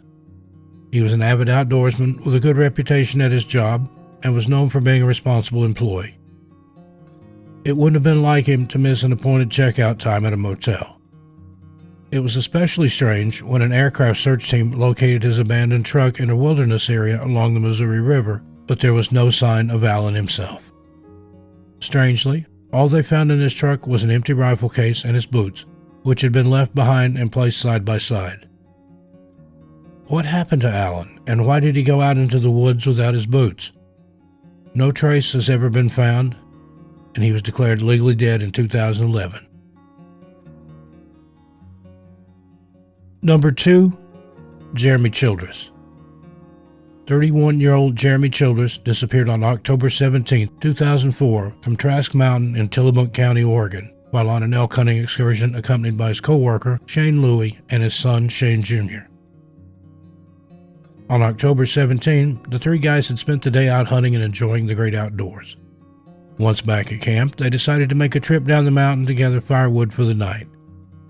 The trio hopped in the pickup truck, driven by Shane, and made their way down the winding roads, collecting firewood. Traveling back toward camp, they encountered a dense fog that surprised and disoriented them. Driving through it while trying to find their campsite was seemingly getting them nowhere, and after a while, Jeremy told his companions that he believed the camp was beyond a particular stand of trees they passed. Shane agreed to pull over and let Jeremy investigate further. Shane and his son got out with Jeremy and hiked a little ways into the fog, but ultimately stayed behind while Jeremy went ahead solo to confirm whether camp was nearby. The intention was for Jeremy to return soon thereafter with news. As Jeremy melted into the thick fog, nobody could have known that it would be the last time anyone would see him again. Shane and his son got back to the truck and waited about an hour, but when Jeremy didn't turn up, they went for help. When the fog finally lifted, an extensive area-wide search and rescue was conducted, but there was no trace of Jeremy other than a discarded gum wrapper of his favorite brand. Despite the extensive efforts put forth in subsequent searches by Jeremy's wife, Kristen, and dozens of other volunteers, no other signs of Jeremy were ever found. A seemingly odd clue was uncovered, though. A passerby witness who claims to have heard 3 shots fired in rapid succession on the evening Jeremy disappeared, and although this is a traditional SOS signal, it is unclear if the occurrence is connected to Jeremy's case, and it is also said that his friends did not hear the shots. As of December 12, 2004, more than a 4-mile radius from where he was last seen had been searched by many teams, with still no signs coming up. Jeremy's family is understandably devastated by his disappearance, and his 3-year-old daughter, Kelsey, asked her mom over and over in the days thereafter when her daddy was coming home. Number 1. Barnett Barry Zeldin. 74-year-old Barnett Barry Zeldin disappeared on Monday, October 7, 2013, after telling his wife he was planning to put some bait at a deer stand near Chatsworth in the Warren Grove Recreation Area in Barnegat, New Jersey. That's the last time Barry was seen. He took his '92 Chevy Blazer to the recreation area, where he would likely have begun checking his usual hunting and lure spots. He carried corn and molasses to put out for the deer, and had brought his dog along for good company. They left Barry's Mays Landing home and drove to a section of the Warren Grove Recreation Area. Now, the Warren Grove Recreation Area in New Jersey is mostly undeveloped wilderness, perfect for hiking, bird watching, hunting, and the like. The 617-acre is just west of the town of Warren Grove. The land was acquired from the National Park Service in 1972 as part of their Federal Lands to Parks program. Access to the recreation area is limited to several sand roads and old woods roads throughout the area, but there are currently no marked trails. Barry frequented this wilderness and was a strong outdoorsman, avid hunter, and capable survivalist. The weather at the time of Barry's disappearance was overcast, damp, and chilly, both during the night and daytime. Temperatures were around 66 degrees Fahrenheit, with winds gusting to 30 miles per hour. Even so, Barry was equipped with the necessary skills to handle the conditions. When Barry didn't come home or call Monday night, his wife, Janet Zeldin, wasn't really worried at first because he was known to make spontaneous hunting trips that sometimes lasted for several days. Janet said, "I didn't think much of it. I figured maybe he got a deer and he was looking for it. He's very independent." She began calling his cell phone every hour by Tuesday and into Wednesday, but all she got was his voicemail. On Thursday, October 10th, she tried to drive to the Audubon Gun Club, where Barry was a member, but she couldn't find it. The next day, she tried again, this time finding it, and got several members of the club to go out looking for Barry. Wilbur Swales, president of the Audubon Gun Club, said, "A couple of us went out Friday night looking for him, and we couldn't find nothing. Then we went out Saturday, me and 3 other members of the club, and we found his automobile." Barry's 1992 Chevy Blazer was parked at Warren Grove. The keys were still in the ignition, with the windows rolled down, cell phone on the dashboard, and his dog, Taffy, still there waiting for him, having survived 4 days alone by eating the corn and molasses meant for the deer. Janet speculated of the dog, he must have left her to check on the deer stand or to put some apples out, and there was a medical emergency. She does what she's told, so he must have told her to stay put. New Jersey State Police and State Park Police searched for Barry using helicopters and canine teams. Search efforts originally concentrated on the Warren Grove Recreation Area, but expanded closer to the Bass River State Forest, also in New Jersey. By Sunday afternoon, October 13th, 6 days after Barry's disappearance, the authorities called off the official search and rescue operation. Even so, volunteers with Burlington County Canine Search and Rescue went back into the recreation area the following Tuesday and then planned a larger search the following weekend. Janet said at the time, "I know he's good in the woods. That's why I never worried. He knows what he's doing. He's a very avid hunter. He probably could survive out there indefinitely. Barry's daughter-in-law, Debbie Zeldin, said, "It's like he just vanished. His car was found with his dog. She's okay, but we're afraid of what might have happened because he loved that dog. He would have never left her anywhere if he wasn't going to be right back." In November 2013, Barry's wife Janet said, "Every weekend and sometimes during the week, there is someone out looking for him. There have been different rescuers, state troopers, neighbors, friends, and the fire department. In 2 weeks, the shotgun hunters will be going out, and there should be about 1,000 of them pushing for deer. Between the newspaper coverage, TV, and word of mouth, everyone out there will know he's missing and will look for him. As time goes by, I guess I get less hopeful." What made Barry leave his dog Taffy in the Blazer with his cell phone and belongings?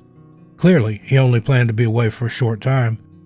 Did he suffer a stroke or heart attack because of his age and perhaps fall into the dense undergrowth in the area? Was he attacked by a large predatory animal? None of his gear or other belongings were ever located. Only his truck, its contents, and his dog. So, friends, what do you think about these cases? How did all these wilderness experienced people go missing, some with no clues ever to be uncovered at all? These mysterious disappearances are only 5 of a frightening number of missing person cases. If you have a case you would like to see featured, please email us at NationalParkMysteriesYT@gmail.com. Until we meet again, take care of yourselves and each other. I'm Steve Stockton, and I'll talk to you next time.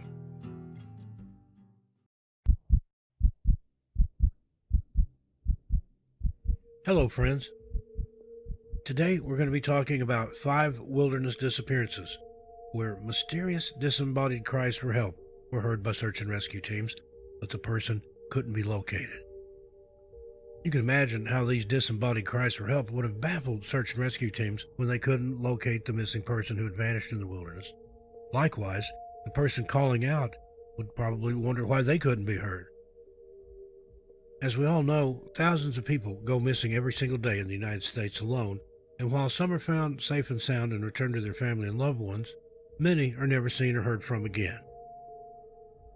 How devastating that must be for the people who remain in the dark about their loved one, wondering always what if and what happened. Are they alive? Are they deceased? But what about the people who went missing and are known to have called out for help, to have actually been heard screaming or yelling for someone to rescue them, but were then never found? How does something like that even happen? Surely you must be thinking that if someone is close enough to be within earshot and heard calling for help, then search and rescue teams, volunteer teams, or even just a random stranger wandering about in the area heard them, then how is it at all possible for that person to never be seen or heard from again? Now, while we don't answer to that specific question today, and we as a society may never have all of or even part of the answers to these same questions, let's review some of these cases today. The ones in which people were so very close to being rescued or saved, but then that help never came. What must that have felt like to the person who was lost? Crying out and then hearing people who you think are coming to your aid for who knows how long, knowing that you're being heard and maybe even preparing to get ready to get back home to your family, and then nothing.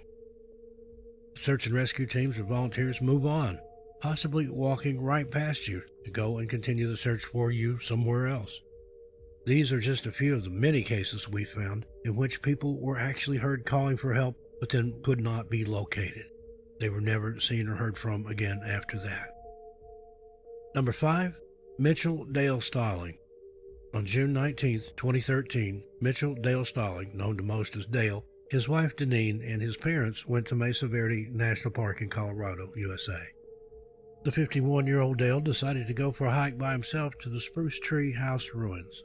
The Spruce Tree House Ruins is the third largest cliff dwelling in Mesa Verde and was actually constructed between 1211 and 1278 AD by the ancestors of some of the Pueblo people of the Southwest.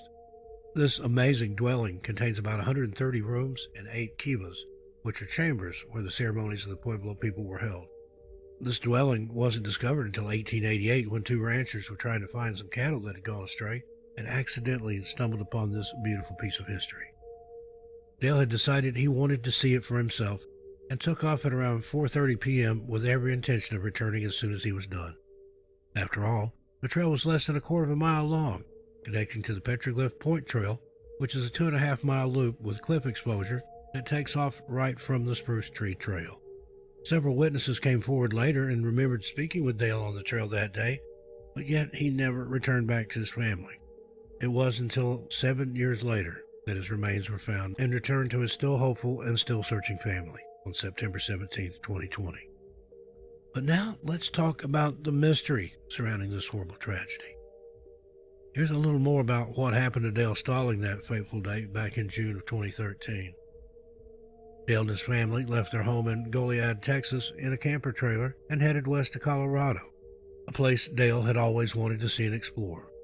He was an experienced outdoorsman and loved to camp and hike, and was also a very avid gardener and was known to spend hours alone at home just spending time and tending to his many plants. He decided a day trip to Mesa Verde National Park was the perfect way not only for his family to spend some quality time together, but also for him to make his dream of seeing the sights in the beautiful Colorado National Park a reality. And so, they were on their way. The trail was known to be a bit rough and rugged, so initially the Stallings were only planning to drive to the lookout point and experience the breathtaking scenes from a distance. Dale's parents were elderly, and it's reported that his wife was overweight, so nobody but Dale would have been able to hike the trail very easily. Once they got there, however, Dale being Dale and having his great love of nature and the outdoors, decided to seize the moment and finally have the opportunity he had waited for so long, to be there in Colorado, in the Mesa Verde. He just had to get a closer look at the Spruce Tree House ruins. 22 minutes before Dale took off for his hike, the weather conditions were not that good. The temperature was somewhere between 90 and 100 degrees. The terrain was another worry, as it was rugged with steep canyons and mesa tops. The elevation ranged from 6,500 to 8,000 feet.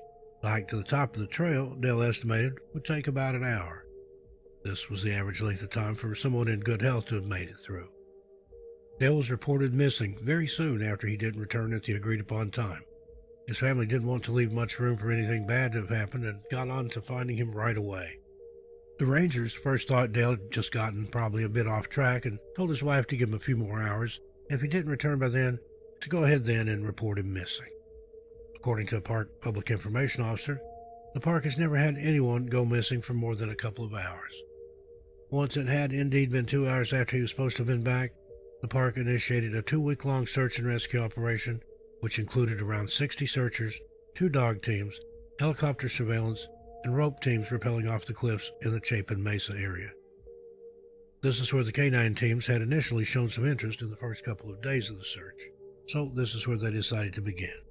The Petroglyph Point Trail follows a cliff base before descending to the mesa in a series of steep sections of switchbacks, which then had some steps cut into the rock. Though he didn't have any water with him on this extremely hot day when he disappeared, Dale did have his cell phone, but after he was determined to have disappeared, nobody could get any kind of response or an answer from him when they tried to reach out. Phone records did show him trying to access his voicemail at around 7 p.m. that night, or at least the phone was trying to access the voicemail. We in this community should make no assumptions that it was Dale at all who tried to do this. For the sake of fact, though, let's move on and say it was him. It was for nothing, though, as the call dropped and never went through.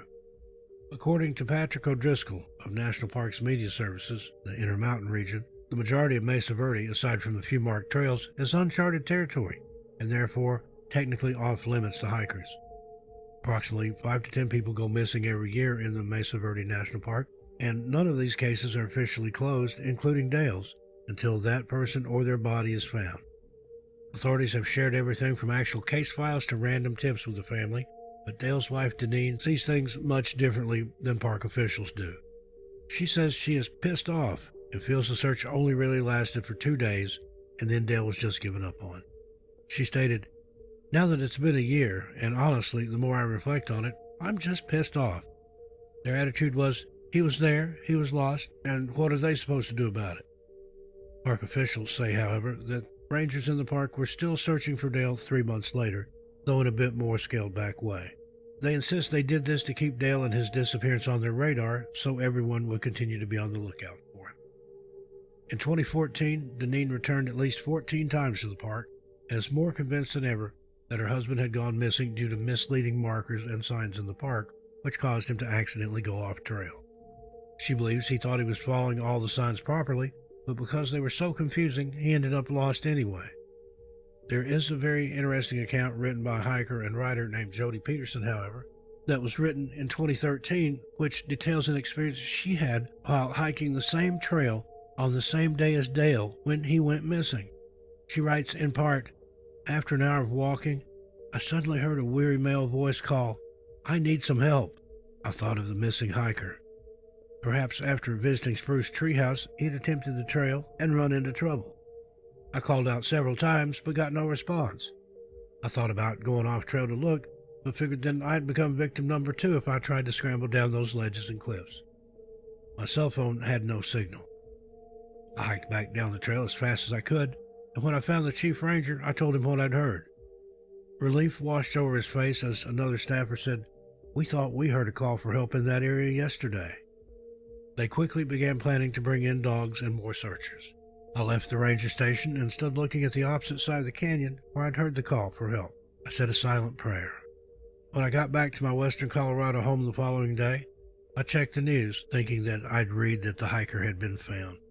Instead, I learned that Mitchell Dale Stalling was still missing, and now 70 people were looking for him. As I write this, it's been almost 2 weeks since Stalling vanished, and the search has been scaled down. A group of us think he's still somewhere in the park, said Chief Ranger Jesse Farias. We've all heard of planned disappearances, but it doesn't smell that way. The odds of him being found alive, though, are basically 0. Perhaps he fell between big rocks in a place where searchers can't see him. Perhaps wind shifts made the dog miss his scent. Now, the question, though, is this. If Dale was heard calling for help by several different people, and searches were immediately put into place and conducted as soon as this was reported, then how did no one come across him again, even hear him again, or find any evidence of him at all? If they thought they heard a call for help in the same area just the day before, then why weren't they still out searching there? That makes no sense. What really happened out there in Mesa Verde? Do the park rangers and other staff of this national park know more than they're saying? This is something to think about, definitely, but most likely something we will never find an answer to. Number 4, Daylene Moke Pua. On February 27, 2015, a 17-year-old named Daylene Pua, known as Moke to his family and friends, decided to go for a hike on the Stairway to Heaven. This is actually the Haiku Stairs in Oahu, Hawaii. These stairs are basically an extremely steep step structure which used to provide pedestrian access to former U.S. Navy communication facilities on the island. This is considered one of Hawaii's most dangerous trails, and Moke was last seen boarding a bus in Waianae to get to the spot which he wanted so badly to climb and see the historical sites. Daylene, who lived on the Big Island, was visiting Waianae to spend some time with his grandmother. His grandmother, Martha Bear, stated that the teen wanted desperately to climb the trail, which is forbidden on the windward side of Oahu. She told her grandson she had seen on the news that it was closed down and he wouldn't be able to access it. She told him not to waste his time even trying. Martha said, though, that when Daylene boarded the bus and said he was going hiking, she never thought he was really going there, to the Stairway to Heaven trail. She figured she'd already told him that he would get arrested if he tried to go there and climb, and that it was closed down and pedestrian access was being refused. At around 11 a.m., Daylene posted his last ever correspondence when he texted some friends pictures of himself, stating that he was finally there, on the trail of the Haiku Stairs, and was next planning to climb them. He hasn't been seen or heard from since. His family studied the pictures Daylene had sent them from the trail right before he seemingly disappeared into thin air extensively, and there are some that stand out. These are the ones they are desperately trying to get the public's help in identifying. Unfortunately, the more you blow up the images, the more blurry and non-discernible they become. Almost impossible to tell what you're even looking at. Though the family is fairly confident at least one of them is Daylene. They believe they saw a man in the background, far off in the distance of at least one of the other pictures, and theorized that this man was for some reason following Daylene and could have somehow led to his disappearance and possible demise. The search effort included local fire departments, drone operators, community volunteers, and even the U.S. Navy conducting a land and air search to find the young man, all to no avail. A few days after he was last heard from and reported as missing, Monday, March 2nd, 2 hikers reported hearing cries for help. This information led the fire department to continue their search into Tuesday, March 3rd, 2015. That particular search was suspended the same afternoon, but local volunteers continued to look for Daleen, combing through the mountains, but finding no sign of him.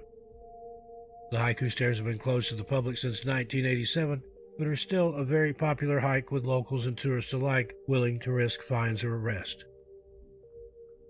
The stairs are in bad shape after heavy rains and powerful storms have damaged them to the point that they've gained a somewhat ominous reputation for being not only treacherous, but possibly deadly as well. Some people believe they should be fixed, restored, and reopened to the public, while others say they should be torn down altogether. The fate of Daleen Mokhua is still unknown to this day, as is why he wasn't found despite hikers very clearly hearing him calling for help. Was this actually Daleen Pua crying out for help? Again, we will most likely never know. Number 3, Philip Krasik. Yet another unfortunate soul who decided to go out for what seemed like a pleasant and scenic hike and ended up not ever being seen or heard from again, even after being heard screaming or yelling for help, is 30-year-old Philip Krasik from Berkeley, California. Philip told his wife he was headed out for a run in the hills near the Mahler Ranch staging area in Pleasanton Ridge Regional Park, California. He called her once he reached the trail to inform her that it would take him about an hour and to let her know when she could expect him back that day. He was last seen running at around 10:45 a.m. that same morning. Philip's wife reported him missing the same afternoon he had headed out for the run when he failed to return home and hadn't been in contact with her or anyone else to let them know why he wasn't back yet. This was very unlike him by all accounts. Investigators in Pleasanton stated that they had never come across such a bizarre case. Either he got hurt and was only able to call out, or he planned all of this and purposely disappeared, leaving his wife and his life behind and never looking back. This left his family and friends to wonder forever what happened to him and why. According to his family, the latter isn't even an option, as Philip just wasn't that type of man and loved his life and his family. Philip was supposed to meet with his wife to attend a family gathering in Stockton, California. When he didn't show up at the appointed time, his wife immediately knew something was wrong and called the authorities. Philip is said to have left his shirt and cell phone in his vehicle, and although he was running with a smartwatch, it was unfortunately not equipped with GPS. With temperatures rising above 100 degrees Fahrenheit that day in Pleasanton, many were led to immediately begin to speculate that the heat had somehow incapacitated Philip on that day, July 10th, 2021. Now, this didn't make much sense to his family and loved ones, though, as Philip was a marathon runner and was well adjusted to running under such extreme conditions as blaring heat, which might incapacitate most people.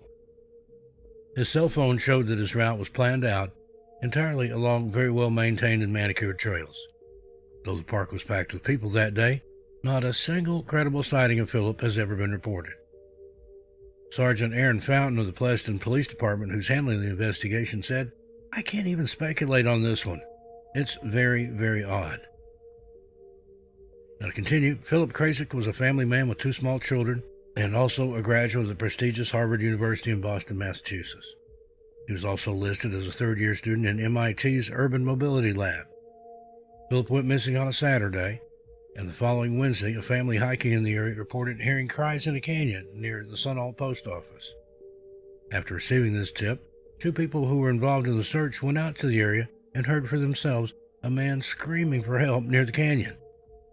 Experienced hikers in the search and rescue effort set out to go and see if they could hear the calls and perhaps follow them to try and find Philip, who they presumed it was, and bring him safely back to his family.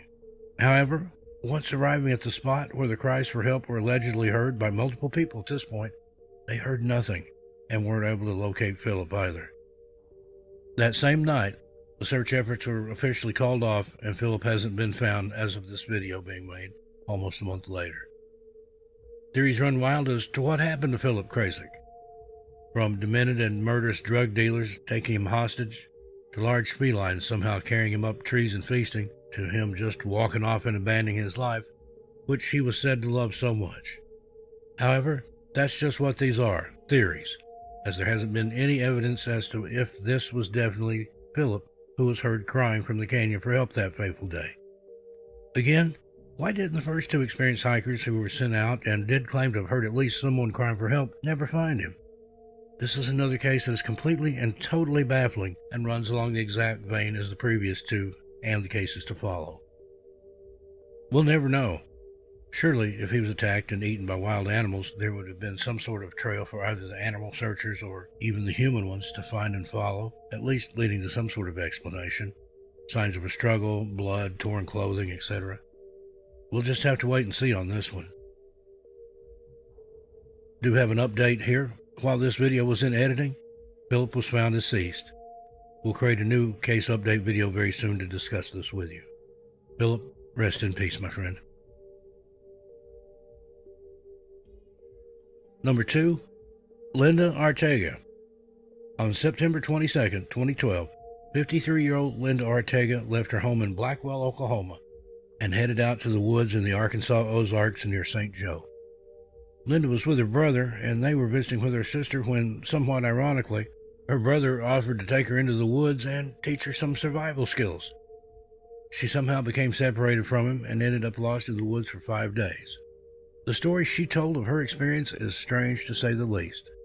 However, in this community, if you clicked on this video or you're aware of all the strange things happening in the woods, besides all the bizarre deaths and disappearances, and if you've been paying attention at all and can clearly see something is wrong with not only the things mentioned above, but also with the reports and stories of encounters and experiences had by the people who were lost for however long in whatever part of the 700 million acres of forests and woodlands in the United States alone, then you'll understand why it was absolutely necessary that we tell Linda's story here. Now, as soon as she was reported missing, a search was mounted, and almost every single resident of St. Joe, which is a tiny town of not even 200 people, and various other volunteers from throughout the county, set out to find the missing woman. She was eventually found, relatively unharmed, and picked up by an all-terrain vehicle driven by some of these volunteers. Linda was lucky enough to have only sustained some minor cuts and bruises, but what happened to her affected her psychologically, and it was definitely a strange story she had to tell. Chief Deputy Dwayne Pierce stated that when she came out of the woods, she wasn't right about her head. That's a quote. Miss Ortega reported that she had survived by eating wild berries, watercress, hazelnuts, and anything else she could find which she knew was edible. She also drank water from the creek. At night, she huddled on the freezing cold ground underneath trees for shelter, praying for someone to come and finally find her. She also repeatedly thanked her brother and insisted she never would have survived without the knowledge he had just been teaching her about how to survive in the wild. The strangest and scariest part of the entire 5-day ordeal, though, was what Linda said she'd experienced while out there, lost and alone, cold and afraid, in the unknown woods and trails. She claimed that while she was out there, especially at night, she would see other people there. They would be walking around her along the trails or even right there in the thick of the woods. She would ask them for help or try to get their attention, maybe even ask one of them if they could point her in the direction of safety. However, not a single one of these people even acknowledged her or looked in her direction. She claimed people were even hiding behind the bushes like they didn't want her to see them. Now, while in the hospital, she did admit that perhaps some of the berries she had eaten caused some kind of mild hallucination. She wasn't sure. She claimed she had managed to stay with her brother for 3 days before becoming separated from him and knew what she should and what she shouldn't eat when trying to survive. She's very consistent in her story. Think about the people hiding in the bushes. These people definitely weren't part of any kind of search party. Why would people trying to find a lost woman hide so she couldn't see them? More than that, why would others walk right past her and then try and hide as though they were playing some kind of strange hide-and-seek game, hiding in plain sight? Is this finally the proof that there are, in fact, strange people who live in the woods who either don't know how to interact with other people or just don't want to, especially other people who aren't like them or who aren't from where they're from? Is this proof of ferals, wild men? How does this all tie in with strange missing person cases and even deaths we see, which are becoming so much more common year after year in the woods? Is this what we should be paying attention to when out searching for the above-mentioned missing? There was a statement made by the doctor Linda saw after being taken to the hospital when she was rescued, which validates her sanity. She was not insane. How much more interesting that she was berry picking when she ended up being separated from her brother after 3 days of staying right next to him. As we all know, this is a very common theme among the missing people in the woods, the berry picking, or berry patches in general. But there are those who are found, and then those who seem to be forever lost. Linda is not the first person, or more specifically, the first woman, to report things like this while either lost or, for whatever reason, wandering the woods alone. There are many other reports of women being followed or even chased by what they referred to as men while being lost in those same woods. This is also very common in the East along the Appalachian Trail.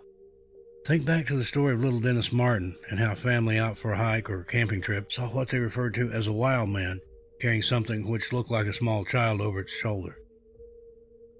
There are also several park rangers in the United States, Dwight McCarter among them, who have come forward since retiring and tell stories of wild men living and even hunting in the woods of our national parks and general forested areas of our country. Is this only going on here in the United States, though? Not at all. There's one specific report we covered in an early video about wild men and feral humans in the woods where at least one park ranger was attacked by one of these people.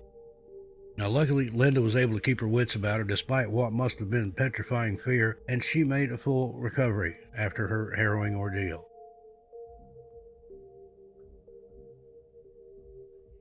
Number 1, Naomi Lee Whidden.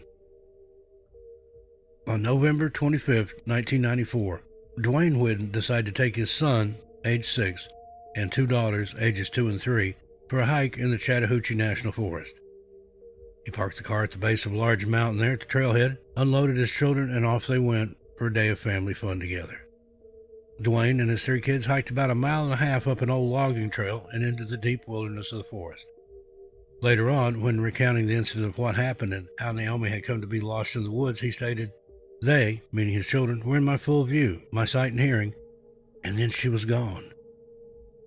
He stated that they were all looking for signs of animals when suddenly Naomi, only 2 years old, just simply vanished. There was never any explanation we could find of what actually happened and how it was possible a 2-year-old little girl, in full view of her father no less, disappeared faster than he could finish blinking. It's like she blinked right out of existence. Local authorities brought in bloodhounds and search teams from the surrounding counties to aid in the search for the small girl. Teams of volunteers and search and rescue headed out well into the middle of the night looking for Naomi and calling her name, but to no avail. She was seemingly nowhere at all. Now, approximately 25 hours after she first disappeared, a man named Kip Clayton was searching the outer fringes of the search area he and his team were assigned to when he said his intuition, that old gut instinct, pushed him forth to go and search another 250 yards forward, leaving the official search area he was looking in. But that's when he found her. Laying next to a large log, face down and unresponsive in mud, muck, and leaves, was 2-year-old Naomi Whidden. He picked her up and she let out a small moan. She was freezing cold, her body at a dangerously low temperature, and Kip ran as fast as he could with Naomi barely breathing in his arms, the approximate mile back to the command post. Naomi was rushed to the nearest hospital, and she was only semi-conscious and in very critical condition when she arrived. Now, while eventually she fully recovered and managed to survive her ordeal, many questions remain about what exactly happened to her. As mentioned before, where Naomi was found was only about 250 yards away from where the searchers would have been screaming and yelling her name the night before, all throughout the night. Why didn't Naomi respond to them at all? Why didn't she alert them in any way as to where she was so they could go and help her? It isn't possible that she was face down in the mud the entire time, or she couldn't have survived. Surely she would have suffocated. So why didn't she respond? Did she not hear them? If she couldn't hear them, why not? Take into account when trying to understand these things, how close this disappearance was to the Great Smoky Mountains and how many children not only have disappeared there, but were found face down on the ground. Usually, the ones closest to Naomi's age are found this way. Sometimes, though, it's too late. Naomi was very lucky to have survived. Also, why doesn't a simple Google search turn up more information about this case? Other than one document, there's not any mention of this online anywhere. So, friends, what do you think of these strange cases? People that heard calling out, couldn't be located, or people that couldn't hear the searchers calling for them. Very, very strange. I look forward to your comments. Y'all take care of yourselves and each other. I'll see you a little farther on down the road. I'm Steve Stockton, and I'll talk to you next time.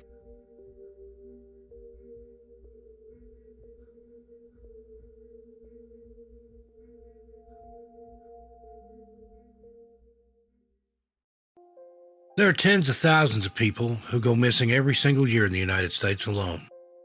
These are due to kidnappings, homicides, people taking their own lives, and many other situations and circumstances.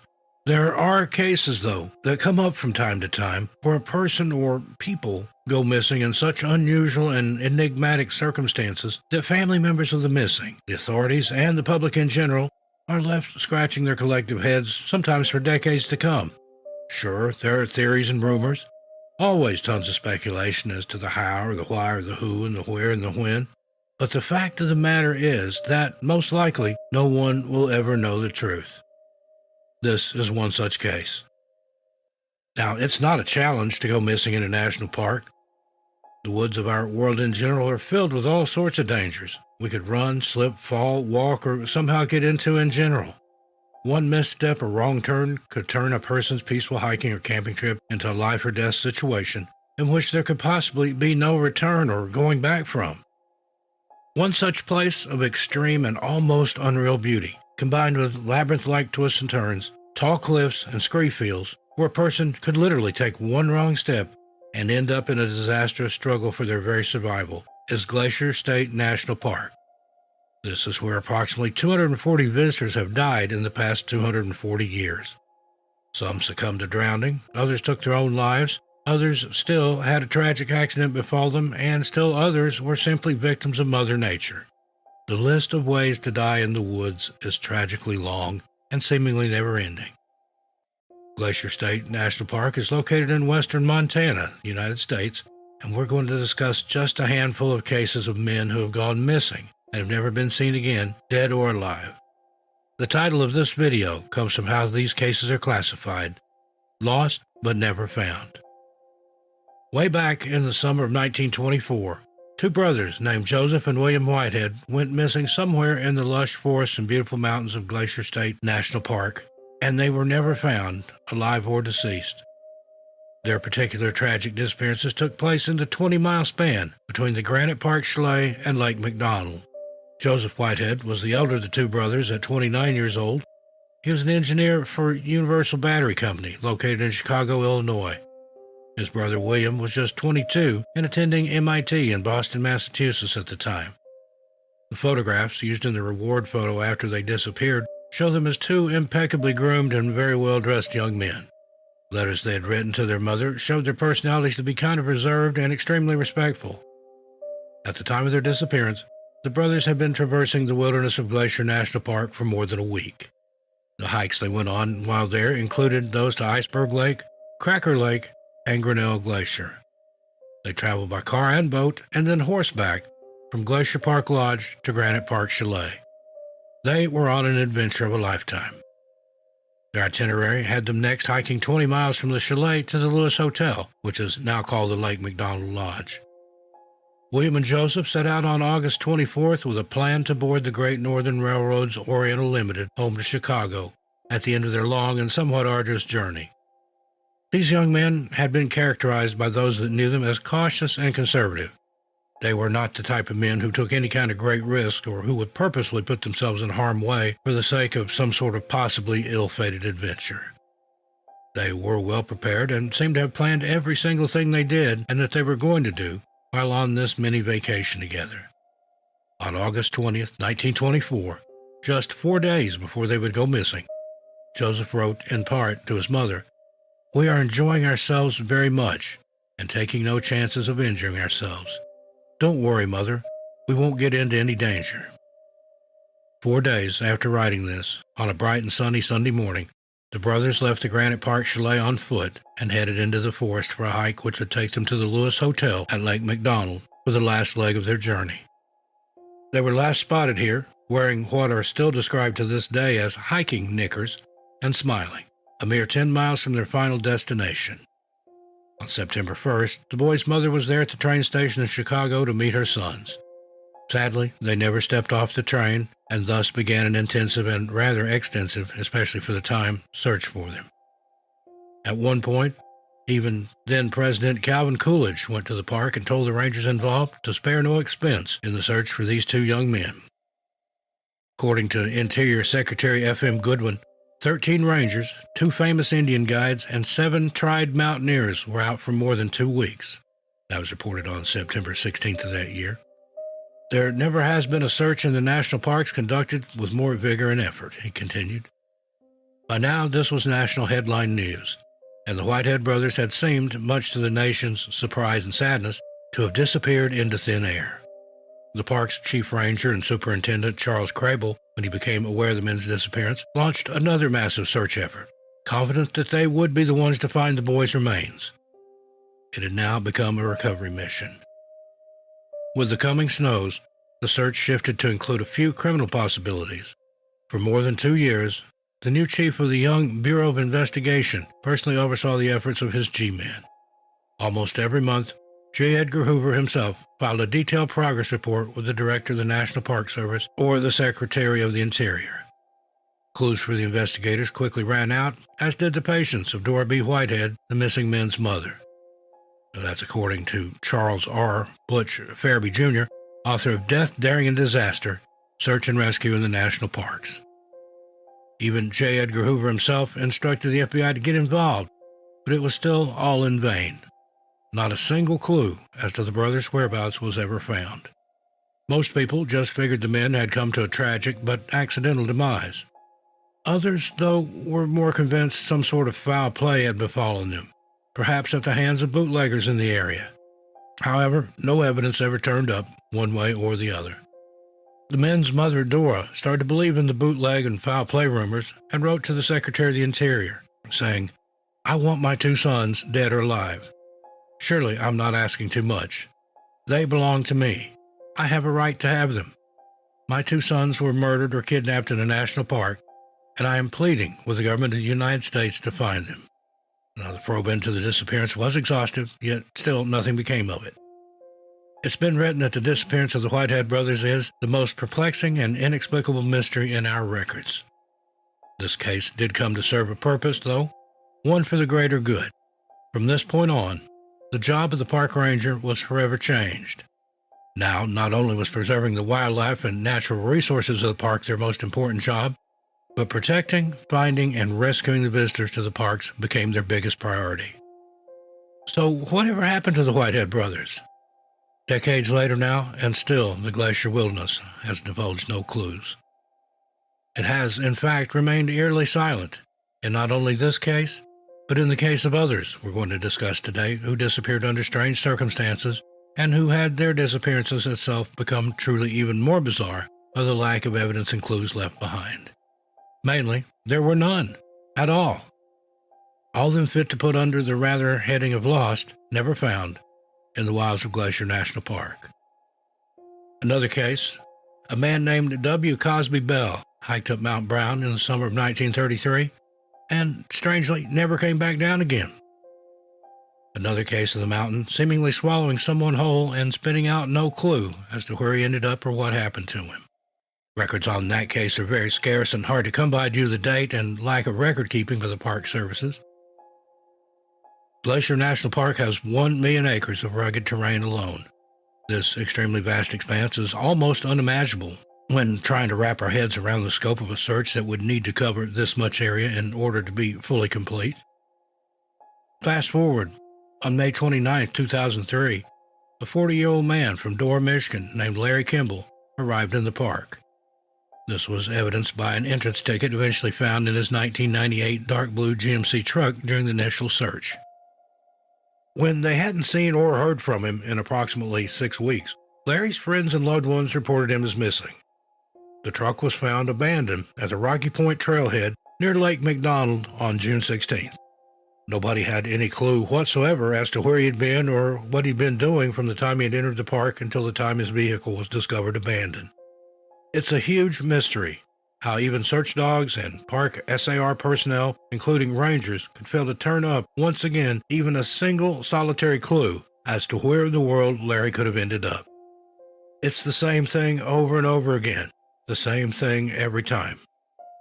A person enters the park and is never seen or heard from again, and there's absolutely no evidence whatsoever to even allude to where they may have gone. Imagine the families and how they feel and what they must be going through. Not knowing must be absolutely gut-wrenching. The Allegan County Sheriff's Office, back home in Larry's state of Michigan, took the initial missing persons report. Sergeant Tony Saucedo stated, his family is very worried about him. Jim Kimball, Larry's brother, explained to investigators that nobody had seen or heard from his brother since spring of that year. Larry's residence was searched, but that too was an unfruitful search and yielded nothing of any value to authorities. Rangers did discover that Larry didn't even have a backcountry permit and discovered no camping equipment in his abandoned vehicle. There was also no record of him recently lodging in or even near the park. His family and friends reported that he was not the type to hike or camp and were unaware of any itinerary he may have had when entering the park. Nobody even knew beforehand that Larry had planned on going on this trip into the mountains in the first place. Authorities and Larry's loved ones were stumped, to say the least, and the lack of any real clues or evidence as to his whereabouts stymied everyone.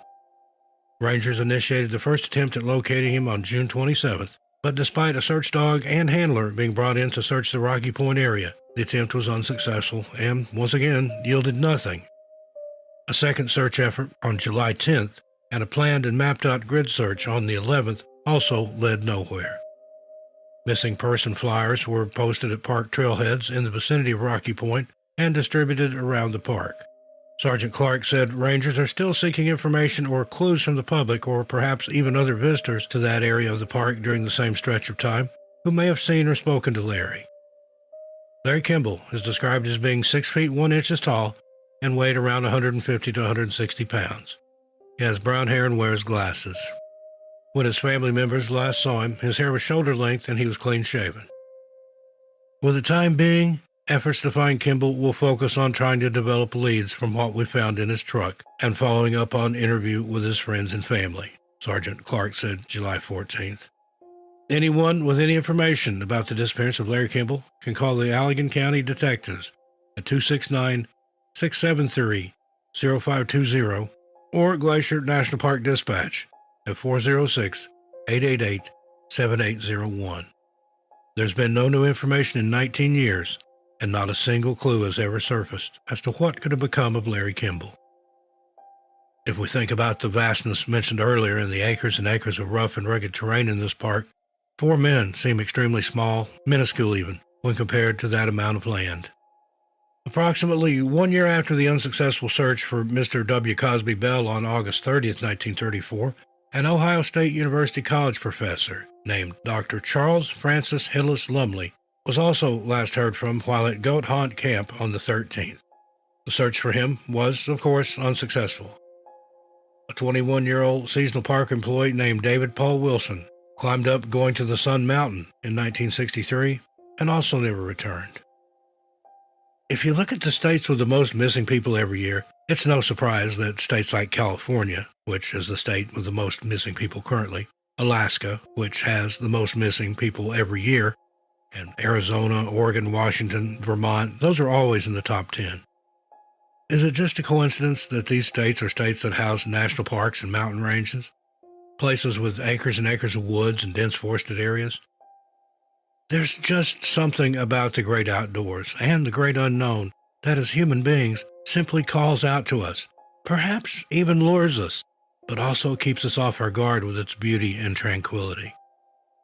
While many people are found, whether alive or deceased, there are so many of those throughout the country and even the world, where we just are left wondering, sitting back and scratching our heads, and hopefully becoming ever more vigilant and safe when we go out there ourselves into the great unknown. Well, folks, there you have it. What do you think of these strange cases? I look forward to your comments, but please keep it friendly and respectful. In the meanwhile, be good to yourselves and each other. Stay safe out there. I don't want to feature you in one of these videos. As for me, I'll see you a little farther on down the trail. I'm Steve Stockton, and I'll talk to you next time.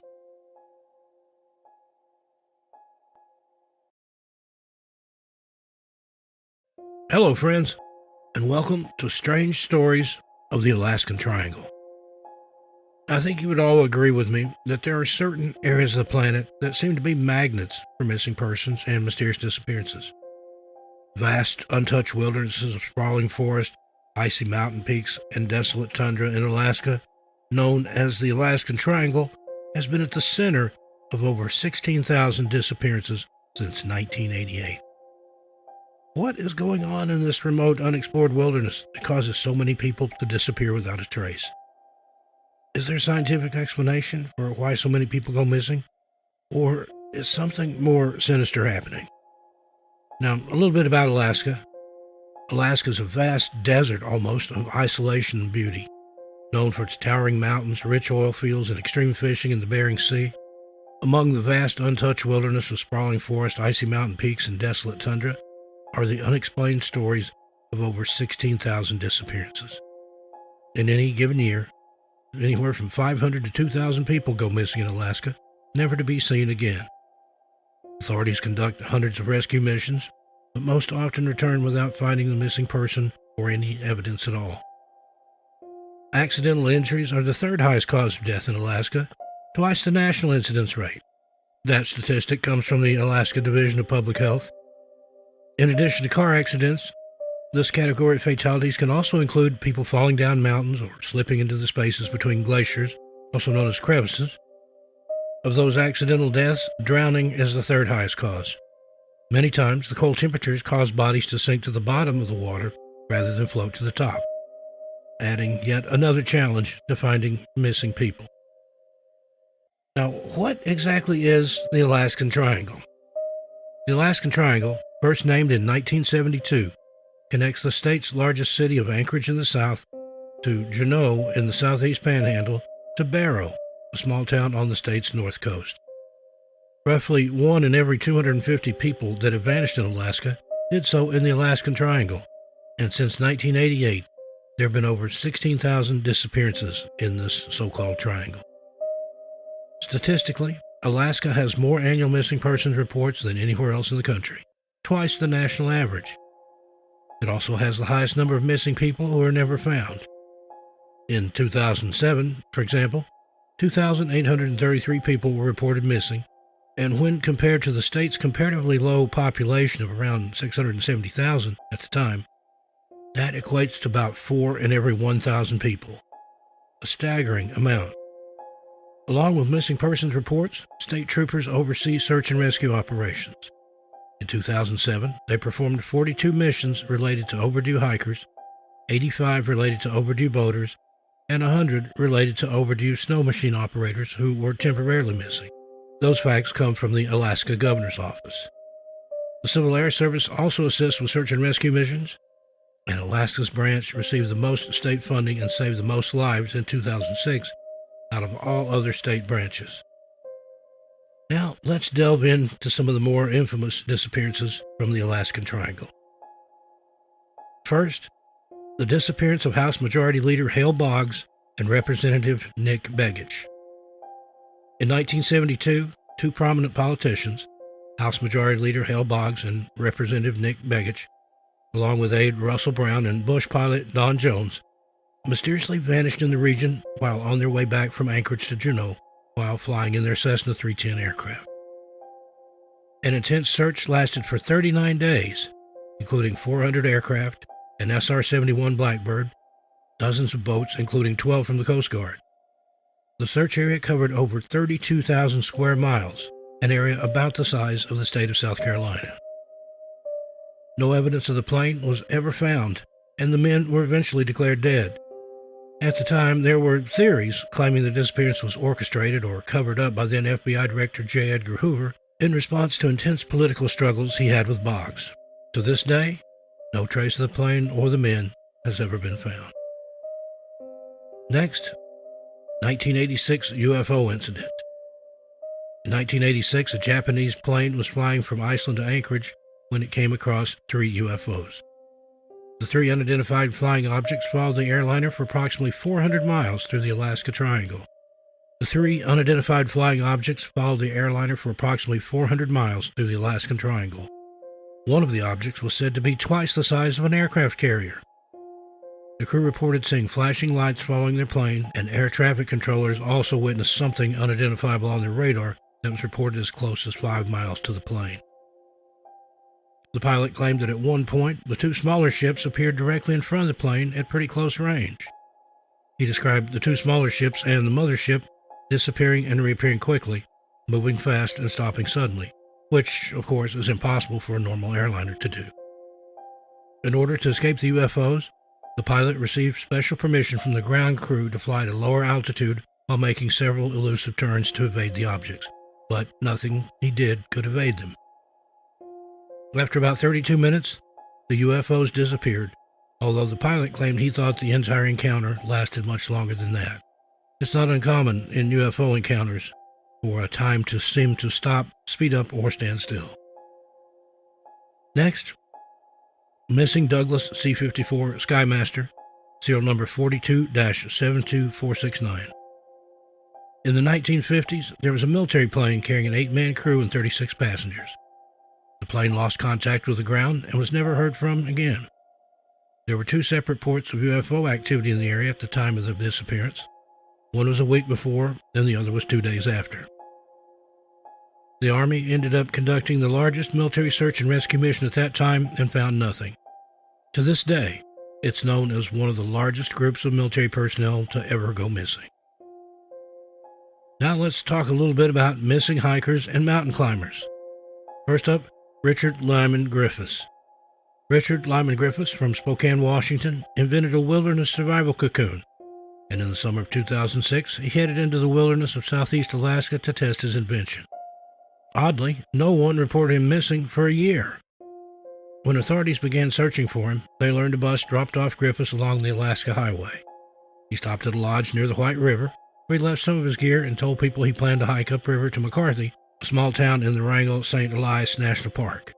He was never seen again. Since Griffiths told friends he might spend the winter in Alaska, no one worried about him for several months. But finally, a friend called the Canadian Mounties and reported him missing. His friend had no idea where Griffiths was planning to go to test his wilderness cocoon. No trace of him or his bright orange cocoon has ever been found. Now, mountain climbing, as we all know, is a dangerous pursuit. In addition to Mount Denali, the highest peak in North America, Alaska boasts many of the most challenging mountains and glaciers any daring alpinist could hope to conquer. Mountain climbers die every year in Alaska, but most climbers ascend in groups. If 1 or 2 members of the group tragically fall into a crevice, their companions can tell the story about what happened to them. When a solo climber makes a fatal mistake, no one is there to record the details, and experts can only guess at what happened. One such climber, Naomi Uemura, a famous Japanese adventurer and mountain climber, decided to attempt a solo winter ascent of Denali in 1984. Uemura had already successfully summited Denali on his own when he wanted to try a more challenging climb in the winter. He made it to the top on February 13, 1984, but something happened on his descent and he never returned to base camp. Conditions near the top of Denali when Uemura disappeared included high winds and a temperature of 50 below. Such brutal conditions leave little room for human error. More recently, on March 7, 2018, Ryan Johnson and Marc-Andre Leclerc, 2 experienced climbers, failed to return from a climb on a 7-peaked mountain near Juneau. In this instance, though, searchers found a clue hinting at the fate of the 2 men. They found an intact anchor rope at the top of an ice chute on one peak, and then saw 2 climbing ropes in a crevice midway down the same peak. A spokesman for the Alaska State Troopers said the evidence showed the climbers made it to the top and set an anchor. Then, she said, they were either taken out by an avalanche, a rope failed, or something else catastrophic happened. Paul Michael Lemaitre. 65-year-old Michael Lemaitre was competing for the first time in the 85th running of the Mountain Marathon race, with participants running up the mountain surrounded by thick forests and creeks over 3.1 to 3.5 miles. Starting in downtown Seward, racers run a half mile to the bottom of Mount Marathon, then scramble about 2,900 vertical feet straight up cliffs and mud and shale before getting to Race Point, an artificial summit. Then participants go downhill over snowfields and rock fields, waterfalls and crags until they reach the finish line back on the streets of Seward. Tom Walsh, a race steward, saw Michael ascending to the turnaround point with about 200 feet to go. At this point, the area was getting foggy and cold, but Walsh saw no reason to be concerned about the condition of the runner. Walsh asked Lemaitre for his bib number, and he replied 548. And as he descended back towards the town, he texted race officials bib number 548 would be home in about an hour and a half. Unfortunately, that was the last time Michael was ever seen. Mountain rescue experts, firemen, state troopers, search dogs, and Michael's family spent thousands of combined hours searching the area without a single clue ever being found. And even after the official search was called off, volunteers continued to search the mountain, but to no avail. Now, what are some of the reasons that people think the Alaskan Triangle exists? One of the most common is the severe weather and harsh landscape. Alaska has vast swaths of remote wilderness. Over half of the entire nation's federally designated wilderness, recognized by the Wilderness Act passed in 1964, around 57 million acres of it are in Alaska, with even more that is not specifically designated as protected land, and much of this land is nearly completely untouched by humans. This harsh landscape is full of all manner of perils, including unforgiving weather, hazardous terrain, dangerous wild animals, and harrowing geological dangers, with Alaska being the home of around 100 active volcanoes. Considering this massive amount of rugged wilderness, which riddled with countless potential hazards, and the fact that many tourists come here to camp and hike are unprepared, it's perhaps no surprise that a good amount of people may become lost in the middle of nowhere, encounter some danger that incapacitates them and prevents them from getting back to civilization, or just simply killed by wild animals or the elements. Due to its reputation, parts of Alaska can get pretty toasty during the summer. Much of the state recently endured a stretch of temperatures you'd more commonly see in Minnesota than in Alaska. Fairbanks, a city that's geographically planted just right of center in the state's otherwise unpopulated wilderness, recorded 2 high temperatures of 88 degrees Fahrenheit earlier this month. The city has recorded highs of 80 degrees or warmer 10 times since June 1st. Average highs in Fairbanks range from the upper 60s in June to the mid-70s in July, normally. This month also saw the all-time record warmest temperature ever recorded so close to the Arctic Ocean, with a small town in far northern Alaska reached a daytime high of 84 Fahrenheit. Since warm, unstable air is the fuel that feeds a thunderstorm, talking about the warmth in Alaska helps us understand how common severe thunderstorms can be there. The state is no stranger to thunderstorms. During the heat wave earlier in the month, lightning monitors detected tens of thousands of lightning strikes across the state during the 2-week period. Cold weather, of course, happens too. Fairbanks dropped to 50 below zero for the first time in 5 years recently, with Anchorage climatologist Brian Brettschneider saying, triggering spooky ice fog across the city. Ice fog occurs when tiny ice particles are suspended in the air when temperatures fall lower than about 22 below zero. Now, is it possible that there are aliens in Alaska and within this triangle? According to the National UFO Reporting Center, since 1998, there have been over 560 reported UFO sightings in Alaska, with the majority of the sightings being in, you guessed it, the Alaskan Triangle. There are claims of a large alien base in Alaska. In his 1997 book, Remote Viewers, Jim Schnabel told the story of the U.S. intelligence community's involvement in the controversial issue of psychic spying that largely began in the early to mid-70s. Commenting on the skills of a talented remote viewer in relation to matters of UFO nature, one Pat Price, Schnabel noted Price was of the opinion that Alaska's Mount Hayes, the jewel of a glacial range northeast of Anchorage, housed one of the aliens' largest bases. According to Pat Price, the aliens that live deep inside Mount Hayes are very good-looking, differing only in their heart, lungs, blood, and eyes. Ominously, he added that the aliens use thought transfer for motor control of us. Price added, the site has also been responsible for strange activity and malfunction of U.S. and Soviet space objects. Rather notably, despite the controversial nature of this story, we find that the U.S. military took a great deal of interest in tales of UFO activity in Alaska in the formative years of the subject. For example, formerly classified FBI files tell of startling encounters with UFOs in Alaska in the period from 1947 to 1950. It was in August of 47 that a highly impressive account of UFO incident involving 2 serving members of the military was supplied to the FBI at Anchorage. The report began, "This is to advise that 2 Army officers reported to the Office of the Director of Intelligence Headquarters, Alaskan Department, at Fort Richardson, Alaska, that they had witnessed an object passing through the air at a tremendous rate of speed, which could not be judged as 2 miles per hour. According to the official report, the UFO was initially sighted by only one of the 2 officers, but he soon alerted his colleague to the strange sight. The object appeared to be shaped like a sphere and did not give the impression of being saucer-like or comparable to a disc.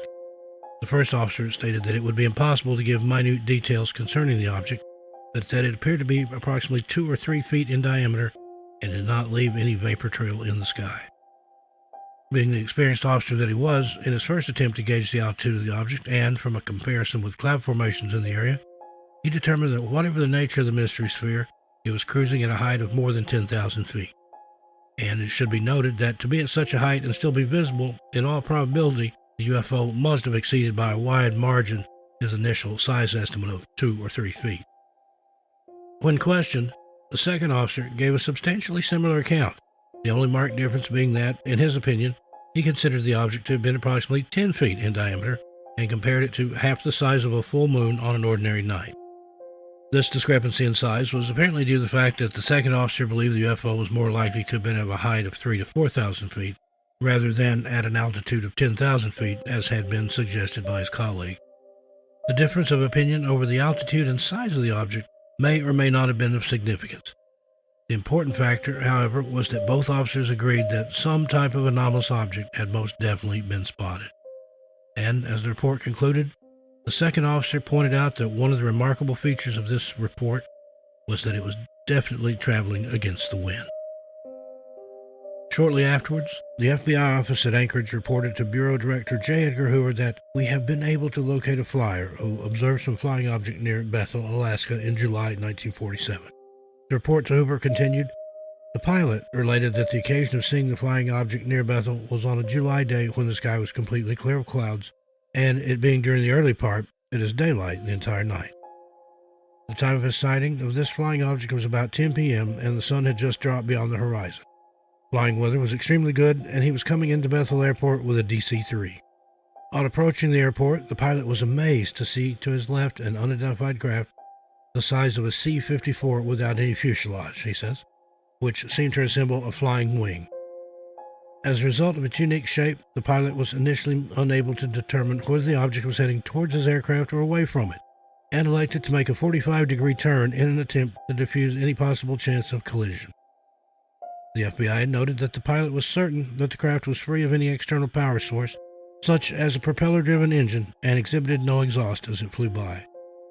The document adds, "He called on his radio to the Civil Aeronautics Administration station at Bethel, asking what aircraft was in the vicinity, and they had no reports of any.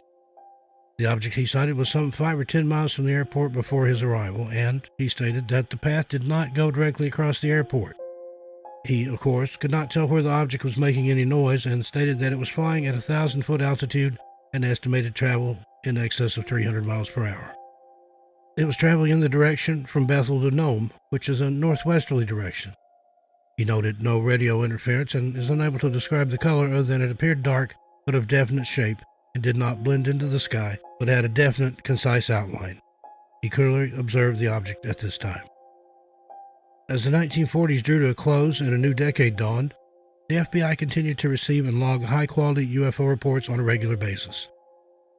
Of those, one of the more credible related to a noteworthy series of encounters that occurred in Alaskan airspace over the course of 2 days in early 1950. Forwarded to the FBI by an official U.S. Navy source, the confidential 3-page intelligence report paints a startling picture of multiple UFO encounters involving the military.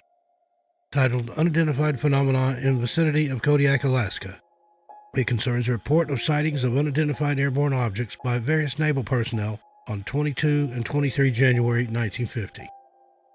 The author of the report noted at 220240W, January, Lieutenant Smith, USN, patrol plane commander of P2V3 No. 4 of Patrol Squadron 1, reported an unidentified radar contact 20 miles north of the Naval Air Station, Kodiak, Alaska. When this contact was first made, Lieutenant Smith was flying the Kodiak Security Patrol. At 0243W, 8 minutes later, a radar contact was made on an object 10 miles southeast of NAS Kodiak. Lieutenant Smith checked in with the control tower to determine known traffic in the area and was informed that there was none. During this period, the radar operator, Gasky, ALC, USN, reported intermittent radar interference of a type never before experienced. Contact was lost at this time, but intermittent interference continued. Now, Smith and Gasky were not the only two to report that unidentified vehicles had intruded into Alaskan airspace. At the time of these encounters, the USS Tilbrook was anchored in the vicinity of Buoy 19 in the nearby Manship Canal. On board the Tilbrook was a seaman named Morgan, first name unknown, who was standing watch. At some point between 0200 and 0300 hours, Morgan reported that a very fast-moving red light, which appeared to be of exhaust nature, seemed to come from the southeast, moved clockwise in a large circle in the direction of and around Kodiak, and returned out in a generally southeast direction. Perhaps not believing what he was seeing, Morgan alerted one of his shipmates, Carver, to the strange spectacle, and both watched as the UFO made a return flight. According to the testimony of both Morgan and Carver, the object was in sight for an estimated 30 seconds, no odor or sound was detected, and the object was described as the appearance of a ball of fire about 1 foot in diameter. The report then records yet another encounter with the mystery visitor. At 2:20-440W, conducting routine Kodiak security patrol, Lieutenant Smith reported a visual sighting of an unidentified airborne object at a range of 5 miles on the starboard bow. This object showed indications of great speed on the radar scope. The trailing edge of the blip gave a tail-like indication. Lieutenant Smith quickly advised the rest of the crew of the PV-23 No. 24 that the UFO was in sight, and all watched fascinated as the strange vehicle soared overhead at a speed estimated to have been around 1,800 miles per hour. Smith climbed to intercept the UFO and vainly tried to circle it. Needless to say, its high speed and remarkable maneuverability ensured that Smith's actions were futile. However, neither Lieutenant Smith nor his crew was quite prepared for what happened next. Subsequently, the object seemed to be opening the range, the official report reads, and Smith attempted to close the range. The UFO was observed to open out somewhat, then to turn to the left and come up on Smith's quarter. Smith considered this to be a highly threatening gesture and turned out all lights in the aircraft.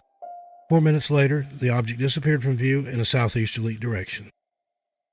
At around 0400 hours on the following day, Lieutenants Barco and Causer of Patrol Squadron 1 were conducting the Kodiak Security Patrol when they, too, sighted an unidentified aerial vehicle.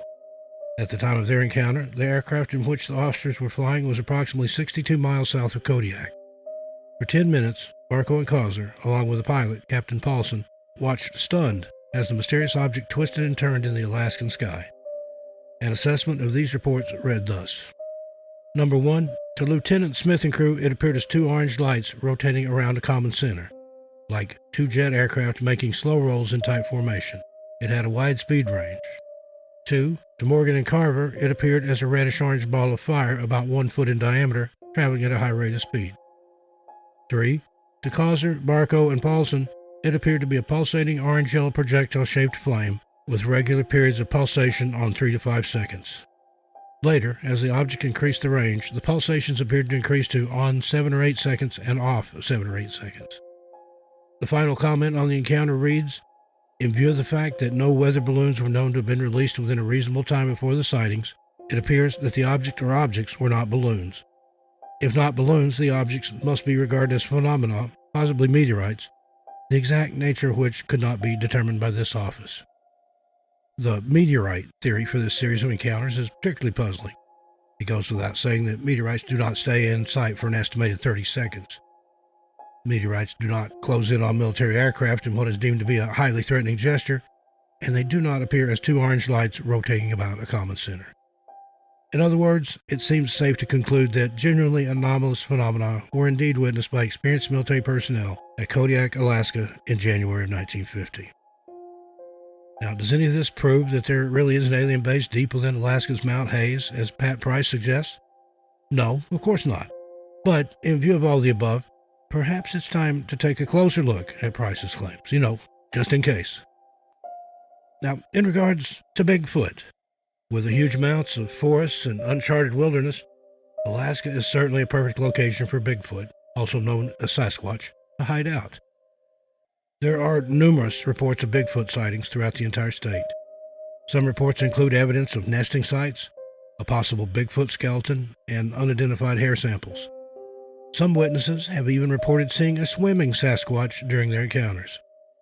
Some villages have even relocated as a result of terrifying encounters with Bigfoot, which is surprising because the common understanding is that the creature prefers isolated areas and is in general quite peaceful. Peterson. There were stories told from 1900 to 1925 about a trapper that went into the woods near Peterson and disappeared, shortly after reporting exceptionally large tracks in the snow. The strangest story ever told, by Virginia Culp, documents this incredibly eerie encounter in further detail. In the town of Ruby, in 1943, it was reported that a man was attacked by an unknown creature in the wilderness about 18 miles down the Yukon from the town of Ruby. He later died of internal injuries, and the creature that attacked him, presumably a Bigfoot, was said to be run off by his dog team. Bristol Bay. In 1940, near the town of Kaluka, a group of ladies was berry picking when they reportedly came upon a large, man-like creature with long hair running down its back. They later went on to capture this creature, cage it, and feed it. It later died, and the story was documented in a letter from the alleged cage keeper. Ketchikan. This southwest town holds some pretty wild tales of the past. In 1956, about 50 miles southwest of Ketchikan, a man that was out fishing reported seeing an 8-foot-tall creature that was around 400 pounds and walked on 2 feet like an ape. There was also a young boy that reported a similar sighting nearby in 1960 and reacted to the encounter by screaming and running off as fast as possible. Port Chatham, also known as Portlock, this eerie small village on the Kenai Peninsula was home to so many Bigfoot sightings that the entire population eventually fled due to an overwhelming amount of fear. For a period of time during the 1900s, torn-up bodies were washing up on the shores of this small village, making the people believe that it had to be the evil Sasquatch spirits that roamed the woods nearby. Wrangell. Multiple Bigfoot sightings occurred in this area during the early 1900s. One includes a man that was berry picking in the woods and was awakened by the sounds of a massive man-like creature having a conversation nearby. Another story in the area is about a tall Bigfoot creature that actually ended up carrying a 3-year-old back to her home after she wandered off into the woods without anyone noticing her. Now, if Bigfoot is as confrontational as people in Alaska claim it to be, it's a possibility that this creature is perhaps the reason why some people go missing there, especially in the wilderness, if they have come face to face with it. Now, what about the energy vortices that are supposedly found in Alaska?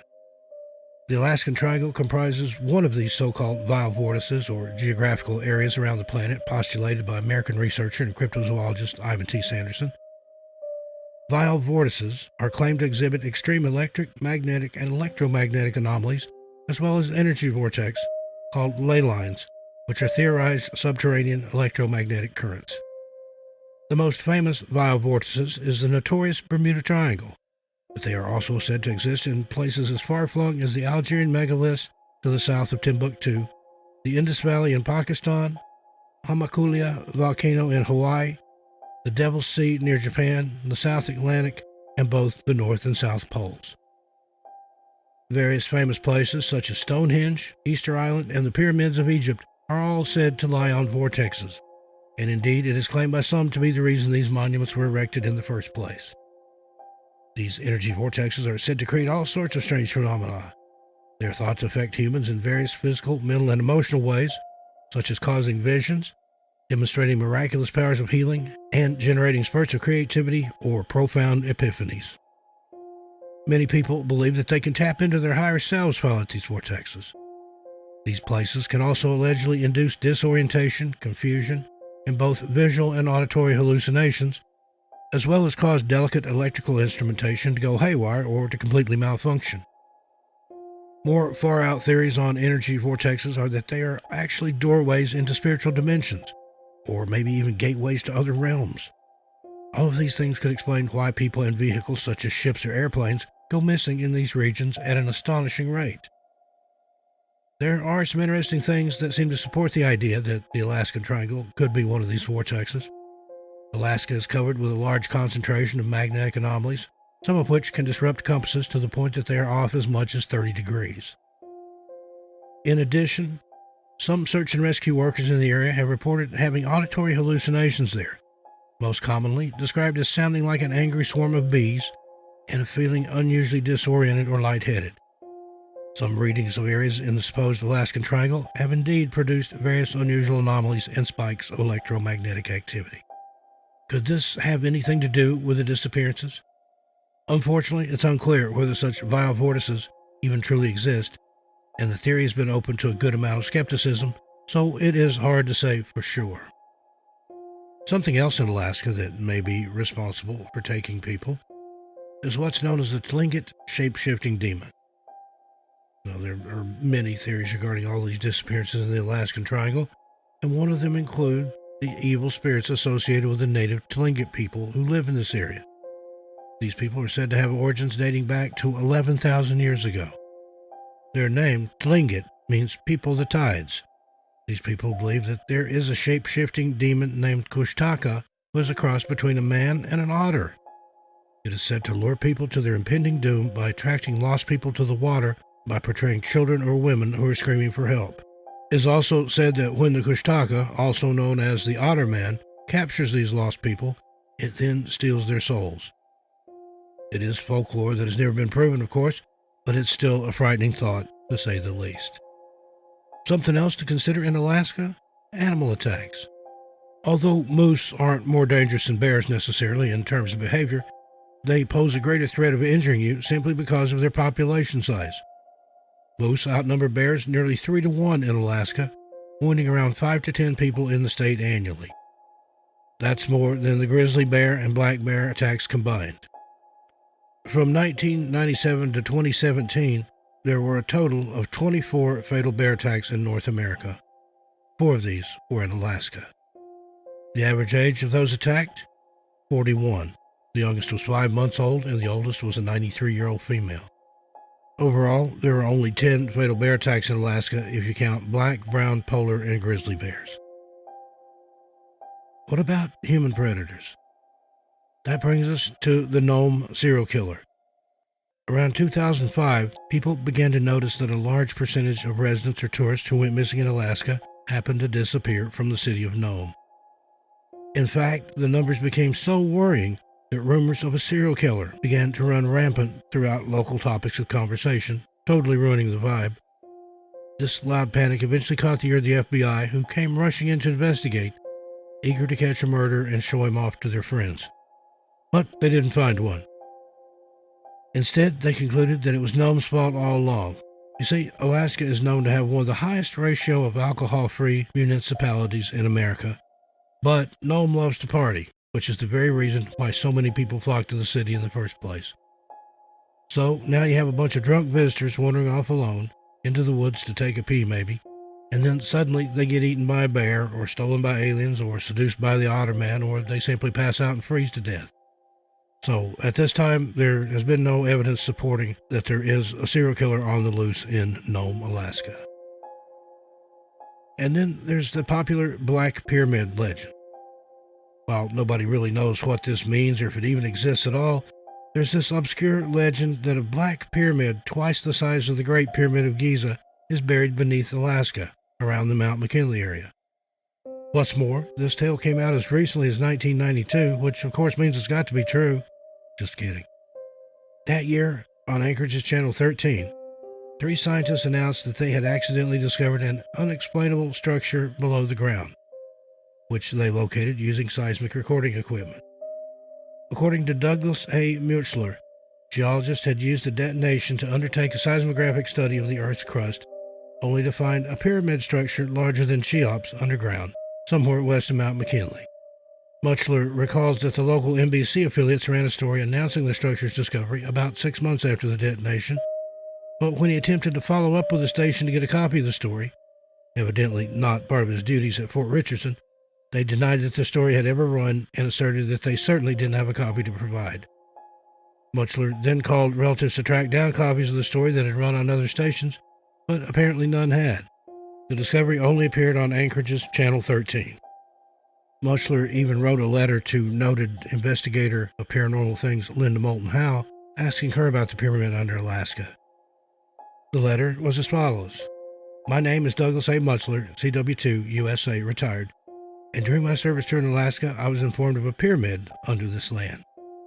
There's other information concerning this that came to my attention after it was reported to us in 1992. I've tried to pass this info to others, but have not heard any response to my information. I assure you that I'm telling you the truth about this, and I think this is being kept quiet by our government, as the news was buried the very next day after it was brought to my attention. If you can help me get this info out to you, please call me so I can talk to you about this. He gives his phone number.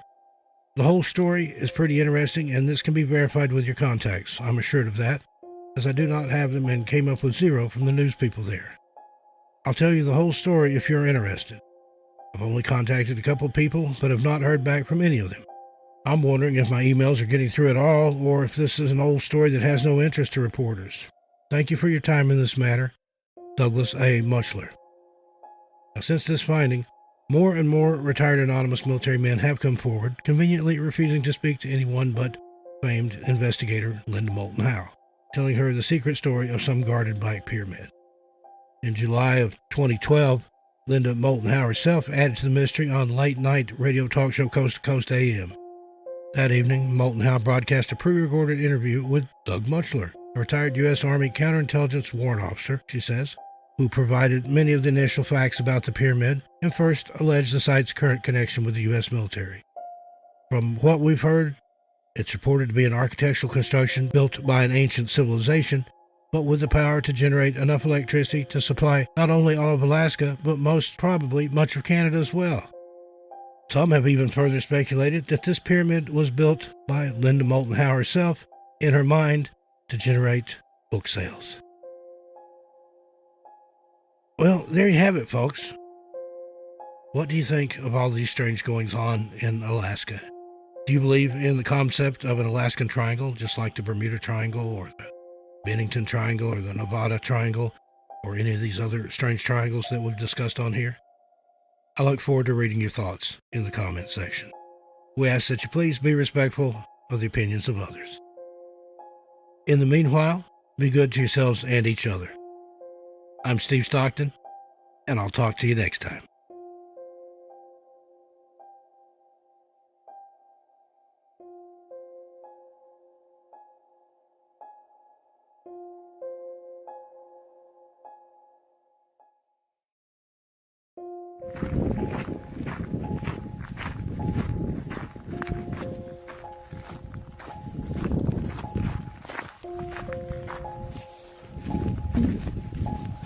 Helicopters flew over the rugged mountains near Lincoln, New Hampshire for 4 days, and search and rescue crews went out looking on foot. But it wasn't until Friday night that a couple of amateur hikers found 70-year-old Chris Staff. I just got disoriented. I got on the wrong side of, there was washouts and things like that, and I couldn't find the right path. I'd see people across the river and, I'd tell them I'm in distress, and one guy told me to come across, and I thought I had it. I thought I had somebody that's going to help me. And I don't know if they're real or not, because I crossed the river and nobody's there. Lost in the woods for nearly a month, 25-year-old Lisa Ferris beat all odds, living off berries and mushrooms and drinking from creeks to survive.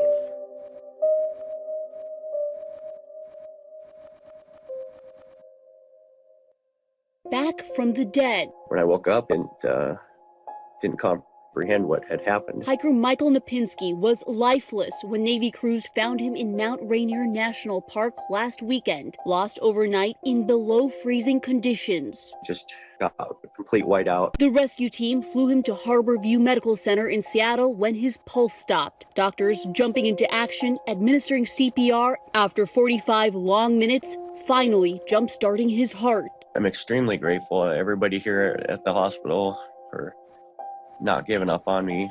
I'm alive and breathing. And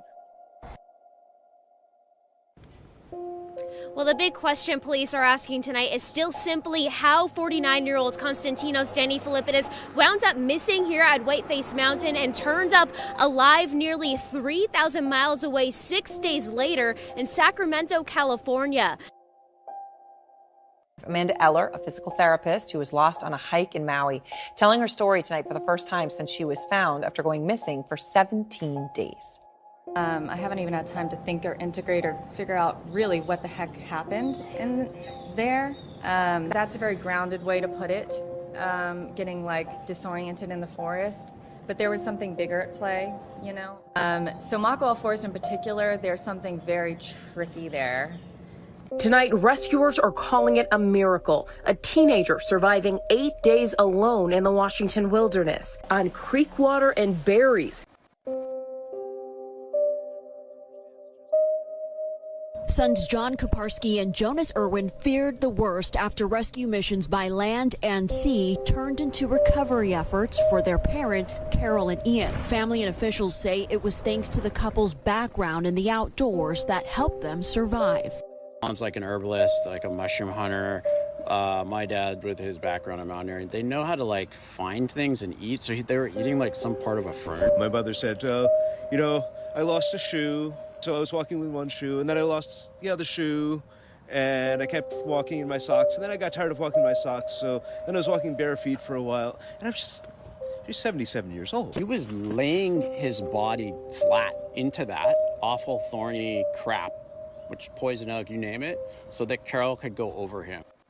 Police and 19-year-old Madison Popalizio never came home Sunday after hiking on Mount Algonquin. More than 60 people set out to search for them Monday, fighting their way through deep snow and rough terrain. 36 hours after they went missing, the hikers were airlifted from just below the 5,000-foot summit. Tonight, the miraculous rescue of Cheryl Powell, finally surrounded by family again. The 60-year-old who went missing in Central California's White Mountains, found alive just hours ago, 3 days after she vanished in the wilderness. A remarkable story of survival. New details tonight about a mother from the San Fernando Valley who was stranded in Utah's Zion National Park. I mean, she was missing for nearly 2 weeks before she was finally rescued.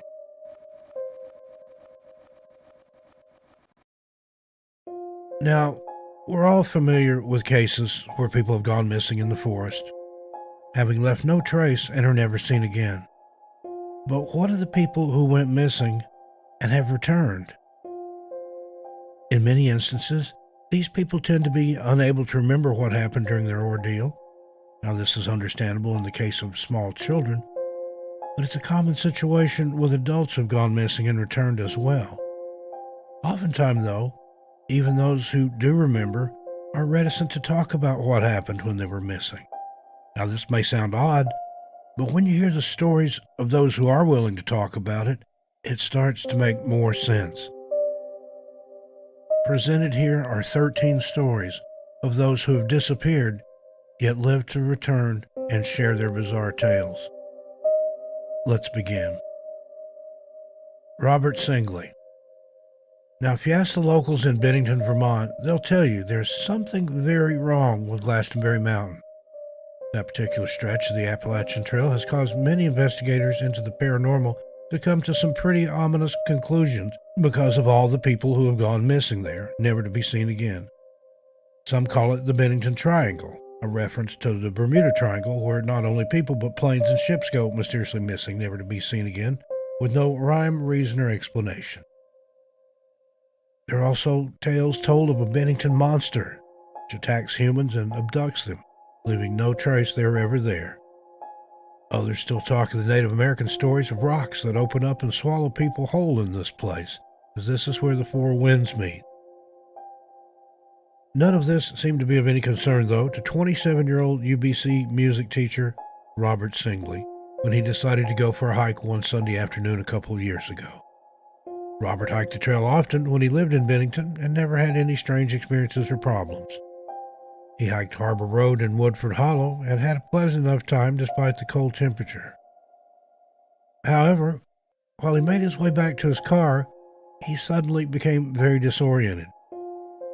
He attempted to make a fire once he realized he was lost, and because darkness was falling, he didn't stand much chance of making it back to his car until daylight came.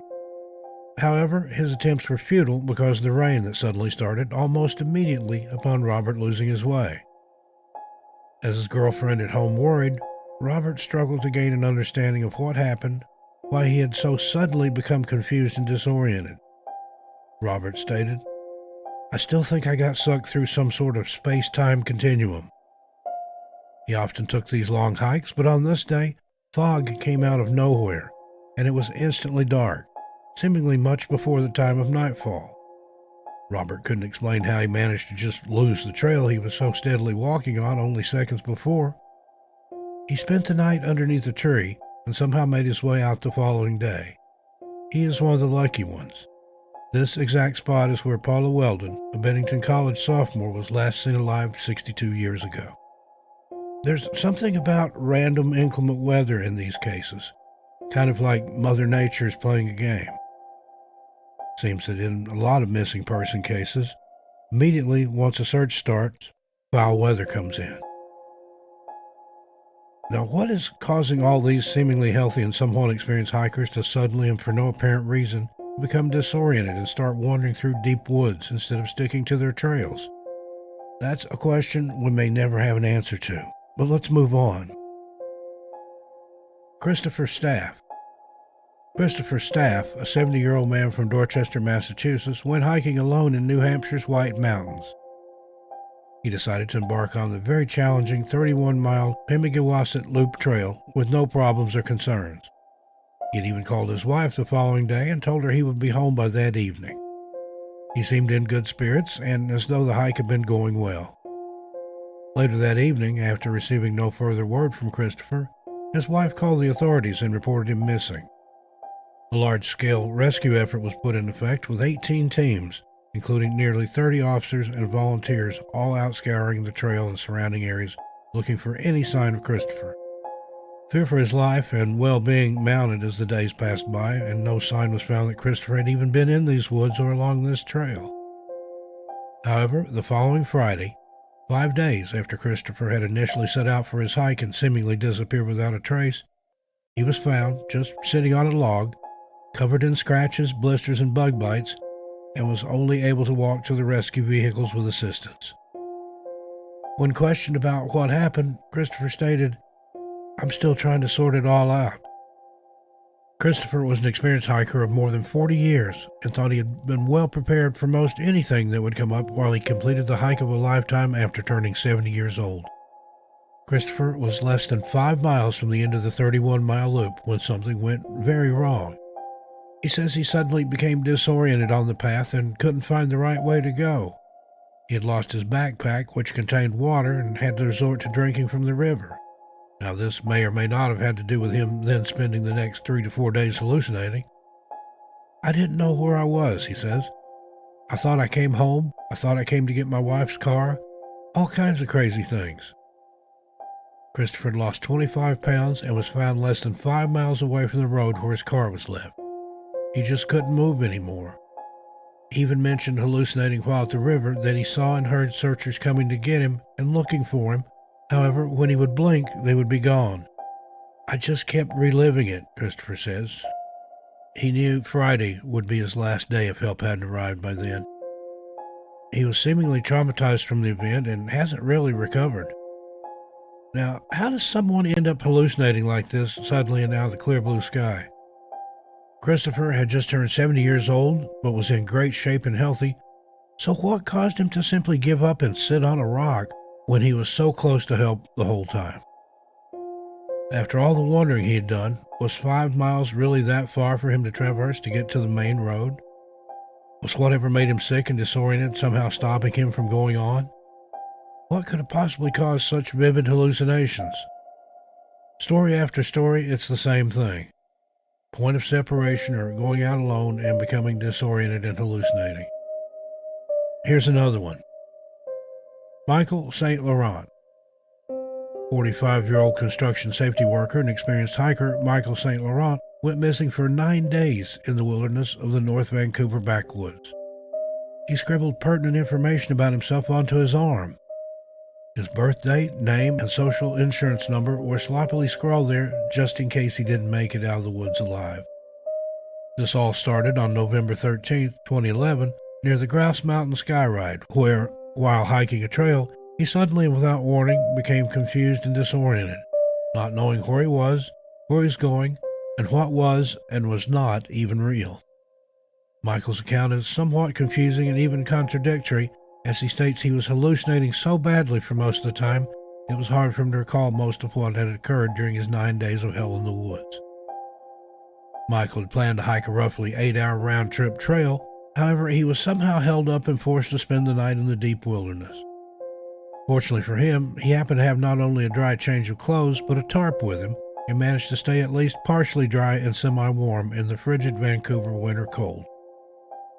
Michael even prepared for a 2-day trip, though he expected to only stay one, assuming he would be fine and ahead of the game in case anything unforeseen came up. Unfortunately for him, something did. It lasted much longer than the 2 days, though. Michael's mind was so foggy and muddled, however, that after becoming lost and veering off the main trail, he couldn't even manage to find any kindling there in the woods, despite the ability to make a fire by hand. For the next 7 days, he wandered aimlessly around the woods, dehydrated, hypothermic, and vividly hallucinating nonstop. He said his hallucinations included being at work, driving home, and even sitting down for a meal in his favorite restaurant. After just 3 days, he thought it had been 3 weeks. Although there were numerous hikers who passed through the area within view of him, Michael was seemingly totally unable to communicate with them in any way. Not for lack of trying, though, as he says he called out for help and did everything he could to get their attention, but to no avail. It was almost like he was invisible to anyone and everyone who passed him by. The only thing the searchers believed saved him was his somehow remarkable ability to remember to cover himself at night with a tarp. At times, he had even had to crawl as he had developed a condition from wearing soaked footwear called trench foot. When speaking to the media after being rescued, Michael told them he had seen and heard the searchers looking for him, but was unable to communicate with them and gain their attention, and somehow he claimed they hadn't been able to see or hear him at all. The search and rescue teams deny ever being anywhere near the area Michael stated he saw and heard them. What prompted Michael to write down his personal information on his arm, just in case? He said himself it was a regular day and he had the entire hike planned out. Is it just a coincidence that this is yet another semi-experienced hiker who, for one reason or another, was separated from his group and ended up lost in the woods? What is prompting these people to put themselves in harm's way like this? Lisa Theris. 25-year-old Alabama resident and radiology student Lisa Theris had a couple of strikes against her already as far as anyone finding her when she became lost in the woods in Midway, Alabama, for an entire month in July of 2017. She had severe bipolar disorder, and because of the crowd she was recently hanging out with, most who knew her thought she was just trying to get away for a while. After not being able to reach her at all in 5 days, her father eventually called the police and reported her missing. After searching the most obvious places and coming up with no sign of her, the police then caught up with the last 2 people known to have been in her company, who were also wanted in connection with the robbery of a hunting lodge. When the authorities finally did catch up with these 2 men, one of them claimed the other killed Lisa and had disposed of her body.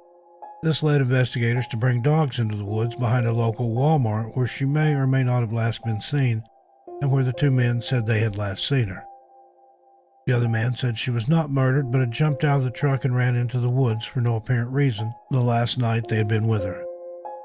Because of the conflicting stories given by the 2 men and their shady and criminal reputations, Police decided to go ahead with the cadaver dog search of the woods. After all, Lisa had been missing an entire month, and the likelihood she could survive out there in the wilderness for that long was slim.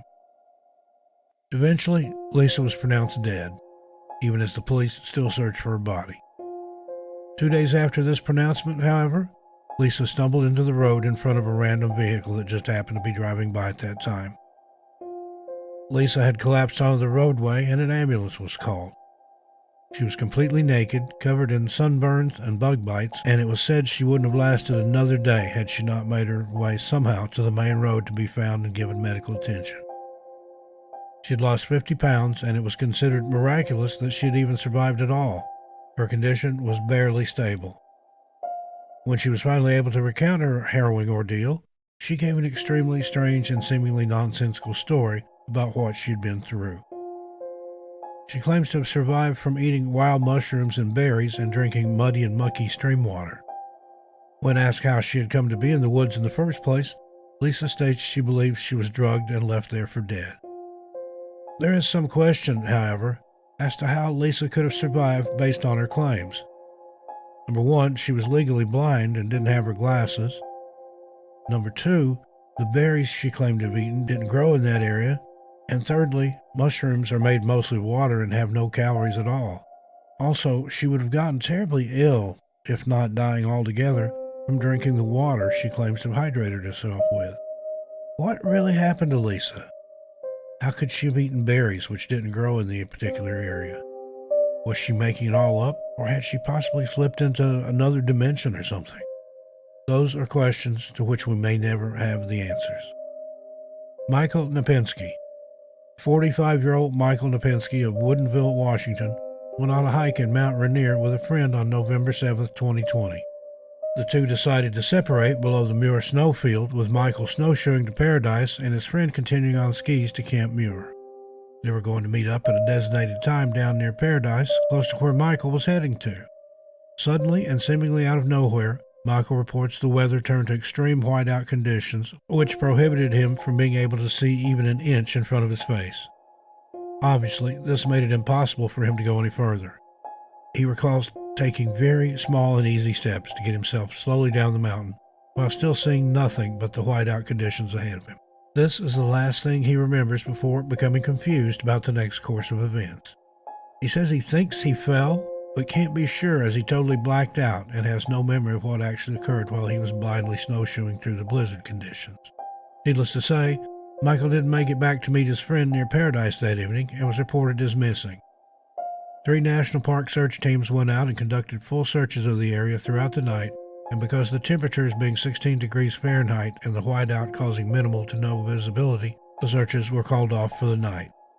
Early Sunday morning, however, the search teams went back out to look for Michael, though everyone's thoughts were grim and thinking the worst at this point. Because of the cloudy weather, too, the aerial searches weren't able to be started until late Sunday afternoon, nearly 24 hours after Michael had been reported as missing by his concerned friend. Helicopter searchers finally found Michael Napinski in the Nisqually River drainage, and by the time foot searchers got to him about an hour after he was first sighted, he was unconscious.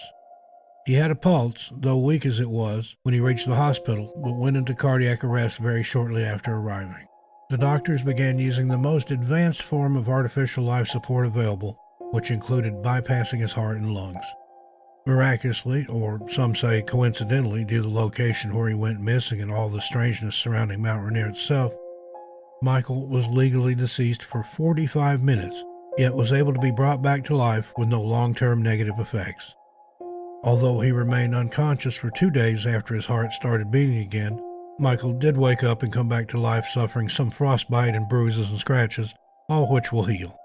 Is it just a coincidence that this man, who had all of the same bizarre and seemingly random symptoms as so many of the other cases we've talked about here, was miraculously able to return from the dead after 45 minutes?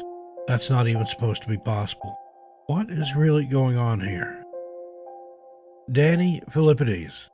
On February 7, 2018, Danny Philippides ventured from his home in Toronto, Canada, to the Whiteface Mountains of New York for a seemingly typical ski trip with some co-workers. The 49-year-old firefighter went missing on the mountain when he separated from the group to go to his car and retrieve his cell phone, which he had initially forgotten to bring with him. He went off by himself, figuring he would be right back and go back to having fun with his friends and colleagues. However, that isn't what happened at all, and despite little bits and pieces that have come out since, we will perhaps never really know what happened to Danny Philippides. Despite having no memory of what happened after he started back down the mountain to go to his car for the phone, he believes he took a wrong turn on a children's ski slope. The doctors would later confirm that he did seem to be suffering from a head injury, but even that doesn't explain where Danny ended up after leaving his friends to run the quick and seemingly harmless errand. Once Danny was reported missing, a manhunt of epic proportions set out to try and find him. At least 6 government agencies joined the 2 local ski patrols and several volunteers in the search. Eventually, more than 135 volunteers searched the area he was last seen and the route he should have taken to his car, which was still parked in the exact same spot he had left it, with the cell phone inside, for a total of 7,000 hours, but to no avail. How could they possibly have known that Danny was at that time in a big rig truck hitchhiking across the country to California? Danny also remembers being dropped off in Sacramento, still wearing his ski clothes and with a brand new cell phone and, inexplicably, a haircut. He was eventually found wandering around the Sacramento Airport rental car facility's parking lot. He had absolutely no idea or clue as to how he ended up there or why. The authorities found him got the surprise of a lifetime when they learned he was the subject of a massive manhunt all the way on the other side of the country. Obviously, so did Danny upon learning the same information. What happened in those 6 days? Where did Danny get the haircut and the new iPhone? And what could have possibly led him all the way across a foreign country like that? More than 2 years later, and these questions still haven't been answered. They may never be either, as Danny has since chosen to remain quiet about the ordeal and has gone back to work in Toronto as a firefighter. Unfortunately, so many of these people who go missing and are found under extraordinary circumstances choose to remain silent about what they encountered, even the ones who remember very clearly. Is this another symptom caused by who or what is doing this to these people? The inability to express what happened? Or is it that there are just no words in their vocabulary to explain what they might have seen or experienced? Amanda Eller. Amanda Eller is a 35-year-old physical therapist and yoga instructor who wanted to go and explore the Makawao Forest Reserve on the northern side of Maui, Hawaii, on May 9, 2019. What was supposed to be a 3-mile relaxing hike to help her get closer to nature ended up turning into a 3-week ordeal that had her fighting for her life. Ellen was reported missing when she never showed back up when she said she would, and when her car was spotted parked near a vast forest reserve in Hawaii, it prompted thousands of volunteers to come out and start immediately searching the vast jungles and streams in the surrounding areas. On a Friday afternoon, 17 days after she first headed out on her hike, and less than an hour after her family had announced a $50,000 reward for information leading to her whereabouts, Ms. Eller was found with sunburn, scrapes, a torn ligament in her knee, and a broken leg. She was malnourished, but she was alive. So what happened to Amanda Eller? How had she become so lost so quickly on what was seemingly a simple and easy, relaxing trail walk through which she had gone many times before without any problems? Now, it's true the area of the reserve is 2,000 acres and has such thick vegetation and brush it needs to be hacked with machetes, but Amanda was on a trail. Here's what she had to say. Amanda claimed she was just going on the short trail walk, which she had done many times before and was really enjoying it. It was just a typical thing on a typical day. As she went off the path at one point to sit and rest, she became disoriented and confused. She stated a very strange gut instinct was pulling her into the opposite direction than the one she was familiar with and knew was right. She decided to go the way towards where she thought her car was, figuring if she just walked towards there at least she would have a handle on where she was headed. She ended up hiking from around 10:30 a.m. that morning until midnight that night in a desperate search for her car. She admits being ready to just give up and stop trying, but claims as soon as she did, she would hear a certain very loud and strong insistent voice telling her that if she wanted to live, she needed to keep going. She stated, "As soon as I would doubt my intuition and try to go another way than where it was telling me, something would stop me. A branch would fall on me, I'd stub my toe, or I'd trip. So it seems the same gut instinct that seemed to have initially led her astray was in fact now leading her back to where she needed to be, back on the right path." Many people have started to believe that Amanda had actually been abducted. Her cell phone, water bottles, and wallet were all left behind in her car. On the 3rd day, she'd given up looking for her car and decided to start looking for water instead, However, she fell off a 20-foot cliff and tore the ligament in her knee, while the very next day, she lost her shoes in a flash flood. She was only wearing a tank top and yoga pants to begin with, and the injury and loss of her shoes slowed her down considerably. At night, she covered herself with ferns and branches and leaves. She even spent one night in a wild boar's den. She survived by eating almost anything she could find, things that were identifiable and some that weren't. She even ate moths that landed on her body. She began to crawl instead of walking and was then confronted with a seemingly impassable steep drop-off. Meanwhile, the volunteer searchers were going through their own harrowing ordeals as the search for Amanda led many of them into fast-moving streams and had them rappelling into ravines. Some even killed aggressive wild boars and searched the dead animals' intestines for Amanda's body parts. At least one searcher was attacked by a wild boar but managed to get away and survive. Amanda stated later that she had seen and heard multiple helicopters, but despite trying her best to get their attention, they never spotted her.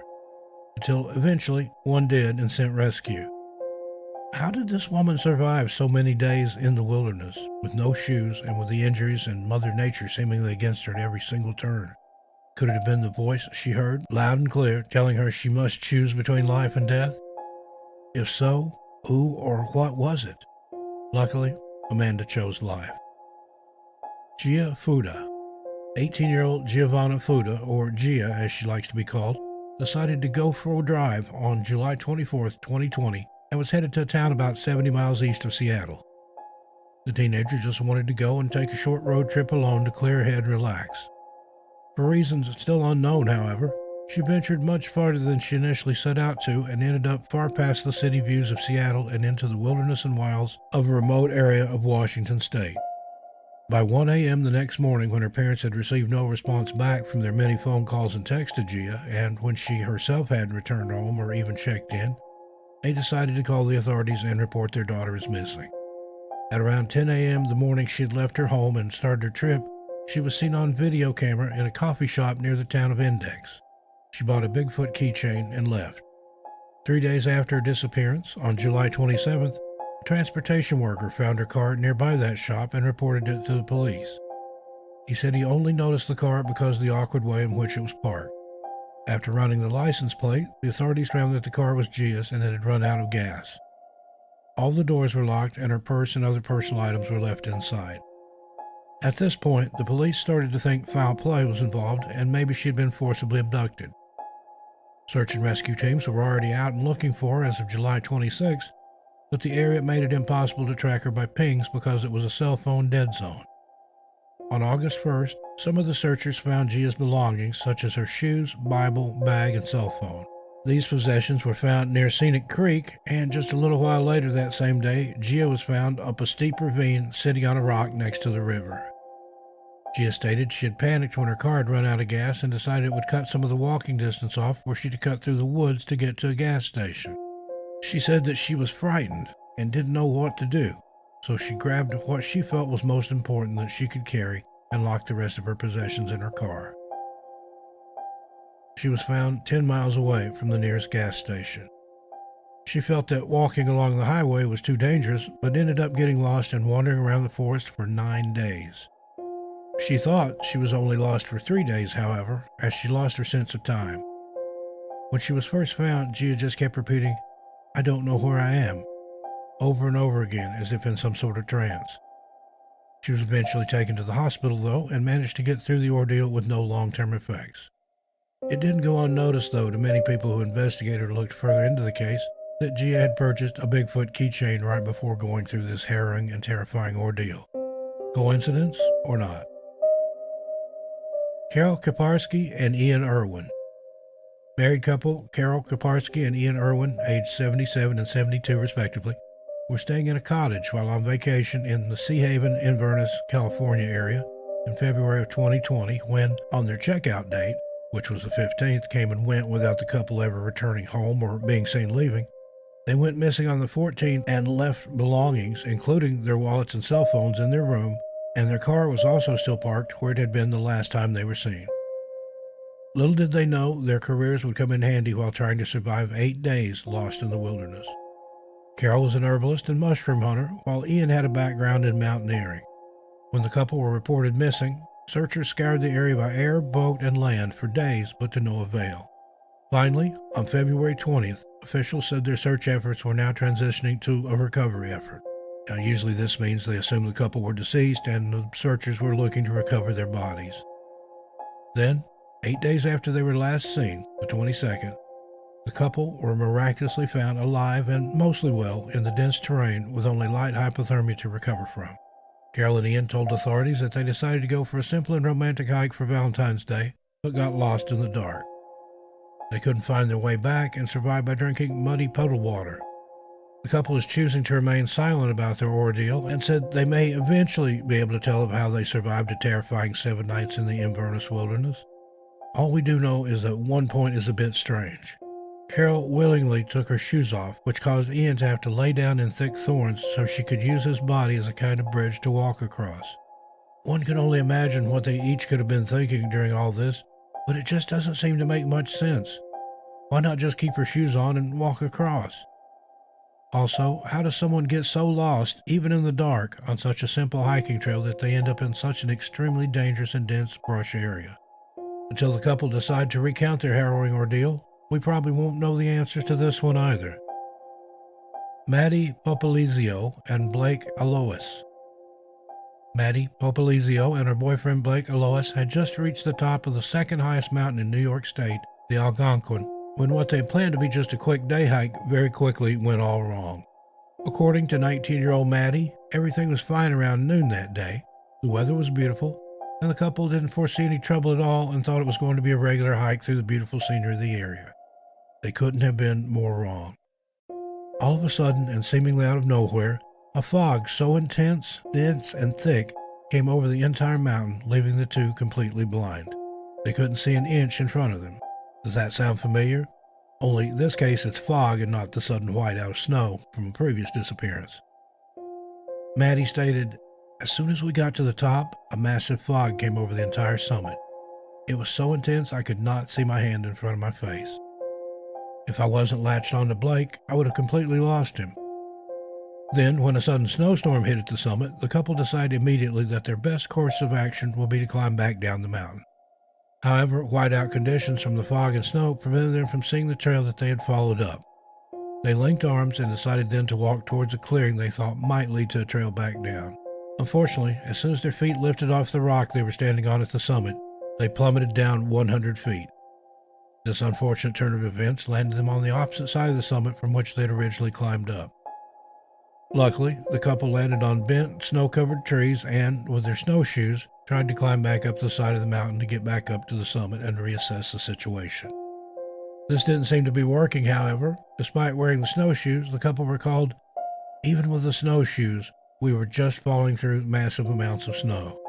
Terrified and with nowhere to go, the couple returned to the more secure spot they had fallen to on top of the trees. Then they built a wall of snow to try and block the wind and light Ian's backpack on fire with a fire starting kit they had with them. The intense winds and heavy snow prevented any fire heat from being made or generated, though, and the couple feared they weren't going to make it out of this situation alive. Their phones had no power or service, and they spent the first day screaming at the top of their lungs for help, assuming they would be rescued by nightfall. However, that wasn't the case. They spent 2 more days this way, huddled together, keeping each other as warm as they could with body heat and each trying to keep the other sane. When they were finally rescued, they were located about 265 feet southeast of the mountain summit. Ground crews eventually came upon them, still on top of the bent and snow-covered trees. The couple told of how, on the first night, Maddie couldn't feel her toes because of the freezing cold snow, and in an attempt to keep her warm, Blake emptied out his backpack and zipped it up around her feet and legs. Within minutes, she regained feeling in her toes, but useful supplies such as their knife, rechargeable crank light, and 90% of their food were lost forever in the deep snow. There were multiple times where Maddie had fallen into snow which covered over the top of her head, and Blake lost his gloves pulling her out to save her life. Luckily, the couple didn't sustain any long-term injuries or effects from their strange and terrifying ordeal. Why is it that blinding weather always comes along in the blink of an eye and makes hikers unable to see and therefore puts them at risk for major injury and incapacitation? It's the same thing over and over again and completely defies any logic or explanation. Some may say Mother Nature is just a fickle woman and changes her mind on a whim, But there are others, those of us that don't believe in so much coincidence, who wonder, is there something else at play here?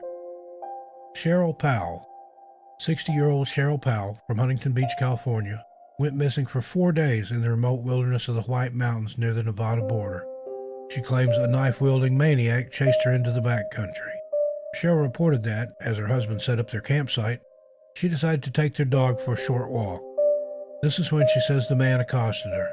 All of a sudden, some guy pops out from behind a tree or something, she said, as she described the incidents which led to her disappearance. It was scary. I was really nervous about the fact he was threatening to do my dog harm. Though she admittedly bolted right away, Cheryl says she didn't feel safe that she was alone in the woods until at least a full 24 hours later. Her disappearance kicked off an intense 4-day search by the Inyo County Sheriff's Department. They interviewed other campers in the area, Cheryl's husband, of course, and they even used a loudspeaker to call out to the couple's dog, Miley. Search and rescue also combed the area, searching on foot with dogs and conducting aerial searches as well, but all to no avail. The strange part is, though, that aside from not finding any evidence of Cheryl or her dog being anywhere in the area, there were also no reports of a suspicious person or vehicle either. Where had this man, described by Cheryl as big, burly, bald, and tan, come from? Where had he gone? Cheryl's family very quickly started urging the authorities to start working under the assumption that she had been abducted. Eventually, it was Miley the dog's barking that alerted the authorities to Cheryl's whereabouts. Aside from being very scared and extremely exhausted, Cheryl was found alive and safe. As for the knife-wielding attacker who initially chased Cheryl into the woods, there have been no reports at all besides her initial description of any suspicious persons, vehicles, or activities that day. Who or what was it that chased Cheryl? Could this be yet another reason for some of the many disappearances across the country and even the world? Why had there been no other reports at all about a suspicious-looking man? Was Cheryl somehow the only one who could see him? Even if so, what did he want, and why hadn't he given chase when Cheryl initially took off? Very odd indeed that he just let her run off and didn't give chase. Could he have been trying to lure her into the woods for another reason? Perhaps for someone or something other than himself?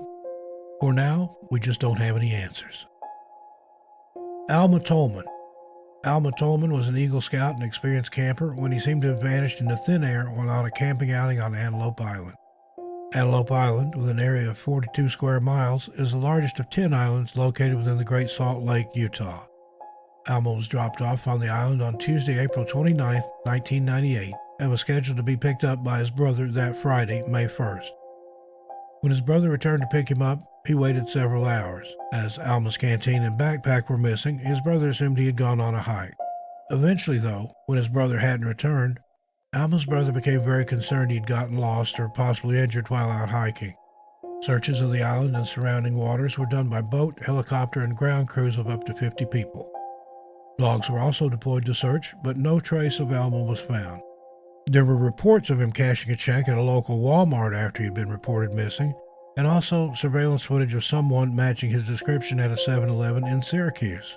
However, neither of these sightings could be definitively confirmed as Alma, and so the investigation went on. The strangeness of this case, however, has a total human element to it, with it later coming out that Alma actually did disappear on purpose to get out of moving to Italy that June and getting married. Seems Alma had a case of the wedding jitters and cold feet, which is kind of an extreme measure to disappear yourself for those reasons. Needless to say, Alma was found alive and well a few days later, and eventually admitting it had all been an elaborate ruse to get out of the move and the marriage. Holly Courtier. 38-year-old California mom Holly Courtier went missing in one of America's most beloved and most treacherous frontiers for 2 whole weeks without being found. Despite the media frenzy her disappearance eventually caused, nobody is really sure how Holly ended up where she did. It's speculated she was having some sort of mental breakdown as she left her house in the middle of the night without telling anyone where she was going. She later stated she was seeking a total disconnect from the world and wanted to be completely alone by herself for a while. However, Holly seemed to have gotten more than she bargained for, as, while she certainly got some time alone, the injuries she ended up suffering were strange enough, but her story doesn't make much sense either. Here's what we know about what happened to Holly Courtier at Zion State Park and what she said when she was found on October 18, 2020. She was visibly exhausted, famished, dehydrated, had lost 15 pounds, and was found to have a concussion. What was supposed to be a brief spiritual pilgrimage turned into a fight for her life. Her disappearance is different because the widespread panic on the internet and the massive amounts of pleas for help in finding Holly and pleas from her family turned into conspiracies and hate messages, so many that the family had to cancel all social media accounts and even change their phone numbers. So, what caused all this vitriol towards a woman who simply wanted to disconnect for a little while and raise her spiritual vibration? What caused Holly to, seemingly out of nowhere, get up and sneak off like a thief in the night to simply go for a hike? According to her family, Holly is an experienced hiker who knows Zion National Park very well and is capable of surviving the extreme and rugged conditions. Holly hit her head on the sharp edge of a tree she had her hammock tied to, and this happened very shortly after arriving and starting up the first trail. This knock on the head caused extreme disorientation. After this blow to the head, she didn't have the energy to move around anymore. Despite being close to a river, Holly refused to drink the water because of concerns about toxicity. When found 2 weeks later, Holly was so dehydrated she couldn't open her mouth. Luckily, Holly was found alive and didn't have any long-term injuries, though her kidneys were barely functioning and she had an extreme lack of potassium. She did make a full recovery. One unanswered question looms, though, in both skeptics and believers of Holly's story alike. Why, when she could hear the searchers close and calling her name, when she called back to them, they never heard or saw her there? They were within feet of Holly. She was too weak to approach them, and they never noticed her yells, nor her person, sitting, literally praying she would make it out of this ordeal alive. Well, there you have it, friends.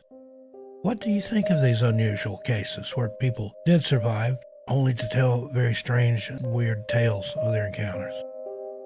Let me know what you think in the comments below. We do ask that you discuss these cases with the utmost respect to those not only in the stories, but to the other people in the comments as well.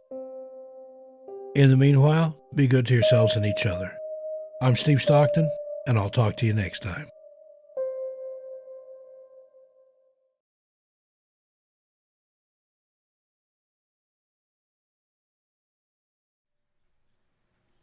Hey, good morning, everybody. Steve Stockton here with you. 6:59 a.m. on the East Coast. I just got up, a little messy here. Haven't even had my coffee yet.